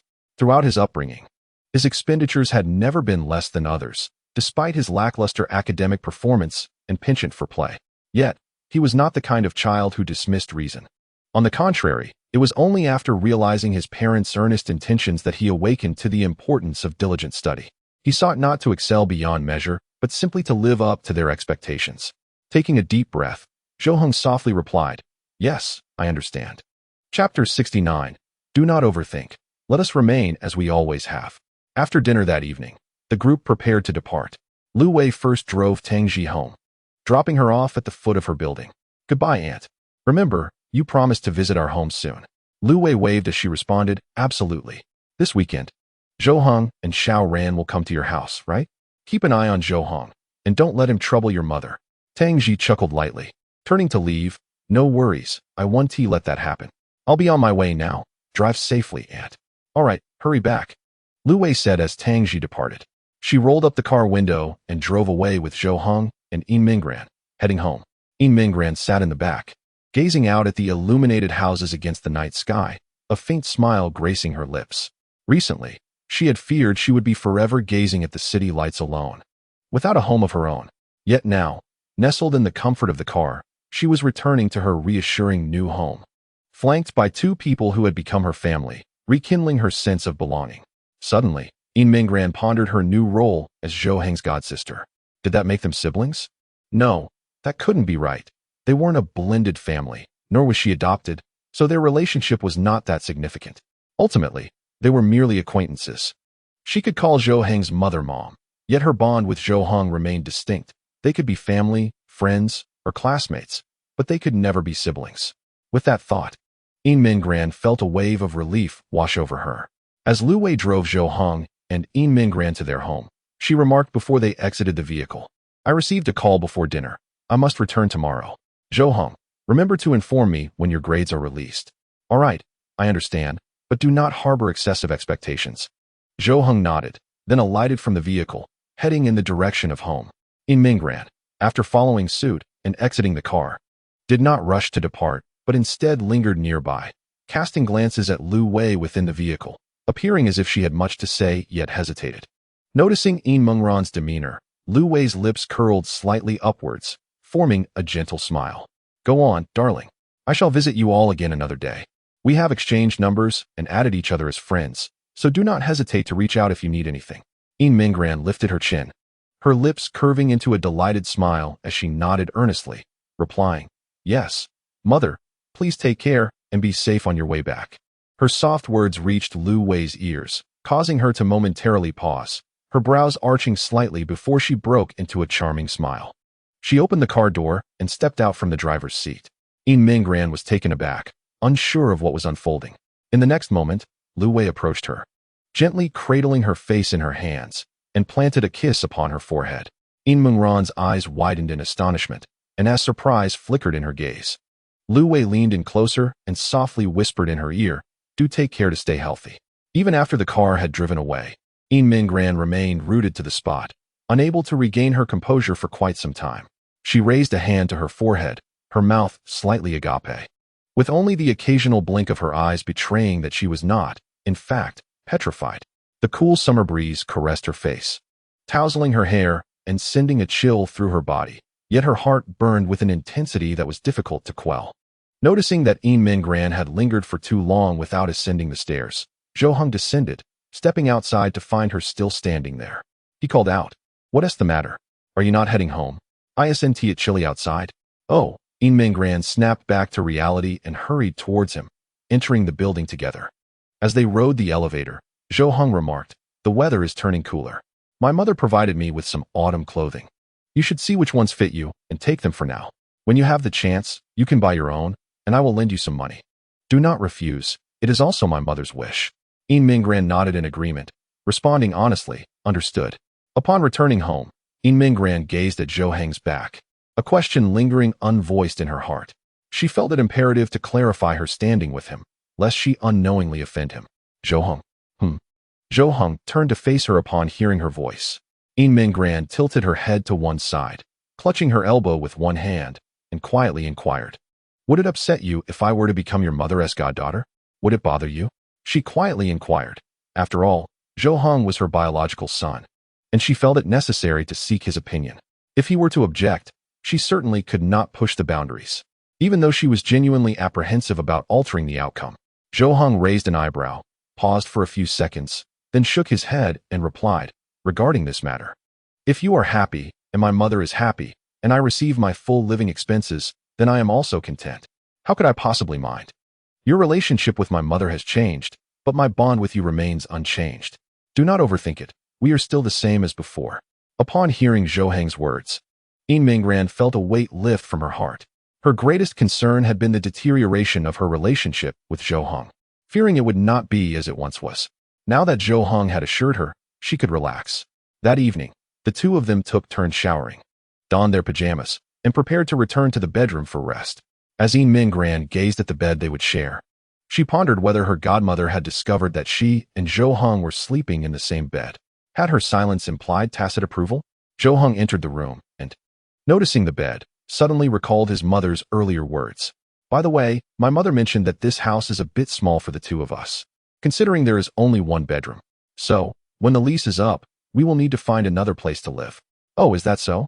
Yin Mingran's gaze flickered, and her response came out somewhat forced. The thought of moving meant they would likely have more than one bedroom, which also meant she and Zhou Heng would no longer share a bed at night. A pang of unease shot through her, prompting her to quickly dismiss such thoughts. What was she thinking? Given the current circumstances, it must be uncomfortable for Zhou Heng, who was large and robust, to share a bed with her. She should take the sofa, but Zhou Heng would not agree to that. If there were two bedrooms, he would have much more space to sleep, which was indeed a positive development. So why did she feel a tinge of disappointment? Chapter 70. Would Zhou Heng agree if she were to confess her feelings? The lights were turned off. Two individuals lay upon the bed, Zhou Heng with his eyes gently closed, drifting into the embrace of slumber. While Yin Mingran found herself unable to sleep, her eyelids heavy yet unyielding. The events of the day weighed heavily upon her mind, leaving her in a state of contemplation. She replayed the occurrences in her thoughts, ultimately fixating on Zhou Heng's remark about their impending relocation. In moments like these, the days seemed to dwindle. She mused while gazing at the ceiling. Although they shared the same bed each night, they maintained separate blankets and pillows, a partition between them. Aside from their occasional late-night conversations after extinguishing the lights, there was little interaction between them in bed. Suddenly, Yin Mingran recalled a singular instance that had deviated from the norm, the day when Zhou Heng appeared utterly exhausted. In his slumber, he had unwittingly turned over, resting his arm upon her. Had he shifted just a fraction closer, It would have felt as though he were embracing her in his sleep. The following day, Zhou Hong had even apologized for the incident, bringing it to her attention. Regardless, they would eventually part ways during the night, which led Yin Minggran to a rather audacious thought. If Zhou Hong could unintentionally roll towards her in his dreams, could she not do the same? He had stumbled upon her presence by accident. She could feign a similar misstep, merely pretending to be asleep. The next morning, she could act as if she had no recollection of the night's events, completely oblivious to the circumstances, leaving no room for embarrassment. Yin Minggran bit her lip, her heart racing with exhilaration at this newfound plan, one she had never dared to entertain before. She refrained from immediate action, recognizing that if she were to pretend to be asleep, she must do so convincingly for at least half an hour to avoid raising suspicion. One could hardly drift off and then immediately shift. With this thought in mind, she remained still for over 30 minutes. The night had deepened, the world outside enveloped in darkness, void of any light. Feeling emboldened, Yin Minggran decided it was time to act. She shifted slightly, a tentative movement, testing the waters. The partition between them was easily traversable with a simple turn. However, should she cross over, she would be encroaching upon Zhou Hong's territory, their proximity close enough for her to feel his warmth. Thus, she resolved to navigate this delicate endeavor with utmost care, ensuring her actions appeared entirely subconscious, leaving no trace of her intentions. Initially, Yin Minggran moved her quilt aside, otherwise, she would inadvertently become entangled in it while turning over. Subsequently, she turned to her side, facing Zhou Hong, yet the room was enveloped in darkness, leaving her uncertain whether he had fallen asleep. If he had just drifted off, that would be ideal. Should she accidentally awaken him, he would remain oblivious to her intentions.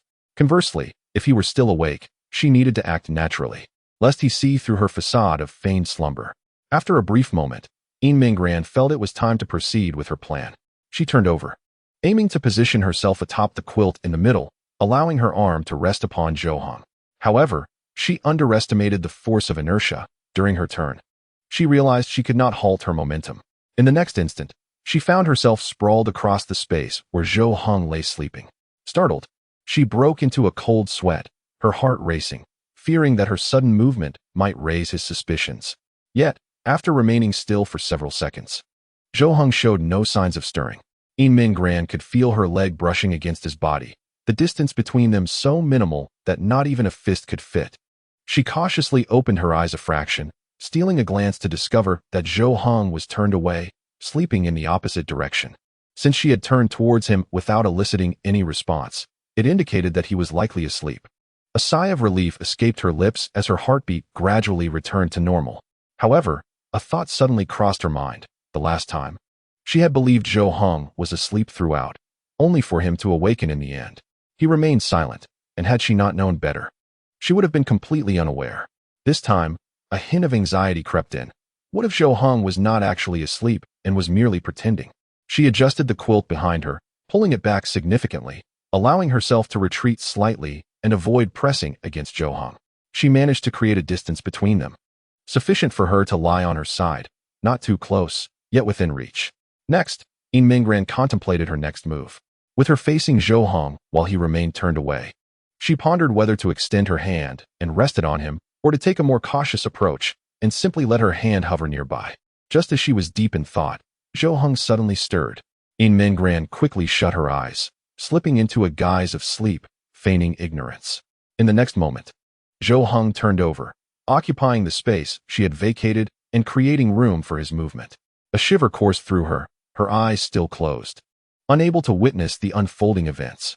However, she could feel the warmth of Zhou Hong's chest against her head and his arm draped over her. In that moment, she realized she was truly cradled in Zhou Hong's embrace. What a situation! Yin Minggran found herself unable to open her eyes or move. She had yet to devise a plan on how to place her hand upon Zhou Hong, yet here he was, holding her in his embrace. Was Zhou Hong asleep or awake at that moment? Yin Minggran could perceive the steady rhythm of his breathing and the cadence of his heartbeat. After listening for a while, she noted that there was no change in the pace of his heartbeat. Logically, if Zhou Hong were awake, his heart rate would fluctuate. Thus, it seemed he remained in slumber, unaware. After a brief pause, Yin Minggran gradually lifted her hand, hovering in the air for several seconds before it gently settled upon Zhou Hong's waist. It felt as if they were embracing in that instant. and she experienced an unparalleled tranquility. In that moment, a thought crossed her mind. It was somewhat tragic that such feelings could only be felt while Zhou Hong was asleep. When would they be able to share such an embrace while he was awake? Perhaps it would only happen after they became a couple. She was certain of her affection for Zhou Hong, a realization that no longer required contemplation. Yet, she remained uncertain if Zhou Hong reciprocated her feelings. If she were to confess her feelings, would he agree? Regardless, she understood that she could not delay Zhou Heng's studies at present. In Mingyuan closed her eyes, and within Zhou Heng's arms, she soon drifted into slumber. However, once she fell asleep, Zhou Hong slowly opened his eyes in the darkness. Chapter 71. Tang Ji, have you been secretly studying? In Mingyuan awoke, her eyes still hazy, as sunlight streamed through the gaps in the curtains of their room. She emitted a soft, nasal sound and noticed that Zhou Hong was no longer beside her. The thought of having fallen asleep in his embrace the night before felt surreal, as if she had been dreaming. She quickly succumbed to sleep once more, unaware of what transpired afterward. They must have turned over and separated again. But she pondered whether Zhou Hong had noticed anything from the previous night. Rising from the bed, In Mingyuan felt her nightgown slip from her shoulder, revealing her porcelain-like skin, reminiscent of an ivory sculpture. After changing her clothes, she drew back the curtains to let the sunlight flood in and neatly arranged the bedding. Upon exiting the bedroom, she discovered Zhou Hong had prepared breakfast. Upon seeing her, he greeted her softly, "Good morning." "Good morning," In Mingyuan replied with a smile, revealing her pristine teeth. Her overall demeanor radiated a vitality that was a stark contrast to her state in the preceding days. It could be said that from this day forward, In Mingyuan appeared revitalized. After freshening up, she joined Zhou Hong at the dining table for breakfast. As Zhou Hong sipped his porridge, he inquired, "The results should be out today, right?" "I recall it taking about 2 days." As the morning unfolded, it became apparent that the results for nearly all subjects would soon be released. If fortune favored them, the rankings could potentially be announced by afternoon. With a sigh, Zhou Hong expressed his apprehension, prompting In Mingyuan to glance at him with surprise and inquire, "Are you still worried about your results?" "It's all right. Even if you don't meet your goals, it's merely a monthly examination. You haven't had much time to prepare, so you can always do better next time." "Yes, I understand," he replied. After finishing their breakfast, the two gathered their belongings and made their way to school. Perhaps due to the impending release of the results, the atmosphere within the institution felt particularly oppressive. Most students had lost their jovial spirits, enveloped in trepidation. Whenever a subject's results were announced, an uproar would ensue. Zhou Hong, however, yearned to learn his scores swiftly, eager to compare his performance with that of his peers. Previously, he ranked around 200th in his grade and in class. Kong Yu was at a similar level. Their scores had been comparable, but this time, the disparity began to manifest. With each subject's results revealed, Zhou Hong not only listened for his own scores, but also took the time to investigate Kong Yu's performance. To his astonishment, he found that his scores surpassed Kong Yu's by a significant margin. Meanwhile, In Mingyuan was preoccupied with concern for Zhou Hong, neglecting her own results as she focused intently on his scores. With each announcement, she diligently recorded his results, even retrieving his previous scores for comparison. Witnessing Zhou Hong's remarkable progress finally brought a smile to her face. "You truly performed well this time. A rise of 50 places should be within reach. With your previous rank, there's ample room for improvement." Tang Ji, upon seeing Zhou Hong's results, also offered her praise, expressing surprise at his rapid advancement. "You've really excelled. It seems those days away from gaming have paid off." "Let's hope so," Zhou Hong responded, feeling cautiously optimistic yet unwilling to fully commit to certainty. After all, he was not the only one striving for success. What if others had also performed admirably? The thought of ascending the rankings suddenly appeared daunting. Once the results were announced, it was a tale of contrasting emotions. For Kong Yu, despair set in as he slumped over his desk, cradling his head in desperation.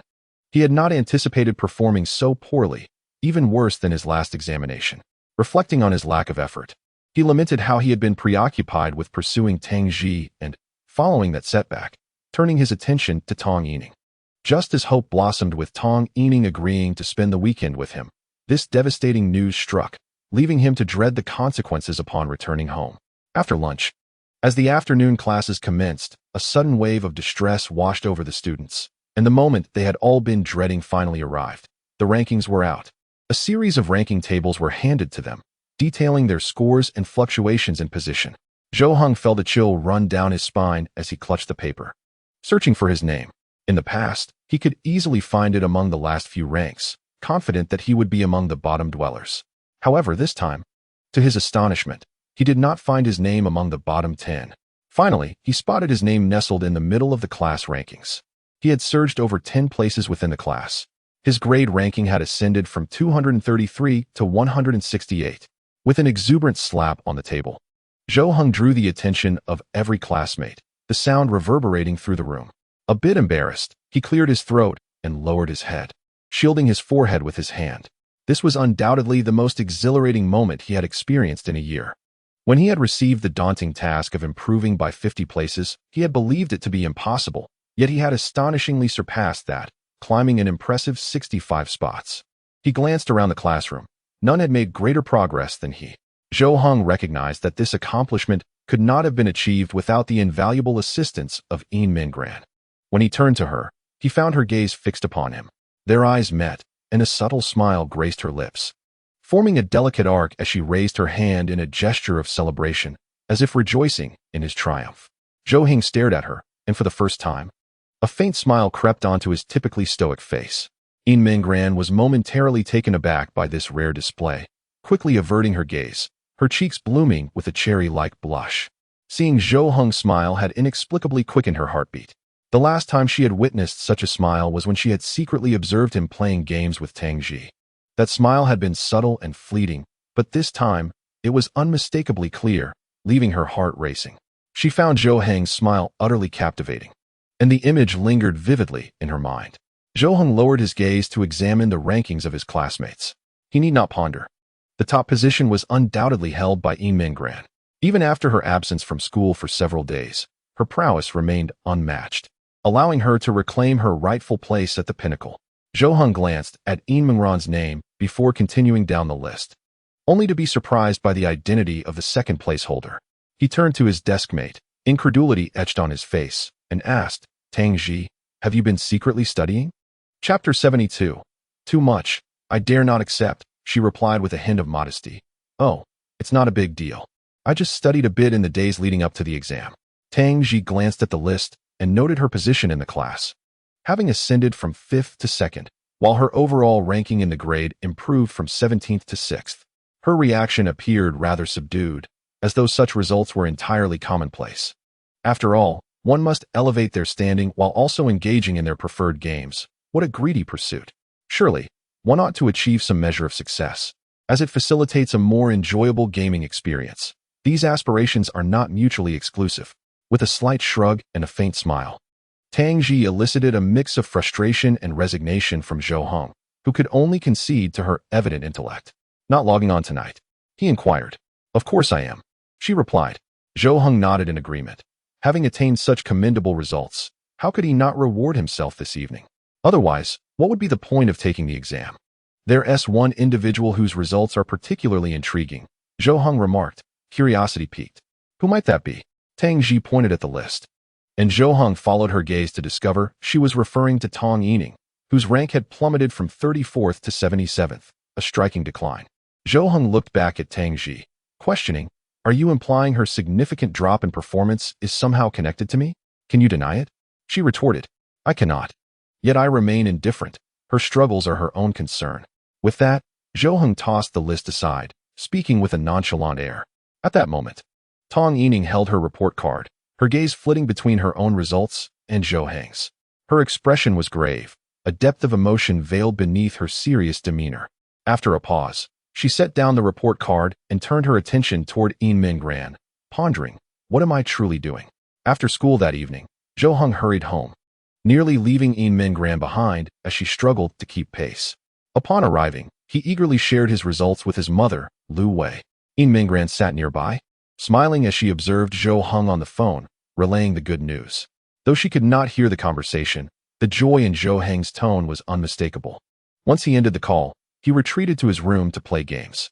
Yin Minggran, contemplating her own report card, reminisced about her past, recalling how she too would rush home to share her results with her parents, reveling in their delighted expressions and praises, a cherished source of motivation. Gazing at the chat interface on her phone, she glanced at the report card again, her expression betraying a sense of inner conflict. After much hesitation, she ultimately decided to take a photograph of her results and share it with a friend, none other than Lu Wei. She was uncertain about her motivations, yet she proceeded nonetheless. A flicker of anticipation blossoming within her, yearning for a response. After a brief moment, her phone chimed, prompting her to eagerly pick it up. "You're amazing, sweetheart. Kisses." Shortly thereafter, a transfer notification appeared. "This is a reward for you. Accept it quickly." Yin Mingran's eyes widened in astonishment, her expression one of sheer disbelief. She gazed at her phone, where Lu Wei had sent her an astonishing sum of 666 yuan. Was this reward not excessively generous? She had often secured first place before, but had never received such a substantial reward. She typed a response. "Mom, thank you, but I cannot accept this money." "Oh, come on. Just accept it, or I'll be upset." Smirking, the playful tone in her words conveyed no hint of anger, causing Yin Mingran to chuckle softly, her heart swelling with sweetness akin to honey.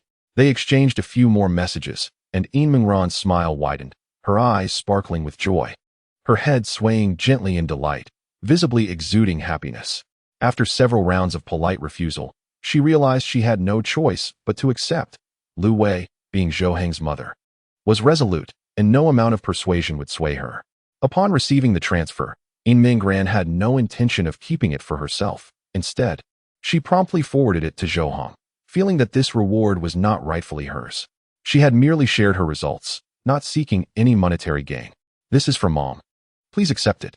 After a short while, she heard her phone beep again, discovering that Zhou Heng had returned the transfer. "This is for you. Why would you send it back? Keep it, don't be shy." "But it's too much. I cannot accept it." She intentionally gave you less because she was afraid you wouldn't accept it. In her eyes, your first place is worth much more than this amount. At least an extra 6. Yin Mingran stared at her phone, her mouth agape in astonishment. Was this reward still a reduced amount? How outrageous. She was merely a goddaughter, and yet she was treated so generously.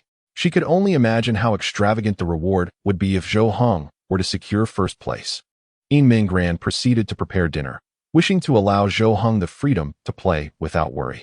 After finishing his exams, Zhou Heng visibly relaxed. Though he did not indulge in gaming incessantly, following dinner and a brief respite, he began to exercise. Having recovered from her previous soreness, Yin Mingran decided to join Zhou Heng, intending to gradually acclimate her body to the sensation of exercise, ensuring she would not suffer any further muscle strains. After their workout, both of them were drenched in sweat, so they took turns to shower. As they lay in bed that night, weary from the day's exertions, Yin Mingran found her mind wandering back to the events of the previous night. She yearned for the comfort of resting in Zhou Heng's embrace once more, a sensation that brought her immense tranquility and security. However, such opportunities seemed scarce. What could she do to recreate that moment? Beyond pretending to be asleep and being exceptionally cautious not to awaken Zhou Heng, she also needed to ensure he could turn over and wrap his arms around her. This proved to be quite a challenge, rendering such moments more a matter of serendipity than intention. "Lights out," Zhou Heng murmured as he lay in bed. "The weekend is approaching, and we'll be visiting Tang Ji's home. You shouldn't be too anxious about it, right?" He felt that Yin Mingran's status had changed. Now, she, along with himself and Tang Ji, formed a family unit. Thus, visiting Tang Ji's home should be less daunting. "Well, I suppose it's all right. I just don't know what Tang Ji's family is like," Yin Mingran replied softly. She hoped they would be akin to Lu Wei, but if they were different, her outsider status made her quite apprehensive. Chapter 73. What a coincidence, you two. Off for a date? On the weekend, while most students had planned their day, Tang Yining awoke, having barely slept at all. Since last night, she had been eagerly anticipating this day. She had arranged to go out with Kong Yu. Her objective singular and clear, to extract information about Zhou Heng and Yin Mingran from him. What did he mean when he said they were living together? What did he know? After washing her face, she approached her vanity and gazed at her reflection. After a few moments of contemplation, she suddenly stood up and muttered, "What is the point of makeup? It's unnecessary." She felt compelled to go out with Kong Yu solely for the sake of gathering intel. Otherwise, she would never willingly accompany him. Given the circumstances, she had no desire to apply makeup, as it seemed a waste of cosmetics. With her hair hastily tied up and a random outfit chosen, her demeanor resembled that of someone merely stepping out to collect a package, rather than preparing to meet anyone. As Tang Yining glanced at her phone, She noticed an influx of messages from Kong Yu, mostly inquiring whether she was awake and when she would be ready to leave. She rolled her eyes, reluctantly having added him as a friend, only to be bombarded with incessant messages, reminiscent of Zhou Heng in the past, though Kong Yu paled in comparison. Upon awakening, the multitude of messages from Zhou Heng left Tong Yining in disbelief at the extent of her happiness. After a brief, succinct reply to Kong Yu, she ventured out to fulfill her appointment, silently resolving to depart immediately after hearing the news, without lingering. They had agreed to meet at the entrance of a park, and upon her arrival, she spotted a figure standing there, Kong Yu. He was beneath a tree, engrossed in his phone, adjusting his hair as if it had been styled with hairspray. A wave of disdain washed over Tong Yining, and at that moment, she contemplated a hasty retreat, weighing the worth of this encounter. After all, it felt like a betrayal of her soul. If someone she knew happened to see her, the thought of wanting to vanish was overwhelming. Perhaps she would, like Lu Yunxua, have to transfer schools. As Kong Yu noticed Tong Yining approaching, he immediately broke into a smile and walked towards her. Hi, you've arrived. Quickly, tell me what you know, and then you can leave. Tong Yining maintained a careful distance, within earshot, retreating a step whenever he advanced. Observing her hesitance, Kong Yu spread his arms in resignation. Then I suppose we must walk and talk?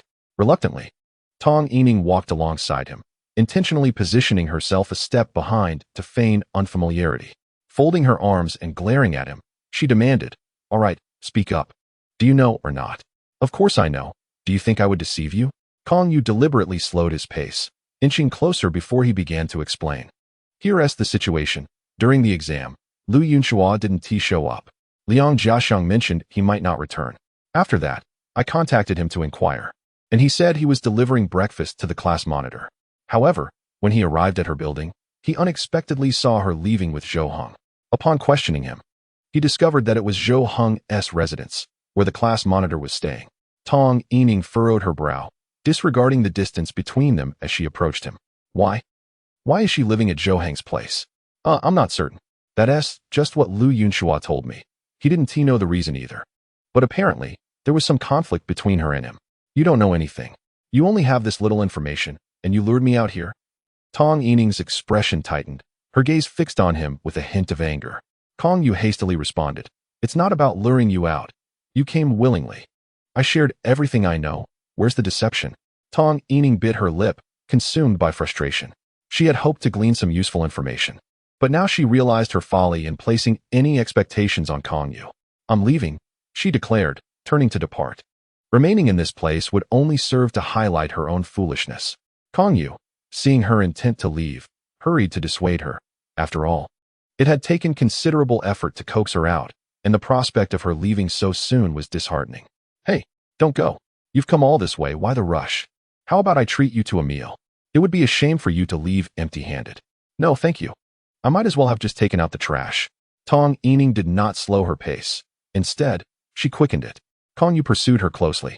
Just then, around the corner, two figures suddenly appeared, prompting Tong Yining to halt abruptly to avoid a collision. However, upon recognizing the individuals before her, her heart involuntarily quaked, and she stumbled back, disbelief flooding her expression. Yin Mingran, upon spotting Tong Yining, instinctively opened her mouth to call out, but then quickly closed it again, pretending not to notice her.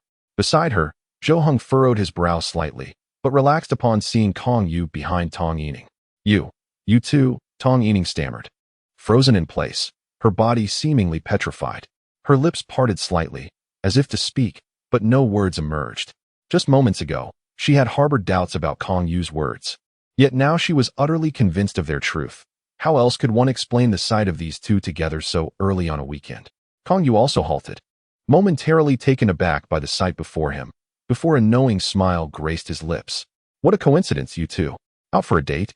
As Zhou Heng and Yin Mingran passed him, Zhou Heng coldly retorted, "Date? Nonsense." They then continued on their way, seemingly indifferent to Tong Yining, as though she were invisible. Watching them retreat further, Tong Yining snapped out of her stupor and quickly turned to follow, calling out, "Wait." Chapter 74. Could it be that they Haven T registered their marriage but have already held the wedding? Zhou Heng and Yin Mingran paused, turning to face Tong Yining. Zhou Heng wore his usual expression of impatience, reminiscent of the look he had given her when he first confessed. Yin Mingran, however, maintained a neutral demeanor, her face devoid of emotion, exuding an air of unfamiliarity with Tong Yining. "Are you two really living together? I heard it from someone else." Tong Yining, in disbelief, posed a question, her eagerness to uncover the truth palpable. She yearned to hear it from the horse's mouth, for perhaps the revelation would prove too overwhelming for her to bear. One was a boy who had pursued her for 2 years, now indifferent. While she found herself developing feelings for him and desiring reconciliation, yet feeling utterly powerless. The other was her closest friend, a confidant with whom she had shared 2 years of camaraderie. She had always believed they would remain lifelong friends. These two individuals were among the closest in her high school life, yet now it seemed she had been cast aside as they united. The once intimate bonds she shared with them appeared to have abruptly severed. She could not accept this reality. It would not have pained her as deeply had Zhou Heng associated with anyone else, nor would she mind if Yin Mingran were to befriend others. Yet, the thought of Zhou Heng and Yin Mingran together was insufferable, akin to a profound betrayal, as though she had been forsaken. Zhou Heng glanced back at Kong Yu, who hurriedly averted his gaze, feigning ignorance as he admired the scenery, his expression innocent, yet his body trembling slightly. He pondered whether revealing this to Tong Yining would lead to Zhou Heng confronting him. What if Zhou Heng became furious? How could he possibly explain himself? Yin Mingran turned to Zhou Heng, hesitant to speak without his consent. Zhou Heng, however, offered her a glance that seemingly permitted her to proceed. Understanding the unspoken cue, Yin Mingran directed her gaze toward Tong Yining. Even before she spoke, Tong Yining, having witnessed their prior exchange of glances, felt a sharp pang of heartbreak. They appeared to share an unspoken understanding, capable of deciphering each other's thoughts with mere eye contact. "Yes, it is true. I am living at Zhou Heng's house," Yin Mingran affirmed with a nod. The confirmation struck Tong Yining like a thunderclap in her mind, the absurdity of the situation rendering her incredulous. How could she possibly accept such a ludicrous reality? No wonder they had been drifting away from her. It was because they had drawn closer to each other. But why? What had catalyzed this connection between them? "What is your relationship now?" Tong Yining inquired slowly, her voice lacking strength. She felt that asking this was akin to posing a futile question. After all, they were already cohabitating. Wasn't that a natural progression of their relationship? Zhou Heng's brows furrowed slightly. He had initially intended to respond that they were merely friends, or perhaps classmates, or even roommates. However, he suddenly realized that the nature of their relationship had become somewhat intricate. Beyond these superficial connections, on a deeper level, they could be considered family. Thus, in the next moment, Zhou Heng spoke. "She refers to my mother as Mom as well. You may interpret our relationship as you wish. Farewell." With that, he grasped Yin Mingran's wrist, leading her away from the scene. Yin Mingran paused for a moment, allowing Zhou Heng to guide her, her gaze fixed on his profile, a gentle smile gracing her lips. Zhou Heng contemplated their destination. They were heading to Tang Ji's home, with no time to squander here. As for his response, he was at a loss for how to articulate the intricacies of his relationship with Yin Mingran, so he cast the question aside, letting her ponder it herself. After all, he had merely stated the truth, and they could speculate as they pleased. Tong Yining and Kong Yu stood rooted in shock, their mouths agape, their minds seemingly incapacitated. They had assumed that the two were merely in a romantic relationship, but Zhou Heng's words suggested something far more complex. If she referred to Zhou Heng's mother as Mom, what could that imply? Certainly, they couldn't be siblings. The most plausible explanation, aside from that, would be that she was his daughter-in-law. Kong Yu pointed at the pair's retreating figures, astonishment rendering his lips quivering. No way. Are they married? That can't be. Zhou Heng isn't even of legal marriageable age yet. Could it be that they haven't registered their marriage but have already held a ceremony? Kong Yu glanced at Tong Yining, only to find her complexion exceedingly pale, her lips seemingly devoid of color in an instant. How could this be? She murmured softly, her voice barely audible and somewhat hoarse, as if something were lodged in her throat. Kong Yu's gaze toward Tong Yining reflected his confusion. He could not comprehend why she was reacting this way. Such news might evoke shock among classmates, yet her demeanor suggested a deeper disturbance, as if she felt she had been wronged. "Are you all right?" Kong Yu inquired tentatively, yet received no reply. She remained transfixed, staring at the diminishing figures of Zhou Heng and Yin Mingran, letting out a heavy sigh before striding forward. Seemingly oblivious to Kong Yu's presence, Kong Yu stood bewildered, reaching out as if to say something, yet hesitating to call out to her, left only to watch her depart. Though Tong Yining had been someone he had finally managed to engage, witnessing her in such a state rendered him hesitant to speak further. Soon, only Kong Yu remained standing alone in the desolate space, lost in thought. He began to reflect on the recent events, wearing a pensive expression. After a moment, he exclaimed in astonishment to himself, could it be that Tong Yining has developed feelings for Zhou Heng? As Kong Yu came to this realization, his countenance shifted to one of anguish. He could not fathom why, among the few attractive girls in their class, each seemed to have a connection to Zhou Heng. First it was Tang Ji, then Yin Minggran, and now even Tong Yining, who Zhou Heng had pursued for 2 years without success, seemed to be drawn to him. He was perplexed. What was it about Zhou Heng that exuded such charm? Did he, Kong Yu, fall short in comparison? In what aspect?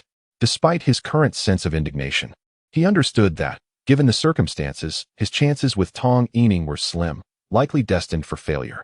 Perhaps he should pursue girls from other classes instead. Chapter 75. We will follow your lead. You can arrange everything for us.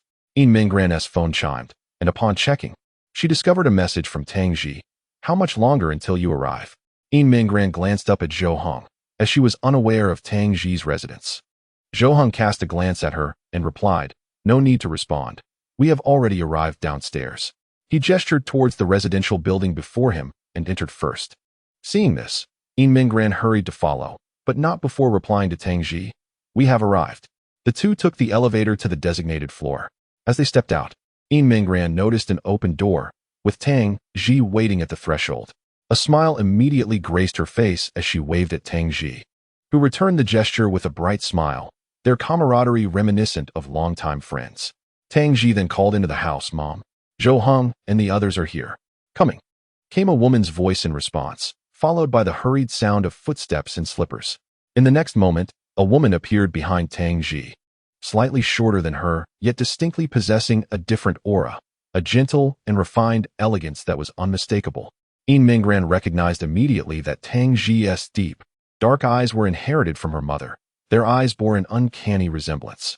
She instinctively compared her to Zhou Heng's mother, and though she felt it was somewhat impolite, in her personal estimation, she found Zhou Heng's mother to be somewhat more beautiful.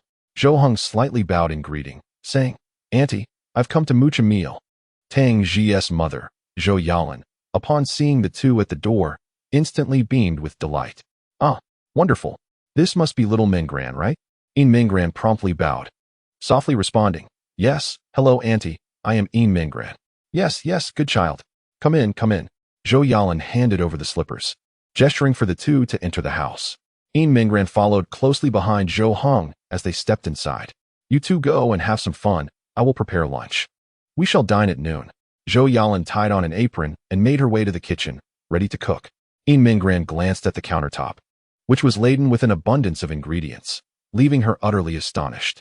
It resembled the preparations of a grand feast during festive occasions, far from a mere home-cooked meal. Consequently, she quickly set down what she was carrying and entered the kitchen, saying, Auntie, let me help you. I promise I won't be a hindrance. With that, she rolled up her sleeves, eager to assist. Zhou Yalan paused for a moment, then smiled gently, her warm smile radiating kindness. Her eyes were filled with tenderness. No wonder Tang Ji said that once you arrived, I would surely like you. You are such a considerate child. You need not worry about helping, dear. Go on and play. Ah, so Tang Ji really said that? Yin Minggran was slightly taken aback, scratching her head awkwardly, momentarily at a loss for words. Zhou Yalan continued chopping vegetables as she spoke. I've heard about your situation from Tang Ji. Don't be too polite. We are all family here. Just treat this place as your own home. She then called out to the outside of the kitchen, Tang Ji, come and take Zai Minggran to play with you all.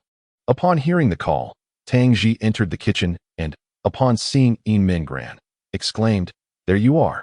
I thought you had gone to the restroom. Let us go. Tang Ji reached out and took hold of Yin Minggran's wrist, leading her away from the kitchen. As they walked, Yin Minggran reflected on the earlier conversation.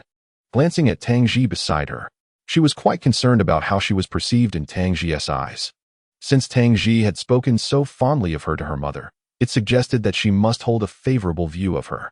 Tang Ji guided Yin Minggran to her room, where Zhou Heng was seated in a chair, engrossed in a comic book on the table. Upon entering, Yin Minggran was captivated by the myriad decorations adorning the room. If Zhou Heng's room could be described as minimalist, then Tang Ji's room was was nothing short of vibrant. The walls were adorned with posters, there was a display cabinet for figurines, and an array of plush toys and cushions transformed the space into a uniquely charming bedroom. To Yin Mingran, the computer monitor appeared as large as a television. She had never seen one so immense.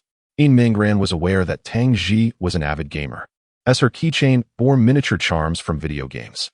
However, it seemed she had underestimated Tang Ji's passion for gaming. She had always thought that gaming was predominantly a male pursuit, and this was her first encounter with a girl so fervently devoted to it. Had this room belonged to a boy, she would have found it entirely unremarkable. Oh, Yin Mingran could not help but exhale a sigh of wonder. Tang Ji settled herself on the bed and gently remarked, "Feel free to sit. The room is a bit disordered, but do not mind it." Yin Mingran chose to position herself beside Tang Ji. Although the room was filled with numerous items, it was indeed not chaotic. At that moment, Zhou Heng also closed his comic book, turned to face Yin Mingran, and stated, "Since we are all here, I believe it is time to deliberate on the upcoming sports meet." Zhou Heng glanced at Tang Ji, who nodded in agreement with this notion. Now that the monthly examination had concluded, there was merely a little over a week remaining until the sports meet. In recent days, many had signed up for various events alongside Zhou Heng, and he had duly recorded their names on the registration form. What remained was to decide on the performances for the opening ceremony, as well as the events for which he and Tang Ji would register. Indeed, I did mention that we would discuss the sports meet after the monthly exams. It seems that other classes have nearly finalized their plans, while our progress is somewhat sluggish. Yin Mingran nearly forgot about such an important matter, as she had been preoccupied with her own affairs lately. Now, reflecting on the time left until the sports meet, it did seem rather pressing, especially since nothing had yet been decided. "What are your thoughts?" Yin Mingran inquired, looking at both Zhou Heng and Tang Ji. She felt that both were formidable in their own right, and she needed to strike a balance to ensure fairness. Initially, she anticipated a spirited debate between the two. Yet to her surprise, they both shook their heads in unison and replied, "We have no particular thoughts. We are at your disposal. You may arrange it as you see fit." Chapter 76. You wouldn't possibly want me to participate, would you? Really? Yin Mingran cautiously asked, somewhat incredulous, as the two had nearly quarreled over this matter previously, leaving her caught in the middle. Yet now both had yielded. They were entrusting the decision-making to her. Zhou Heng nodded affirmatively, saying, "Indeed, it is true. You may decide as you wish. We are amenable to anything." "All right." Tang Ji nodded in agreement, which took Yin Mingran by surprise. However, since both of them had expressed their thoughts, it was undoubtedly a positive development, as it meant they would not quarrel over trivial matters. Subsequently, Yin Mingran, in accordance with her inner thoughts, made arrangements for the two of them. Given that it was a competition, a serious approach was essential. Their class had consistently secured the top position in examinations. Thus, it was imperative to strive for first place in the upcoming sports meet as well. Firstly, Zhou Heng's participation in the shot put event was certain, and Yin Mingran held unwavering confidence in his ability to win. Next was Tang Ji's long-distance run, in which she also had great faith. After some deliberation, Zhou Heng was registered for the 100-meter sprint, while Tang Ji was signed up for the 4x100-meter relay. Although both Zhou Heng and Tang Ji felt they could take on more events, believing it would be no challenge for them to secure victory, Yin Mingran declined their suggestion, asserting that having one event each was sufficient for them, also to afford other classmates a chance. Otherwise, if the other classes were to learn of this, they would surely gossip that their class had no one capable aside from Zhou Heng and Tang Ji. Thus, the arrangements for the events were settled. "Is that agreeable?" Yin Mingran inquired, to which Zhou Heng and Tang Ji nodded in agreement, responding, "Yes." "Well then, next is the performance for the opening ceremony. I recall last year the entire class performed a dance routine, right?" Yin Mingran reminisced about the previous year's sports meet, recalling that they were still in their second year, and the performance had been decided by their homeroom teacher, leaving them with no choice. The entire class had collectively engaged in a simple dance, merely to pass the time. The opening ceremony would also feature awards, but it certainly would not pertain to their class. This year, since they were allowed to decide for themselves, a group performance would undoubtedly be too rushed.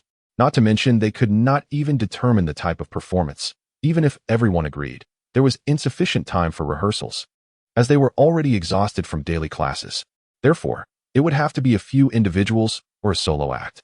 Previously, it seemed Zhou Heng and Tang Ji had mentioned their willingness to perform something. Yin Mingran gazed at the two, contemplating for a moment before asking, "So, it is truly up to me to decide, correct? You both agree?" Indeed, Zhou Heng and Tang Ji nodded without hesitation. Then, Yin Minggran turned to Zhou Heng and asked, "From the perspective of the class, which of the two of you do you think would be more suitable to perform?" Zhou Heng furrowed his brow slightly, pondering seriously. After a few seconds, he raised his hand and pointed towards Tang Ji. Yin Minggran nodded in acknowledgement and then looked at Tang Ji, asking, "What about you? What are your thoughts?" Tang Ji raised her hand and pointed at Zhou Heng. The outcome elicited a bitter smile from Yin Minggran. These two had previously argued so fiercely, yet now they were so deferential, each believing the other to be superior. If that were the case, why had they contested in the first place? It made her realize how foolish she had been to mediate between them. "How about this? You two play rock, paper, scissors, and the winner shall take the lead, all right?" Yin Minggran stepped aside, allowing them to make their own decision, as she sensed that choosing on her part would surely leave someone dissatisfied. "I have no objections. I am amenable to anything." The two shared a consensus, and before Yin Minggran, they engaged in a rather uncompetitive game of rock, paper, scissors. Ultimately, Tang Ji emerged victorious. "Well, it has been decided that Tang Ji will perform," Yin Minggran declared, patting Tang Ji on the shoulder, hastily concluding the matter, fearing any further complications. Suddenly, Tang Ji appeared to have an epiphany. She turned to Yin Minggran, a meaningful smile gracing her lips. "We both have our tasks, but what about you? Aren't you going to do something?" Yin Minggran pointed to herself, blinking in surprise. "What can I possibly do? I know nothing. And if I were to sign up for something, I would undoubtedly not succeed." Tang Ji gently shook her head. "I recall that during the opening ceremony, a girl was needed to lead the team and hold the signboard, just as Tong Yining did last year." "Ah, indeed, that position is still unfilled. Wait, you wouldn't be suggesting that I take it, would you?" "Of course. I believe you are the only one suited for it. What do you think?" Tang Ji turned to Zhou Heng for his opinion, and he nodded, softly affirming her suggestion. Yin Minggran was taken aback that Zhou Heng agreed. She had merely intended to involve him in Tang Ji, but found herself swept into the endeavor instead. All right, I will do it," she relented, fully aware of her inability to refuse. Having asked Zhou Heng and Tang Ji to do so much, it would indeed be inappropriate for her to remain idle. "Well then, is everything settled? Can we finally play some games?" By noon, over 3 hours had passed, and the aroma of delicious food wafted from the kitchen. Zhou Yalan brought dish after dish to the dining table and called out towards the room, "Everyone, come out for dinner." The three emerged from the room, and upon seeing the delectable spread, Yin Minggran gasped in astonishment. The sheer number of dishes, all prepared by Tang Ji's mother in just a morning, was truly remarkable. "Auntie, you've worked so hard." Zhou Yalan smiled with squinted eyes, pulling out a chair for Yin Minggran. "It's no trouble at all. I am just happy you all could come. This is nothing." Zhou Heng took a seat and inquired, "Auntie, what time does Uncle finish work?" "He should be done around 8. I told him you all were coming today, and he wanted to take the day off. He insisted on having you join him for a drink. Next time, when my uncle takes a break, I shall return." A few individuals settled down to prepare for their meal, and at that moment, Yin Minggran's phone received a message. She was somewhat perplexed, wondering who could possibly be messaging her at such an hour. Initially, she intended to disregard her phone during dinner, but fearing it might be a message from Zhou Heng's mother, Lu Wei, she did not wish to miss it. Thus, she promptly took out her phone and glanced at it, only to find a message from Tong Yining. "Yin Minggran, considering our 2 years of friendship, please be honest with me. What is your relationship with Zhou Heng? I hope I have not wronged you in any way. Just tell me directly." Chapter 77. Wherever Zhou Heng attends university, that is where I shall go. "What's wrong?" Noticing the change in Yin Minggran's expression, Zhou Heng inquired. "Oh, it's nothing," she replied, shaking her head and refraining from disclosing the message to Zhou Heng, fearing it might affect his mood. Yin Minggran contemplated the matter. Despite the potential rift between herself and Tong Yining, the latter had indeed not wronged her. Moreover, her ultimate decision to sever ties with Tong Yining stemmed largely from her own selfishness, which was her affection for Zhou Heng. Having developed feelings for him for the first time, she was uncertain how to react. However, when Tong Yining mentioned the intent to entrap Zhou Heng, an instantaneous aversion towards Tong Yining blossomed within her. She even questioned whether she was an inherently capricious person, having once been quite close to Tong Yining, yet now feeling a significant lack of fondness for her. Consequently, Yin Minggran resolved to respond to Tong Yining's inquiry. seeking to mend her own conscience regarding the decisions made out of selfishness. We are not what you think. For certain reasons, I reside at Zhou Heng's home as his mother's goddaughter. And do you have feelings for Zhou Heng? Yin Minggran stared at Tong Yining's prompt reply, lost in contemplation. She understood why Tong Yining was so eager to ask this question. It was merely an attempt to gauge her feelings. If she denied any affection, Tong Yining would not regard her as an adversary, thus enabling her to pursue Zhou Heng with even greater fervor. Even though Yin Minggran admitted to living in Zhou Heng's house, Tong Yining remained unaware that it was just the two of them residing there. She likely assumed that Zhou Heng's parents were also present, believing that their interactions would remain innocuous due to the presence of adults. If she were to discover that it was merely she and Zhou Heng living together, sharing the same room and bed, one could only imagine her reaction. After a moment of reflection, Yin Minggran replied to Tong Yining, "Yes, I do." Suddenly, a cough echoed from behind Yin Minggran, causing her to tremble slightly. She immediately turned to see Tang Ji standing there, hunched over as she glanced at her phone. Feeling embarrassed, Yin Minggran hastily covered her phone and stammered, what is up?" Tang Ji gently patted her shoulder and softly said, "You can't skip meals just because there's something on your mind. Let us eat first and deal with it later."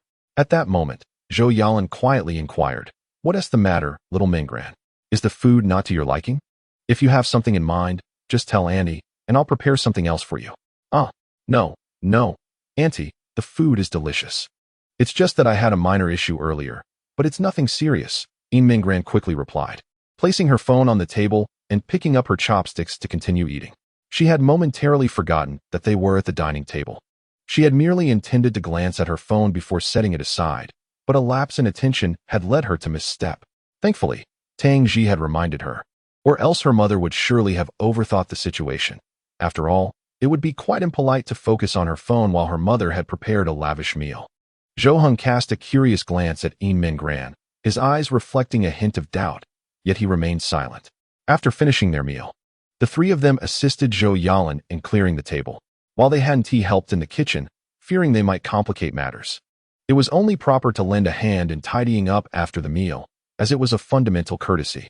Once everything was set right, the trio initially planned to retreat to their rooms to continue their gaming, but Zhou Yalan emerged from the kitchen, wiping her hands and calling out to Zhou Heng, "Xiao Heng, come here. Your aunt wants to have a word with you." "All right." Zhou Heng nodded and stayed in the living room with Zhou Yalan. While Yin Minggran and Tang Ji returned to their room, Zhou Yalan poured a cup of tea for Zhou Heng, who promptly stood to receive it, saying, "Thank you, Annie. Please, have a seat." "Xiao Heng, I have a troubling matter I've been wanting to discuss with you and seek your advice on," Zhou Yalan said, pulling Zhou Heng's arm as they sat together on the sofa. She sighed, her expression clouded with concern, clearly burdened by something. Zhou Heng nodded and replied, "As long as it's within my capacity to assist, I will certainly help. You see, since you're in your senior year, graduation is just around the corner. Your uncle and I have started considering which university Tang Ji should apply to. Personally, I have no objections. But your uncle is particularly keen on her attending a 211 university. He has a friend who is a professor there and believes that having someone to look out for her while she's away at college would be beneficial, especially given Tang Ji's temperament. Don't you agree?" "Yes, I think that sounds quite good. What is there to worry about?" Zhou Heng found it rather perplexing, unable to comprehend why his assistance was deemed necessary. Given Tang Ji's academic performance, gaining admission to a 211 university should pose no challenge, with diligent effort. Even a 985 institution was within her reach. While this might present considerable pressure for others, it seemed to him that Tang Ji faced little strain, perhaps merely needing to curtail her gaming time. The crux of the matter lay in what Tang Ji had declared. Curious, Zhou Yalan inquired, "What did she say?" To which Zhou Heng replied, "She expressed a desire not to attend." Zhou Yalan cast a glance toward Tang Ji's room before lowering her voice to whisper in Zhou Heng's ear. She stated that wherever you choose to attend university, she will follow. A jolt of disbelief coursed through Zhou Heng, his eyes widening in astonishment, filled with incredulity. "Really?" he questioned, struggling to accept the veracity of her words. Zhou Yalan nodded affirmatively, her expression revealing a sense of resignation. "Don't overthink it. This isn't your fault. It's simply her stubbornness. We understand her sentiment. She fears that in a new environment, devoid of your presence, she will be isolated and unable to forge friendships, leading to a stifling experience in university. Despite Zhou Yalan's reassurances, Zhou Heng was acutely aware that Tang Ji merely wished to indulge in gaming with him. In university, he imagined they would finally have the leisure to enjoy gaming together. He gestured towards her room, suggesting, "Auntie, why not persuade her? University will be vastly different from high school. She will encounter a diverse array of individuals and surely find friends with whom she connects." Look, didn't Yin Mingran become friends with her? Zhou Yalan sighed once more, shaking her head. "I've tried to persuade her, but to no avail. You know we've never forced Tang Ji to do anything throughout her life, and attempting to compel her to attend a specific university now would be futile." Chapter 78. But I cannot confess my feelings, at least not now. Zhou Heng finally grasped the source of his aunt's concerns. If he were in her position, he would undoubtedly be troubled. If only he could gain admission to a respectable institution, it would alleviate the situation. However, with his current academic standing, he couldn't even aspire to a second-tier university, let alone a 985 or 211. How could Tang Ji possibly attend a vocational school alongside him? The thought would surely infuriate his aunt and uncle to the point of despair. It wasn't merely a matter of their disapproval. He would be unwilling as well. After all, such a decision would be a grave mistake, jeopardizing her future. He had no intention of bearing the weight of such a burden. Zhou Heng nodded earnestly, affirming, "I understand. Auntie, I will talk to her soon." Zhou Yalan's eyes brightened, her brow lifting. "Really? Little Heng, you are willing to speak to her? That would be wonderful. She has always been more receptive to you. If you can persuade her, I would be sincerely grateful." "There's no need for thanks. It's simply my duty," he replied. "But how should I go about convincing her? Whenever we attempt to discuss anything, she seems utterly unresponsive." Zhou Heng stroked his chin, pondering for a moment before speaking. "Even if I cannot persuade her, I can consider alternative methods. Perhaps I could attempt to convince Yin Mingran. Given her academic performance, she would have no difficulty applying to the same university as Tang Ji. Isn't she currently distressed about not having anyone to socialize with in college? If Yin Mingran accompanies her, it should alleviate her concerns." Upon hearing this, Zhou Yalan gave Zhou Heng a thumbs up and remarked, "Ah, you really have a way with words. Xiao Heng, but will Mingran be willing? I shall try to persuade her. I previously inquired about her university aspirations, and she seemed rather undecided. I shall speak with her." Zhou Heng was uncertain whether Yin Mingran would indeed wish to attend the same university as Tang Ji. If she were to declare her desire to enroll alongside him, he would be utterly flabbergasted. Two top-ranking high school students aiming for prestigious universities, yet choosing to attend the same institution as him. A student struggling academically would surely raise suspicions among the administration, prompting the principal to personally greet them and treat them as if they were misplaced.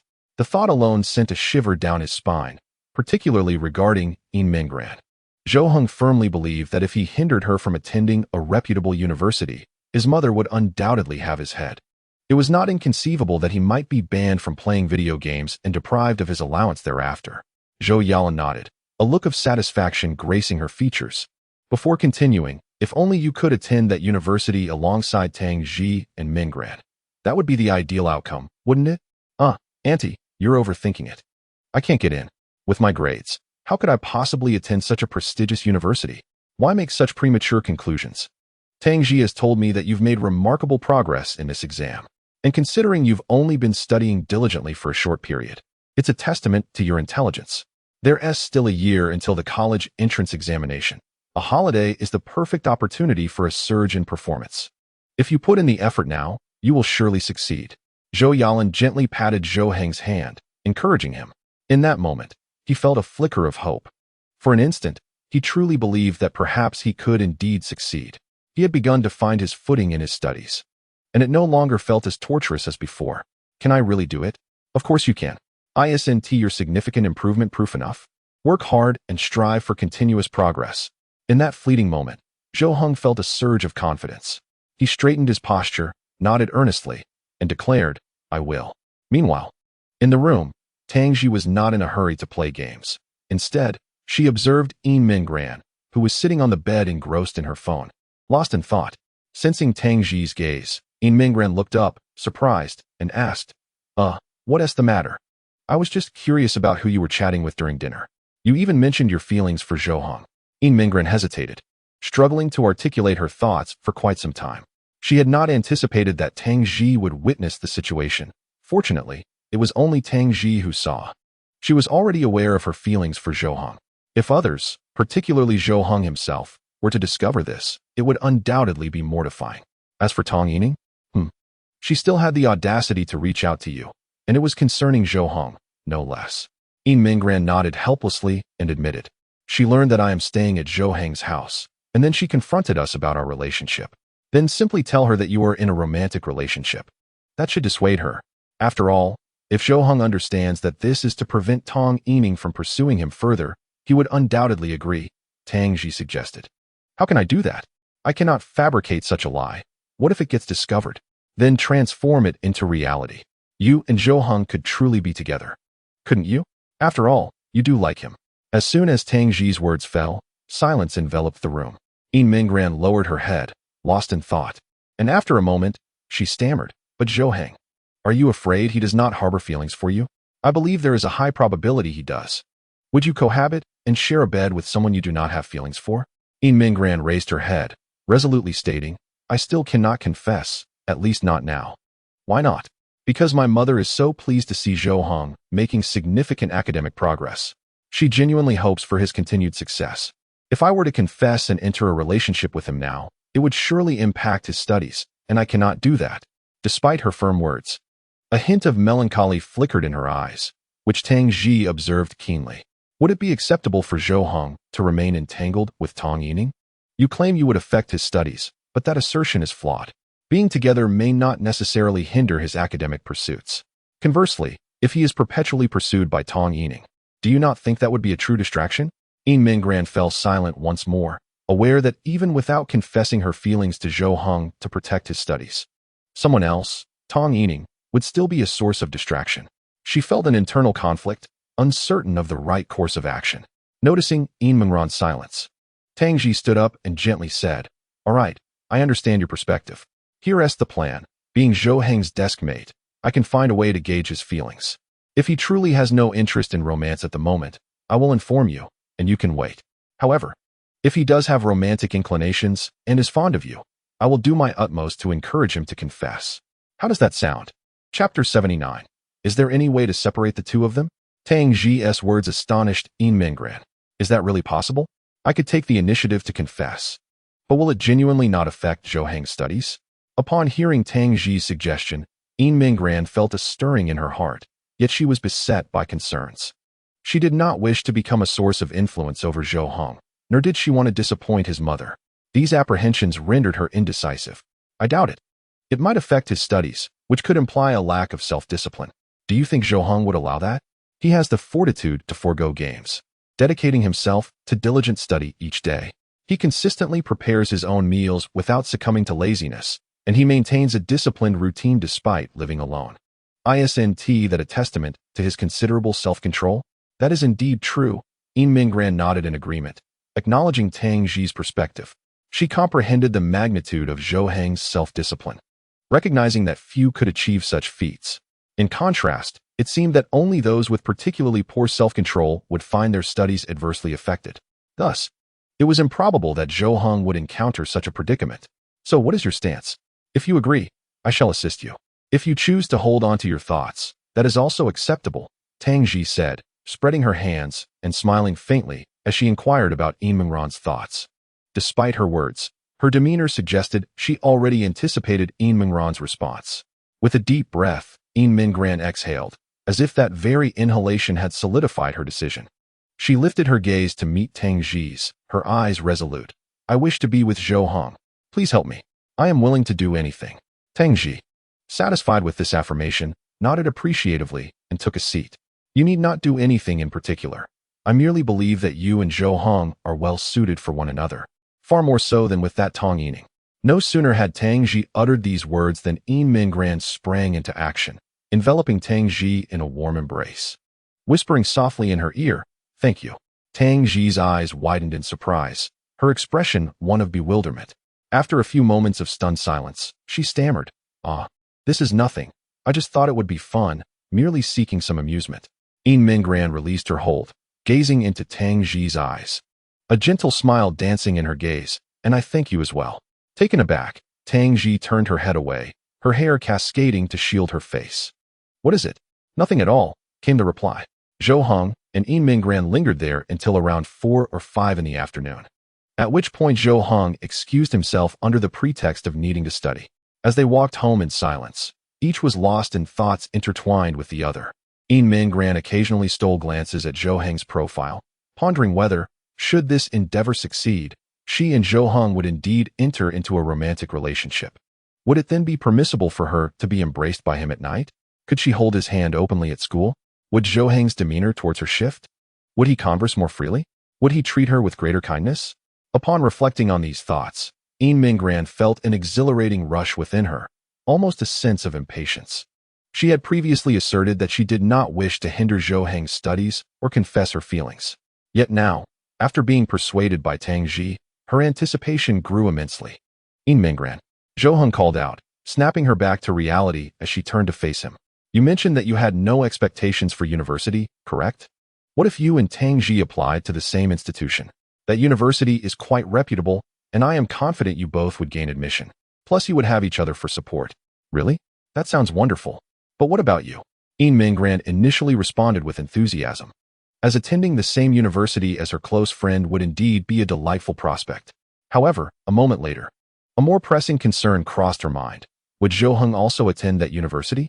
She had just been contemplating the possibilities of being together with Zhou Hong. Yet they were in their crucial third year of high school, a pivotal time in their academic journey. Even if they were to become a couple, they could not afford to slack off. Their studies must remain paramount.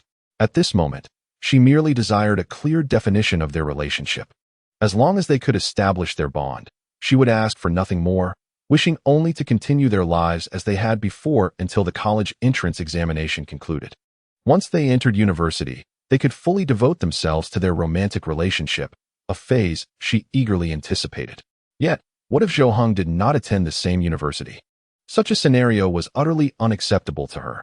She was determined that they would share the same university experience, regardless of which institution it might be.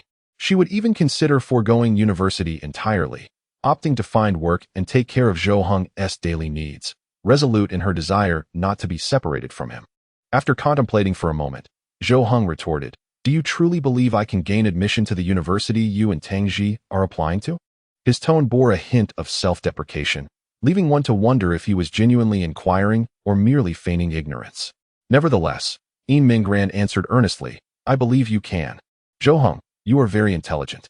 As long as you are willing to study, you will undoubtedly succeed." Zhou Hong turned to gaze into Yin Minggran's earnest and resolute eyes. Taken aback, a slight smirk graced his lips as he replied, "All right, then I shall rely on your guidance to help me study, so that I may join you both at the same university." Upon hearing this, Yin Minggran's face lit up with joy, and she nodded vigorously yes. That evening, the two of them studied at home late into the night, seemingly having adopted the goal of gaining admission to that university as their ultimate objective. Under Yin Minggran's tutelage, Zhou Hong began to harbor confidence, believing that with diligent effort, he could catch up on his studies and seize the opportunity before him. On Monday, the school day commenced, and the students struggled to rise from their slumber, burdened by their heavy backpacks, resembling the walking dead as they departed their homes, making their way to school. As Tang Yining stepped out, she appeared listless, not solely due to the scolding she received from her parents for performing poorly in her recent examination, but also because of a more distressing matter. Her former best friend had now become her rival in love. Someone had developed an affection for Zhou Hong, and their relationship had seamlessly progressed, living together and attending school hand in hand. Their success rate was nearly flawless. In contrast, she had rebuffed his advances for 2 years, finding herself in a hellish predicament with virtually no chance of success. Now, Tang Yining's mindset had shifted. Initially, her desire was to draw closer to Zhou Hong, but it had transformed into a wish for Yin Minggran to distance herself from him. Alas, what could possibly separate the two of them? Chapter 80. This is sufficient. This is my confession. What's the matter with you? Are you troubled again? Is it because of your poor exam results? Did your family scold you? Tian Run gently patted Tang Yining's shoulder, mistaking her despondent demeanor for disappointment over her academic performance. However, Tang Yining merely shook her head and pointed towards a direction in the classroom. Tian Run followed her gaze to see Yin Minggran seated in front of Zhou Hong and Tang Ji, the three of them enjoying a meal and engaging in light-hearted conversation, appearing remarkably harmonious. A smile frequently adorned Yin Mingran's face, seemingly far happier than when she was with Tong Yining. Suddenly, Tian Run grasped the source of Tong Yining's distress. She was indeed feeling jealous. Observing her once closest friend now thriving with others, radiating joy, was a bitter pill to swallow. Oh, don't be disheartened. Who would have thought that Tang Ji could be so charming, completely enchanting Yin Mingran? Yet, it was not solely that. The primary reason for Yin Mingran's presence, there was Zhou Hong. Wait, what? Tian Run exclaimed in surprise, unsure of Tong Yining's implication. Did this mean that Yin Mingran harbored feelings for Zhou Hong? How had they become entangled together? Although I am uncertain of the nature of their relationship, I would advise you to refrain from getting involved, Tian Run suggested. Involved? Tong Yining's gaze drifted toward the trio, her expression vacant and forlorn. I wish I could participate. Even now, she could not shake the memory of Yin Mingran's candid confession from the previous day, the words "I like him" echoing in her mind. She had not anticipated such transparency from Yin Mingran, who so readily expressed her feelings for Zhou Hong, a feat Tong Yining herself could not achieve. It felt as though the last veil of modesty had been irrevocably torn away. Now, she could only watch helplessly as Yin Mingran frequently appeared by Zhou Hong's side, their bond deepening far beyond her own. Her anxiety was futile, for there was nothing she could do.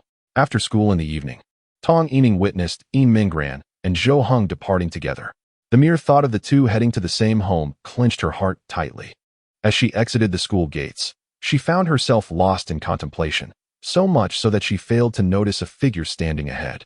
Suddenly, the individual snapped their fingers, jolting her back to reality.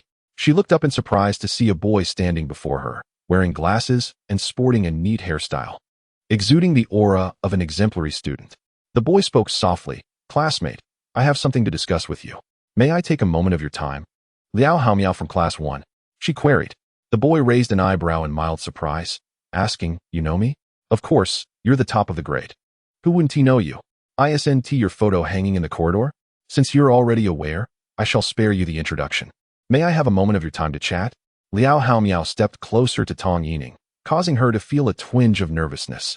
"What do you wish to discuss?" Liao Haomiao slipped his hands into his pockets and spoke nonchalantly. "You are a close friend of Yin Mingran, correct? Would you be so kind as to help me arrange a meeting with her? I wish to confess my feelings." Tong Yining's eyes widened in astonishment, her mouth agape. What? What do you mean, all of a sudden?" "What I mean is, I like Yin Mingran and I want to confess to her. Can you assist me? I will offer a reward." Liao Haomiao appeared unfazed by her reaction, maintaining a calm demeanor as if discussing trivial matters. Tong Yining composed herself and replied, "Your news is quite outdated. I am no longer friends with her, and I advise you not to waste your efforts. She is already interested in someone from our class." Upon hearing this, Liao Haomiao did not seem particularly surprised. He paused in silence before responding, "That's all right, as long as they are not officially together. I still have a chance. Apologies for the interruption." With that, he turned to leave. Tong Yining's lips twitched in disbelief at his optimism. "No, you have no chance. They are already living together."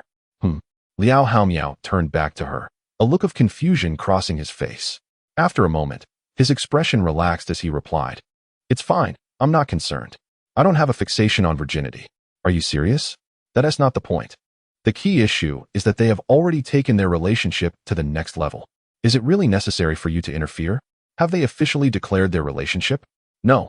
"Then it's a situation of substance without form. Let me ask you, in this day and age, do you believe substance is more important or reputation? At least in my view, they hold equal significance. A relationship lacking acknowledgement is merely an affair, hence my interference is indeed warranted." Liao Haomiao's resolute words rendered Tong Yining momentarily speechless, leaving her utterly unable to retort. Normally, one would expect that upon learning of someone's affections, they might choose to relinquish hope, wouldn't they? Who could remain so optimistic upon discovering that the object of their affection cohabits with another? It seemed utterly defiant to entertain such notions. Little did she anticipate that the top student of the year harbored such unique thoughts. Yet, as Tong Yining pondered further, what if he truly could succeed? After all, he was the foremost scholar in the entire grade. Surely, he had garnered admiration from many. No matter how hard Zhou Hong tried, his academic performance remained a significant obstacle, and he could never surpass Yin Mingran's achievements. Given her exceptional scholarly prowess, it seemed illogical for her to pursue a partner with such inferior academic standing. Wasn't someone like Liao Haomiao far more suitable? If Liao Haomiao succeeded in his endeavor, wouldn't that effectively separate Zhou Hong and Yin Minggran? Wait a moment. Tang Yining hastily pursued him, convinced that her newly conceived idea held merit. After all, how long had Yin Minggran and Zhou Hong even been acquainted? Even if there were affection, it surely wasn't profound. If she could develop feelings for Zhou Hong, it was entirely plausible for her to like someone else, wasn't it? With this thought, she began to believe that Liao Haomiao might indeed have a fighting chance. When Liao Haomiao heard Tang Yining call him, he turned and inquired, "Is there something else? I believe you truly have a chance. Allow me to assist you. Do you have a plan?" Liao Haomiao furrowed his brow slightly, muttering, "A plan? What do you mean? Aren't you planning to confess your feelings? Don't you have any strategy in mind? What sort of plan do you need?" Genuine affection demands a straightforward confession, an expression of one's feelings. I do not necessarily wish to be with her. I merely want her to know that someone is captivated by her charm, and that is sufficient. This constitutes my confession. Chapter 81. Is it still considered shameless if both parties consent? Bro, are you alright? Such a confession is bound to fail. Are you certain you don't want to devise a plan? First, boost your presence in her mind, then increase her fondness for you, and only then confess your feelings. Tang Yining was taken aback, her mouth agape in disbelief. One might mistake him for an adult, questioning whether he even contemplated his words before speaking. To confess directly to someone he hardly knew? It was unlikely she would agree. However, her well-intentioned advice seemed to fall on deaf ears. As he shook his head and replied, "My feelings for her are my own concern. If she does not reciprocate, that is her prerogative. She is not a choice made after careful consideration, but rather the object of my heart's impulsive desires, a conviction I pursue despite its improbability. A direct confession embodies my utmost sincerity." With that, Liao Haomiao resolutely turned away, his back reflecting an unwavering determination, as if nothing could alter his convictions. Tang Yining stood there, utterly dazed, as though she had just overheard something extraordinary, questioning whether she had merely dreamt the whole exchange. Is all of this merely an illusion? It is truly uncanny to encounter such occurrences at night. Tang Yining paid little attention to that individual, initially believing he would prove to be of some utility. However, he appeared to be nothing more than a source of amusement. By the time the next day arrived, she had completely forgotten about him. Zhou Hong arrived at school early, taking his seat with determination. Ever since he resolved to gain admission to a prestigious university, his thoughts had been consumed by his studies. His ultimate aim was, undoubtedly, to enjoy life more fully, and he found it entirely reasonable to study for the sake of this enjoyment. During the morning self-study session, Zhou Hong was engrossed in his work when Tang Ji inquired, "What did you and Yin Minggran do last night? Is she the only one tutoring you?" Zhou Hong lifted his gaze, regarding Tang Ji with curiosity before nodding slightly. "Well, we occasionally engage in some fitness activities, perhaps every 2 or 3 days.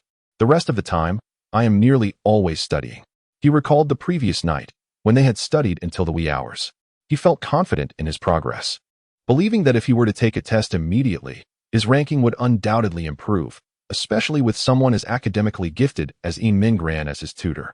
She was exceptionally adept at teaching, making his learning experience remarkably efficient. "You are quite dull, aren't you?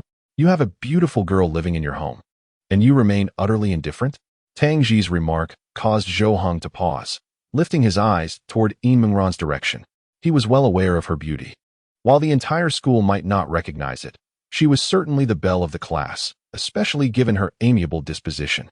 Almost half of the boys in class harbored feelings for her, though most lacked the courage to express it, primarily due to the presence of Lu Yinshua, who had boldly claimed the forefront, deterring others from pursuing her.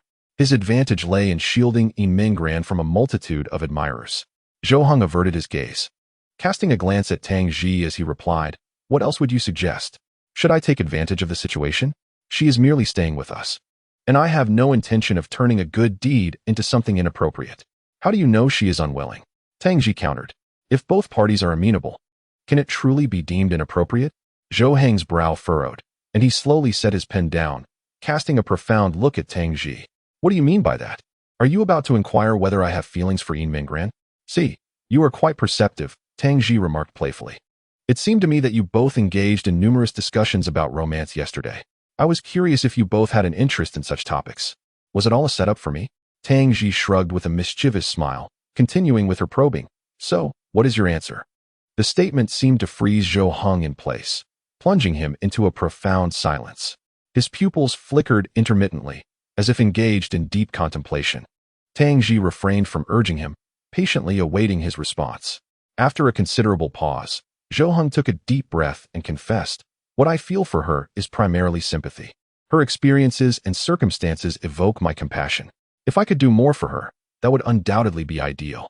As he gazed at Yin Mingran's silhouette, memories flooded his mind of the day he brought her home and the events that unfolded thereafter, each detail etched clearly in his memory. The most vivid recollection was from a few nights prior, the evening when his mother had accepted Yin Mingran as her goddaughter. That moment unveiled the depth of Yin Mingran's insecurity and her yearning to once again experience the warmth of familial love. In a moment of boldness, he feigned sleep that night, turning to gently embrace her. He sensed that she needed this gesture, if only to feel that she was not alone and did not have to fear solitude again. Tang Ji tilted her head, her gaze on Zhou Heng filled with surprise. Is it really so difficult to choose between like and dislike? She struggled to comprehend how Zhou Heng's response related to her inquiry about his feelings for Yin Mingran. When she asked if he liked her, he spoke of sympathy instead. Suddenly, Zhou Heng turned to Tang Ji, his brows furrowed, his gaze intensely earnest. "Do you know why I pursued Tong Yining for 2 years?" "Why?" she inquired. "Because I was utterly oblivious to what it means to like someone. I could not fathom the feelings associated with affection. That realm was a complete blind spot for me, limiting my imagination. I couldn't envision what would happen if I actually succeeded in pursuing her, much like a poor man imagining an emperor merely holding a golden hoe to till the land. I only envisioned being with Tong Yining, playing games together." "Playing games?" Tang Ji blinked in confusion. "Isn't there an abundance of activities for couples? Why would your thoughts revolve solely around gaming? Is that all you think of?" Zhou Heng countered, shaking his head. "Do you truly believe that wanting to play games with Yin Mingran equates to affection? What kind of sentiment can genuinely prove my feelings for her? I am at a loss as to how to convey whether I truly like Yin Mingran." Tang Ji leaned back in her chair, crossing her legs, her hand covering her mouth as her brow furrowed in contemplation, seemingly grappling with a complex dilemma. After a moment, she gazed at Zhou Heng, inhaling sharply. "If we follow your reasoning, it seems you never genuinely liked Tong Yining at all." Chapter 82, however, when it comes to whether he truly likes you, that remains uncertain, doesn't it? Perhaps. Upon hearing this, Zhou Heng's reaction was rather subdued, as if this revelation held no surprise for him. Conversely, Tang Ji found it rather astonishing. She had presumed that Zhou Heng was infatuated with Tong Yining. Yet, it appeared he himself had not grasped the true essence of affection. Did he genuinely like her? Or was it merely the result of 2 years of relentless pursuit? It was no wonder he could so effortlessly declare his abandonment without a hint of hesitation. One could only assume that such resoluteness might stem from a rebirth. Yet, the truth was that he did not harbor any genuine feelings for Tong Yining at all. Those 2 years had merely served as a period of exploration regarding his own emotions. Is liking someone truly that intricate? It is simply a yearning to be together. It need not be overly complicated. One could simply inquire, if given the chance to be with Yin Mingran, would you be willing? Naturally, the answer would be affirmative. She excels academically and possesses beauty. How could one not desire her? But there are countless girls who excel and are attractive. Could one possibly like them all? If I do not have feelings for Yin Mingran, then what would be the point of entering a relationship that is destined to end? Would that not be a second injury to her? I seem to have stumbled into a realm of ignorance. I can provide answers to many things, yet matters of the heart elude me. Tang Ji, in exasperation, covered her forehead. She had initially intended to subtly gauge Zhou Heng's sentiments and, in the process, facilitate a connection between him and Yin Mingran. However, she now realized that she was utterly ill-suited for such matchmaking. How could she possibly play matchmaker when she herself lacked understanding of these matters? She had assumed it would be straightforward. After all, if he did not like her, could they still share a bed? Yet, upon reflection, if they had shared a bed without anything occurring, what did that signify? If one is truly enamored, how could they remain indifferent while their beloved lay beside them? Alas, I, too, am perplexed. This is merely a gradual exploration. Zhou Heng sighed, lifting his gaze to find Yin Mingran secretly observing him. Their eyes met, and she offered a fleeting smile before quickly averting her gaze.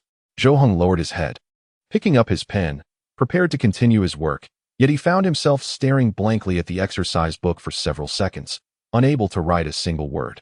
During lunch, when Yin Mingran joined them, Zhou Heng remained silent, focusing intently on his meal, not even bothering to look up. Yin Mingran leaned closer, her voice barely above a whisper as she asked Tang Ji, "What's wrong?" Tang Ji merely shook her head, offering no response to her inquiry. Yin Mingran, equally bewildered, completed her lunch amidst the peculiar atmosphere. After lunch, as Tang Ji and Yin Mingran headed to the restroom, they walked down the corridor. Yin Mingran discreetly scanned their surroundings for safety before quietly asking, "So, what's the situation? Have you gleaned anything regarding Zhou Heng's feelings?" Tang Ji awkwardly touched her nose and replied, "This situation might be a bit unexpected." "Unexpected? What does that mean?" "Zhou Heng's thoughts are somewhat nebulous at present. However, I have gleaned at least one truth. From the very beginning, he has never harbored any affection for Tang Yining. His pursuit of her seems merely a means to ascertain his own feelings." Yin Mingran, taken aback, fell into silence. Wasn't she supposed to be the focus of inquiry? Why was Tang Yining involved? Did he truly harbor feelings for her? If she were to confess her feelings, would it be successful? It should be. Yet his actual feelings remain uncertain. Yin Mingran felt increasingly perplexed. If success seemed likely, then why the ambiguity regarding his affections? Could it be that indifference could still accommodate her confession? Just as she contemplated further questions, a figure emerged before them, obstructing their path. They halted, gazing at the individual who had clearly intended to block their way. "Yin Mingran, may I trouble you for a moment? Are you Liao Haomiao from Class 1? Yin Mingran recognized him, as he was something of a celebrity within their grade, his photographs frequently adorning the corridors, making it nearly impossible to overlook him. The top student in the grade, everyone knew him, while she, being third, was far less recognized. This left her puzzled as to why he would approach her. Upon noticing her recognition, Liao Haomiao smiled subtly, nodding as he spoke. "Yes, I have something to discuss with you, if you don't mind." Yin Mingran nodded, replying, "Please. Go ahead." Tang Ji, standing nearby, furrowed her brow, sensing something amiss, a foreboding intuition stirring within her. Liao Haomiao adjusted his collar and began, "As it happens, during the recent monthly exam, we shared the same examination room. I'm not sure if you recall, but I was seated beside you, although we were strangers. After our eyes inadvertently met, you graciously smiled at me. Every gesture of yours stirred my emotions, and thus, I found myself falling for you." His declaration rendered the atmosphere profoundly silent, particularly as they were not alone in the corridor.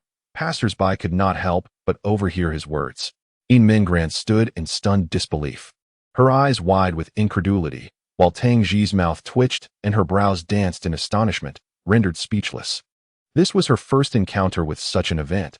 Having just finished lunch and on her way to the restroom, she was met with a confession. It felt as though he had just been seated in class, glimpsing her through the window, and had hastily set aside his belongings to rush over and profess his feelings. The abruptness and recklessness of it all were simply unbelievable. Liao Haomiao took a step forward, startling Yin Mingran, who instinctively stepped back. He continued, "I have heard that you currently have someone you admire. However, I still hope you can grant me a chance. I will do my utmost to provide you with anything you desire. Whatever type you prefer, I shall strive towards it, and I will change if you dislike something." The students passing by had already halted, gathering nearby, whispering and murmuring amongst themselves. Yet, Liao Haomiao seemed entirely oblivious to their presence, unaffected by their gazes or words. However, while he could disregard them, Yin Mingran could not. At that moment, her face flushed like a ripe pepper, her shoes scuffing the floor as she contemplated fleeing this uncomfortable situation. She found herself ensnared in an awkward predicament, too shy to lift her gaze, fixated on the ground. Tang Ji noticed this and was about to step forward to speak on Yin Mingran's behalf when, in an instant, a hand reached out. It grasped Yin Mingran's wrist, pulling her away from this contentious place without a word. Startled and unprepared, she quickly raised her head, and upon seeing the person before her, her eyes sparkled with joy. Zhou Heng, Chapter 83, Then Why Not Be Her Boyfriend? The onlookers were taken aback by this unexpected turn of events, craning their necks to watch as they departed. Liao Haomiao was no exception, his gaze fixed on the retreating figure, his heart tumultuous. Meanwhile, Tang Ji wore a smile, her eyes radiating warmth. Was that indeed the one Yin Mingran cherished? Liao Haomiao murmured softly, his eyes narrowing, revealing a hint of coldness in those profound depths. The spectators expressed sympathy for Liao Haomiao, as this scene had undeniably placed him in an exceedingly awkward position. Yet, he appeared unfazed, returning to the classroom with an impassive expression, prompting admiration for his formidable composure. Zhou Heng glanced back, noticing no one was pursuing them, and released his grip. His previously restless heart began to calm as he realized he had acted unexpectedly. He was unsure why, but upon seeing Yin Minggran and Tang Ji exit the classroom, he felt an inexplicable urge to follow. Shortly after, he witnessed Liao Haomiao confronting them, and upon hearing his words, a sense of irritation welled up within him, leading him to act without further thought and take Yin Minggran away. Yin Minggran whispered softly behind Zhou Heng, expressing her gratitude. "Thank you, otherwise I would have had a difficult time extricating myself." A faint smile danced upon her lips, and the mere recollection of Zhou Heng whisking her away filled her heart with uncontainable joy, as if a miniature version of herself were leaping for joy within. Despite her uncertainty regarding Zhou Heng's intentions, his actions suggested he cared for her deeply. Zhou Heng did not turn back, responding gently, "It's nothing, just minding my own business." Upon uttering those words, he felt an odd sense of familiarity, recalling that he had said something similar when he had taken Yin Minggran home, dismissing his involvement as meddling. However, the subsequent events indicated that his interference had indeed been warranted. Previously, Yin Minggran had appeared utterly worn, exuding an aura of sorrow that drained her spirit. Yet now, she seemed to have returned to her former self, as if the clouds of despair had lifted. Zhou Heng felt a sense of accomplishment in having contributed to her recovery. In the afternoon classroom, once classes ended, the atmosphere grew lively. Whether by intention or coincidence, a throng of students gathered around Yin Minggran, with some boys seemingly eager to engage in playful antics before her, perhaps in a bid to garner her attention, something that no one could quite decipher. Tang Ji patted Zhou Heng on the shoulder and gestured towards Yin Minggran, saying, "Look." Zhou Heng lifted his gaze just in time to witness a boy presenting something to Yin Minggran. Although she hastily declined, attempting to return the item, the boy swiftly departed, leaving her no opportunity to refuse. She is quite popular, isn't she?" Zhou Heng nodded, feigning indifference. In the past, with Lu Yunhua standing guard over Yin Minggran, others had hesitated to pursue her, but now that Lu Yunhua was absent, those infatuated with her could no longer remain idle. It seemed inevitable that more suitors would soon emerge. Zhou Heng turned to Tang Ji, a look of astonishment on his face as he inquired, "And then what? You cannot possibly expect me to take Lu Yunhua's place, can you? You seem to believe I am the most suitable candidate." Zhou Heng shook his head, stating, "Why should I obstruct her admirers? I have no right to do so. Look at how disliked Lu Yunhua has become. Do you wish for me to share the same fate? Then why not become her boyfriend?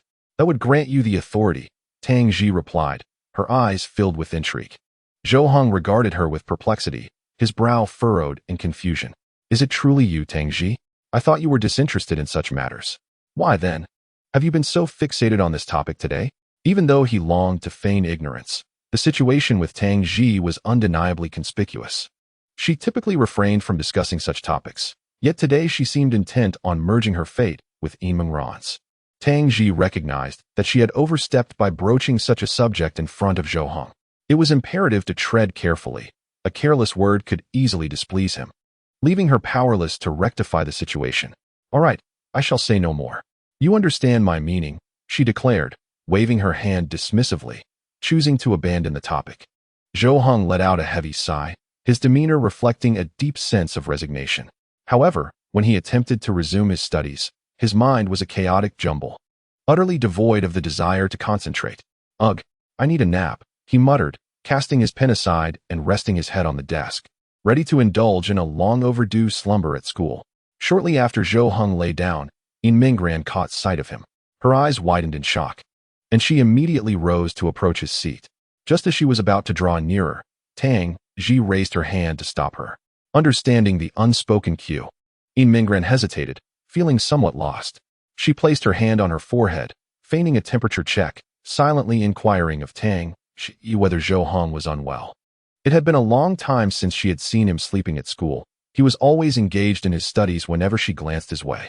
The sudden sight of him resting stirred a wave of concern within her. Was he feeling ill? Tang Ji comprehended her concern and shook her head slightly, lifting her chin and closing her eyes momentarily. Yin Minggran exhaled in relief, realizing that Zhou Heng was merely taking a break. Her earlier worries had quickened her heartbeat, and she thought that if he were indeed unwell, she would hasten to take him home. She steadied her somewhat disheveled breathing before returning to her place.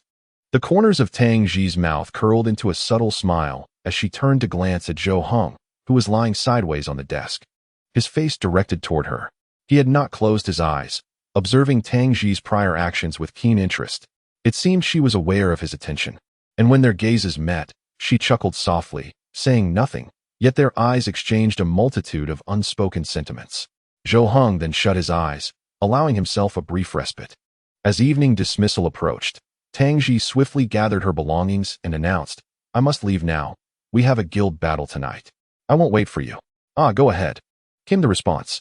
Zhou Heng nodded slightly as he watched Tang Ji hastily depart. He then gathered his belongings, preparing to leave the classroom.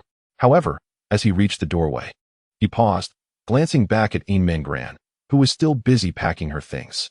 Previously, he would merely focus on his own path, never waiting for her. She would always hurry to catch up once she was done. Yet today, he lingered at the entrance, quietly awaiting her. Once Yin Minggran had finished organizing her items, she quickly slung her bag over her shoulder and headed toward the exit, knowing that if she did not hasten, she would miss Zhou Heng.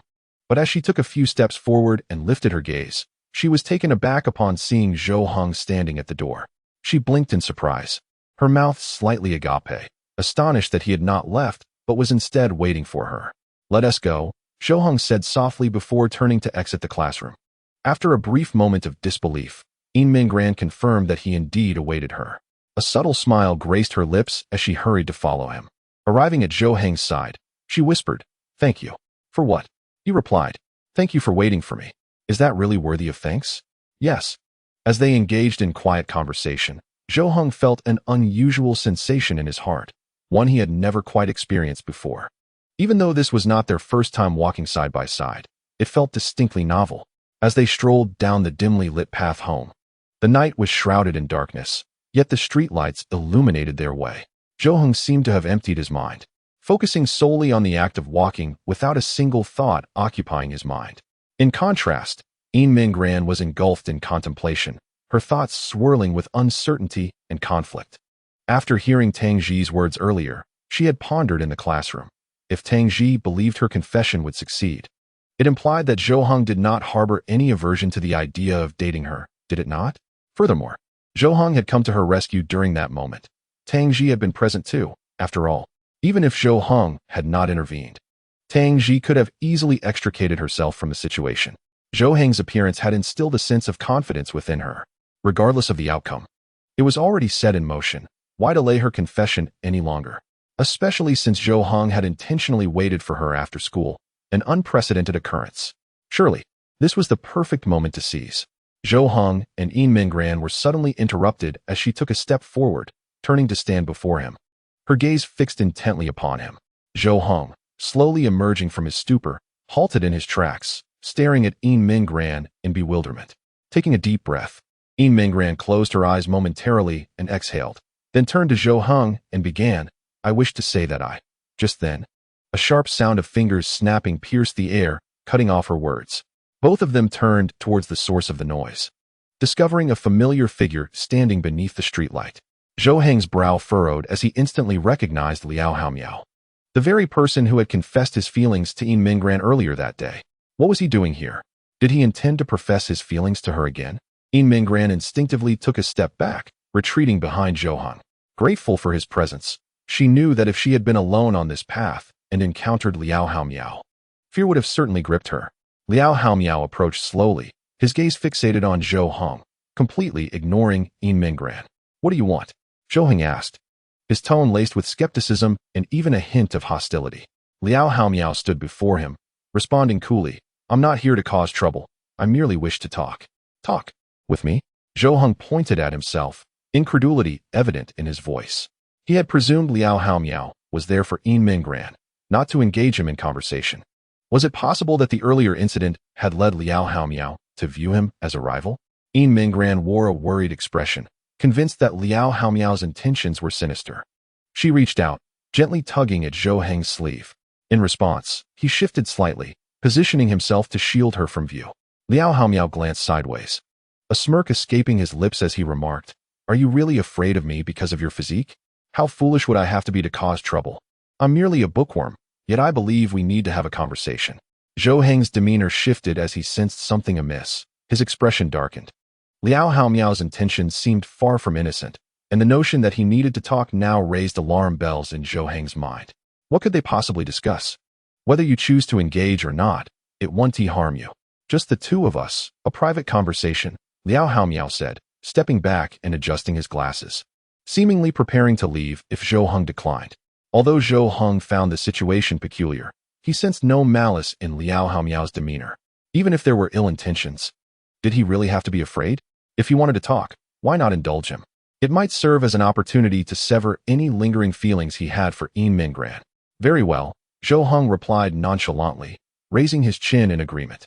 He then turned to Yin Minggran, speaking softly, "You should head home. I will return shortly." As she spoke, she handed the key to her. Yin Minggran accepted the key, her face reflecting a look of concern. "Let's not bother with him. Let's just leave," she suggested. "It's fine. This will help you formally reject him, preventing further entanglement." Zhou Heng softly reassured her, gesturing for her to go ahead. Yin Minggran hesitated momentarily, but ultimately followed Zhou Heng's advice, clutching the key and glancing back 3 times before departing. Once she had left, Zhou Heng approached Liao Haomiao and inquired, "What is it that you wish to discuss?" Liao Haomiao glanced back towards the direction Yin Minggran had exited, then slowly began, "Just now, Yin Minggran intended to confess her feelings to you. I sensed that, and I deliberately interrupted her at that moment. Do you blame me?" "Oh." Zhou Heng's expression turned contemplative as he furrowed his brow slightly. Yin Minggran had been about to confess to him? He had not perceived it, yet this fellow had. Liao Haomiao reached into his pocket as if to retrieve something, continuing, "I anticipated that you would hesitate and ultimately reject Yin Minggran, so I intervened. I did not wish to see her hurt." As he spoke, Liao Haomiao pulled out an unopened pack of cigarettes. After opening it, he offered Zhou Heng one. Zhou Heng waved his hand, replying, "I do not smoke." "Ah, my apologies. I misjudged. I assumed you would smoke." "I do not either. I purchased them specifically for you." Liao Haomiao stuffed the cigarette back into the pack and tossed it into a nearby trash can. Zhou Heng was disinterested in such matters. His mind was preoccupied with Liao Haomiao's words, pondering why he was aware of everything. How did he know that Yin Minggran intended to confess to him and even predict that he would reject her? Chapter 85. Love has no definition. No standards. Zhou Heng gradually lowered his guard, sensing that Liao Haomiao's intentions were perhaps more profound than they appeared. "What exactly do you wish to convey?" "I merely wish to inquire what causes your hesitation. Is it uncertainty regarding your feelings for Yin Minggran?" Liao Haomiao's words struck a nerve, leaving Zhou Heng feeling slightly apprehensive. They were essentially strangers, having never crossed paths before, yet he articulated Zhou Heng's innermost thoughts with a single statement. Zhou Heng steadied his emotions and replied coolly, "What does it concern you?" Liao Haomiao spread his hands in a gesture of indifference, saying, "It concerns me not at all. I am simply meddling, believing you could benefit from a heart-to-heart conversation. I spent an entire afternoon learning about you and discovered that you have few friends. In such circumstances, many of your inner thoughts remain unshared. You undoubtedly have numerous unanswered questions, which is why I am here."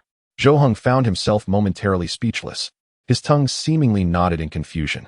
This individual possessed an extraordinary gift for conversation, leaving Zhou at a loss for a retort.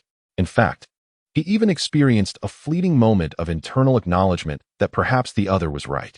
"Of course, I admitted my meddling, and upon realizing you were displeased, I promptly apologized and prepared to depart. However, I wish for you to remember one thing." "What is it?" Zhou Heng inquired, raising his head in puzzlement to gaze at Liao Haomiao. After a few seconds of silence, Liao Haomiao spoke. "You must either accept the situation or maintain your distance. Otherwise, it becomes a source of distress for both parties." "Distress? What do you mean?" Liao Haomiao removed his glasses and retrieved a cloth from his pocket, gently polishing the lenses as he continued. "If you are not fond of Yin Minggran, then you must keep your distance from her. Have you considered how the girl you may eventually like, or who may like you, would react upon discovering your cohabitation with Yin Minggran? Similarly, if you do not intend to take responsibility for her future, then refrain from complicating her potential husband's life. While I may not care, many others certainly do." Zhou Heng's gaze sharpened, his brows knitting together as he absorbed Liao Haomiao's words. It dawned on him that he had been preoccupied with sympathizing for Yin Mingran, striving to assist her without contemplating the ramifications of his actions. To refuse her while simultaneously sharing a living space inevitably invites ambiguity, even if no overt actions have transpired. Existing under the same roof can lead to unintentional emotional entanglements, causing heartache to someone who harbors affection for you. To entertain such a situation is to inflict pain on a person who genuinely cares for you. Moreover, even if Yin Mingran willingly accepts her circumstances as a man, can you truly justify such behavior? Liao Haomiao donned his glasses, stepped closer, and firmly patted Zhou Hong's chest. His words resonated with conviction, plunging Zhou into a profound silence, incapable of uttering a single word. He found himself grappling with the question of whether he was indeed causing Yin Mingran distress. Yet, if he remained uncertain about his own feelings for her, wouldn't he also be inflicting harm? Liao Haomiao offered a smile and continued. Do you not sense the need for someone to discuss this with you?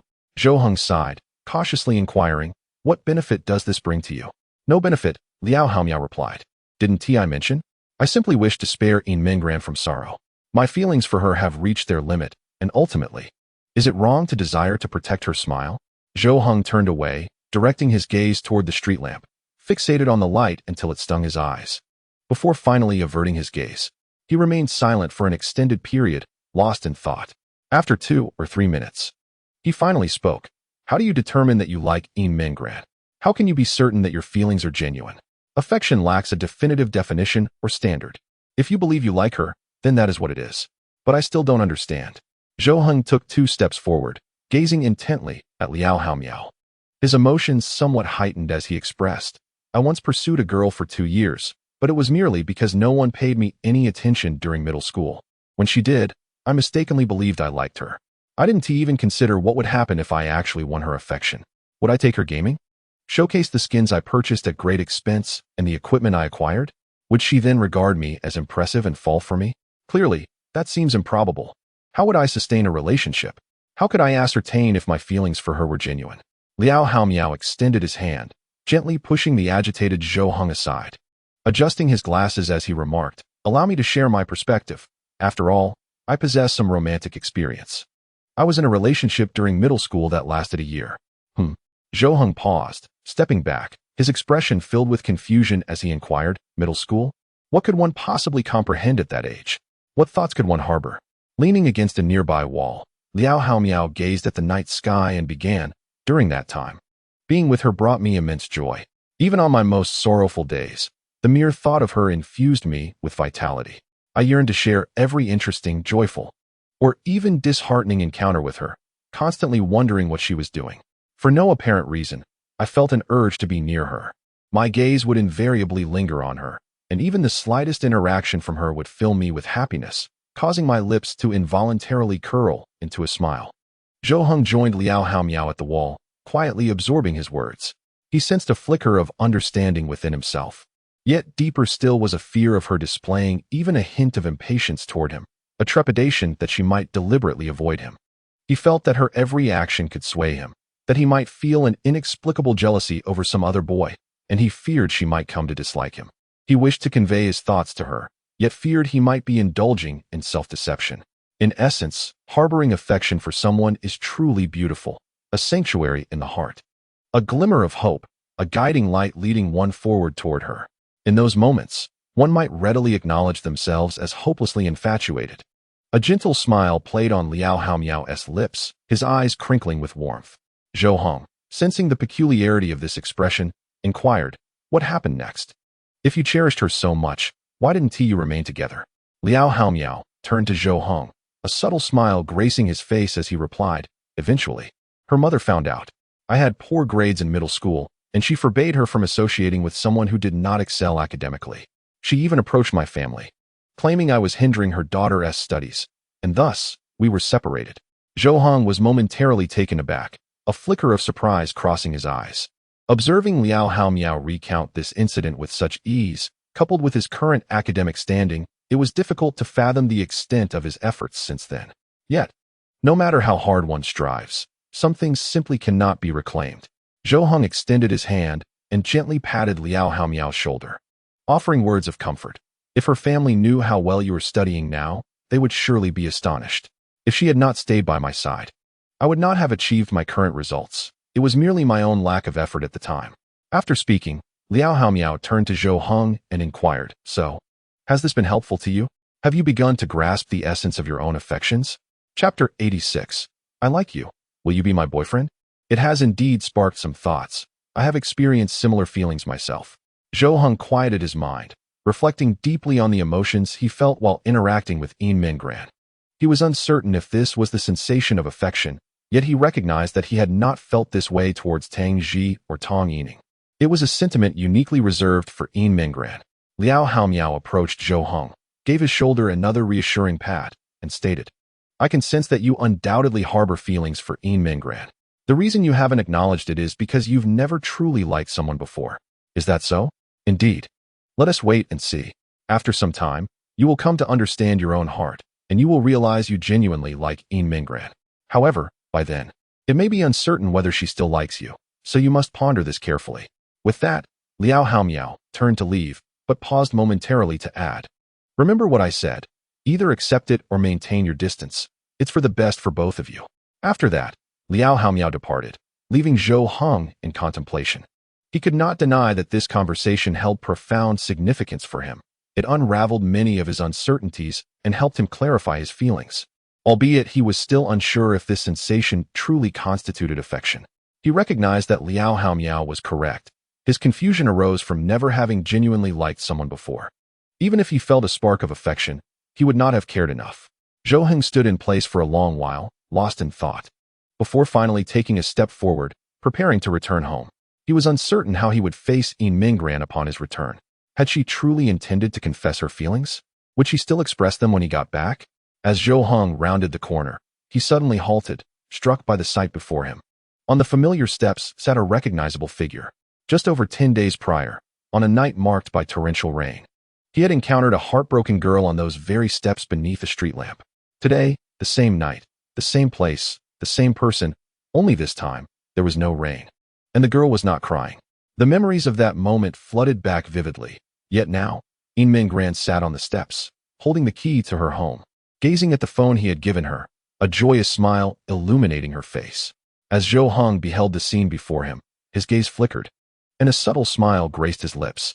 He realized that throughout his life, assisting Yin Minggran was the most righteous endeavor he had ever undertaken. "Why haven't you returned home?" Zhou Heng called out, prompting Yin Minggran to look up. Upon seeing him, her smile blossomed with a gentle grace. She quickly rose to her feet and trotted toward him, saying, "I was waiting for you. Are you all right?" "I'm fine. What could possibly be wrong?" "Let us head home," Zhou Heng replied as they continued their journey together. Curiosity piqued, Yin Minggran inquired, "What did he want to discuss with you?" "Nothing of significance, just casual conversation," he replied nonchalantly. "Oh," she responded, choosing not to press further. And they walked home side by side. Upon entering their home, Zhou Heng settled into a chair, appearing to rest, yet his eyes frequently darted toward Yin Minggran. After a moment, he exhaled deeply and turned to her, asking, "What did you wish to say on the way back?" Yin Minggran, lifting her gaze to meet Zhou Heng's face, momentarily froze, surprised that he remembered. She had assumed he would be indifferent. Initially, she had intended to confess her feelings during their earlier conversation, but was interrupted. Now, Zhou Heng seemed preoccupied with his thoughts, and she hesitated, believing it would be ill-timed to disturb him, let alone confess her feelings. Thus, she resolved to wait for a more opportune moment. To her astonishment, Zhou Heng had taken the initiative to ask, "Oh, I don't have much to say. I was just curious about what you'd like for dinner. I can prepare it for you," she suggested, rising and heading toward the kitchen. Uncertain of her own feelings, she felt an opportunity had presented itself. Yet she faltered at the prospect of voicing her emotions. It seemed that the moment was not right, and she feared the outcome of her confession would be less than favorable. She longed for a particularly fitting opportunity, much like the serene atmosphere they shared during their return home. However, just as she was about to reach the kitchen, passing by Zhou Heng, he suddenly reached out, grasping her wrist and halting her. Yin Minggran widened her eyes in astonishment, yet she did not turn back or utter a word, for her mind was a whirlwind of thoughts, leaving her utterly speechless. Zhou Heng sensed the slight tremor in her body and softly inquired, "What you wish to convey is not merely this, is it?" Though his voice was barely above a whisper, It reverberated within Ean Min Gran, quickening her heartbeat. "No," she replied faintly, her voice barely a whisper, akin to a mosquito's buzz. So soft that Zhou Heng might not have heard it had the room not been enveloped in silence. "Then please tell me, what is it that you truly wish to express?" Zhou Heng's deep voice caused Ean Mingran's face to flush crimson, her ears glowing with a similar hue. She had always been timid, and Zhou Heng's demeanor made it even more difficult for her to articulate her thoughts. However, since he had already posed the question, she could not possibly tell another lie. It was beyond her capability. She simply could not. What should she do now? Should she delay? Perhaps concoct an excuse to keep some suspense and reveal her feelings on another day? Just as Ean Min Gran was embroiled in this internal struggle, Zhou Heng slowly rose to his feet, yet his grip on her wrist remained firm. Though she did not turn to face him, she sensed his movement, and it left her feeling somewhat anxious, uncertain of his next action. At that moment, Zhou Heng's lips parted as he gently inquired, "Are you unable to speak? Or do you simply not wish to share with me?"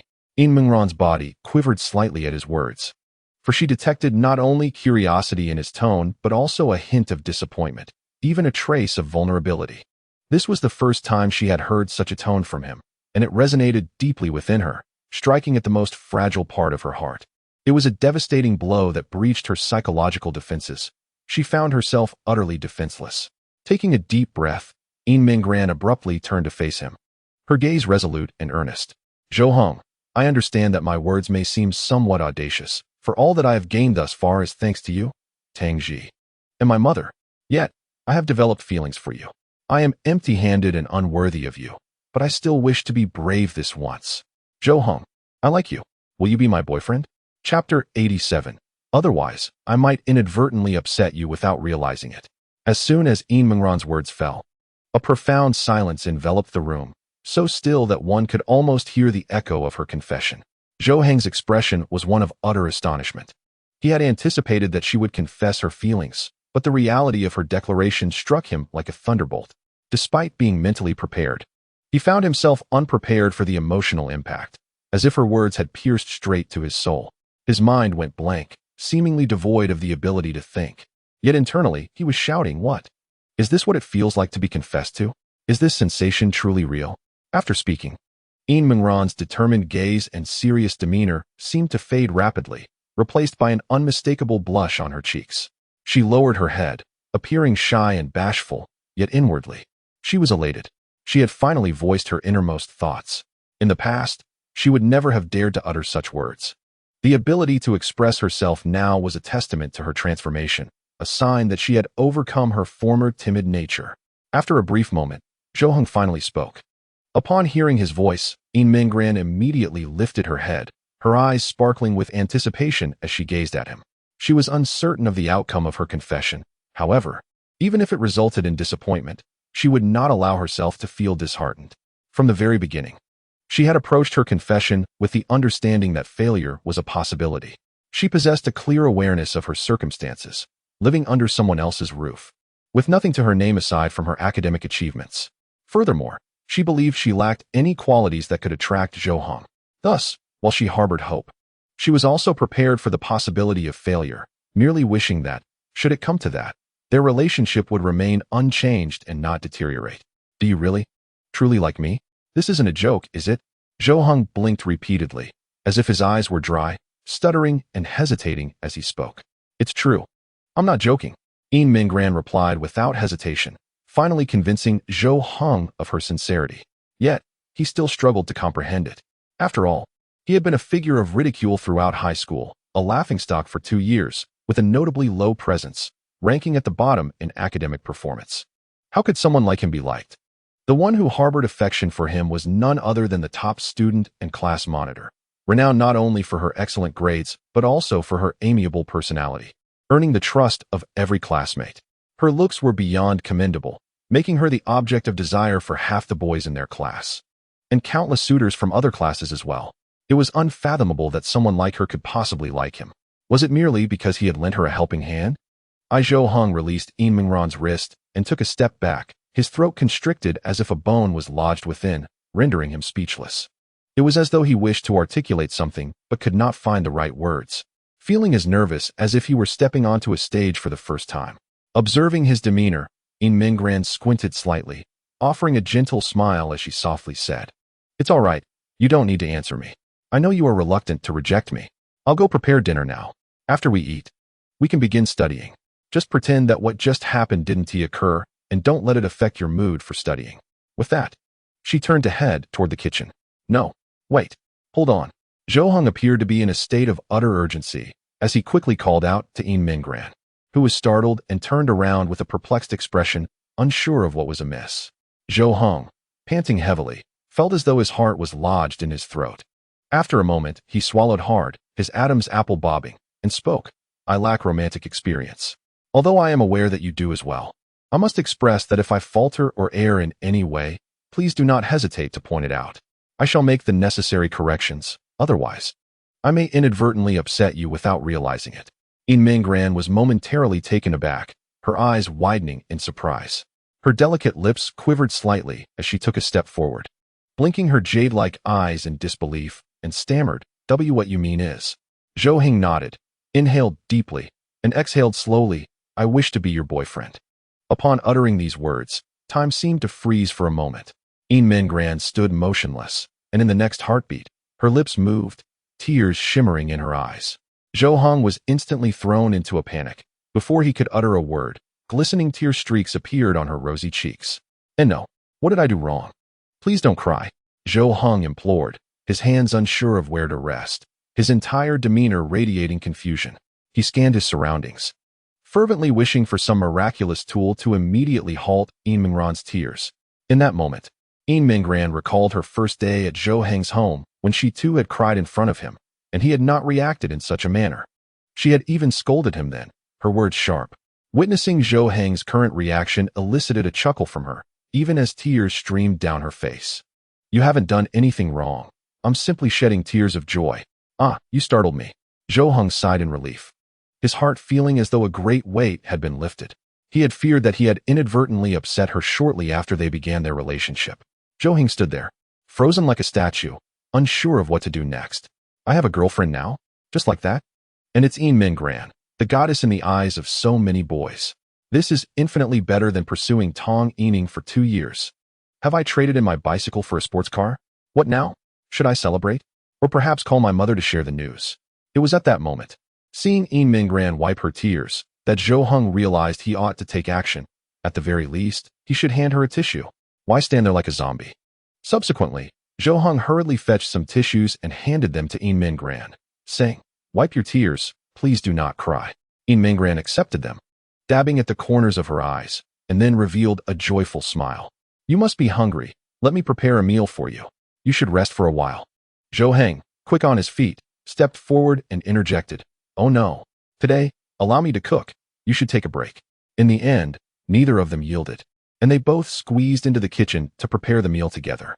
This marked their first time cooking side by side. Zhou Heng focused intently on washing the vegetables, his diligence palpable, while Yin Minggran, adeptly wielding a knife, struggled to maintain consistency in her chopping, alternating between thick and thin slices. Moreover, a blush like that of cherry blossoms frequently graced her cheeks, and her gaze would furtively glance at Zhou Heng every few seconds, causing her blush to deepen with each stolen glance. Noticing something amiss, Zhou Heng promptly set down the vegetables and snatched the knife from Yin Minggran's hands. "Let me handle this. It wouldn't do for you to cut yourself." He observed her delicate, fair fingers and thought to himself that if a scar were to mar them, he would indeed feel like a villain. "Then I shall wash the vegetables," he declared. "Oh no, please, don't. Washing vegetables can be tough on the hands." "Let me do it." Zhou Heng blocked Yin Minggran from touching the produce. "Tough on the hands." Yin Minggran blinked in confusion, looking at the vegetables, unable to comprehend how washing them could be harmful. There was merely a cucumber, and while she might feel a slight prick when removing its spines, it hardly constituted injury. Yin Minggran found Zhou Heng's concern a tad exaggerated, yet her heart swelled with joy, for she recognized his worry for her. However, having entered the kitchen numerous times before, she felt it unnecessary for him to fret. Why was he now so cautious since they had become a couple? It was as if he were treating her with a delicate care, as though afraid she might shatter. As she gazed at Zhou Heng's serious profile, an unbidden smile crept onto her lips. She had never witnessed this side of him. Previously, he had exuded a composed maturity, a reliability that provided her with a profound sense of security. Yet, she found this newfound attentiveness equally endearing and charming. Reaching out, Yin Minggran playfully poked Zhou Heng's cheek with her finger and gently said, "All right, I leave the kitchen in your capable hands. I shall tidy up the house." With that, she exited the kitchen. Zhou Heng did not turn around, but his knife paused mid-air, and after a moment, his ears seemed to flush with a hint of crimson. Yin Minggran meticulously organized the living room, bedroom, and bathroom. Since they were generally kept tidy, the task required little effort. After tidying up, the entire house appeared rejuvenated. At this moment, Zhou Heng had also prepared a meal and set it on the table. Just as he was about to call out Yin Minggran's name, he suddenly realized that given the current state of their relationship, using her full name might come across as somewhat awkward. He simply uttered softly, without any title, as he found himself at a loss for how to address her without sounding distant. "All right, it's ready." Yin Minggran paid no mind, nodded, and cheerfully approached the dining table. Zhou Heng served her a portion of rice, provided utensils, and poured a glass of warm water, which made her feel a bit bashful. She hadn't anticipated that being in a formal relationship would bring out such a considerate side of Zhou Heng. He genuinely seemed apprehensive about making any missteps. Yin Minggran longed to reassure Zhou Heng that there was no need for such formality, that he needn't treat her this way. This only served to make her feel self-conscious, contrasting sharply with their usual interactions. "You needn't worry. I would never be angry with you or consider your actions to be wrong. Even though we're together now, we can still be as we were before," she whispered, each word reaching Zhou Heng's ears, leaving him puzzled. What was amiss with him? Wasn't he behaving as he usually did? What did his usual self even entail? Though he couldn't quite grasp it, he obediently nodded in agreement, saying, "All right." As they began their meal, Yin Minggran felt, perhaps due to psychological influence, that the food tasted exceptionally delightful today. She already believed that Zhou Heng's cooking was superb, but today it seemed even better. After finishing their meal, Yin Minggran, as per her usual routine, began to clear the dishes. Zhou Heng, not one to idle, joined her in the task. Previously, he would have disregarded such matters in favor of studying. Now, he couldn't help but reflect on how selfish he had been in the past. Helping Yin Minggran with the cleanup wouldn't hurt. Why hadn't he done so before? Did those few extra minutes really make a difference in his studies? Zhou Heng now recognized that there were numerous aspects of his former self that required improvement. Nevertheless, Yin Minggran bore no resentment and surprisingly appreciated this new side of him. Once everything was tidied up, Zhou Heng sat at his study desk, took out his books, and prepared to study. Despite the day's events, they did not hinder his academic progress. At this juncture, Yin Minggran stood beside him, holding her nightwear, and gently inquired, "Would you like to bathe first?" "Oh, no. You go ahead. You go first. I'll study for now." "All right, then I'll make it quick." Yin Minggran nodded and entered the bathroom. Shortly thereafter, the sound of water echoed from within. Zhou Heng, who had been engrossed in his studies, began to fidget with his pen, his leg bouncing restlessly. His gaze occasionally darted toward the bathroom. What was happening? Zhou Heng muttered under his breath, feeling a stir of restlessness within him, beads of perspiration forming on his forehead. His concentration waned, his thoughts inexplicably drifting toward the bathroom. This was not the first time Yin Minggran had bathed. She indulged in this ritual almost daily. Yet, had he ever felt this way before? Clearly, he had not. In the past, he had been oblivious to her presence in that room. But today, why was it so different? His gaze not only wandered, but also conjured hazy images in his mind. Unbeknownst to him, he found himself fixated on the bathroom door, as if he could glimpse the faint silhouette within, showcasing an exquisite figure. Suddenly, a sharp smack resounded as he slapped his own face. "Weakling, can't even control yourself? Useless." He chastised himself quietly, forcing his attention back to his books, plunging into a fervent study session. After approximately half an hour, Yin Minggran emerged from the bathroom clad in her sleepwear. Upon seeing Zhou Heng seated there, she noticed something was amiss. "What happened to your face? What am I even nervous about? I got bitten by a mosquito." "A mosquito? One the size of a palm, perhaps?" She chuckled lightly, tilting her head as she approached and sat beside him. As she settled down, a delicate fragrance wafted toward Zhou Heng, prompting him to lower his gaze to the pages, striving to banish any errant thoughts. Sitting beside him, Yin Minggran sensed a shift in atmosphere. Her intuition was keen. She immediately recognized that Zhou Heng was not himself. Typically, he bore a stoic expression, wholly absorbed in his studies. seemingly impervious to the world around him. Yet today, he exhibited numerous fidgety habits, his tongue occasionally pressed against his cheek, his gaze wandering unpredictably, and beads of sweat forming at his temples. In Mingran's greatest concern materialized. The premise upon which she would confess her feelings to Zhou Heng hinged on a crucial condition. Should that condition be violated, she would prefer to remain silent forever. She pursed her lips, a look of hesitation crossing her face. After a moment, she struggled to articulate her thoughts. Zhou Heng, if being with me disrupts your studies or normal life, then we shouldn't. Absolutely not. Zhou Heng shook his head in denial, preventing Yin Mingran from continuing her discourse.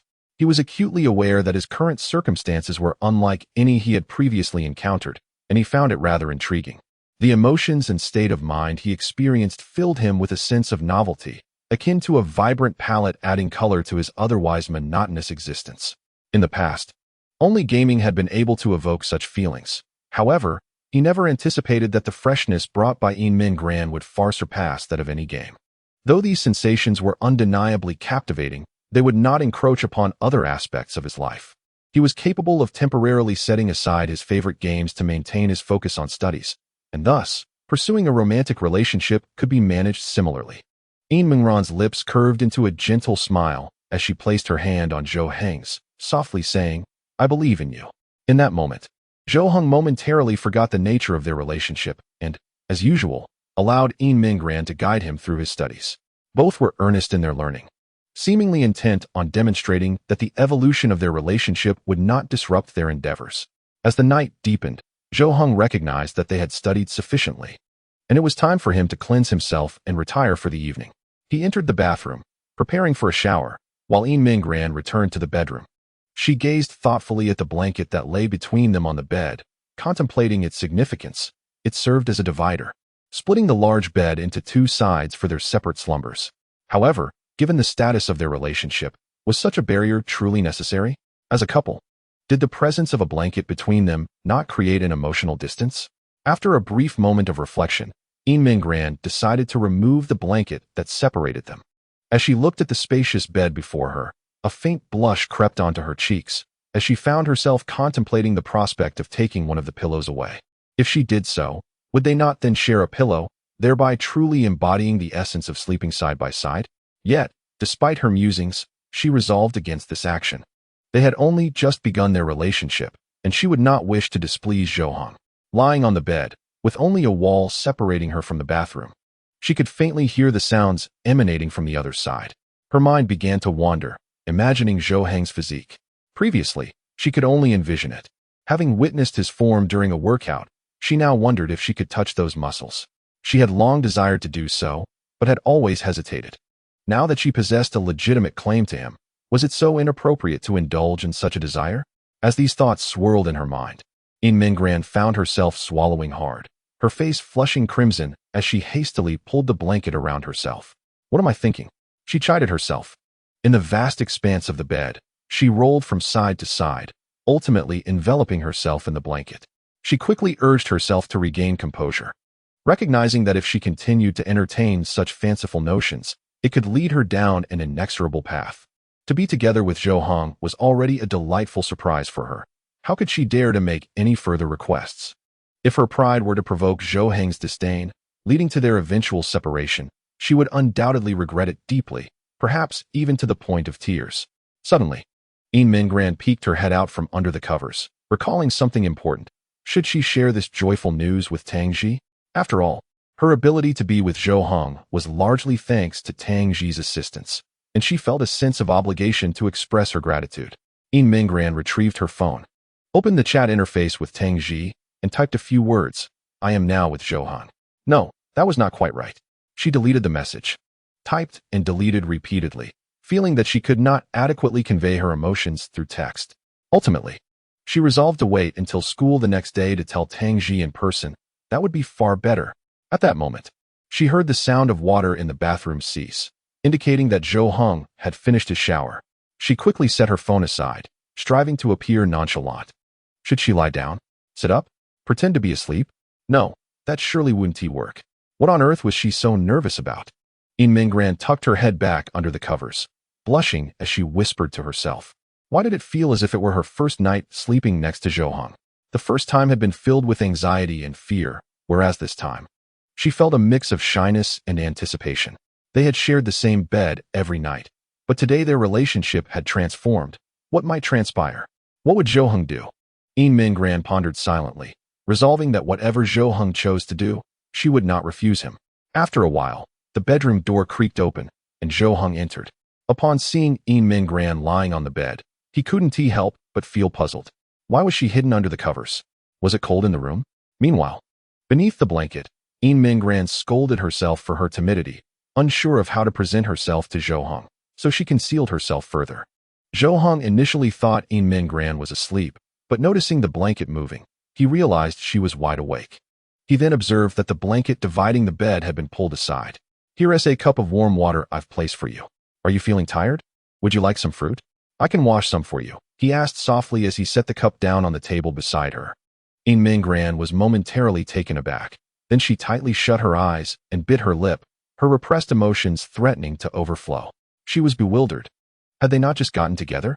Why was he being so kind to her? This sensation is truly overwhelming. Chapter 90. My dear, you are wonderful. Yin Mingran cautiously emerged from beneath the covers, revealing a pair of clear, luminous eyes. No, thank you. It's quite all right, she stammered, unsure of how to respond to Zhou Heng. It was indeed disconcerting to realize that someone could be so kind to her. Well, if there is anything you desire, just let me know and I will fetch it for you, Zhou Heng replied, nodding. He stood by his bed, hesitating momentarily before climbing in. Fortunately, he soon composed himself, slowly settling onto the bed. Without the blanket between them, Zhou Heng felt that merely raising his hand would bring him into contact with Yin Mingran. However, maintaining a distance felt uncomfortable, as if he were rejecting her. Yet, being too close also made him feel shy. Yin Mingran softly remarked, "You needn't be so kind to me. I wouldn't know how to repay you." Zhou Heng raised an eyebrow in confusion, pausing for a few seconds before responding. "I don't consider this to be kindness. It's merely a trivial matter. Besides, being good to one's girlfriend is simply expected, I assent it." Upon hearing him refer to her as his girlfriend, Yin Mingran could no longer contain herself, quickly turning away from Zhou Heng, her face flushed with embarrassment. How could she resist such words from him? No, she must retaliate. She needed to do something, say something. After all, she was the one who confessed first. And now that they were finally together, why should she be so bashful? Yin Mingran turned her body back, lifting her gaze to Zhou Heng, her eyes sparkling like glistening onyx. After a prolonged silence, she finally spoke, her voice flowing like gentle ripples in water. "My dear, you are truly wonderful." Zhou Heng's eyes widened in surprise, a sharp intake of breath escaping his lips as his head involuntarily jerked back. Thud! He collided with the wall behind him, the loud noise resonating from the impact of his head. Damn it! Zhou Heng gritted his teeth, cradling his head, realizing that his reaction had been excessively dramatic, nearly causing himself severe pain. Yin Mingran was startled and hurriedly approached Zhou Heng, enveloping him in her embrace while gently rubbing his head. "Oh, I'm so sorry. How are you? Does it hurt?" Her eyes were filled with concern as she tenderly massaged his head. She admitted to herself that there was a hint of mischief in her previous comment, just a little, as she wanted to stand up to Zhou Heng. However, she hadn't anticipated his reaction would be so intense. Had she known, she would have refrained from such antics. The sound of his head hitting the wall had been alarming, as if it might leave a dent. No, it doesn't hurt," Zhou Heng murmured through clenched lips, his eyes tightly shut, for at that moment, his face was less than an inch away from the most alluring part of Yin Mingran. Just a bit closer. She buried her face into his embrace, greeted solely by a wave of intoxicating fragrance. In that moment, any sensation of pain was eclipsed, replaced instead by an overwhelming rush of warmth. It was certainly not a rush to the head. After a while of tenderly massaging Zhou Heng's temples, Yin Mingran finally released her hands, gazing into his eyes with concern. "How do you feel? Does it still hurt?" "No, it's fine now," Zhou Heng replied, slowly opening his eyes, having hesitated to do so moments before. In the past, he would have endured at least half an hour of discomfort, yet here he was, astonished that her gentle touch had alleviated his pain almost instantaneously. Could it be that her hands possessed some magical quality? Or perhaps it was the enchantment of love itself. As he looked at Yin Mingran, he noticed an expression of deep remorse etched on her face. It seemed she had taken the blame for his misfortune, believing that her presence had somehow contributed to his accident. In truth, it was merely a moment of carelessness on his part, unrelated to her at all. "I'm fine. It's not your fault. Don't overthink it," he murmured softly. Then, with delicate caution, he raised his hand and gently brushed his fingers against her smooth, resilient cheek. The texture astonished him. How delightful it would be to squeeze it lightly, he mused. One could easily become addicted to such a sensation. Yin Minggran finally offered a faint smile, nodding in response. After a brief interval, Zhou Heng extinguished the light, signaling that it was time for rest. They lay in bed, each cocooned in their own blankets, yet sleep eluded them. Yin Minggran repeatedly replayed the events of the day, especially the moment she confessed her feelings to Zhou Heng. With each recollection, her heart raced, and she reassured herself that this was no dream, it was reality. She was truly with Zhou Heng. Meanwhile, Zhou Heng was sorting through his emotions, acutely aware that he felt different now, transformed by a kind of affection he had never experienced before, romance. The entire realm was shrouded in uncertainty, yet brimming with novelty, making it utterly irresistible. Had he genuinely found such an extraordinary girlfriend? Would he be able to openly acknowledge his relationship with Yin Minggran when school resumed? He could already envision the envious glances directed his way. Though he typically dismissed the skeptical stares of others, he cherished the admiration and envy he might receive. It was undeniably gratifying. "I can, huh?" At the sound of Yin Minggran's voice, Zhou Heng instinctively responded, as if a delayed reply might lead to a misstep. Her voice was soft and tinged with hesitation, but she gradually voiced her request. "Can I hold you while I sleep?" Of course, we can." Zhou Heng nodded in agreement. He then turned to face Yin Minggran, who wrapped her arms around his waist, her head instinctively resting against his chest, as if seeking refuge in his embrace, which provided her with immense comfort. Zhou Heng raised his hand gently to hold her, and they embraced, reminiscent of that night. Yet, this time, Yin Minggran no longer worried about Zhou Heng discovering her feelings. She no longer needed to feign sleep and could embrace him openly. After a while, Yin Minggran opened her eyes and softly remarked, "Your heart is beating so fast." I'm sorry if I disturbed your sleep. How can I make it stop?" "No. I mean, how can I slow it down?" Yin Minggran extended her other hand and lightly placed it over Zhou Heng's heart, as if to feel its rhythm. "I really like this." Chapter 91. The joy written on your faces. Neither Zhou Heng nor Yin Minggran was aware of when they had fallen asleep, when drowsiness overwhelmed them. Their eyes had simply closed. The following morning, Zhou Heng was the first to awaken, as he typically rose early to prepare breakfast and pack lunch for school. Zhou Heng murmured, attempting to shift his body, only to realize something was amiss. He felt unable to move. When he looked down, he found Yin Minggran nestled closely against him, her breathing steady, still in slumber. All right. Zhou Heng recalled the events of the previous day, an experience unlike any he had ever known, now feeling as though it were merely a dream. Just then, sensing Zhou Heng's movements, Yin Minggran shifted slightly, curling further into his embrace, as if wishing to envelop herself entirely within it. Seeing her like this, along with her serene, sleeping visage, Zhou Heng's heart raced uncontrollably. No wonder Liao Haomiao claimed to be absolutely enamored with Yin Minggran. He too was beginning to grasp the essence of affection. Although Zhou Heng knew he should rise to prepare breakfast, he feared that doing so would awaken Yin Minggran, and he was reluctant to part from this moment. Desiring to savor the warmth of her presence a little longer, Zhou Heng gazed at Yin Minggran as she slept, feeling as though he could never tire of the sight. He wished for time to stand still, allowing him to relish such precious moments. However, reality dictated that time was fleeting, and soon enough, Yin Minggran's alarm clock chimed. Yin Minggran gradually opened her hazy eyes and lifted her head, only to be met with the tense expression of Zhou Heng. His demeanor suggested a lingering concern. Would she truly deny the events of the previous night on this fresh new day? Decisions made in the heat of the moment can often lead to regret by morning. However, it was evident that Zhou Heng's worries were unwarranted. Upon locking eyes with him, Yin Minggran squinted playfully and flashed a charming smile. "Good morning," she greeted, her voice slightly husky from sleep, yet to Zhou Heng's ears, it was a melodious sound that sent shivers through his entire being. Good morning. Did you sleep well?" Zhou Heng inquired. Yin Minggran's smile blossomed as she softly replied, "Super well." "That's wonderful," Zhou Heng responded, reluctantly releasing her from his embrace as they both rose from bed. Glancing at the time, He realized there was ample opportunity to prepare breakfast and lunch, though it would need to be simpler than usual. In Mingran was not one to stand idly by. After freshening up, she joined Zhou Heng in the kitchen to lend a hand. He welcomed her assistance, recognizing that their collaboration would indeed save considerable time. As they prepared lunch, they instinctively took on each other's tasks, resulting in dishes that were each more delightful than the last. Once everything was tidied up, they prepared to leave the house. Exiting, they entered the elevator, where Yin Mingran lowered her gaze and glanced at Zhou Heng's hand. In the next moment, she cautiously extended her own, gently taking hold of part of his palm. Zhou Heng's hand trembled slightly, momentarily caught off guard. When he turned to look at her, he saw her head bowed, silent, yet communicating more than words ever could. He then grasped her entire hand, unabashedly.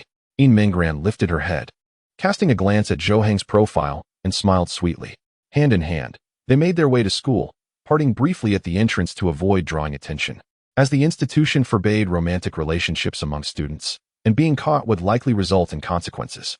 Upon entering the classroom, they returned to their respective seats. Once Zhou Heng settled down, he turned to Tang Ji and said, "I have something to tell you." Before he could elaborate, Tang Ji interjected.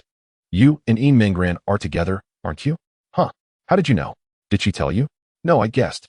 The joy is written all over your faces." Tang Ji chuckled, pointing at Zhou Heng.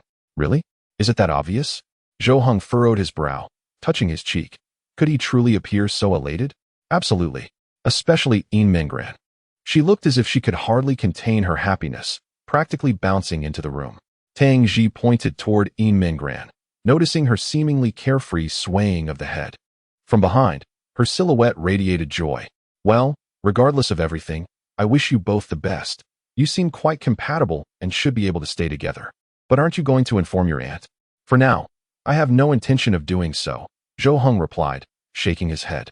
He had contemplated this matter yesterday, ultimately deciding it best to refrain from disclosing anything to his mother for the time being. While she would likely approve of their relationship, she would undoubtedly offer unsolicited advice, words he currently wished to avoid. Therefore, he planned to wait for a while, perhaps until the next exam. Once completed, if he showed progress, he could casually share the news. Tang Ji nodded and said, "By the way, I'm going out with her this weekend. Do you want to join?" "What is the plan?" "Shopping for clothes. The sports meet is next week. It wouldn't be right not to buy her a few pretty outfits." "That makes sense." But Zhou Heng hesitated, glancing toward Yin Mingran's direction, and murmured, "I want to go, but I'm unsure if I should." "Would she even want me there?" "Isn't it better for you girls to go out alone for such shopping trips? What is there to be unwilling about? Aren't you her boyfriend now? Taking your boyfriend along is perfectly fine. Rest assured, she would be thrilled to have you join." "Is that so?" Zhou Heng nodded in sudden realization. Regarding these matters, he believed it prudent to inquire first. After all, this was his first experience in a romantic relationship, and he was wary of inadvertently upsetting Yin Mingran. Students gradually entered the classroom, and when Tang Yining walked in, she instinctively glanced in Zhou Heng's direction, only to find his gaze seemingly fixated on Yin Mingran. Chapter 92.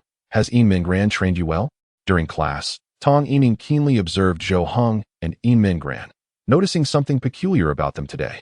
It seemed their eyes met more frequently, and the glances they exchanged felt different than usual. To her surprise, she even detected affection in Yin Mingran's gaze. In an instant, a jolt of realization struck Tang Yining.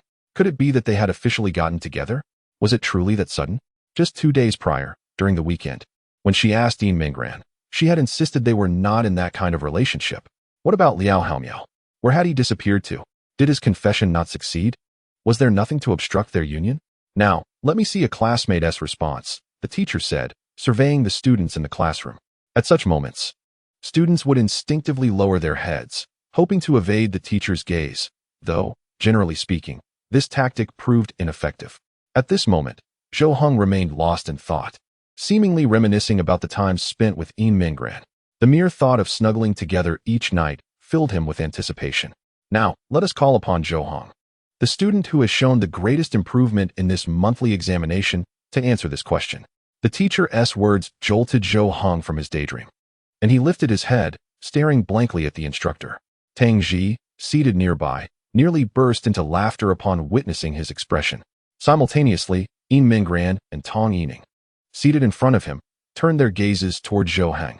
"Come on, Zhou Heng, please please stand and give it a try? It's all right if you don't get it right. Gradually, Zhou Heng rose to his feet, fixating on the problem on the blackboard as if he were moving in slow motion. Yin Minggran, sitting in front, looked on with concern, wishing she could discreetly assist him by whispering the answer. However, that was impossible. This was not a simple arithmetic problem from elementary school that could be signaled with hand gestures, and their seats were too far apart for her to convey anything quietly. She had even begun to place her hopes on Tang Ji, hoping she might lend a hand to Zhou Heng, despite Zhou Heng being the one to answer. It was Yin Minggran who felt the anxiety and concern. Upon finally discerning the question, Zhou Heng suddenly recalled that Yin Minggran had indeed explained it to him. After pondering for a moment, he confidently articulated his answer. Several classmates widened their eyes in disbelief, clearly taken aback that Zhou Heng had managed to respond correctly. Well done. Let us give Zhou Heng a round of applause. The teacher nodded in satisfaction, gesturing for Zhou Heng to take his seat. As Zhou Heng sat down amidst the applause of his classmates, a flicker of self-doubt washed over him. Previously, he would have faltered when called upon to answer. This was the first time he had succeeded. Tang Ji leaned in and whispered to Zhou Heng, Yin Minggran has trained you well, hasn't he? You've truly learned something. The term trained felt somewhat inaccurate, prompting Zhou Heng to glance at her with a hint of annoyance and reply coolly. After Zhou Heng took his seat, Yin Minggran exhaled in relief. Although she knew the teacher would not put Zhou Heng in a difficult position even if he faltered, she could not fathom why, as his girlfriend, she desired him to answer perfectly. This sentiment was perplexing to her. All of Yin Minggran's actions had been keenly observed by Tang Yining, who noted her concern and joy with clarity. At that moment, a profound uncertainty stirred within her. Did she truly harbor feelings for Zhou Heng? Observing Yin Minggran's reactions led her to reflect on how genuinely fond Yin Minggran was of Zhou Heng. Yet, in contrast, she recognized that she herself would never exhibit such responses. How, then, could she claim to like Zhou Heng? All right, class dismissed. After class, Tang Yining lowered her head, as if in contemplation. She felt the need to thoroughly examine her thoughts and intentions. Without this clarity, life would only become increasingly perplexing. Meanwhile, Zhou Heng intended to head to the restroom following class. Although he wished to spend time with Yin Minggran, he had yet to discern how to interact with her within the school environment. He understood that failing to navigate these boundaries would lead to complications. Once Yin Minggran noticed Zhou Heng leaving the classroom, she quickly vacated her seat and approached his desk. Tang Ji, I have something to tell you, she exclaimed. I know. You and Zhou Heng are together, right? It's practically written all over your face. Tang Ji playfully poked Yin Minggran's nose, laughing. Haha, I owe you one for this. I'm not sure how to repay you. I didn't do much, but I'm quite curious about how you two got together. Do share. Well, last night we walked home together. Yin Minggran recounted the events of the previous evening. At that moment, Zhou Heng arrived at the restroom, where he noticed someone standing as if waiting for someone else. Realizing it was indeed for him, he approached, recognizing the figure of Liao Haomiao, who had provided him significant assistance. Had it not been for Liao, he and Yin Minggran would not be together, at least not for the moment, as he would likely have declined her advances. I knew you would come, Liao Haomiao remarked. Is this another guess?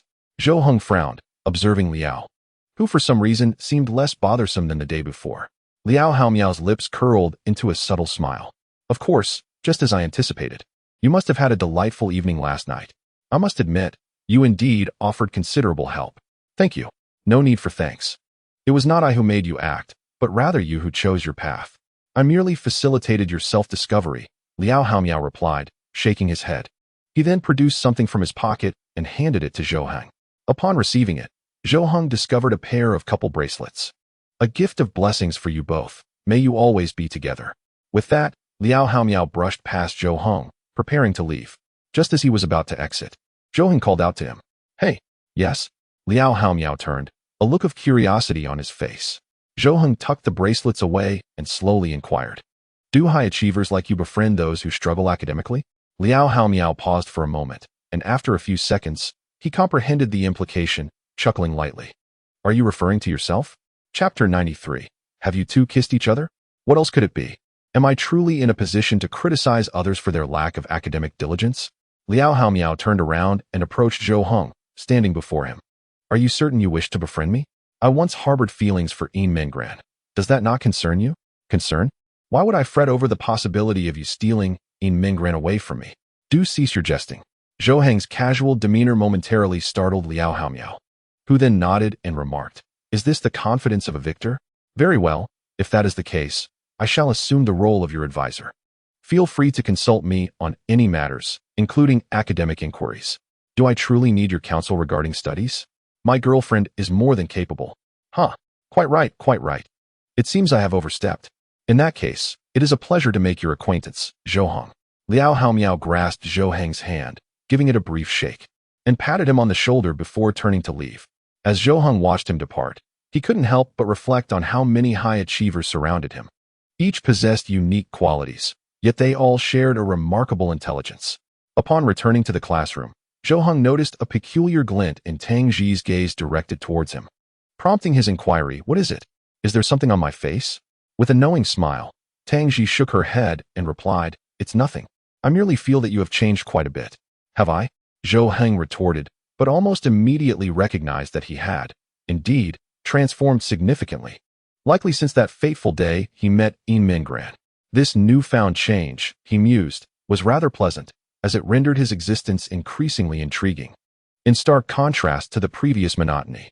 "Indeed, just moments ago, Yin Mingran recounted the events of last night, and I found myself questioning, was that truly you?" Zhou Heng cast a glance at Tang Ji and remarked, "Have you not noticed how much you have changed as well? You would hardly speak this much before." "Did I?" Tang Ji was taken aback, meeting Zhou Heng's gaze, and soon both shared a resigned smile. They recalled their prior selves, when their exchanges comprised little more than a few words each day.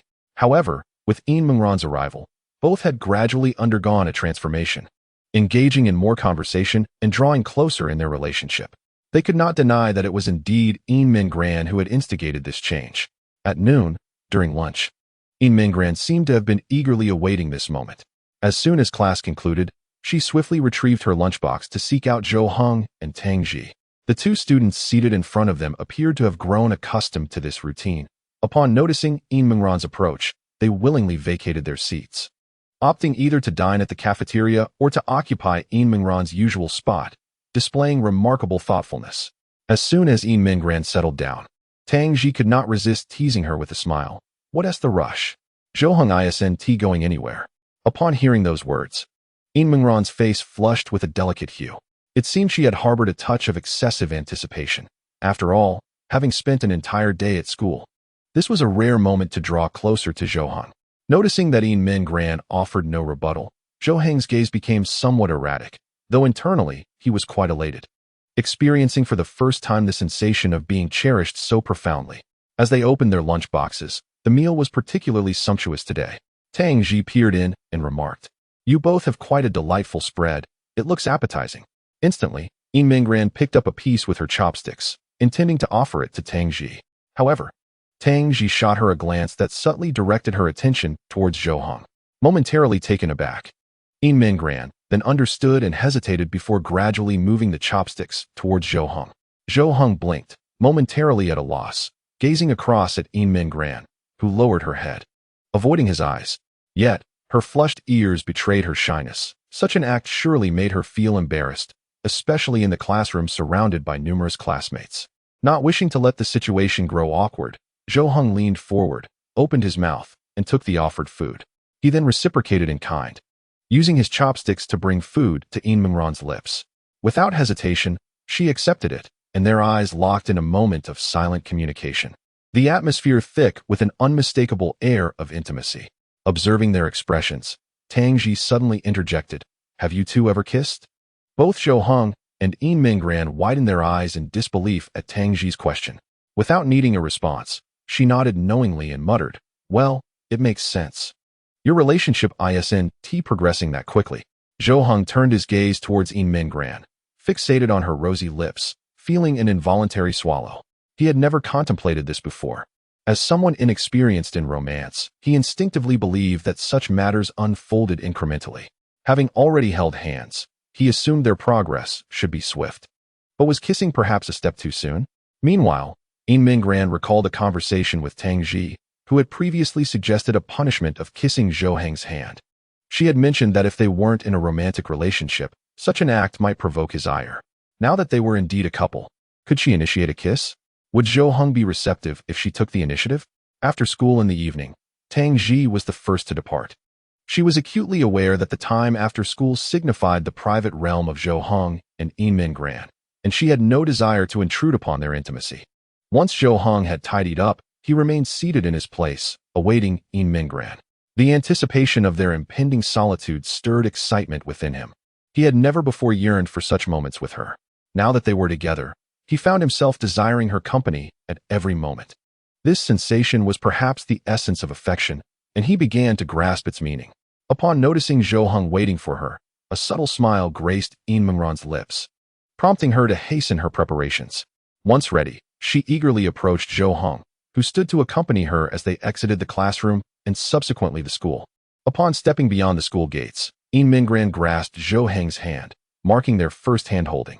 The second time felt much more natural. Zhou Hong could feel the warmth of her hand. The sensation of their joined hands brought him immense comfort, leading him to instinctively tighten his grip as if to prevent her from slipping away. Chapter 94. When will we experience this again? That Tang Ji mentioned you two would be going out shopping together this weekend. May I join? Zhou Hong inquired softly about a thought he had contemplated throughout the day. Although Tang Ji had assured him that Yin Mingran would likely want him to accompany them, he felt it prudent to ask directly. Upon hearing his question, Yin Mingran recalled the conversation from the previous weekend at Tang Ji's home, where it had been decided that she would serve as the leader carrying the sign. Tang Ji had then proposed going shopping for clothes the following weekend, suggesting that this role required a more fashionable appearance. Last year, during the sports meet, the girls who held the signs had all dressed exceptionally well, and she realized she lacked beautiful attire of her own, making shopping a necessity. As the class monitor, she wished to ensure her class did not fall short compared to others. Since Zhou Hong expressed a desire to join, it was certainly the best outcome.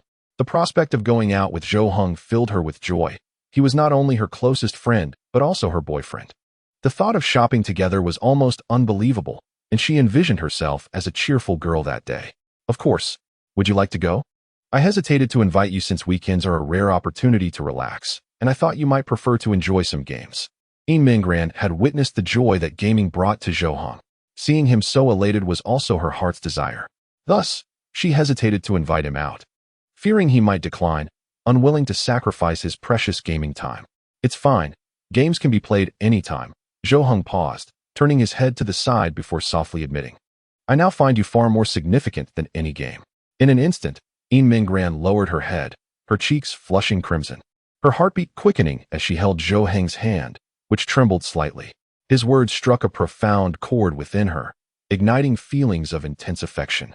She was acutely aware of how much gaming meant to him. When immersed in a game, he transformed into someone exuberantly alive. Yet now, he proclaimed that she held greater importance than his beloved games. Did this not suggest that she had ascended to the pinnacle of his affections? The sensation of being chosen by the one she adored, who would forsake their passion for her, was exhilaratingly heart-stopping. At that moment, Yin Mingran's mind was consumed by a singular thought, her affection for Zhou Hong, an overwhelming fondness that was impossible to contain. Suddenly, she halted, grasping Zhou Hong's hand, causing him to pause in bewilderment, staring at her in confusion, unsure of her sudden change. In the next moment, she turned slightly, rose onto her toes, and gently pressed a soft kiss upon his cheek, as fleeting as a dragonfly touching the water. Then, she lowered her gaze, unable to meet his eyes. For this was an audacious attempt, driven by her inability to suppress her feelings for him any longer. Zhou Hong was momentarily stunned, utterly unprepared for the suddenness of it all, his expression blank as if his mind had short-circuited. Everything transpired too quickly for him to comprehend, yet he felt a stirring within his heart. Let us continue walking, Yin Mingran said, pulling Zhou Hong along, attempting to mask the recent event. As he exhibited no reaction, she could only feign that nothing had occurred. Zhou Hong reached up to touch his cheek, still bewildered by the gentle kiss that was too soft for him to recall its sensation clearly. Upon returning home, he retreated into the kitchen to prepare dinner, his thoughts lingering on the events of the walk back. When would such a moment occur again? His mind was consumed with this desire, akin to a gluttonous character, unable to resist the temptation. If only he could have foreseen it, he would not have been so dazed. He should have given Yin Mingran some response then. Otherwise, what did it all mean? At this moment, Yin Mingran sat on the sofa outside, cradling a doll in her arms, her mind preoccupied with the recent events. Her audacious actions stirred a fervor within her heart, and she pondered when she might muster the courage to be bold once more. After sharing a kiss, she was taken aback by Zhou Heng's intense reaction. She wondered if a more frequent display of affection might lead to his aversion. Turning her face towards the kitchen where Zhou Heng was, she felt her lips curve into a smile, for he was the source of her joy, the one who effortlessly elicited her happiness. After dinner, the two embarked on their studies together. As Yin Mingran guided Zhou Heng, she too absorbed knowledge, feeling enriched by the presence of those closest to her, her dearest companion, her favorite person, her best friend. Consequently, her academic focus flourished. They studied until midnight, taking turns to shower before retreating to the bedroom. The moment they cherished most was upon them, the time when they could be closest to each other.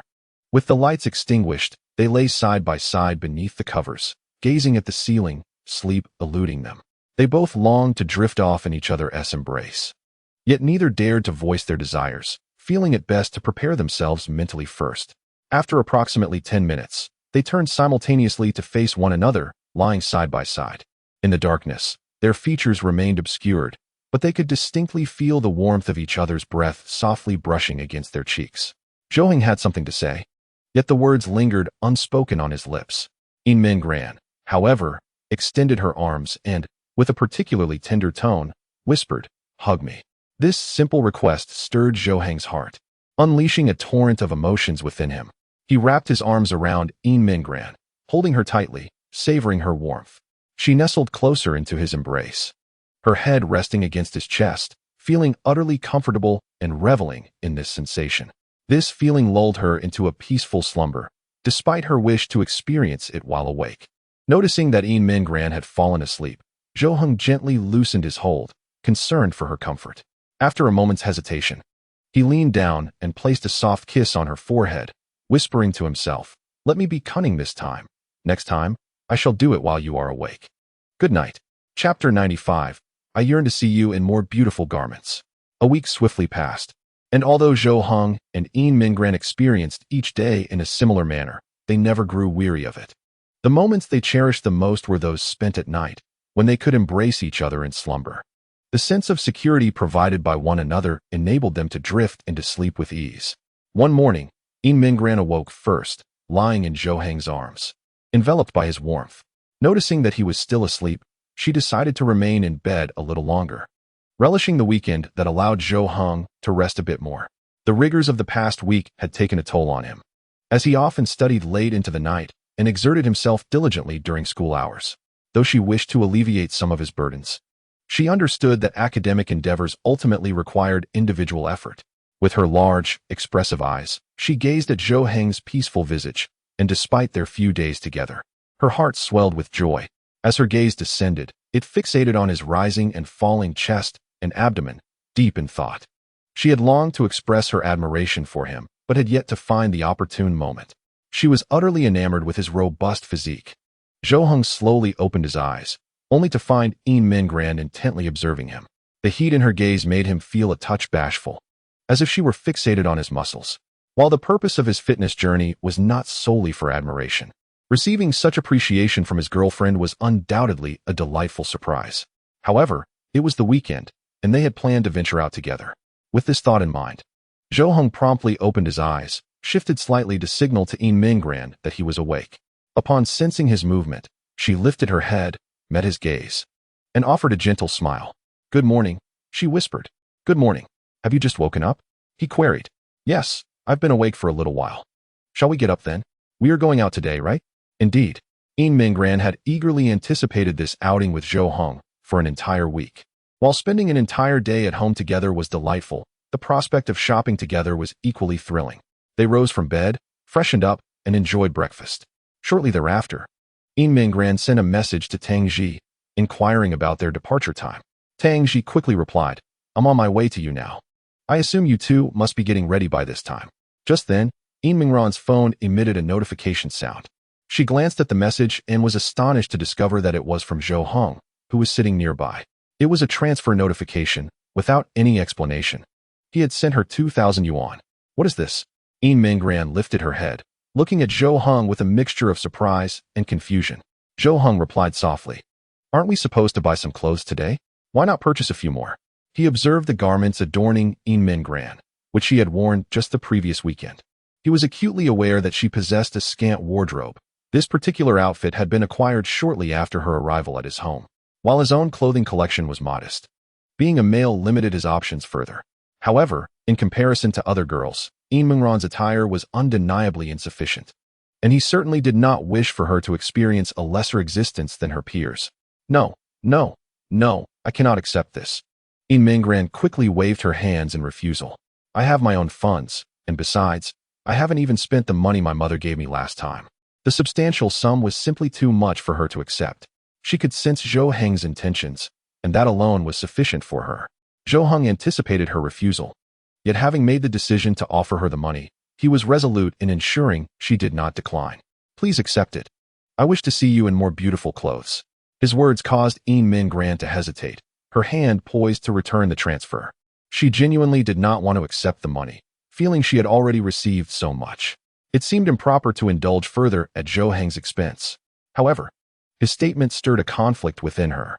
The only justification for accepting the money lay in her desire to please Zhou Heng. The thought of donning more exquisite attire, especially for her beloved boyfriend, rendered her unable to refuse. After a brief moment of contemplation, In Min Gran chose to accept the funds, reassuring herself that acceptance did not necessitate immediate expenditure, and she certainly would not limit herself to purchases solely for her own benefit. Then I shall buy you a few pieces as well. What style of clothing do you prefer?